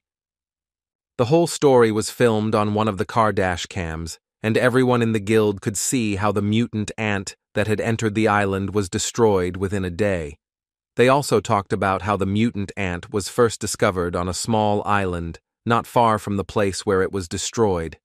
Wu Jin noted that thanks to the hunters who responded to the emergency call, they were able to eliminate the threat. But there are still losses among the hunters. 4 E-rank hunters, 1 D-rank healer, and 1 C-rank leader, all of them died, and there would have been more losses if only an A-rank hunter had not joined them at the last moment. One of the council noticed the fact that, to be brief, to destroy 1 mutant ant, they would need the strength of at least 1 A-rank hunter, but Wu Jin was not finished yet, and added that there were also losses among the civilian population, and that was as many as 200 people, and he also thought it important to note that a total of 108 hunters were involved. They immediately began to say that Japan is one of the countries with the most developed hunting system in Asia, and if it suffered such losses, then they were afraid to imagine what would happen if there were many more such ants. At one point, the chairman began to say that the island under attack was located 150 kilometers from Jeju Island, and if the ant could fly not only to the coastal provinces, then they could at least reach Mokpo. From this, it follows that if the mutant ant flies in another direction, it will easily reach Janao Island or Wando County, but the saddest thing is that they do not have enough people to send hunters to each island. The chairman could not even imagine who could help South Korea in such a situation, because the state has a large number of hunters and will be ready to help quite a bit. Suddenly his thoughts were interrupted by Wu Jin, who approached the chairman and said that he had something to tell the man. Then he quietly whispered in his ear that he did not report this at the meeting, but someone contacted them with great secrecy. And it was Hunter Huang Dong-su from the Purifiers Guild. He said that he would join the upcoming raid on Jeju Island. For the chairman, this was actually an obvious ruse, and they both knew very well that his real target was Sung Jin-woo. Woon Jin also added that due to the conflict with Hunter Beck during the Red Gate incident, they sent a request to be denied entry into the country. But the problem was that Hunter Huang Dong-su was not the only one who contacted them. After which, Wu Jin invited Chairman Go Gun Hee to go with him to look at this new hunter who was already waiting for them. Essel woke up scared because she didn't understand when she fell asleep and what happened while she was sleeping. Sung Jin was glad that she finally woke up, and the first thing he noticed was that apparently the demons were not very friendly to each other. And he said that for a reason, because all these guys tried to attack her while she was sleeping. She didn't even want to hear that the guy was protecting her while she was sleeping. But apparently this was so she immediately thanked the guy, and also added that unreasonable demons, unfortunately, do not consider them as one race, so they can easily attack. Sung Jin actually didn't care at all about this. He wanted to know how far away was the place with permission to pass. Essel, without any problems, led him to the palace, where, in her opinion, he could take this key, and it was a little strange for Sung Jin to observe that her palace was located inside the Palace of Demons. As soon as they entered this palace, the girl immediately took him to her father, Sung Jin. At that moment thought that this was the throne room, and most likely if he made his way here, it would be a battle with the boss. But apparently it was only in appearance, because the girl's father was very frightened by the one whom the girl brought to their home. Essel tried to explain to him that this man was their guest, so they should meet him with all honors, but the man immediately interrupted her and wanted to know what kind of guests they come to someone's house with an entire army. The girl did not quite understand what her father was talking about, so he continued to tell the girl that she simply did not see it with her own eyes. But in fact, behind this man there is a huge army that is hiding in the shadows, and at one of the right moments he will attack them. Sung Jin was silent, but mentally noted that this man had quite good insight. In any case, the guards of this castle immediately approached the guy in order to detain him, and they did not want to listen to Essel at all. Sung Jin was still trying his best to come to an agreement with words, and therefore said that he promised Essel that he would leave this place peacefully if he gave him permission to pass. The girl's father looked at the guy carefully and only thought that he was the same person who destroys demons at a terrifying pace and climbs the tower. He also did not forget that despite being involved in the nobility, The Reindeer clan is one of the weakest among the 20 demonic clans, but what scared the man most was that this guy defeated Vulcan and Metis, so he was not sure that they could defeat him. So he decided to ask the guy all he wants is permission to enter, but according to Sung Jin, there is something else. After which, Sun Jin approached Essel and said that he would like to take the demon girl for a short time. And the guy did this only because he knew that Essel knew where the other permits were, so the guy would most likely need her to guide him to each of them. At the dinner table, the man once again decided to clarify whether all Sung Jin needed was permission to pass and a guide. And mentally at that moment he had thoughts that the deal with the man hurt his pride, but if he knew that this monstrous man was the leader of those black soldiers, then he would not have fought with him from the very beginning, so he was ready, give his daughter only if the guy promises that she will not be in danger. It was strange for Sung Jin to watch a monster who was worried about the condition of his daughter, but still he promised the demon that he would keep his promise no matter what. After these words, the man asked to give Sung Jin the very key that he so wanted to get. Sung Jin immediately opened this scroll, and the system notified him that he now had permission to pass in his hands, which could not but please the guy, but now he would like to know whether he needs to receive such permission from each clan. In any case, he was ready to go out right now, and therefore invited Essel to go right now, and although she was a little surprised, she still agreed to it. But before setting off, Sung Jin warned her that if a battle did break out, he would like to ask her not to interfere, because he himself wanted to take care of everything. She blushed because she believed that this was a sign of such concern, and agreed to such a request without any problems. Sung Jin didn't quite understand why the girl suddenly started smiling like that, because he really just wanted to take back all the experience from destroying monsters. The guy hoped that the girl would survive the fact that they would go without a horse and would have to move on their feet, but the girl actually had no right to take him with her, so she was more than ready to hit the road on her own feet. Before they had time to set off on the road, the girl asked the guy to wait. She would like to give him something. Then she took out a bottle of alcohol from her backpack and added that the head of the Garshi clan loved this drink very much, and her father had prepared gifts that each of the clan heads would accept, but Sung Jin did not fully understand why this was needed at all. The girl thought that this was obvious, because if they took them with them, then most likely the negotiations would go more smoothly, but Sung Jin interrupted her and made it clear that he was not the person who would talk. Essel told him that of course, as clans, they always had conflicts over ratings in the demon world, but in fact they were not at enmity with anyone. Then Sung Jin once again noted that everything would be fine and she should not worry about such trifles.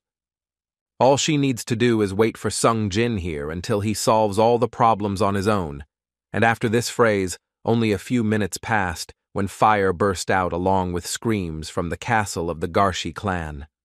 At the Hunters Association, the new hunter immediately noticed that the chairman's English was quite good, so he easily understood that the whereabouts of the 10th S-rank hunter Song Jin Woo was unknown. The chairman assured this hunter that Sun Jin was actually elusive, so their surveillance department was having difficulty finding him. But this colored shirt hunter had little faith in these words, so the man had to reassure him that the association was not so stupid to lie to a national-level hunter.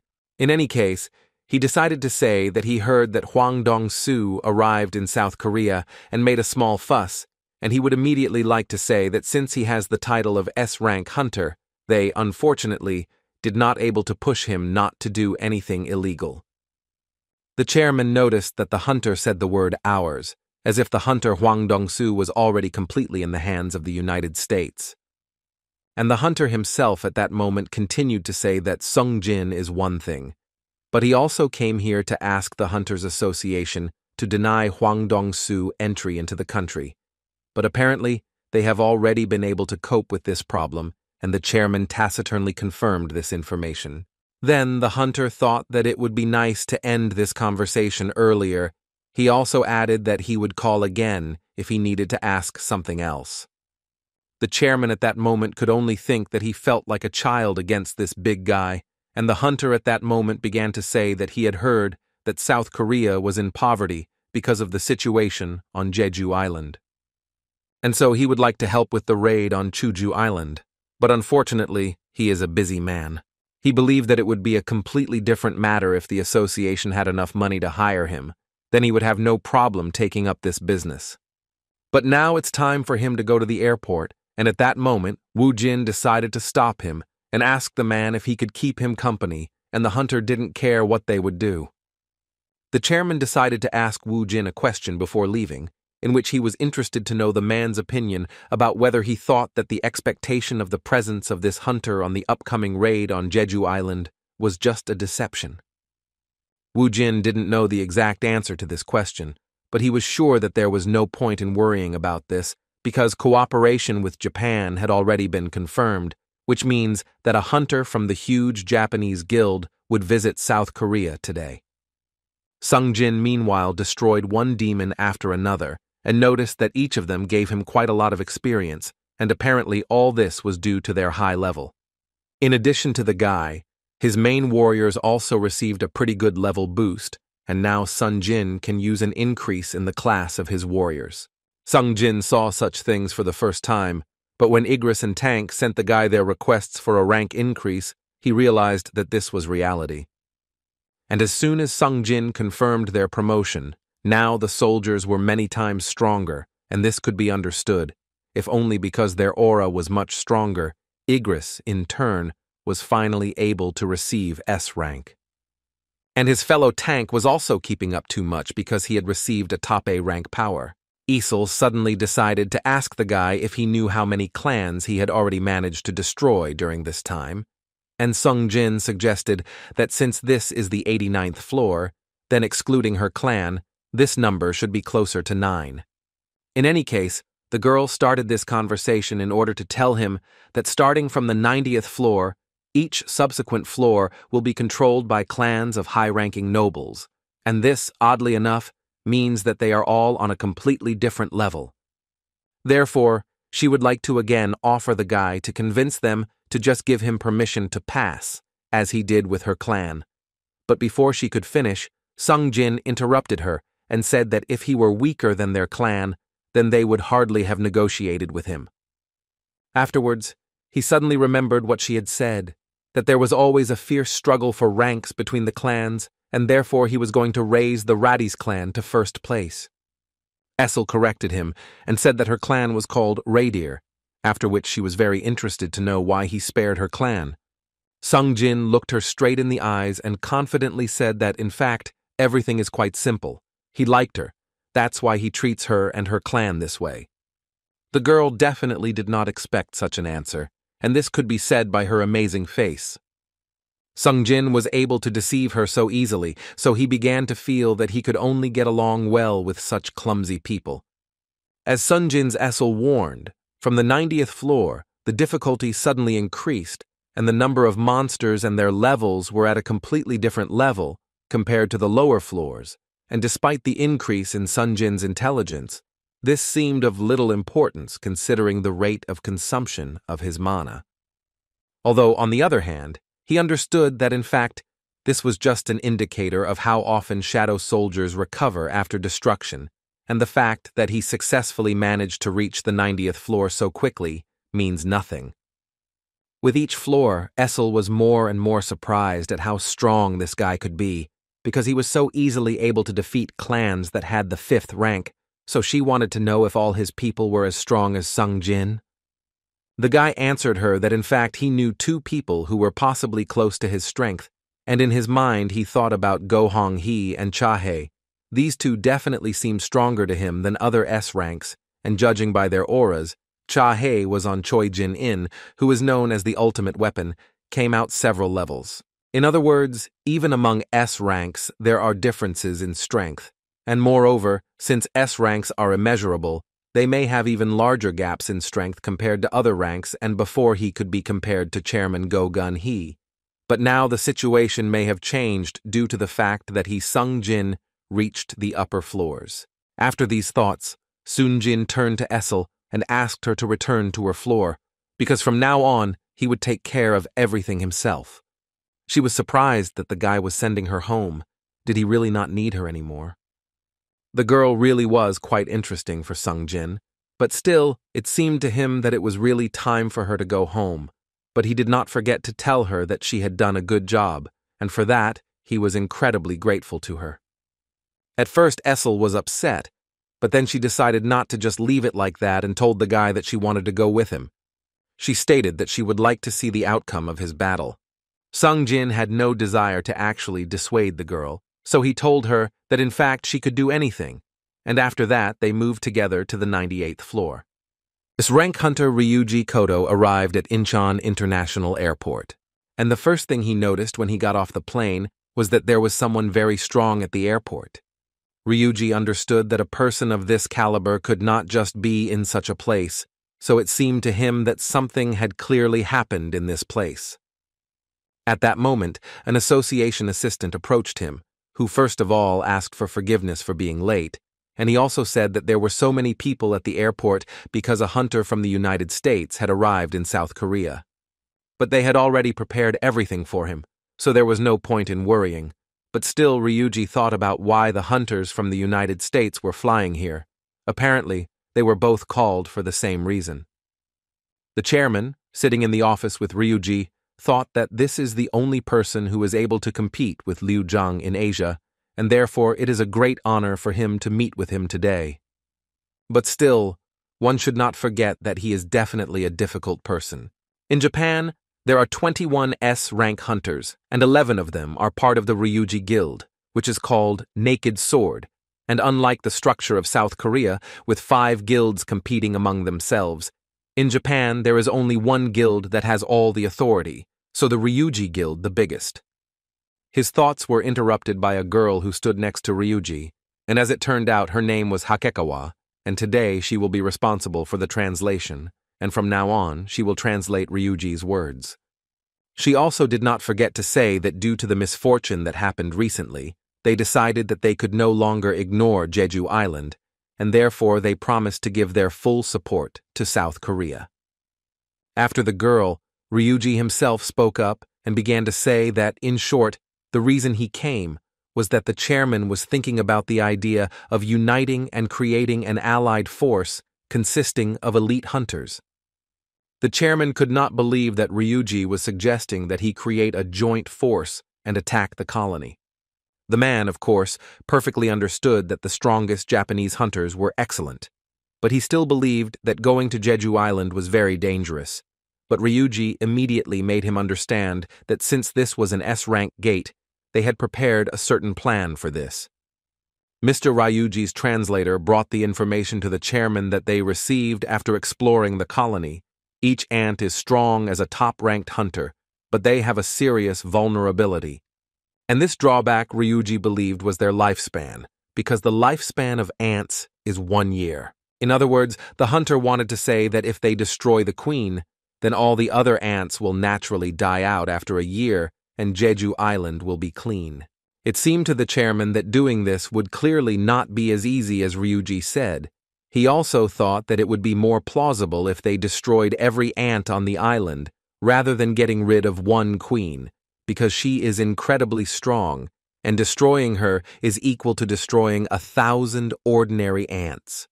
Ryuji understood that the ants would clearly fight for their queen, and he understood that they would have to break through the defense line of thousands of individuals, but he also believed that the situation would change if they all had to leave their tunnel. The chairman did not believe that this was even possible. A Japanese hunter said that this had happened 3 times before, when South Korean hunters landed on Jeju Island for a raid, and what was most interesting was that in all 3 cases, the ants left the tunnels and climbed towards the hunters. Some of the council couldn't believe it, but Mr. Ryuji's translator assured them that this was a result that was confirmed by their secret magic detection techniques, so she asked them to once again pay attention to the details of the data they provided them. Plus, he assured his colleagues that 10 of his S-rank hunters, including himself, would take part in the upcoming raid on Jeju Island. He offered to act as ant bait for the soldiers, while the South Korean hunters took care of the queen. The chairman understood that if 10 S-rank hunters attracted the attention of the ants, then the queen and several guard ants would remain in the tunnel. Ryuji also did not forget to say that their S-rank hunters would split into teams and begin attacks from all directions. The ants would head towards the centers of their attacks and leave the queen alone in the tunnel. So he believed that the South Korean hunters would have a chance to get into island by helicopter and destroy the queen. Guohong mentally knew that this was definitely possible, but on the other hand he had a question. Why did Ryuji Koto want to help them by bringing all of his S-rank hunters except one? Ryuji, while the chairman was thinking about what answer to give him, the man thought about the fact that every national-level hunter had cleared the S-rank gates, and if we take into account his past achievements, then after the raid on Jeju Island, he would be able to get the title of national-level hunter. He understood that the appearance of a national-level hunter from Japan would cause an unprecedented stir among representatives of all countries, and since this was an S-rank gate, all members would work on the safe side, and the danger should be minimized.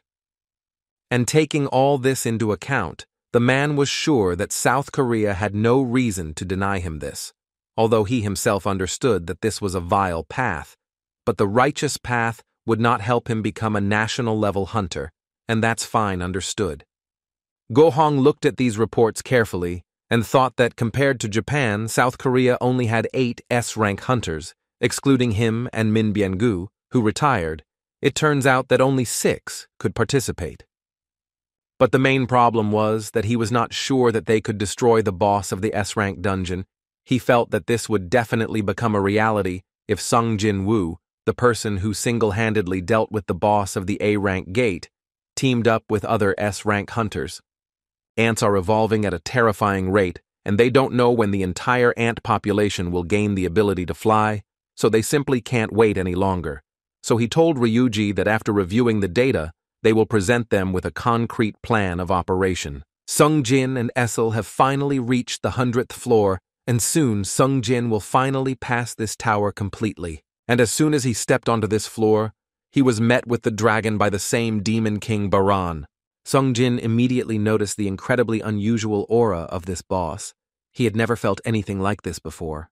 Therefore, the guy was not sure that he could ultimately defeat this guy. Essel immediately felt an incredible thirst for blood. This was her first meeting with him, but she was 100% sure that this was the Demon King Baran.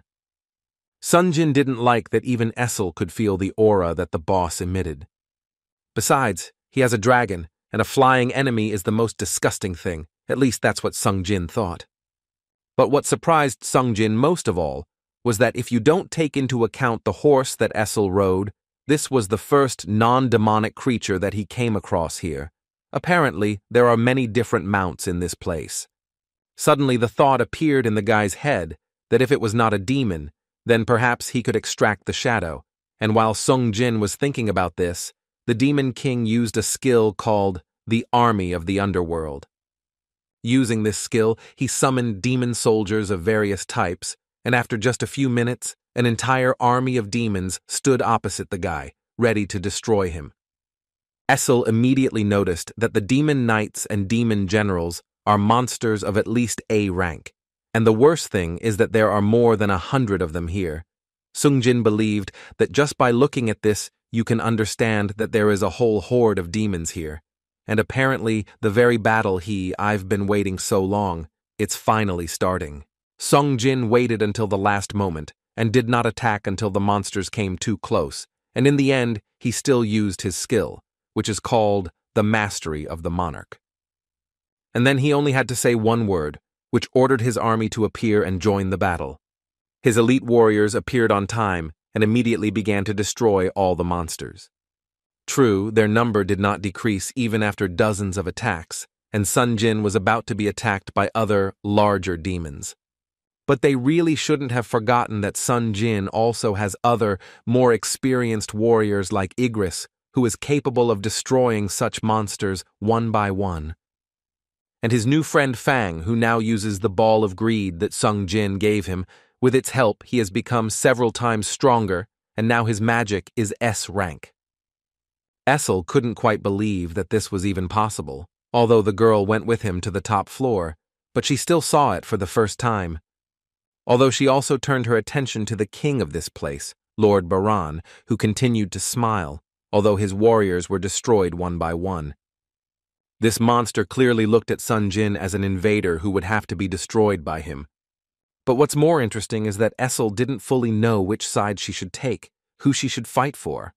While she was thinking, this monster launched a strong attack with lightning, and Sun Jin had to protect the girl with his cloak.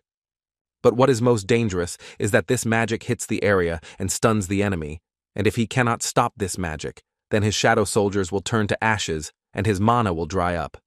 Sung Jin realized that in order to destroy this demon, he needed to neutralize his dragon, and for this, he decided to first attack the wings of this beast. But this plan failed because Baran blocked the guy's blow at the last moment. And without thinking for a long time, after that, he delivered his amazing blow, which Sun Jin simply was not able to dodge. But he obviously wasn't going to stop there, and he continued to strike blow after blow, so Sung Jin had to run away. The guy was well aware of the fact that at this rate this guy would clearly get him, and his mantle clearly had a damage absorption limit.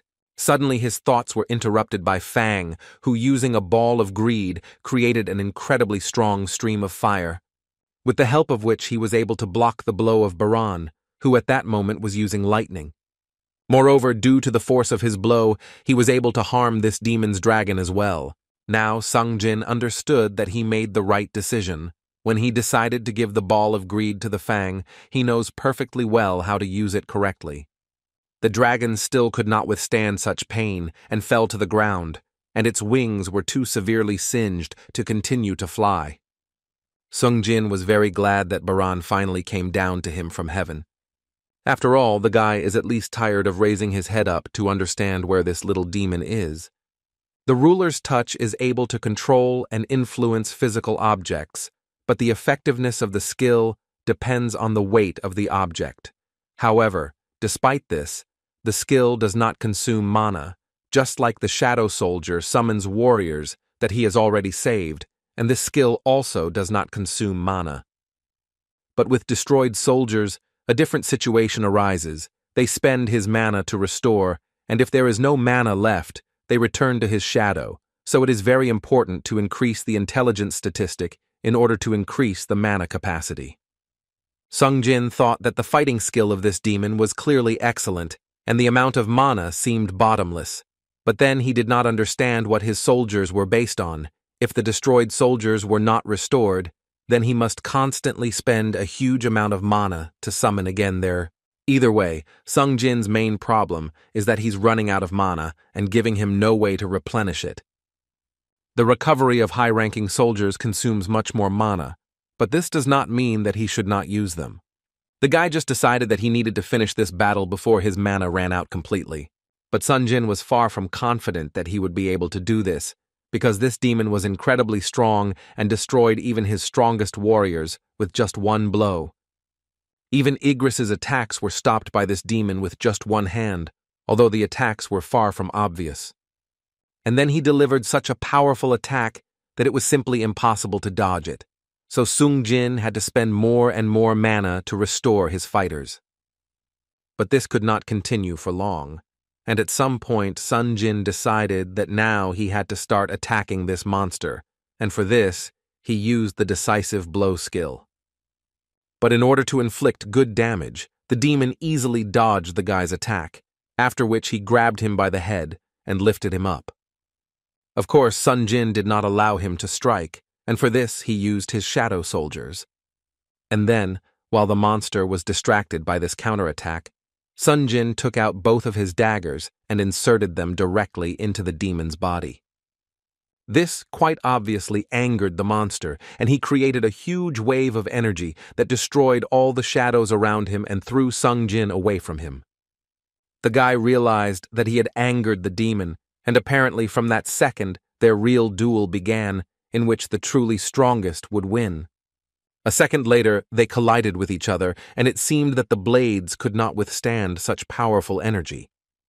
The monster tried with all its might to inflict a serious attack on Sun Jin, but he couldn't do it, because so far the guy had managed to block all the monster's attacks. Sung Jin at that moment also tried to attack back and used the decisive blow skill to do this, but unfortunately, everything was unsuccessful. In any case, the guy continued to attack the demon and did it with all his strength, but even in this case, he was unable to land a strong enough attack. But Baran still had a few surprises in store for Sung Jin, and at some point, he launched an attack on the guy, from which his daggers fell out of his hands, and the guy himself barely had time to dodge. But obviously, Baran would not stop there, and again took out his swords to finish this battle in his favor. Sung Jin had to block his attacks manually, and it was quite difficult to do so. And all because this demon had incredibly terrifying power. Sung Jin had never seen anything like it before. Moreover, the monster was about to use his lightning again, and this was already beginning to irritate Sung Jin, because it seemed that he simply had endless mana that would never run out easily. And he would have delivered this blow directly to the guy if at one fine moment he had not received a blow to the head, which distracted him. It was Azil who finally decided which side she would be on, and therefore decided to help Sung Jin. The guy immediately realized that this was his chance, which he should not lose, so he decided to use his strength and abilities to the maximum to deliver as strong a blow as possible. And gathering his thoughts, Sung Jin released such a strong blow from his hand that the demon's head literally flew off his body. After which, the system notified the guy that he was able to defeat the Demon King, and he did it with one single blow, for which he received Baran's soul and was able to complete the main quest in which he needed to collect the souls of demons. After which, he happily turned to Essel and told her that she could now go and confidently inform her father that the Radis clan was now in first place in the ranking. She was still shocked by his incredible strength, but even so, she reminded him that her clan was called Radis. Next, Sung Jin decided to carefully look around, and after some time, he was still able to find the ring of the demon monarch, and with this ring he will be able to unlock all the effects of the set. But in any case, the main item for which Sung Jin did all this was not the set, but the purified blood of the Demon King, which the guy was still able to find. Now the guy, without any problems, will be able to create the holy water of life, which he will bring to his mother. Sung Jin understood that the probability of success and the number of items created depended on his intelligence, and if he had known about this earlier, he would have spent all his stat points on intelligence, but Alice, standing next to him, believed that the guy would succeed. And after a few seconds, the system informed the guy that he had managed to create the holy water of life. Moreover, he was able to create not a single bottle. In addition, he only lost part of the blood of the Demon King and a fragment of the World Tree. But the spring water of the echoing forest was completely used up. Looking at this item, Sung Jin was not entirely sure that this water of life could still cure his mother's illness, but in any case, he would like to go to the hospital right now and check it out. When suddenly his thoughts were suddenly distracted by Iron, who brought the guy the body of the dragon Baran. Sung Jin was surprised that Iron had become so smart. The guy immediately tried to turn Wyvern into a shadow soldier and he succeeded, which could not be said about the other demons. Now he just has to choose a new name for his new flying friend. And he decided that now this dragon would be called Kaisel, and apparently this animal liked this name. Essel immediately thought that with the help of this dragon they could quickly return to the Reincarnated clan, but Sung Jin thought about whether he had to go down the floors if he wanted to leave this place as quickly as possible. Also, the girl did not forget to add that upon returning to her clan there would be a banquet. She was sure that her father would be very happy, but the guy did not listen to her, because there were too many questions in his head. For example, why he had not yet received an award for the task. And as soon as he thought about it, the system informed him that he had finally received a runestone of the highest quality, as well as some improvements to its characteristics. Sung Jin immediately broke this stone and received a skill called Shadow Exchange. It was a professional skill that did not consume mana, the essence of which was that he could exchange location with the selected shadow soldier. Sung Jin clearly liked this skill very much because no matter where his shadow soldiers are, he will be able to change places with them. This is actually teleportation. After which he again turned to Essel and told her that she had done a great job, but unfortunately, she would have to return to her clan alone. The guy understood perfectly well that the Ratty's clan was located on the 80th floor, and it was too far to simply return there for the sake of a reward, so he decided to return straight from here and told the girl that they might see each other again when he had the opportunity. Sung Jin used his new skill and switched places with the shadow soldier and seemed to be in his own area. The only downside to this skill was its cooldown. Sung Jin can use it every 3 hours, but even then, it is a very strong skill.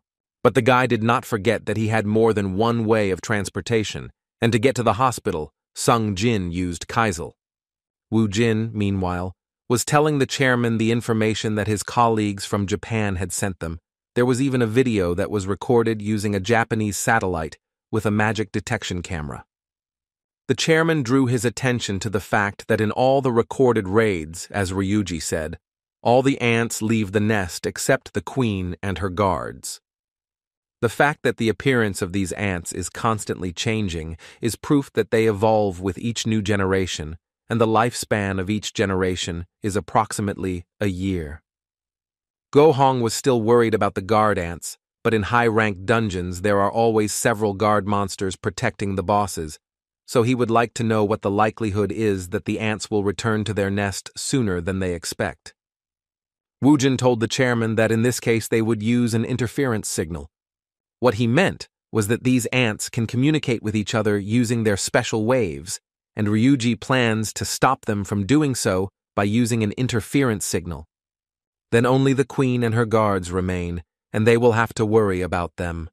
When suddenly the chairman stood up from his seat and began to say that he felt something very strange, it reminded him of magical waves that could be felt quite far away. Had something really happened? Baek also felt these magical waves, and his interlocutor suggested that Choi Jane and Cha-hai must be at each other's throats because of their share in the guild. So he believed that nothing bad had happened and invited the man to drink another glass. And the interlocutor's name was Min Bien-gu, who was an S-rank healer. He was an optimist and asked Baek not to pay attention to it and to smile better, because at this rate he would quickly grow old if he frowned for any reason. Min Bien suggested that he tell him one very interesting story, but Baek was against it and said that he clearly did not need it. After all, Baek knew very well that along with his sense of humor, Min Bien-gu is a bit of a strange guy. He is the first S-rank hunter to retire unscathed, and he is not only the first, but also the only one who would decide to retire considering how much money an S-rank hunter can earn. And it's not that the guy was a rich man, he just decided to end his career, and now they are sitting in the same establishment together, and the guy couldn't believe that Baek was really going to go on this mission. Min Bien was not very happy to hear this, and so he decided to remind his friend about how Suk-heng died when he fought with these ants. But Baek immediately assured him that this is precisely why he should go, because if they do not pay attention to the ants, then all of Korea will face the same fate. It was strange for the guy to watch how Baek suddenly became such a patriotic person. Baek convinced him that it just sounded like that, but in any case, he had to do it. Min Bien immediately said that if Baek came here to ask him to go with him, then he would never go with him, but the man immediately told him that he came here only to see the guy, but no more. After all, he simply doesn't know when they will be able to see him again. This made the guy think about it. After which he said that he was preparing for a teaching certification exam and planned to become a regular government employee. He also decided to raise the topic of the architectural company Yujin, which seems to be recruiting talented hunters to create their own guild, and he also received a call and was offered the position of head of the guild, and from the moment he resigned, he received many tempting offers, not only from the Yu Company Jin, but he firmly decided that this kind of organization, and indeed places where blood is shed, was clearly not for him. That's why he will take the teaching certification exam, and he decided to choose Korean history, which surprised Baek a little, so he decided to ask the guy why this particular subject. But the guy thought that the answer to this question was obvious, because he loves historical dramas, and this once again confirmed that the guy is strange. But he thought that this was actually quite normal, and he would like to say that it would be wonderful if wars remained only in history books. Mentally, Bayek thought that this guy's thoughts were quite normal, and he would rather call him the only normal person among all the hunters. Now he thinks that there are not so many hunters who hate fighting monsters. There are a few among healers, but they only like to heal. Sung Jin, meanwhile, finally arrived at the hospital and carefully climbed through the window into his mother's room. He only thought that if he ruined everything here, then he might no longer have the opportunity to fix everything, and he also did not forget that she might not be able to sip the holy water of life at all, but even if she could, there was no guarantees that she will be okay. But on the other hand, he saw many miracles created by the system, as well as stories that people would never believe in, and this is all thanks to the power of the system, such as Sung Jin himself, who was recently still an E-rank hunter, who was capable of absolutely nothing. And he thought that it would be quite normal if he trusted it one more time. His hands shook very violently before he tried to give his mother this sacred water. At that moment, many moments from his life flashed before his eyes, and one of them was when he decided to wash his mother's hair. Then, he accidentally splashed hot water on his mother and she got a scar, and the guy remembered this moment for the rest of his life. After all, he believed that it was he who was to blame, and it was because of him that she had this scar. But as soon as he gave his mother a sip of this sacred water, the guy immediately noticed that her skin color had changed, but for some reason, she still did not wake up. The guy looked at the woman and literally begged her to open her eyes and wake up, because he had only one reason to become stronger, so he wanted her to wake up and prove to him that he did all this for a reason. A few hours after the guy came to the ward, he still heard a rather familiar voice. His mother finally regained consciousness, and the first thing she wanted to ask Sung Jin was this? The guy couldn't even speak at that moment when he looked at the woman and she realized that she had been in a coma for too long. Sung Jin answered her that in fact she had been conscious for 4 years. The woman clearly did not expect such an answer. After which she immediately wanted to know how Jin-ah was doing and if she was okay. Sung Jin told her that everything was fine, for which she was grateful to him, because she understood that he cared about his sister and thus still kept his promise.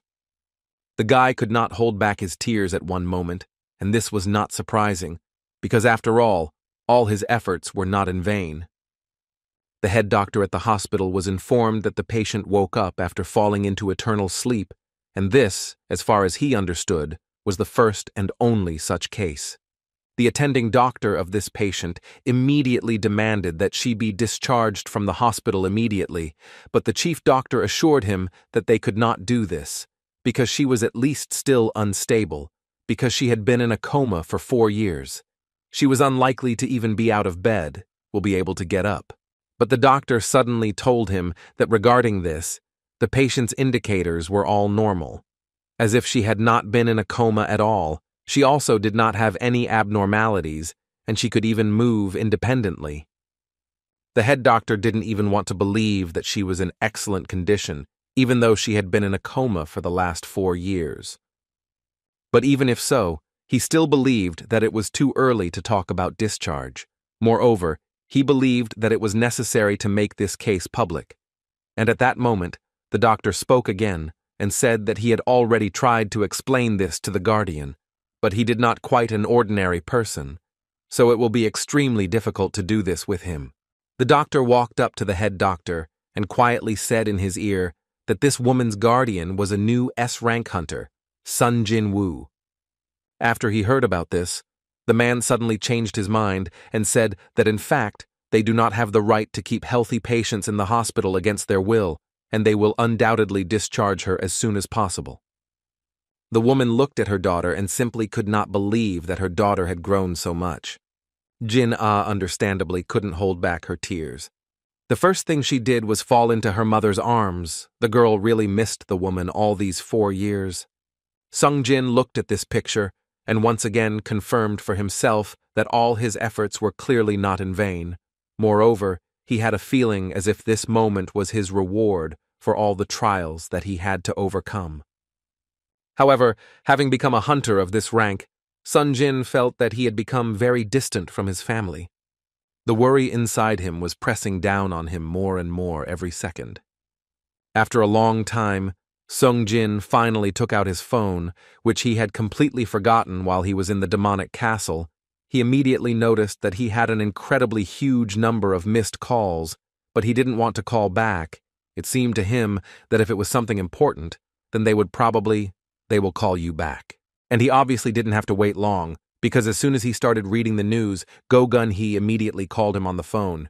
Sung Jin understood that if the chairman himself was calling him, then something bad had obviously happened. The chairman thought that the guy had already heard about the latest news, but Sung Jin immediately informed him that he had just returned from those places where there was no connection, so the chairman invited him to meet and discuss everything face to face. A few minutes later, Sung Jin was already in the office of the chairman, who told him that they would go to Jeju Island in order to get rid of those ants once and for all, and to do this, they would need his help.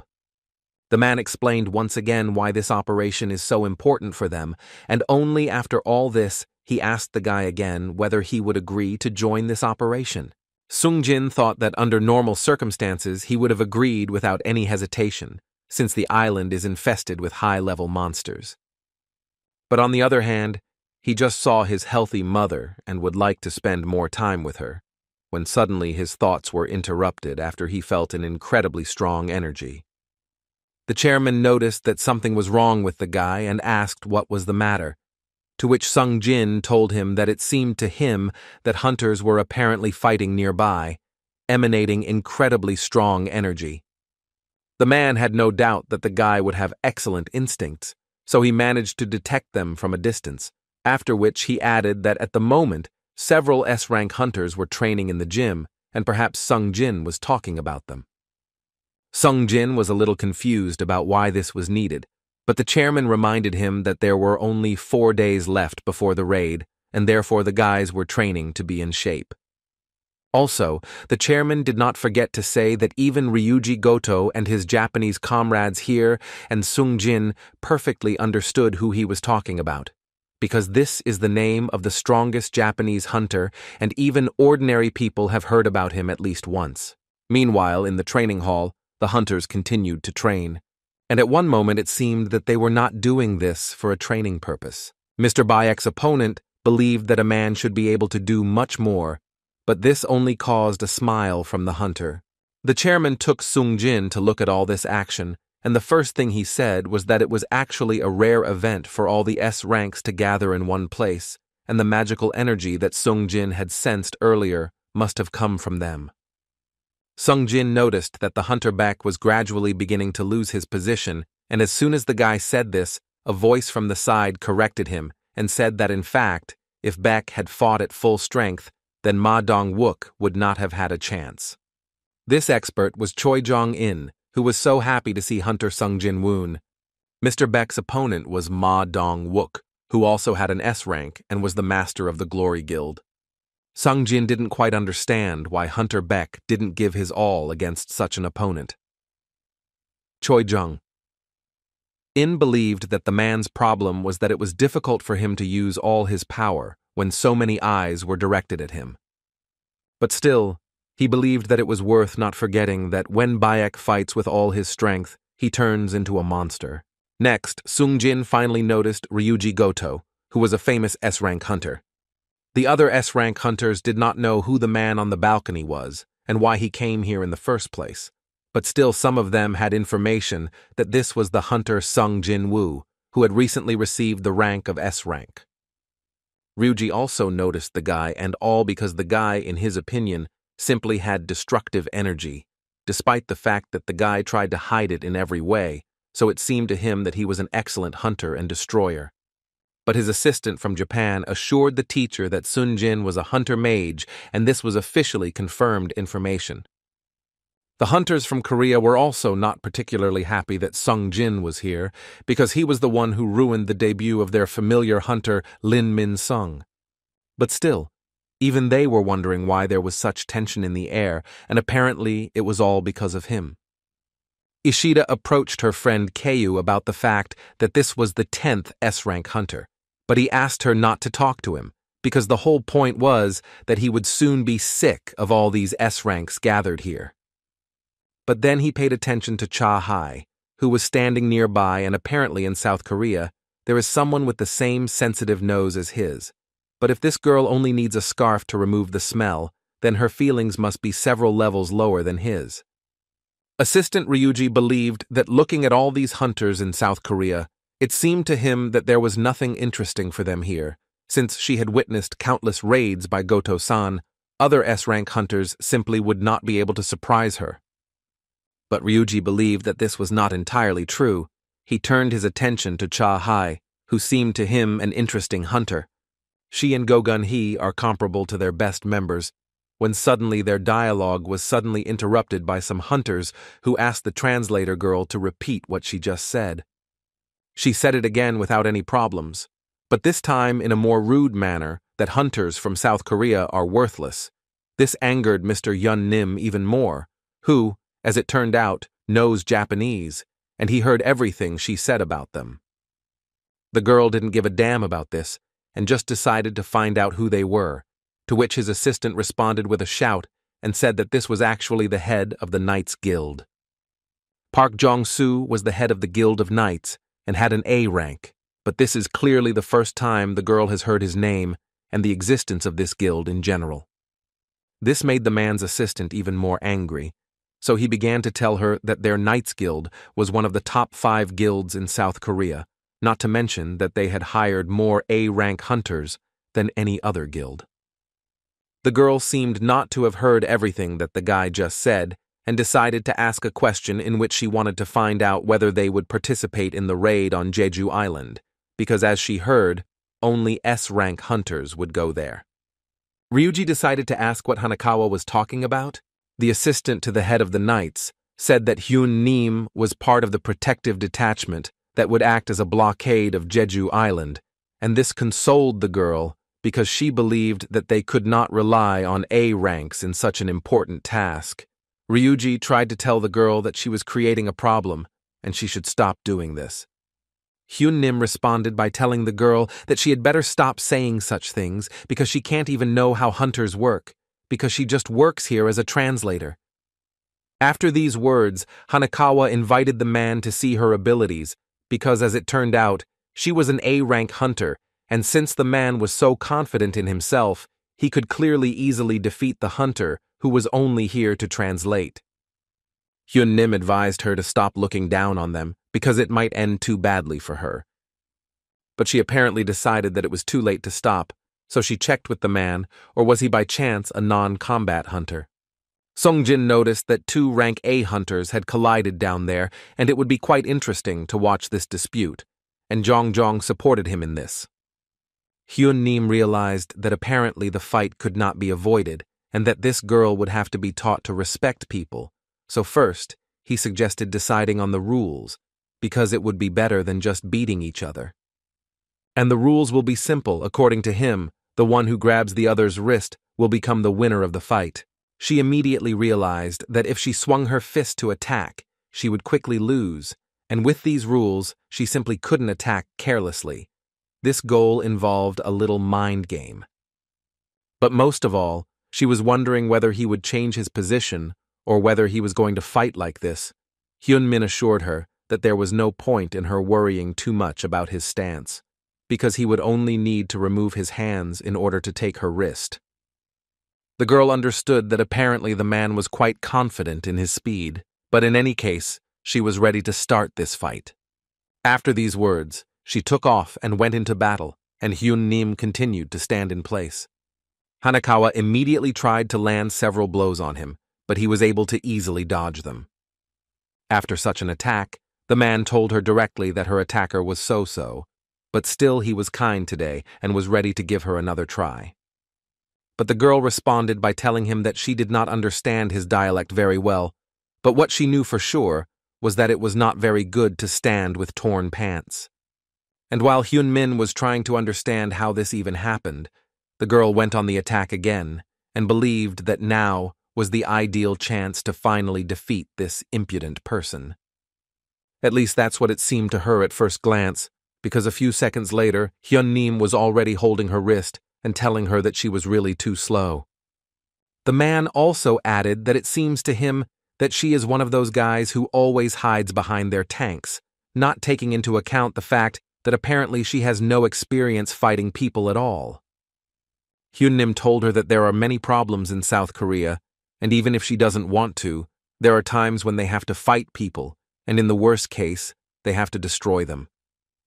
He also added that she would suffer if she did not understand that, unlike monsters, people do not move in simple directions, and if he had a knife in his hand, he could have cut her throat instead of just grabbing her hand. One of the S-rank hunters praised the guys. In his opinion, it was a rather impressive duel. Ryuji also asked Hakekawa to translate the message he wanted to tell everyone. The girl began to say that Ryuji wants to convey to them that they need to trust each other, and that's why he wants to propose. The essence of this proposal was to arrange a sparring right now with the same rule, only now between S-rank hunters. Sung Jin, entering this arena, understood perfectly well what he was offering, only because he wanted to test their skills, and leaving with the chairman, the man immediately agreed with Ryuji, but suggested excluding magicians and non-combat hunters, since they would be harder to judge. Bayek also decided to propose a few more rules. The one who can touch the other's back, or can knock him down, will be declared the winner. And he also suggested holding a group competition instead of a one-on-one competition. In other words, he suggested that they fight against everyone at the same time, and Hakekawa tried to translate all this exactly. From the words of the translator, Ryuji understood that the first team to knock someone down from the other team would gain an advantage in the battle, and this, he thought, would be too advantageous for the destroyer if the only rule was to grab the other by the wrist, but in any case, in case he didn't mind doing just that. From the Korean side, Bayek, Ma Dong-wook, Chahai, and Lee Tae-gyu will perform. And from Japan, Kenzo Tanaka, Minoru Hoshino, Atsushi Kumamoto, and Kanai Takawa. Sung Jin, watching all this, thought that it looked like Goto Ryuji decided not to participate. Does he really want to just watch from the sidelines? In any case, it's not every day that you see a battle of S-rank hunters, and he was quite glad that he looked here today. One of the Japanese hunters thought that Ma Dong-wook and Baek Yun-ho were quite strong opponents because he had already seen how they fought, so he could imagine what they were capable of, but still the thought that Baek may have an ace up his sleeve. Another hunter from Japan thought that since they are fighting 4-on-4, it turns out that her opponent is the only girl from the Korean team. In any case, Master Ma was tired of standing like a statue, so he suggested starting this fight as soon as possible.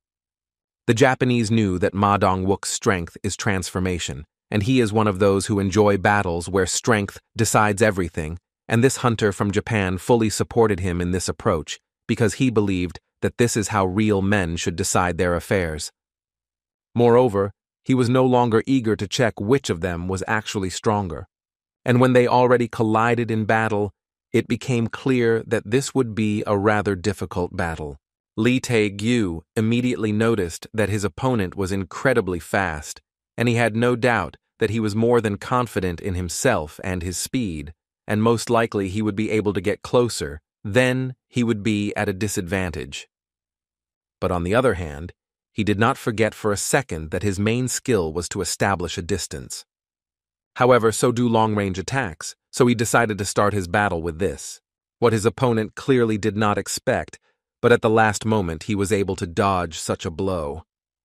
The chairman looked at all this carefully, and at one moment said that the training ground was built and fortified with the greatest magic stones that could be found, so that an ordinary hunter would not be able to leave even a scratch in this room. But these guys staged a pogrom here for what? Just a couple of seconds. But still, on the other hand, he understood that it was very reckless for these youths to fight. He understood that their opponent was the strongest hunter among all S ranks, and they had to be extremely careful because he would not just grab their hands, but most likely break them. But one of the Japanese hunters didn't even think about following the rules and aiming exclusively at the back and arms. For him, there was only one rule that he adhered to all his life, and its essence was that the fittest survive. Bayek definitely felt a thirst for blood at that moment, But then he simply didn't understand why his enemy retreated at the last moment. Was he really just scared? The guy couldn't catch his breath at that moment. Apparently, he was nervous again, and he's like this, before every fight. It even seemed to him that he was simply not created to be a hunter. Beck tried to remember this guy's name, and if his memory serves him right, then this guy's name is Kumamoto. In any case, he couldn't fully understand whether this guy was just an ordinary coward or a brilliant strategist, but he was more inclined towards the first option because he looks harmless.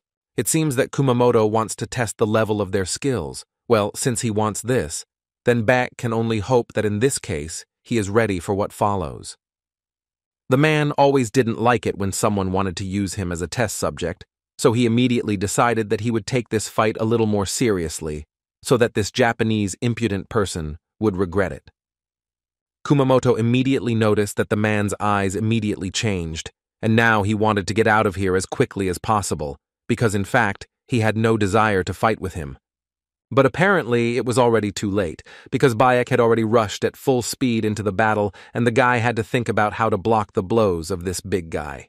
Bayek realized that his opponent was even more of a coward than he thought from the very beginning, and his reawakening should have made him one of the strongest S-rank hunters, but apparently cowardice cannot be easily hidden. Hyun Nim, looking at this fight, thought that all these guys were just monsters, and in comparison with him, his fight with the translator was just a kindergarten. Meanwhile, Master Ma still lost to his opponent in a battle where strength was decisive. He couldn't even believe that he was slammed into the ground, because this was actually the first time this had happened to him. Bayek's other ally was also defeated in a battle where speed was the key. Now the big man was forced to fight against 3 opponents, and the courage of each of them clearly increased after they realized that they would not have to fight this guy alone. Chahae, meanwhile, continued to fight and thought that her opponent was simply very fast, but it turned out that this was the least of her problems, because Chahae at one point realized that she could not even calculate her actions. Chahae was also known throughout her life by the nickname Dancer, and she received it because her nimble movements resembled dance movements, and with their help, she quickly incapacitated opponents. However, due to the fact that she was ashamed of this nickname, the head of her guild forbade use it. But even this rather unpleasant fact for the girl did not prevent her from defeating her opponent. After which she did not wait long and went to help Bayek. But apparently, first she will have to deal with Kumamoto, who came up from behind and was ready to knock the girl out of this competition. He was sure that he could leave these two for a while in order to take care of the girl. But Cha-he was not such a simple opponent as it seemed to the guy at first, and he clearly did not expect that she would launch such an unexpected attack on him. It seemed that in just 1 second she was able to deliver more than 10 or even 20 blows, so being attacked by so many blows, the guy simply had no chance to block them. But Chahae seems to quickly realize that she overdid it with these blows, because looking at this guy's face, she realized that now he was angry. Other Japanese hunters knew that when this guy gets angry, he becomes a completely different person. His head is literally blown off, and at the end of the fight, he does not remember anything. This side of him is clearly not intended for competition. And the point here was not only that he could use some forbidden techniques, but that he could attack his allies, but he could clear a rank B gate alone. But if he had not taken part in the conquest A rank A gate, then there would be no point in him awakening as an S rank hunter. Ryuji immediately said that if anyone from the Korean team was in serious danger, he asked to stop Kumamoto immediately, because he just wanted to see what they were capable of, but nothing more, and if they think that he should be stopped, then better to do it now. After all, despite how angry the guy was, he understood that they were unlikely to be able to compensate for the damage he would cause. At one point, Kumamoto looked as if he was going to literally destroy the girl. Therefore, Sung Jin decided that it was time to intervene in this fight and remind him that this was just a competition, and he felt that he should not be so serious. But apparently this only angered the guy even more, so he decided to first put Sung Jin to bed and then take care of the girl. His plan quickly failed because he didn't take into account the fact that Sung Jin was much stronger than this guy. Ryuji did not expect to see such fast movements from a magic-type hunter, so he asked his translator if she was sure that he was not an exterminator. Hanakawa was absolutely sure of this. At least, this is the information in official sources. But still she thought that it would be much better if Ryuji himself checked this information. After Sung-jin took down this guy, he turned to Cha-hai and told her that he thought it would be better to admit the defeat of the Korean team in this competition, and she completely agreed with him. In addition, Master Bayek was also caught, and she was left alone. Even at that moment, Bayek thought that the difference in the levels of their skills was simply colossal, and even if he had transformed, it most likely would not have changed anything. After this competition, a translator approached Sung-jin and told him that Mr. Ryuji wanted to talk to him. And as soon as Sun-jin approached him, the man invited him to fight him one-on-one. Before giving an answer to him, Sung-jin first assessed the aura of this man, and even without a translator, he would have understood what Ryuji was getting at. Although Sung-jin was not entirely sure what his intentions were, this was a good opportunity to test how much stronger he had become after the demonic castle. For the first time, Ryuji sees his opponent laughing at him before a duel. What kind of impudent person is that? The translator suddenly interrupted his thoughts and said that Sun-jin was ready to accept his challenge, but only on one condition. According to the girl, Sung-jin is ready to fight only if Mr. Ryuji fights at full strength. The man got even more angry because it seemed to him that this guy was just mocking him. In any case, this battle was an interesting proposition for him, especially since they have an S-rank healer who, if anything, can heal their wounds after the battle. Master Ma couldn't even believe that Sun-jin, who had just received S rank, would fight Ryuji, and only for this reason they began to worry a little about the guy. Cha-hai noticeably began to worry about the guy, although on the other hand she was thinking that Sun-jin was able to deal with a rank A boss alone and 100 high-blooded orcs. Her thoughts were at one point interrupted by Bayek, who wanted to know how she was feeling in general.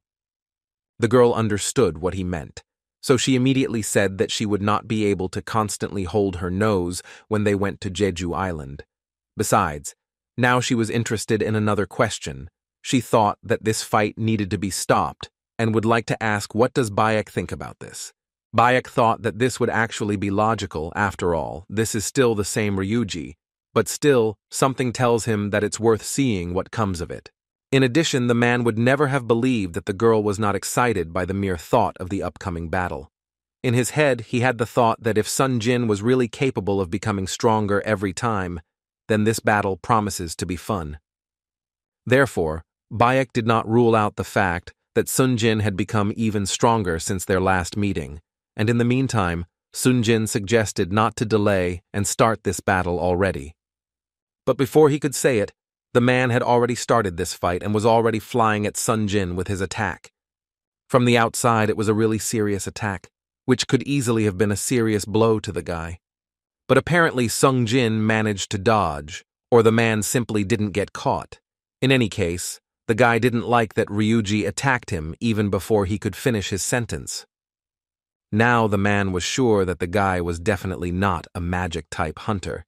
His deft, silent movements, all this made him understand that the guy had simply fooled everyone around him, but he definitely would not be able to pull off the same trick with Ryuji. The man was going to find out today what Sung-jin was really hiding, and he would not give up until he found out all his secrets. The guy himself at that moment understood that he should not underestimate this hunter, because he is definitely different from all the other S-rank hunters. He is incredibly strong. And yet, he did not forget to notice to himself that the blows of such a strong opponent did not pose any special problems for him. With every such smile from this guy, Ryuji got even angrier, because he thought that the guy was just laughing at him and this annoyed him. Hunters from Japan noticed that Ryuji was so angry, so they thought that it would be nice to end this fight right now, but it seems that Ryuji is serious and it won't be possible to just leave their duel. These attacks simply made their blood run cold. They were so fast that other hunters barely had time to follow them, but Master Ma thought it was worth noting that Sun-jin Woo was holding up well, because not many could evade so many blows from the best hunter Japan. Chahai generally believed that Sun Jin wins this fight because he dodges Ryuji's endless attacks. Thus, he essentially manages to tease him, thereby only angering him even more. Master Chanjong couldn't believe what was happening here at all because he went out to smoke and realized that he had actually missed the most interesting thing. Ryuji at that moment did not understand how his today's opponent was able to dodge absolutely all the blows that the man inflicts. Is this guy really just lucky? But now he was sure that if he couldn't give it his all, then he risked losing to this brat. Therefore, at one moment, this thought made the man change his mind, and he decided that he would simply destroy Sun Jin. At the same moment, the system notified Sun Jin that an incredibly huge bloodlust had been detected nearby. Sung Jin realized that if he gets carried away and fools around for too long, then such emergency notifications pop up, for example, like the time when he fought with Huang Dong-su or Gang Taisik. But this time everything is much more serious. Because he hesitated now at least for a second, he most likely would have lost his eye. Ryuji still didn't understand what this incredible power was. This guy clearly could have grabbed him by the wrist, but instead decided to catch him by the wrist. Does he really still think that he can just play with a man? Sung Jin did not understand a single word of this hunter, but he knew one thing, that this fight would end as soon as he grabbed his wrist. Moreover, Sung Jin was sure that he would not want their fight to end just like that. Therefore, he also decided to use his strength against this impudent Japanese. But at the last moment, other hunters intervened and stopped this fight in time, because they understood perfectly well that this was clearly going beyond all limits. Bayek held Sung Jin and told him that he needed to stop there, because in a few days, this man would still lead the Japanese hunters. Chahei also added that they simply cannot take over his powers if he gets hurt now. At the same moment, Bayek turned to the translator and told her that since this fight was out of control, he proposed to complete all training matches for today, and everyone agreed with him. The man decided that he needed to apologize to Sung Jin for interfering where he should not have interfered, but Sung Jin assured him that in fact, everything was fine. The master was generally surprised that Sun Jin managed to withstand Ryuji. Moreover, he was even able to leave a scratch on his cheek.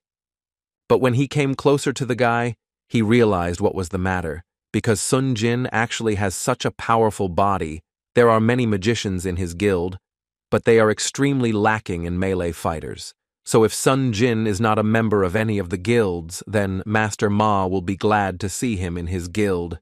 Zhong began shouting from the balcony to Master Ma that Sun Jin was actually a magic-type hunter, which was incredibly unexpected for the man. Sung Jin exhaled after this fight and seemed to understand that he had overdone it a little and should not have done it. But on the other hand, he now knows the strength of each of the hunters present here. In addition, he managed to find out something. Go Gun Hee, Choi Jong, and Baek, Ryuji, all these strongest S-rank hunters were unable to detect his soldiers who were hiding in shadows. Sung Jin was literally shocked that even Ryuji did not notice anything, although it seemed that he was the strongest of the hunters here. Bayek, sitting in his office, could not believe that this was even possible, because it seemed to him that the existence of a person who could become stronger all the time was just a fiction. But now, looking at Sung Jin, the man became quite interested in finding out what he could achieve. Attempts to recruit Sung Jin Woo were unsuccessful, and yet there are several ways to establish relationships with talented hunters, and so he decided to move on to Plan B. At the same moment, he received a message on his phone, which apparently should have contained a list of participants in the upcoming raid on the ants. And imagine the surprise of Bayek, who in the end did not see Sun Jin on the lists. Reiji called his brother in the evening to tell him that there was a very talented hunter here in Korea. Sugimoto, who also had an S rank and held the position of deputy head of the Crossed Blades Guild, still believed that any hunter before his brother still had to grow and grow. But Ryuji didn't think so, who sadly said that this is not entirely true, and this new hunter's name is Sun Jin Woo. But what's most interesting is that this guy only recently received S rank. Sugimoto noticed one strange detail. This guy was not on the list for the raid, which greatly surprised Reiji. He read out to him the complete list of hunters from South Korea, which included Choi Jin-in, Ma Dong-wook, Baek Yun-ho, Cha Hai, Lim Tai-gyu, Min Bien, and thus in 4 days, it was these 6 who would take part in the raid from South Korea. Ryuji couldn't believe it, that Chairman Go Gun-hee wouldn't include someone so gifted in his team unless he was crazy, but in any case, there are already 16 S-rank hunters taking part in the raid, so no problem should not arise. Meanwhile, near the Halasan volcano, the ants talked to each other through magnetic waves and said that they must leave this island, because there is nothing left to eat here, and their children are devouring each other. They simply have no food left to support their empire. Therefore, one of the main ants clearly decided that this cannot continue. In addition, he was sure that they needed stronger warriors, and if problems with food continued, they would not be able to continue their plan. They were sure that they needed super soldiers who could lead their entire empire. For the glory of the empire, striking terror into the hearts of enemies who stand in their way. Sungjin and his family came home, and the guy did not expect to see such a picture. The guy couldn't believe that the girl would create such a mess while he was in the demonic castle.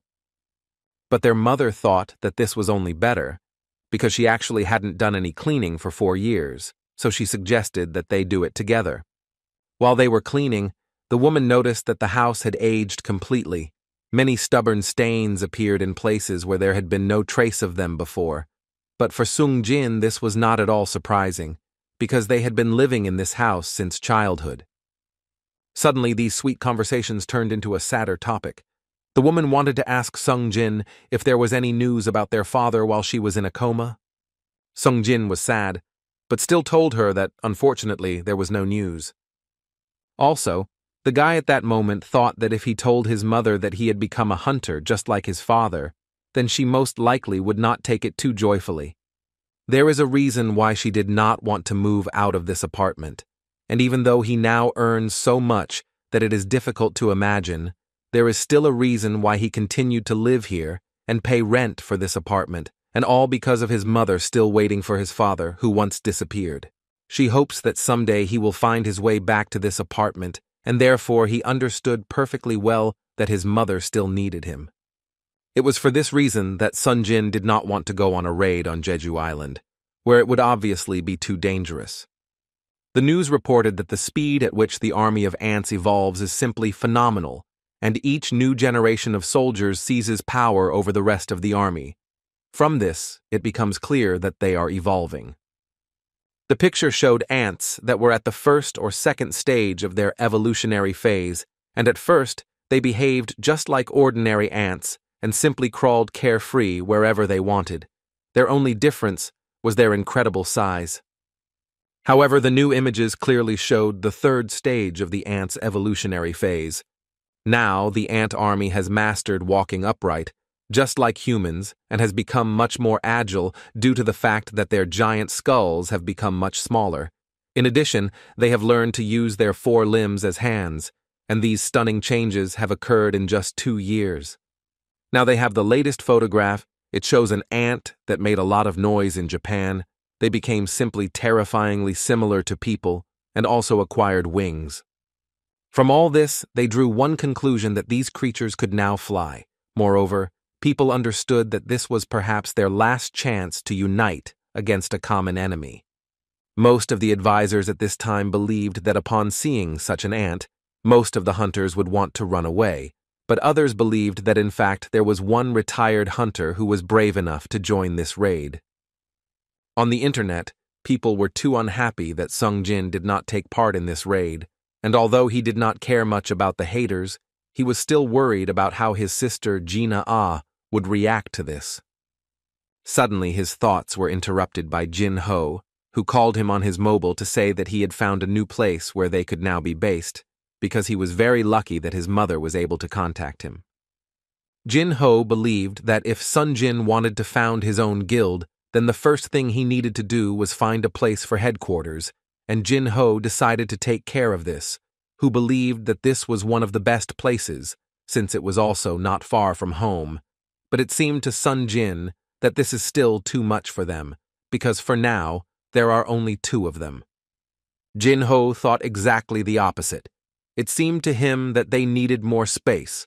To organize a guild, they needed at least 3 people, and in their case, they would have to find one more person. Mentally, Sung Jin began to look for options among his familiar hunters in order to temporarily create his own guild. But at one point his thoughts were interrupted by Jin-ho, who began to say that Sun Jin was looking for one person who spoke English. He took out a note for him and said that this foreigner told him that they would be in Korea until the 17th, and that he really hoped that he would contact him. Sung Jin was very interested to find out who it was, but at some point he felt an incredibly strong energy, and therefore immediately decided to check what happened there. He literally disappeared before Jin-ho's eyes and said that he urgently needed to go home. And instead of him, a shadow soldier appeared, whom Jin-ho was very afraid of. Meanwhile, in one of the dark areas of the city, a man threatened a girl with a knife and talked about how incredibly many people had died in this place.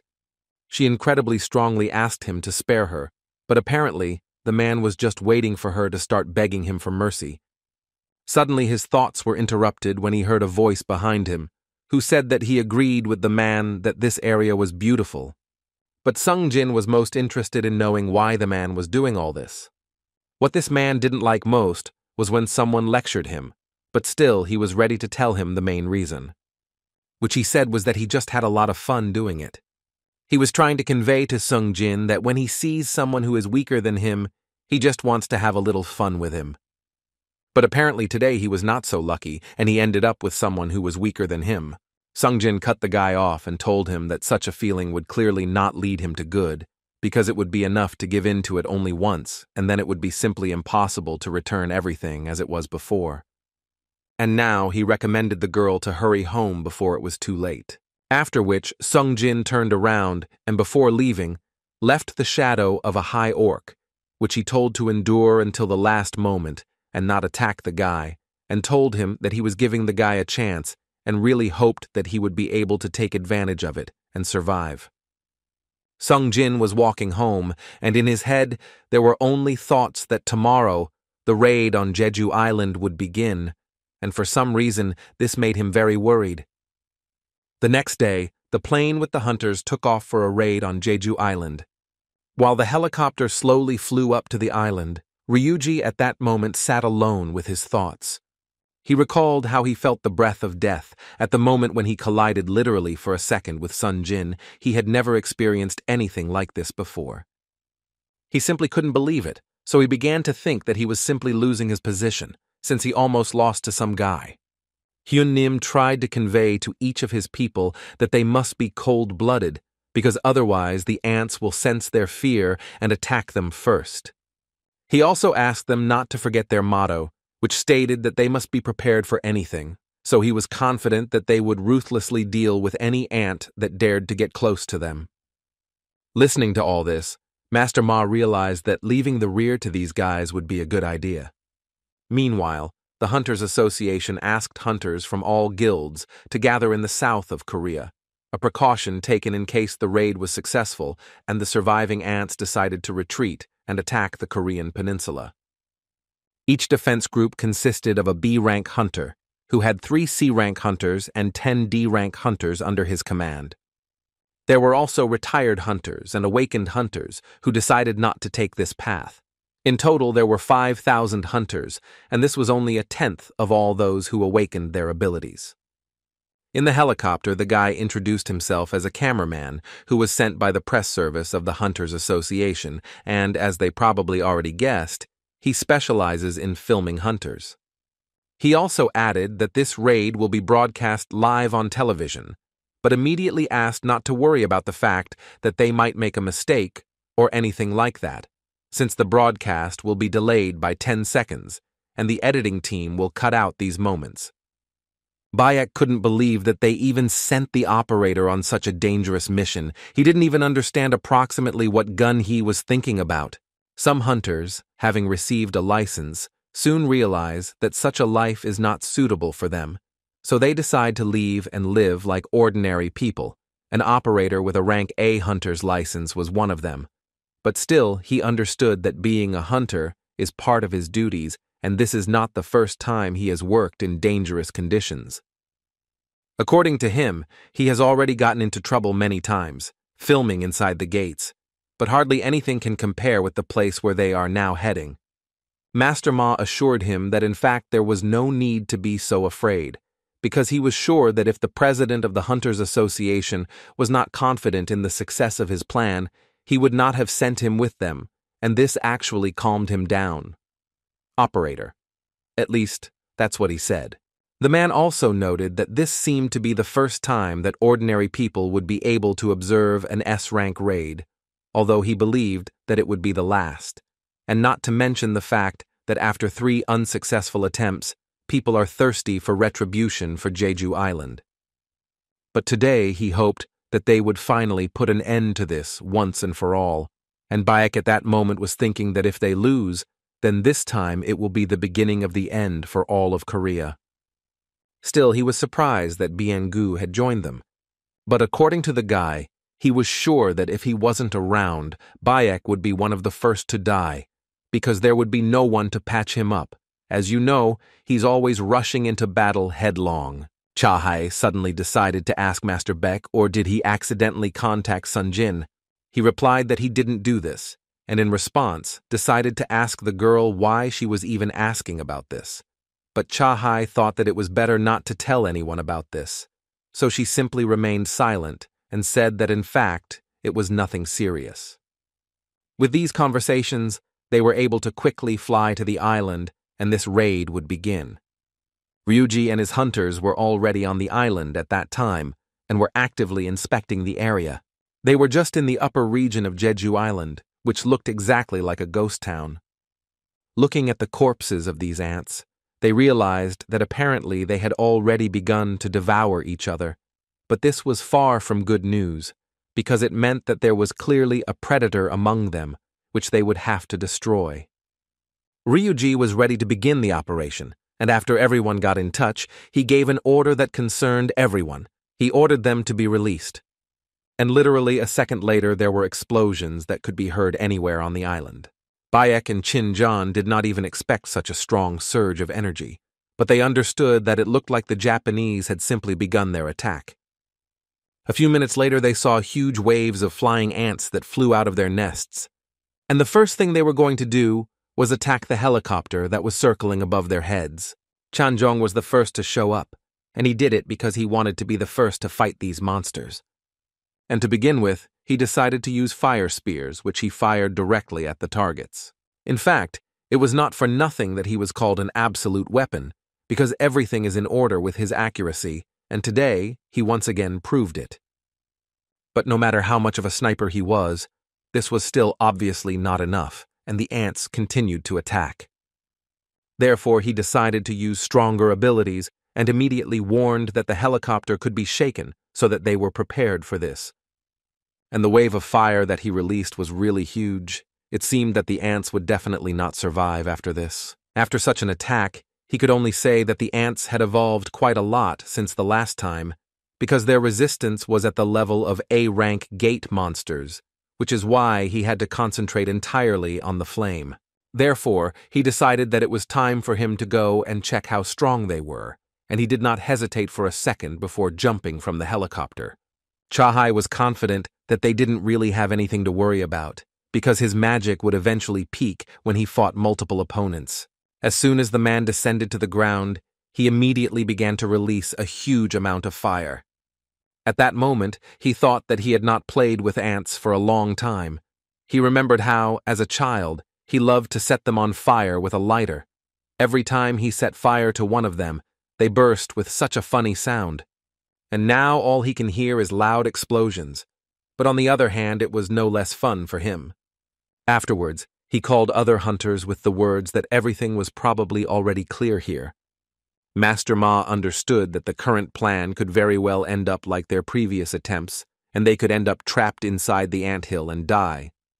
In addition, it was obvious that the Japanese hunters would be able to hold them back for no more than an hour, and during this time they must find and destroy the queen. He could only hope that with their current lineup, this wouldn't cause them too much trouble.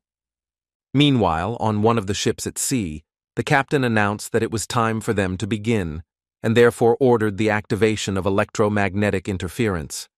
Now the ants will be unable to receive signals from their queen. It seemed to the team of Japanese hunters that at this rate they would kill all the ants even before the Korean team got to the queen. And in some ways they were actually right, because Kenzo got to the point where he began to catch and rip off the wings of those who could fly, but he began to just have fun. At the entrance to the anthill, they could generally see fireworks, and it seemed to them that it was the work of Choi John. They were finally able to get inside into the Bangnok Crater Lake, but now Jong thought that this was a pitiful sight, because now it was an unremarkable anthill. Although he usually uses his flame prison to hold opponents, ants below rank B will not be able to get inside. And once they had prepared everything, he decided that it was time to find the entrance that would lead them to the queen. But his method was clearly different from what they had planned. He fired a fiery beam into each hole. Bayek didn't understand what he was doing at all, because the local tunnels are like an intricate labyrinth, so they could easily get lost if he did something like that. But Yongjong did this because he believed that the queen would be in that tunnel where the explosion could not hit her, and a minute later he found a similar tunnel. Although Baek didn't particularly like this guy, at such moments he was glad that he and Yongjong were on the same team, because he could still rely on this guy. Sung Jin, meanwhile, completed his 10-kilometer support. He thought about the fact that this is usually a fairly busy area, but today there was not a soul here. The guy assumed that all this was because of the raid on Jeju Island, which had already begun. S-rank hunters from the Korean and Japanese teams are undoubtedly one of the strongest hunters, and therefore Sung Jin believed that he had no need to watch this raid, and therefore he was sure that they would cope with everything just fine without him, at least if nothing supernatural happened. Chongjon noticed that considering these guys, they foresaw the attack of all the other ants that came across them on the way. Also, one of them said that, although this was his first time meeting such creatures, and they were something like royal guards, but no matter how it was, they are not as strong as everyone says. In addition, they immediately noticed that their eyes had atrophied, and it seemed that they had evolved in this way specifically in order to protect the tunnels of the anthill, and in this case, it would not be difficult to destroy them. Biengu, listening to all this, suddenly started talking about the fact that perhaps the queen is not here at all, because history knows many cases when the king abandoned his people and ran away. But Bayek believed that this was not typical for ants. Besides, they are on the island and they should run away. There's just nowhere to go anyway.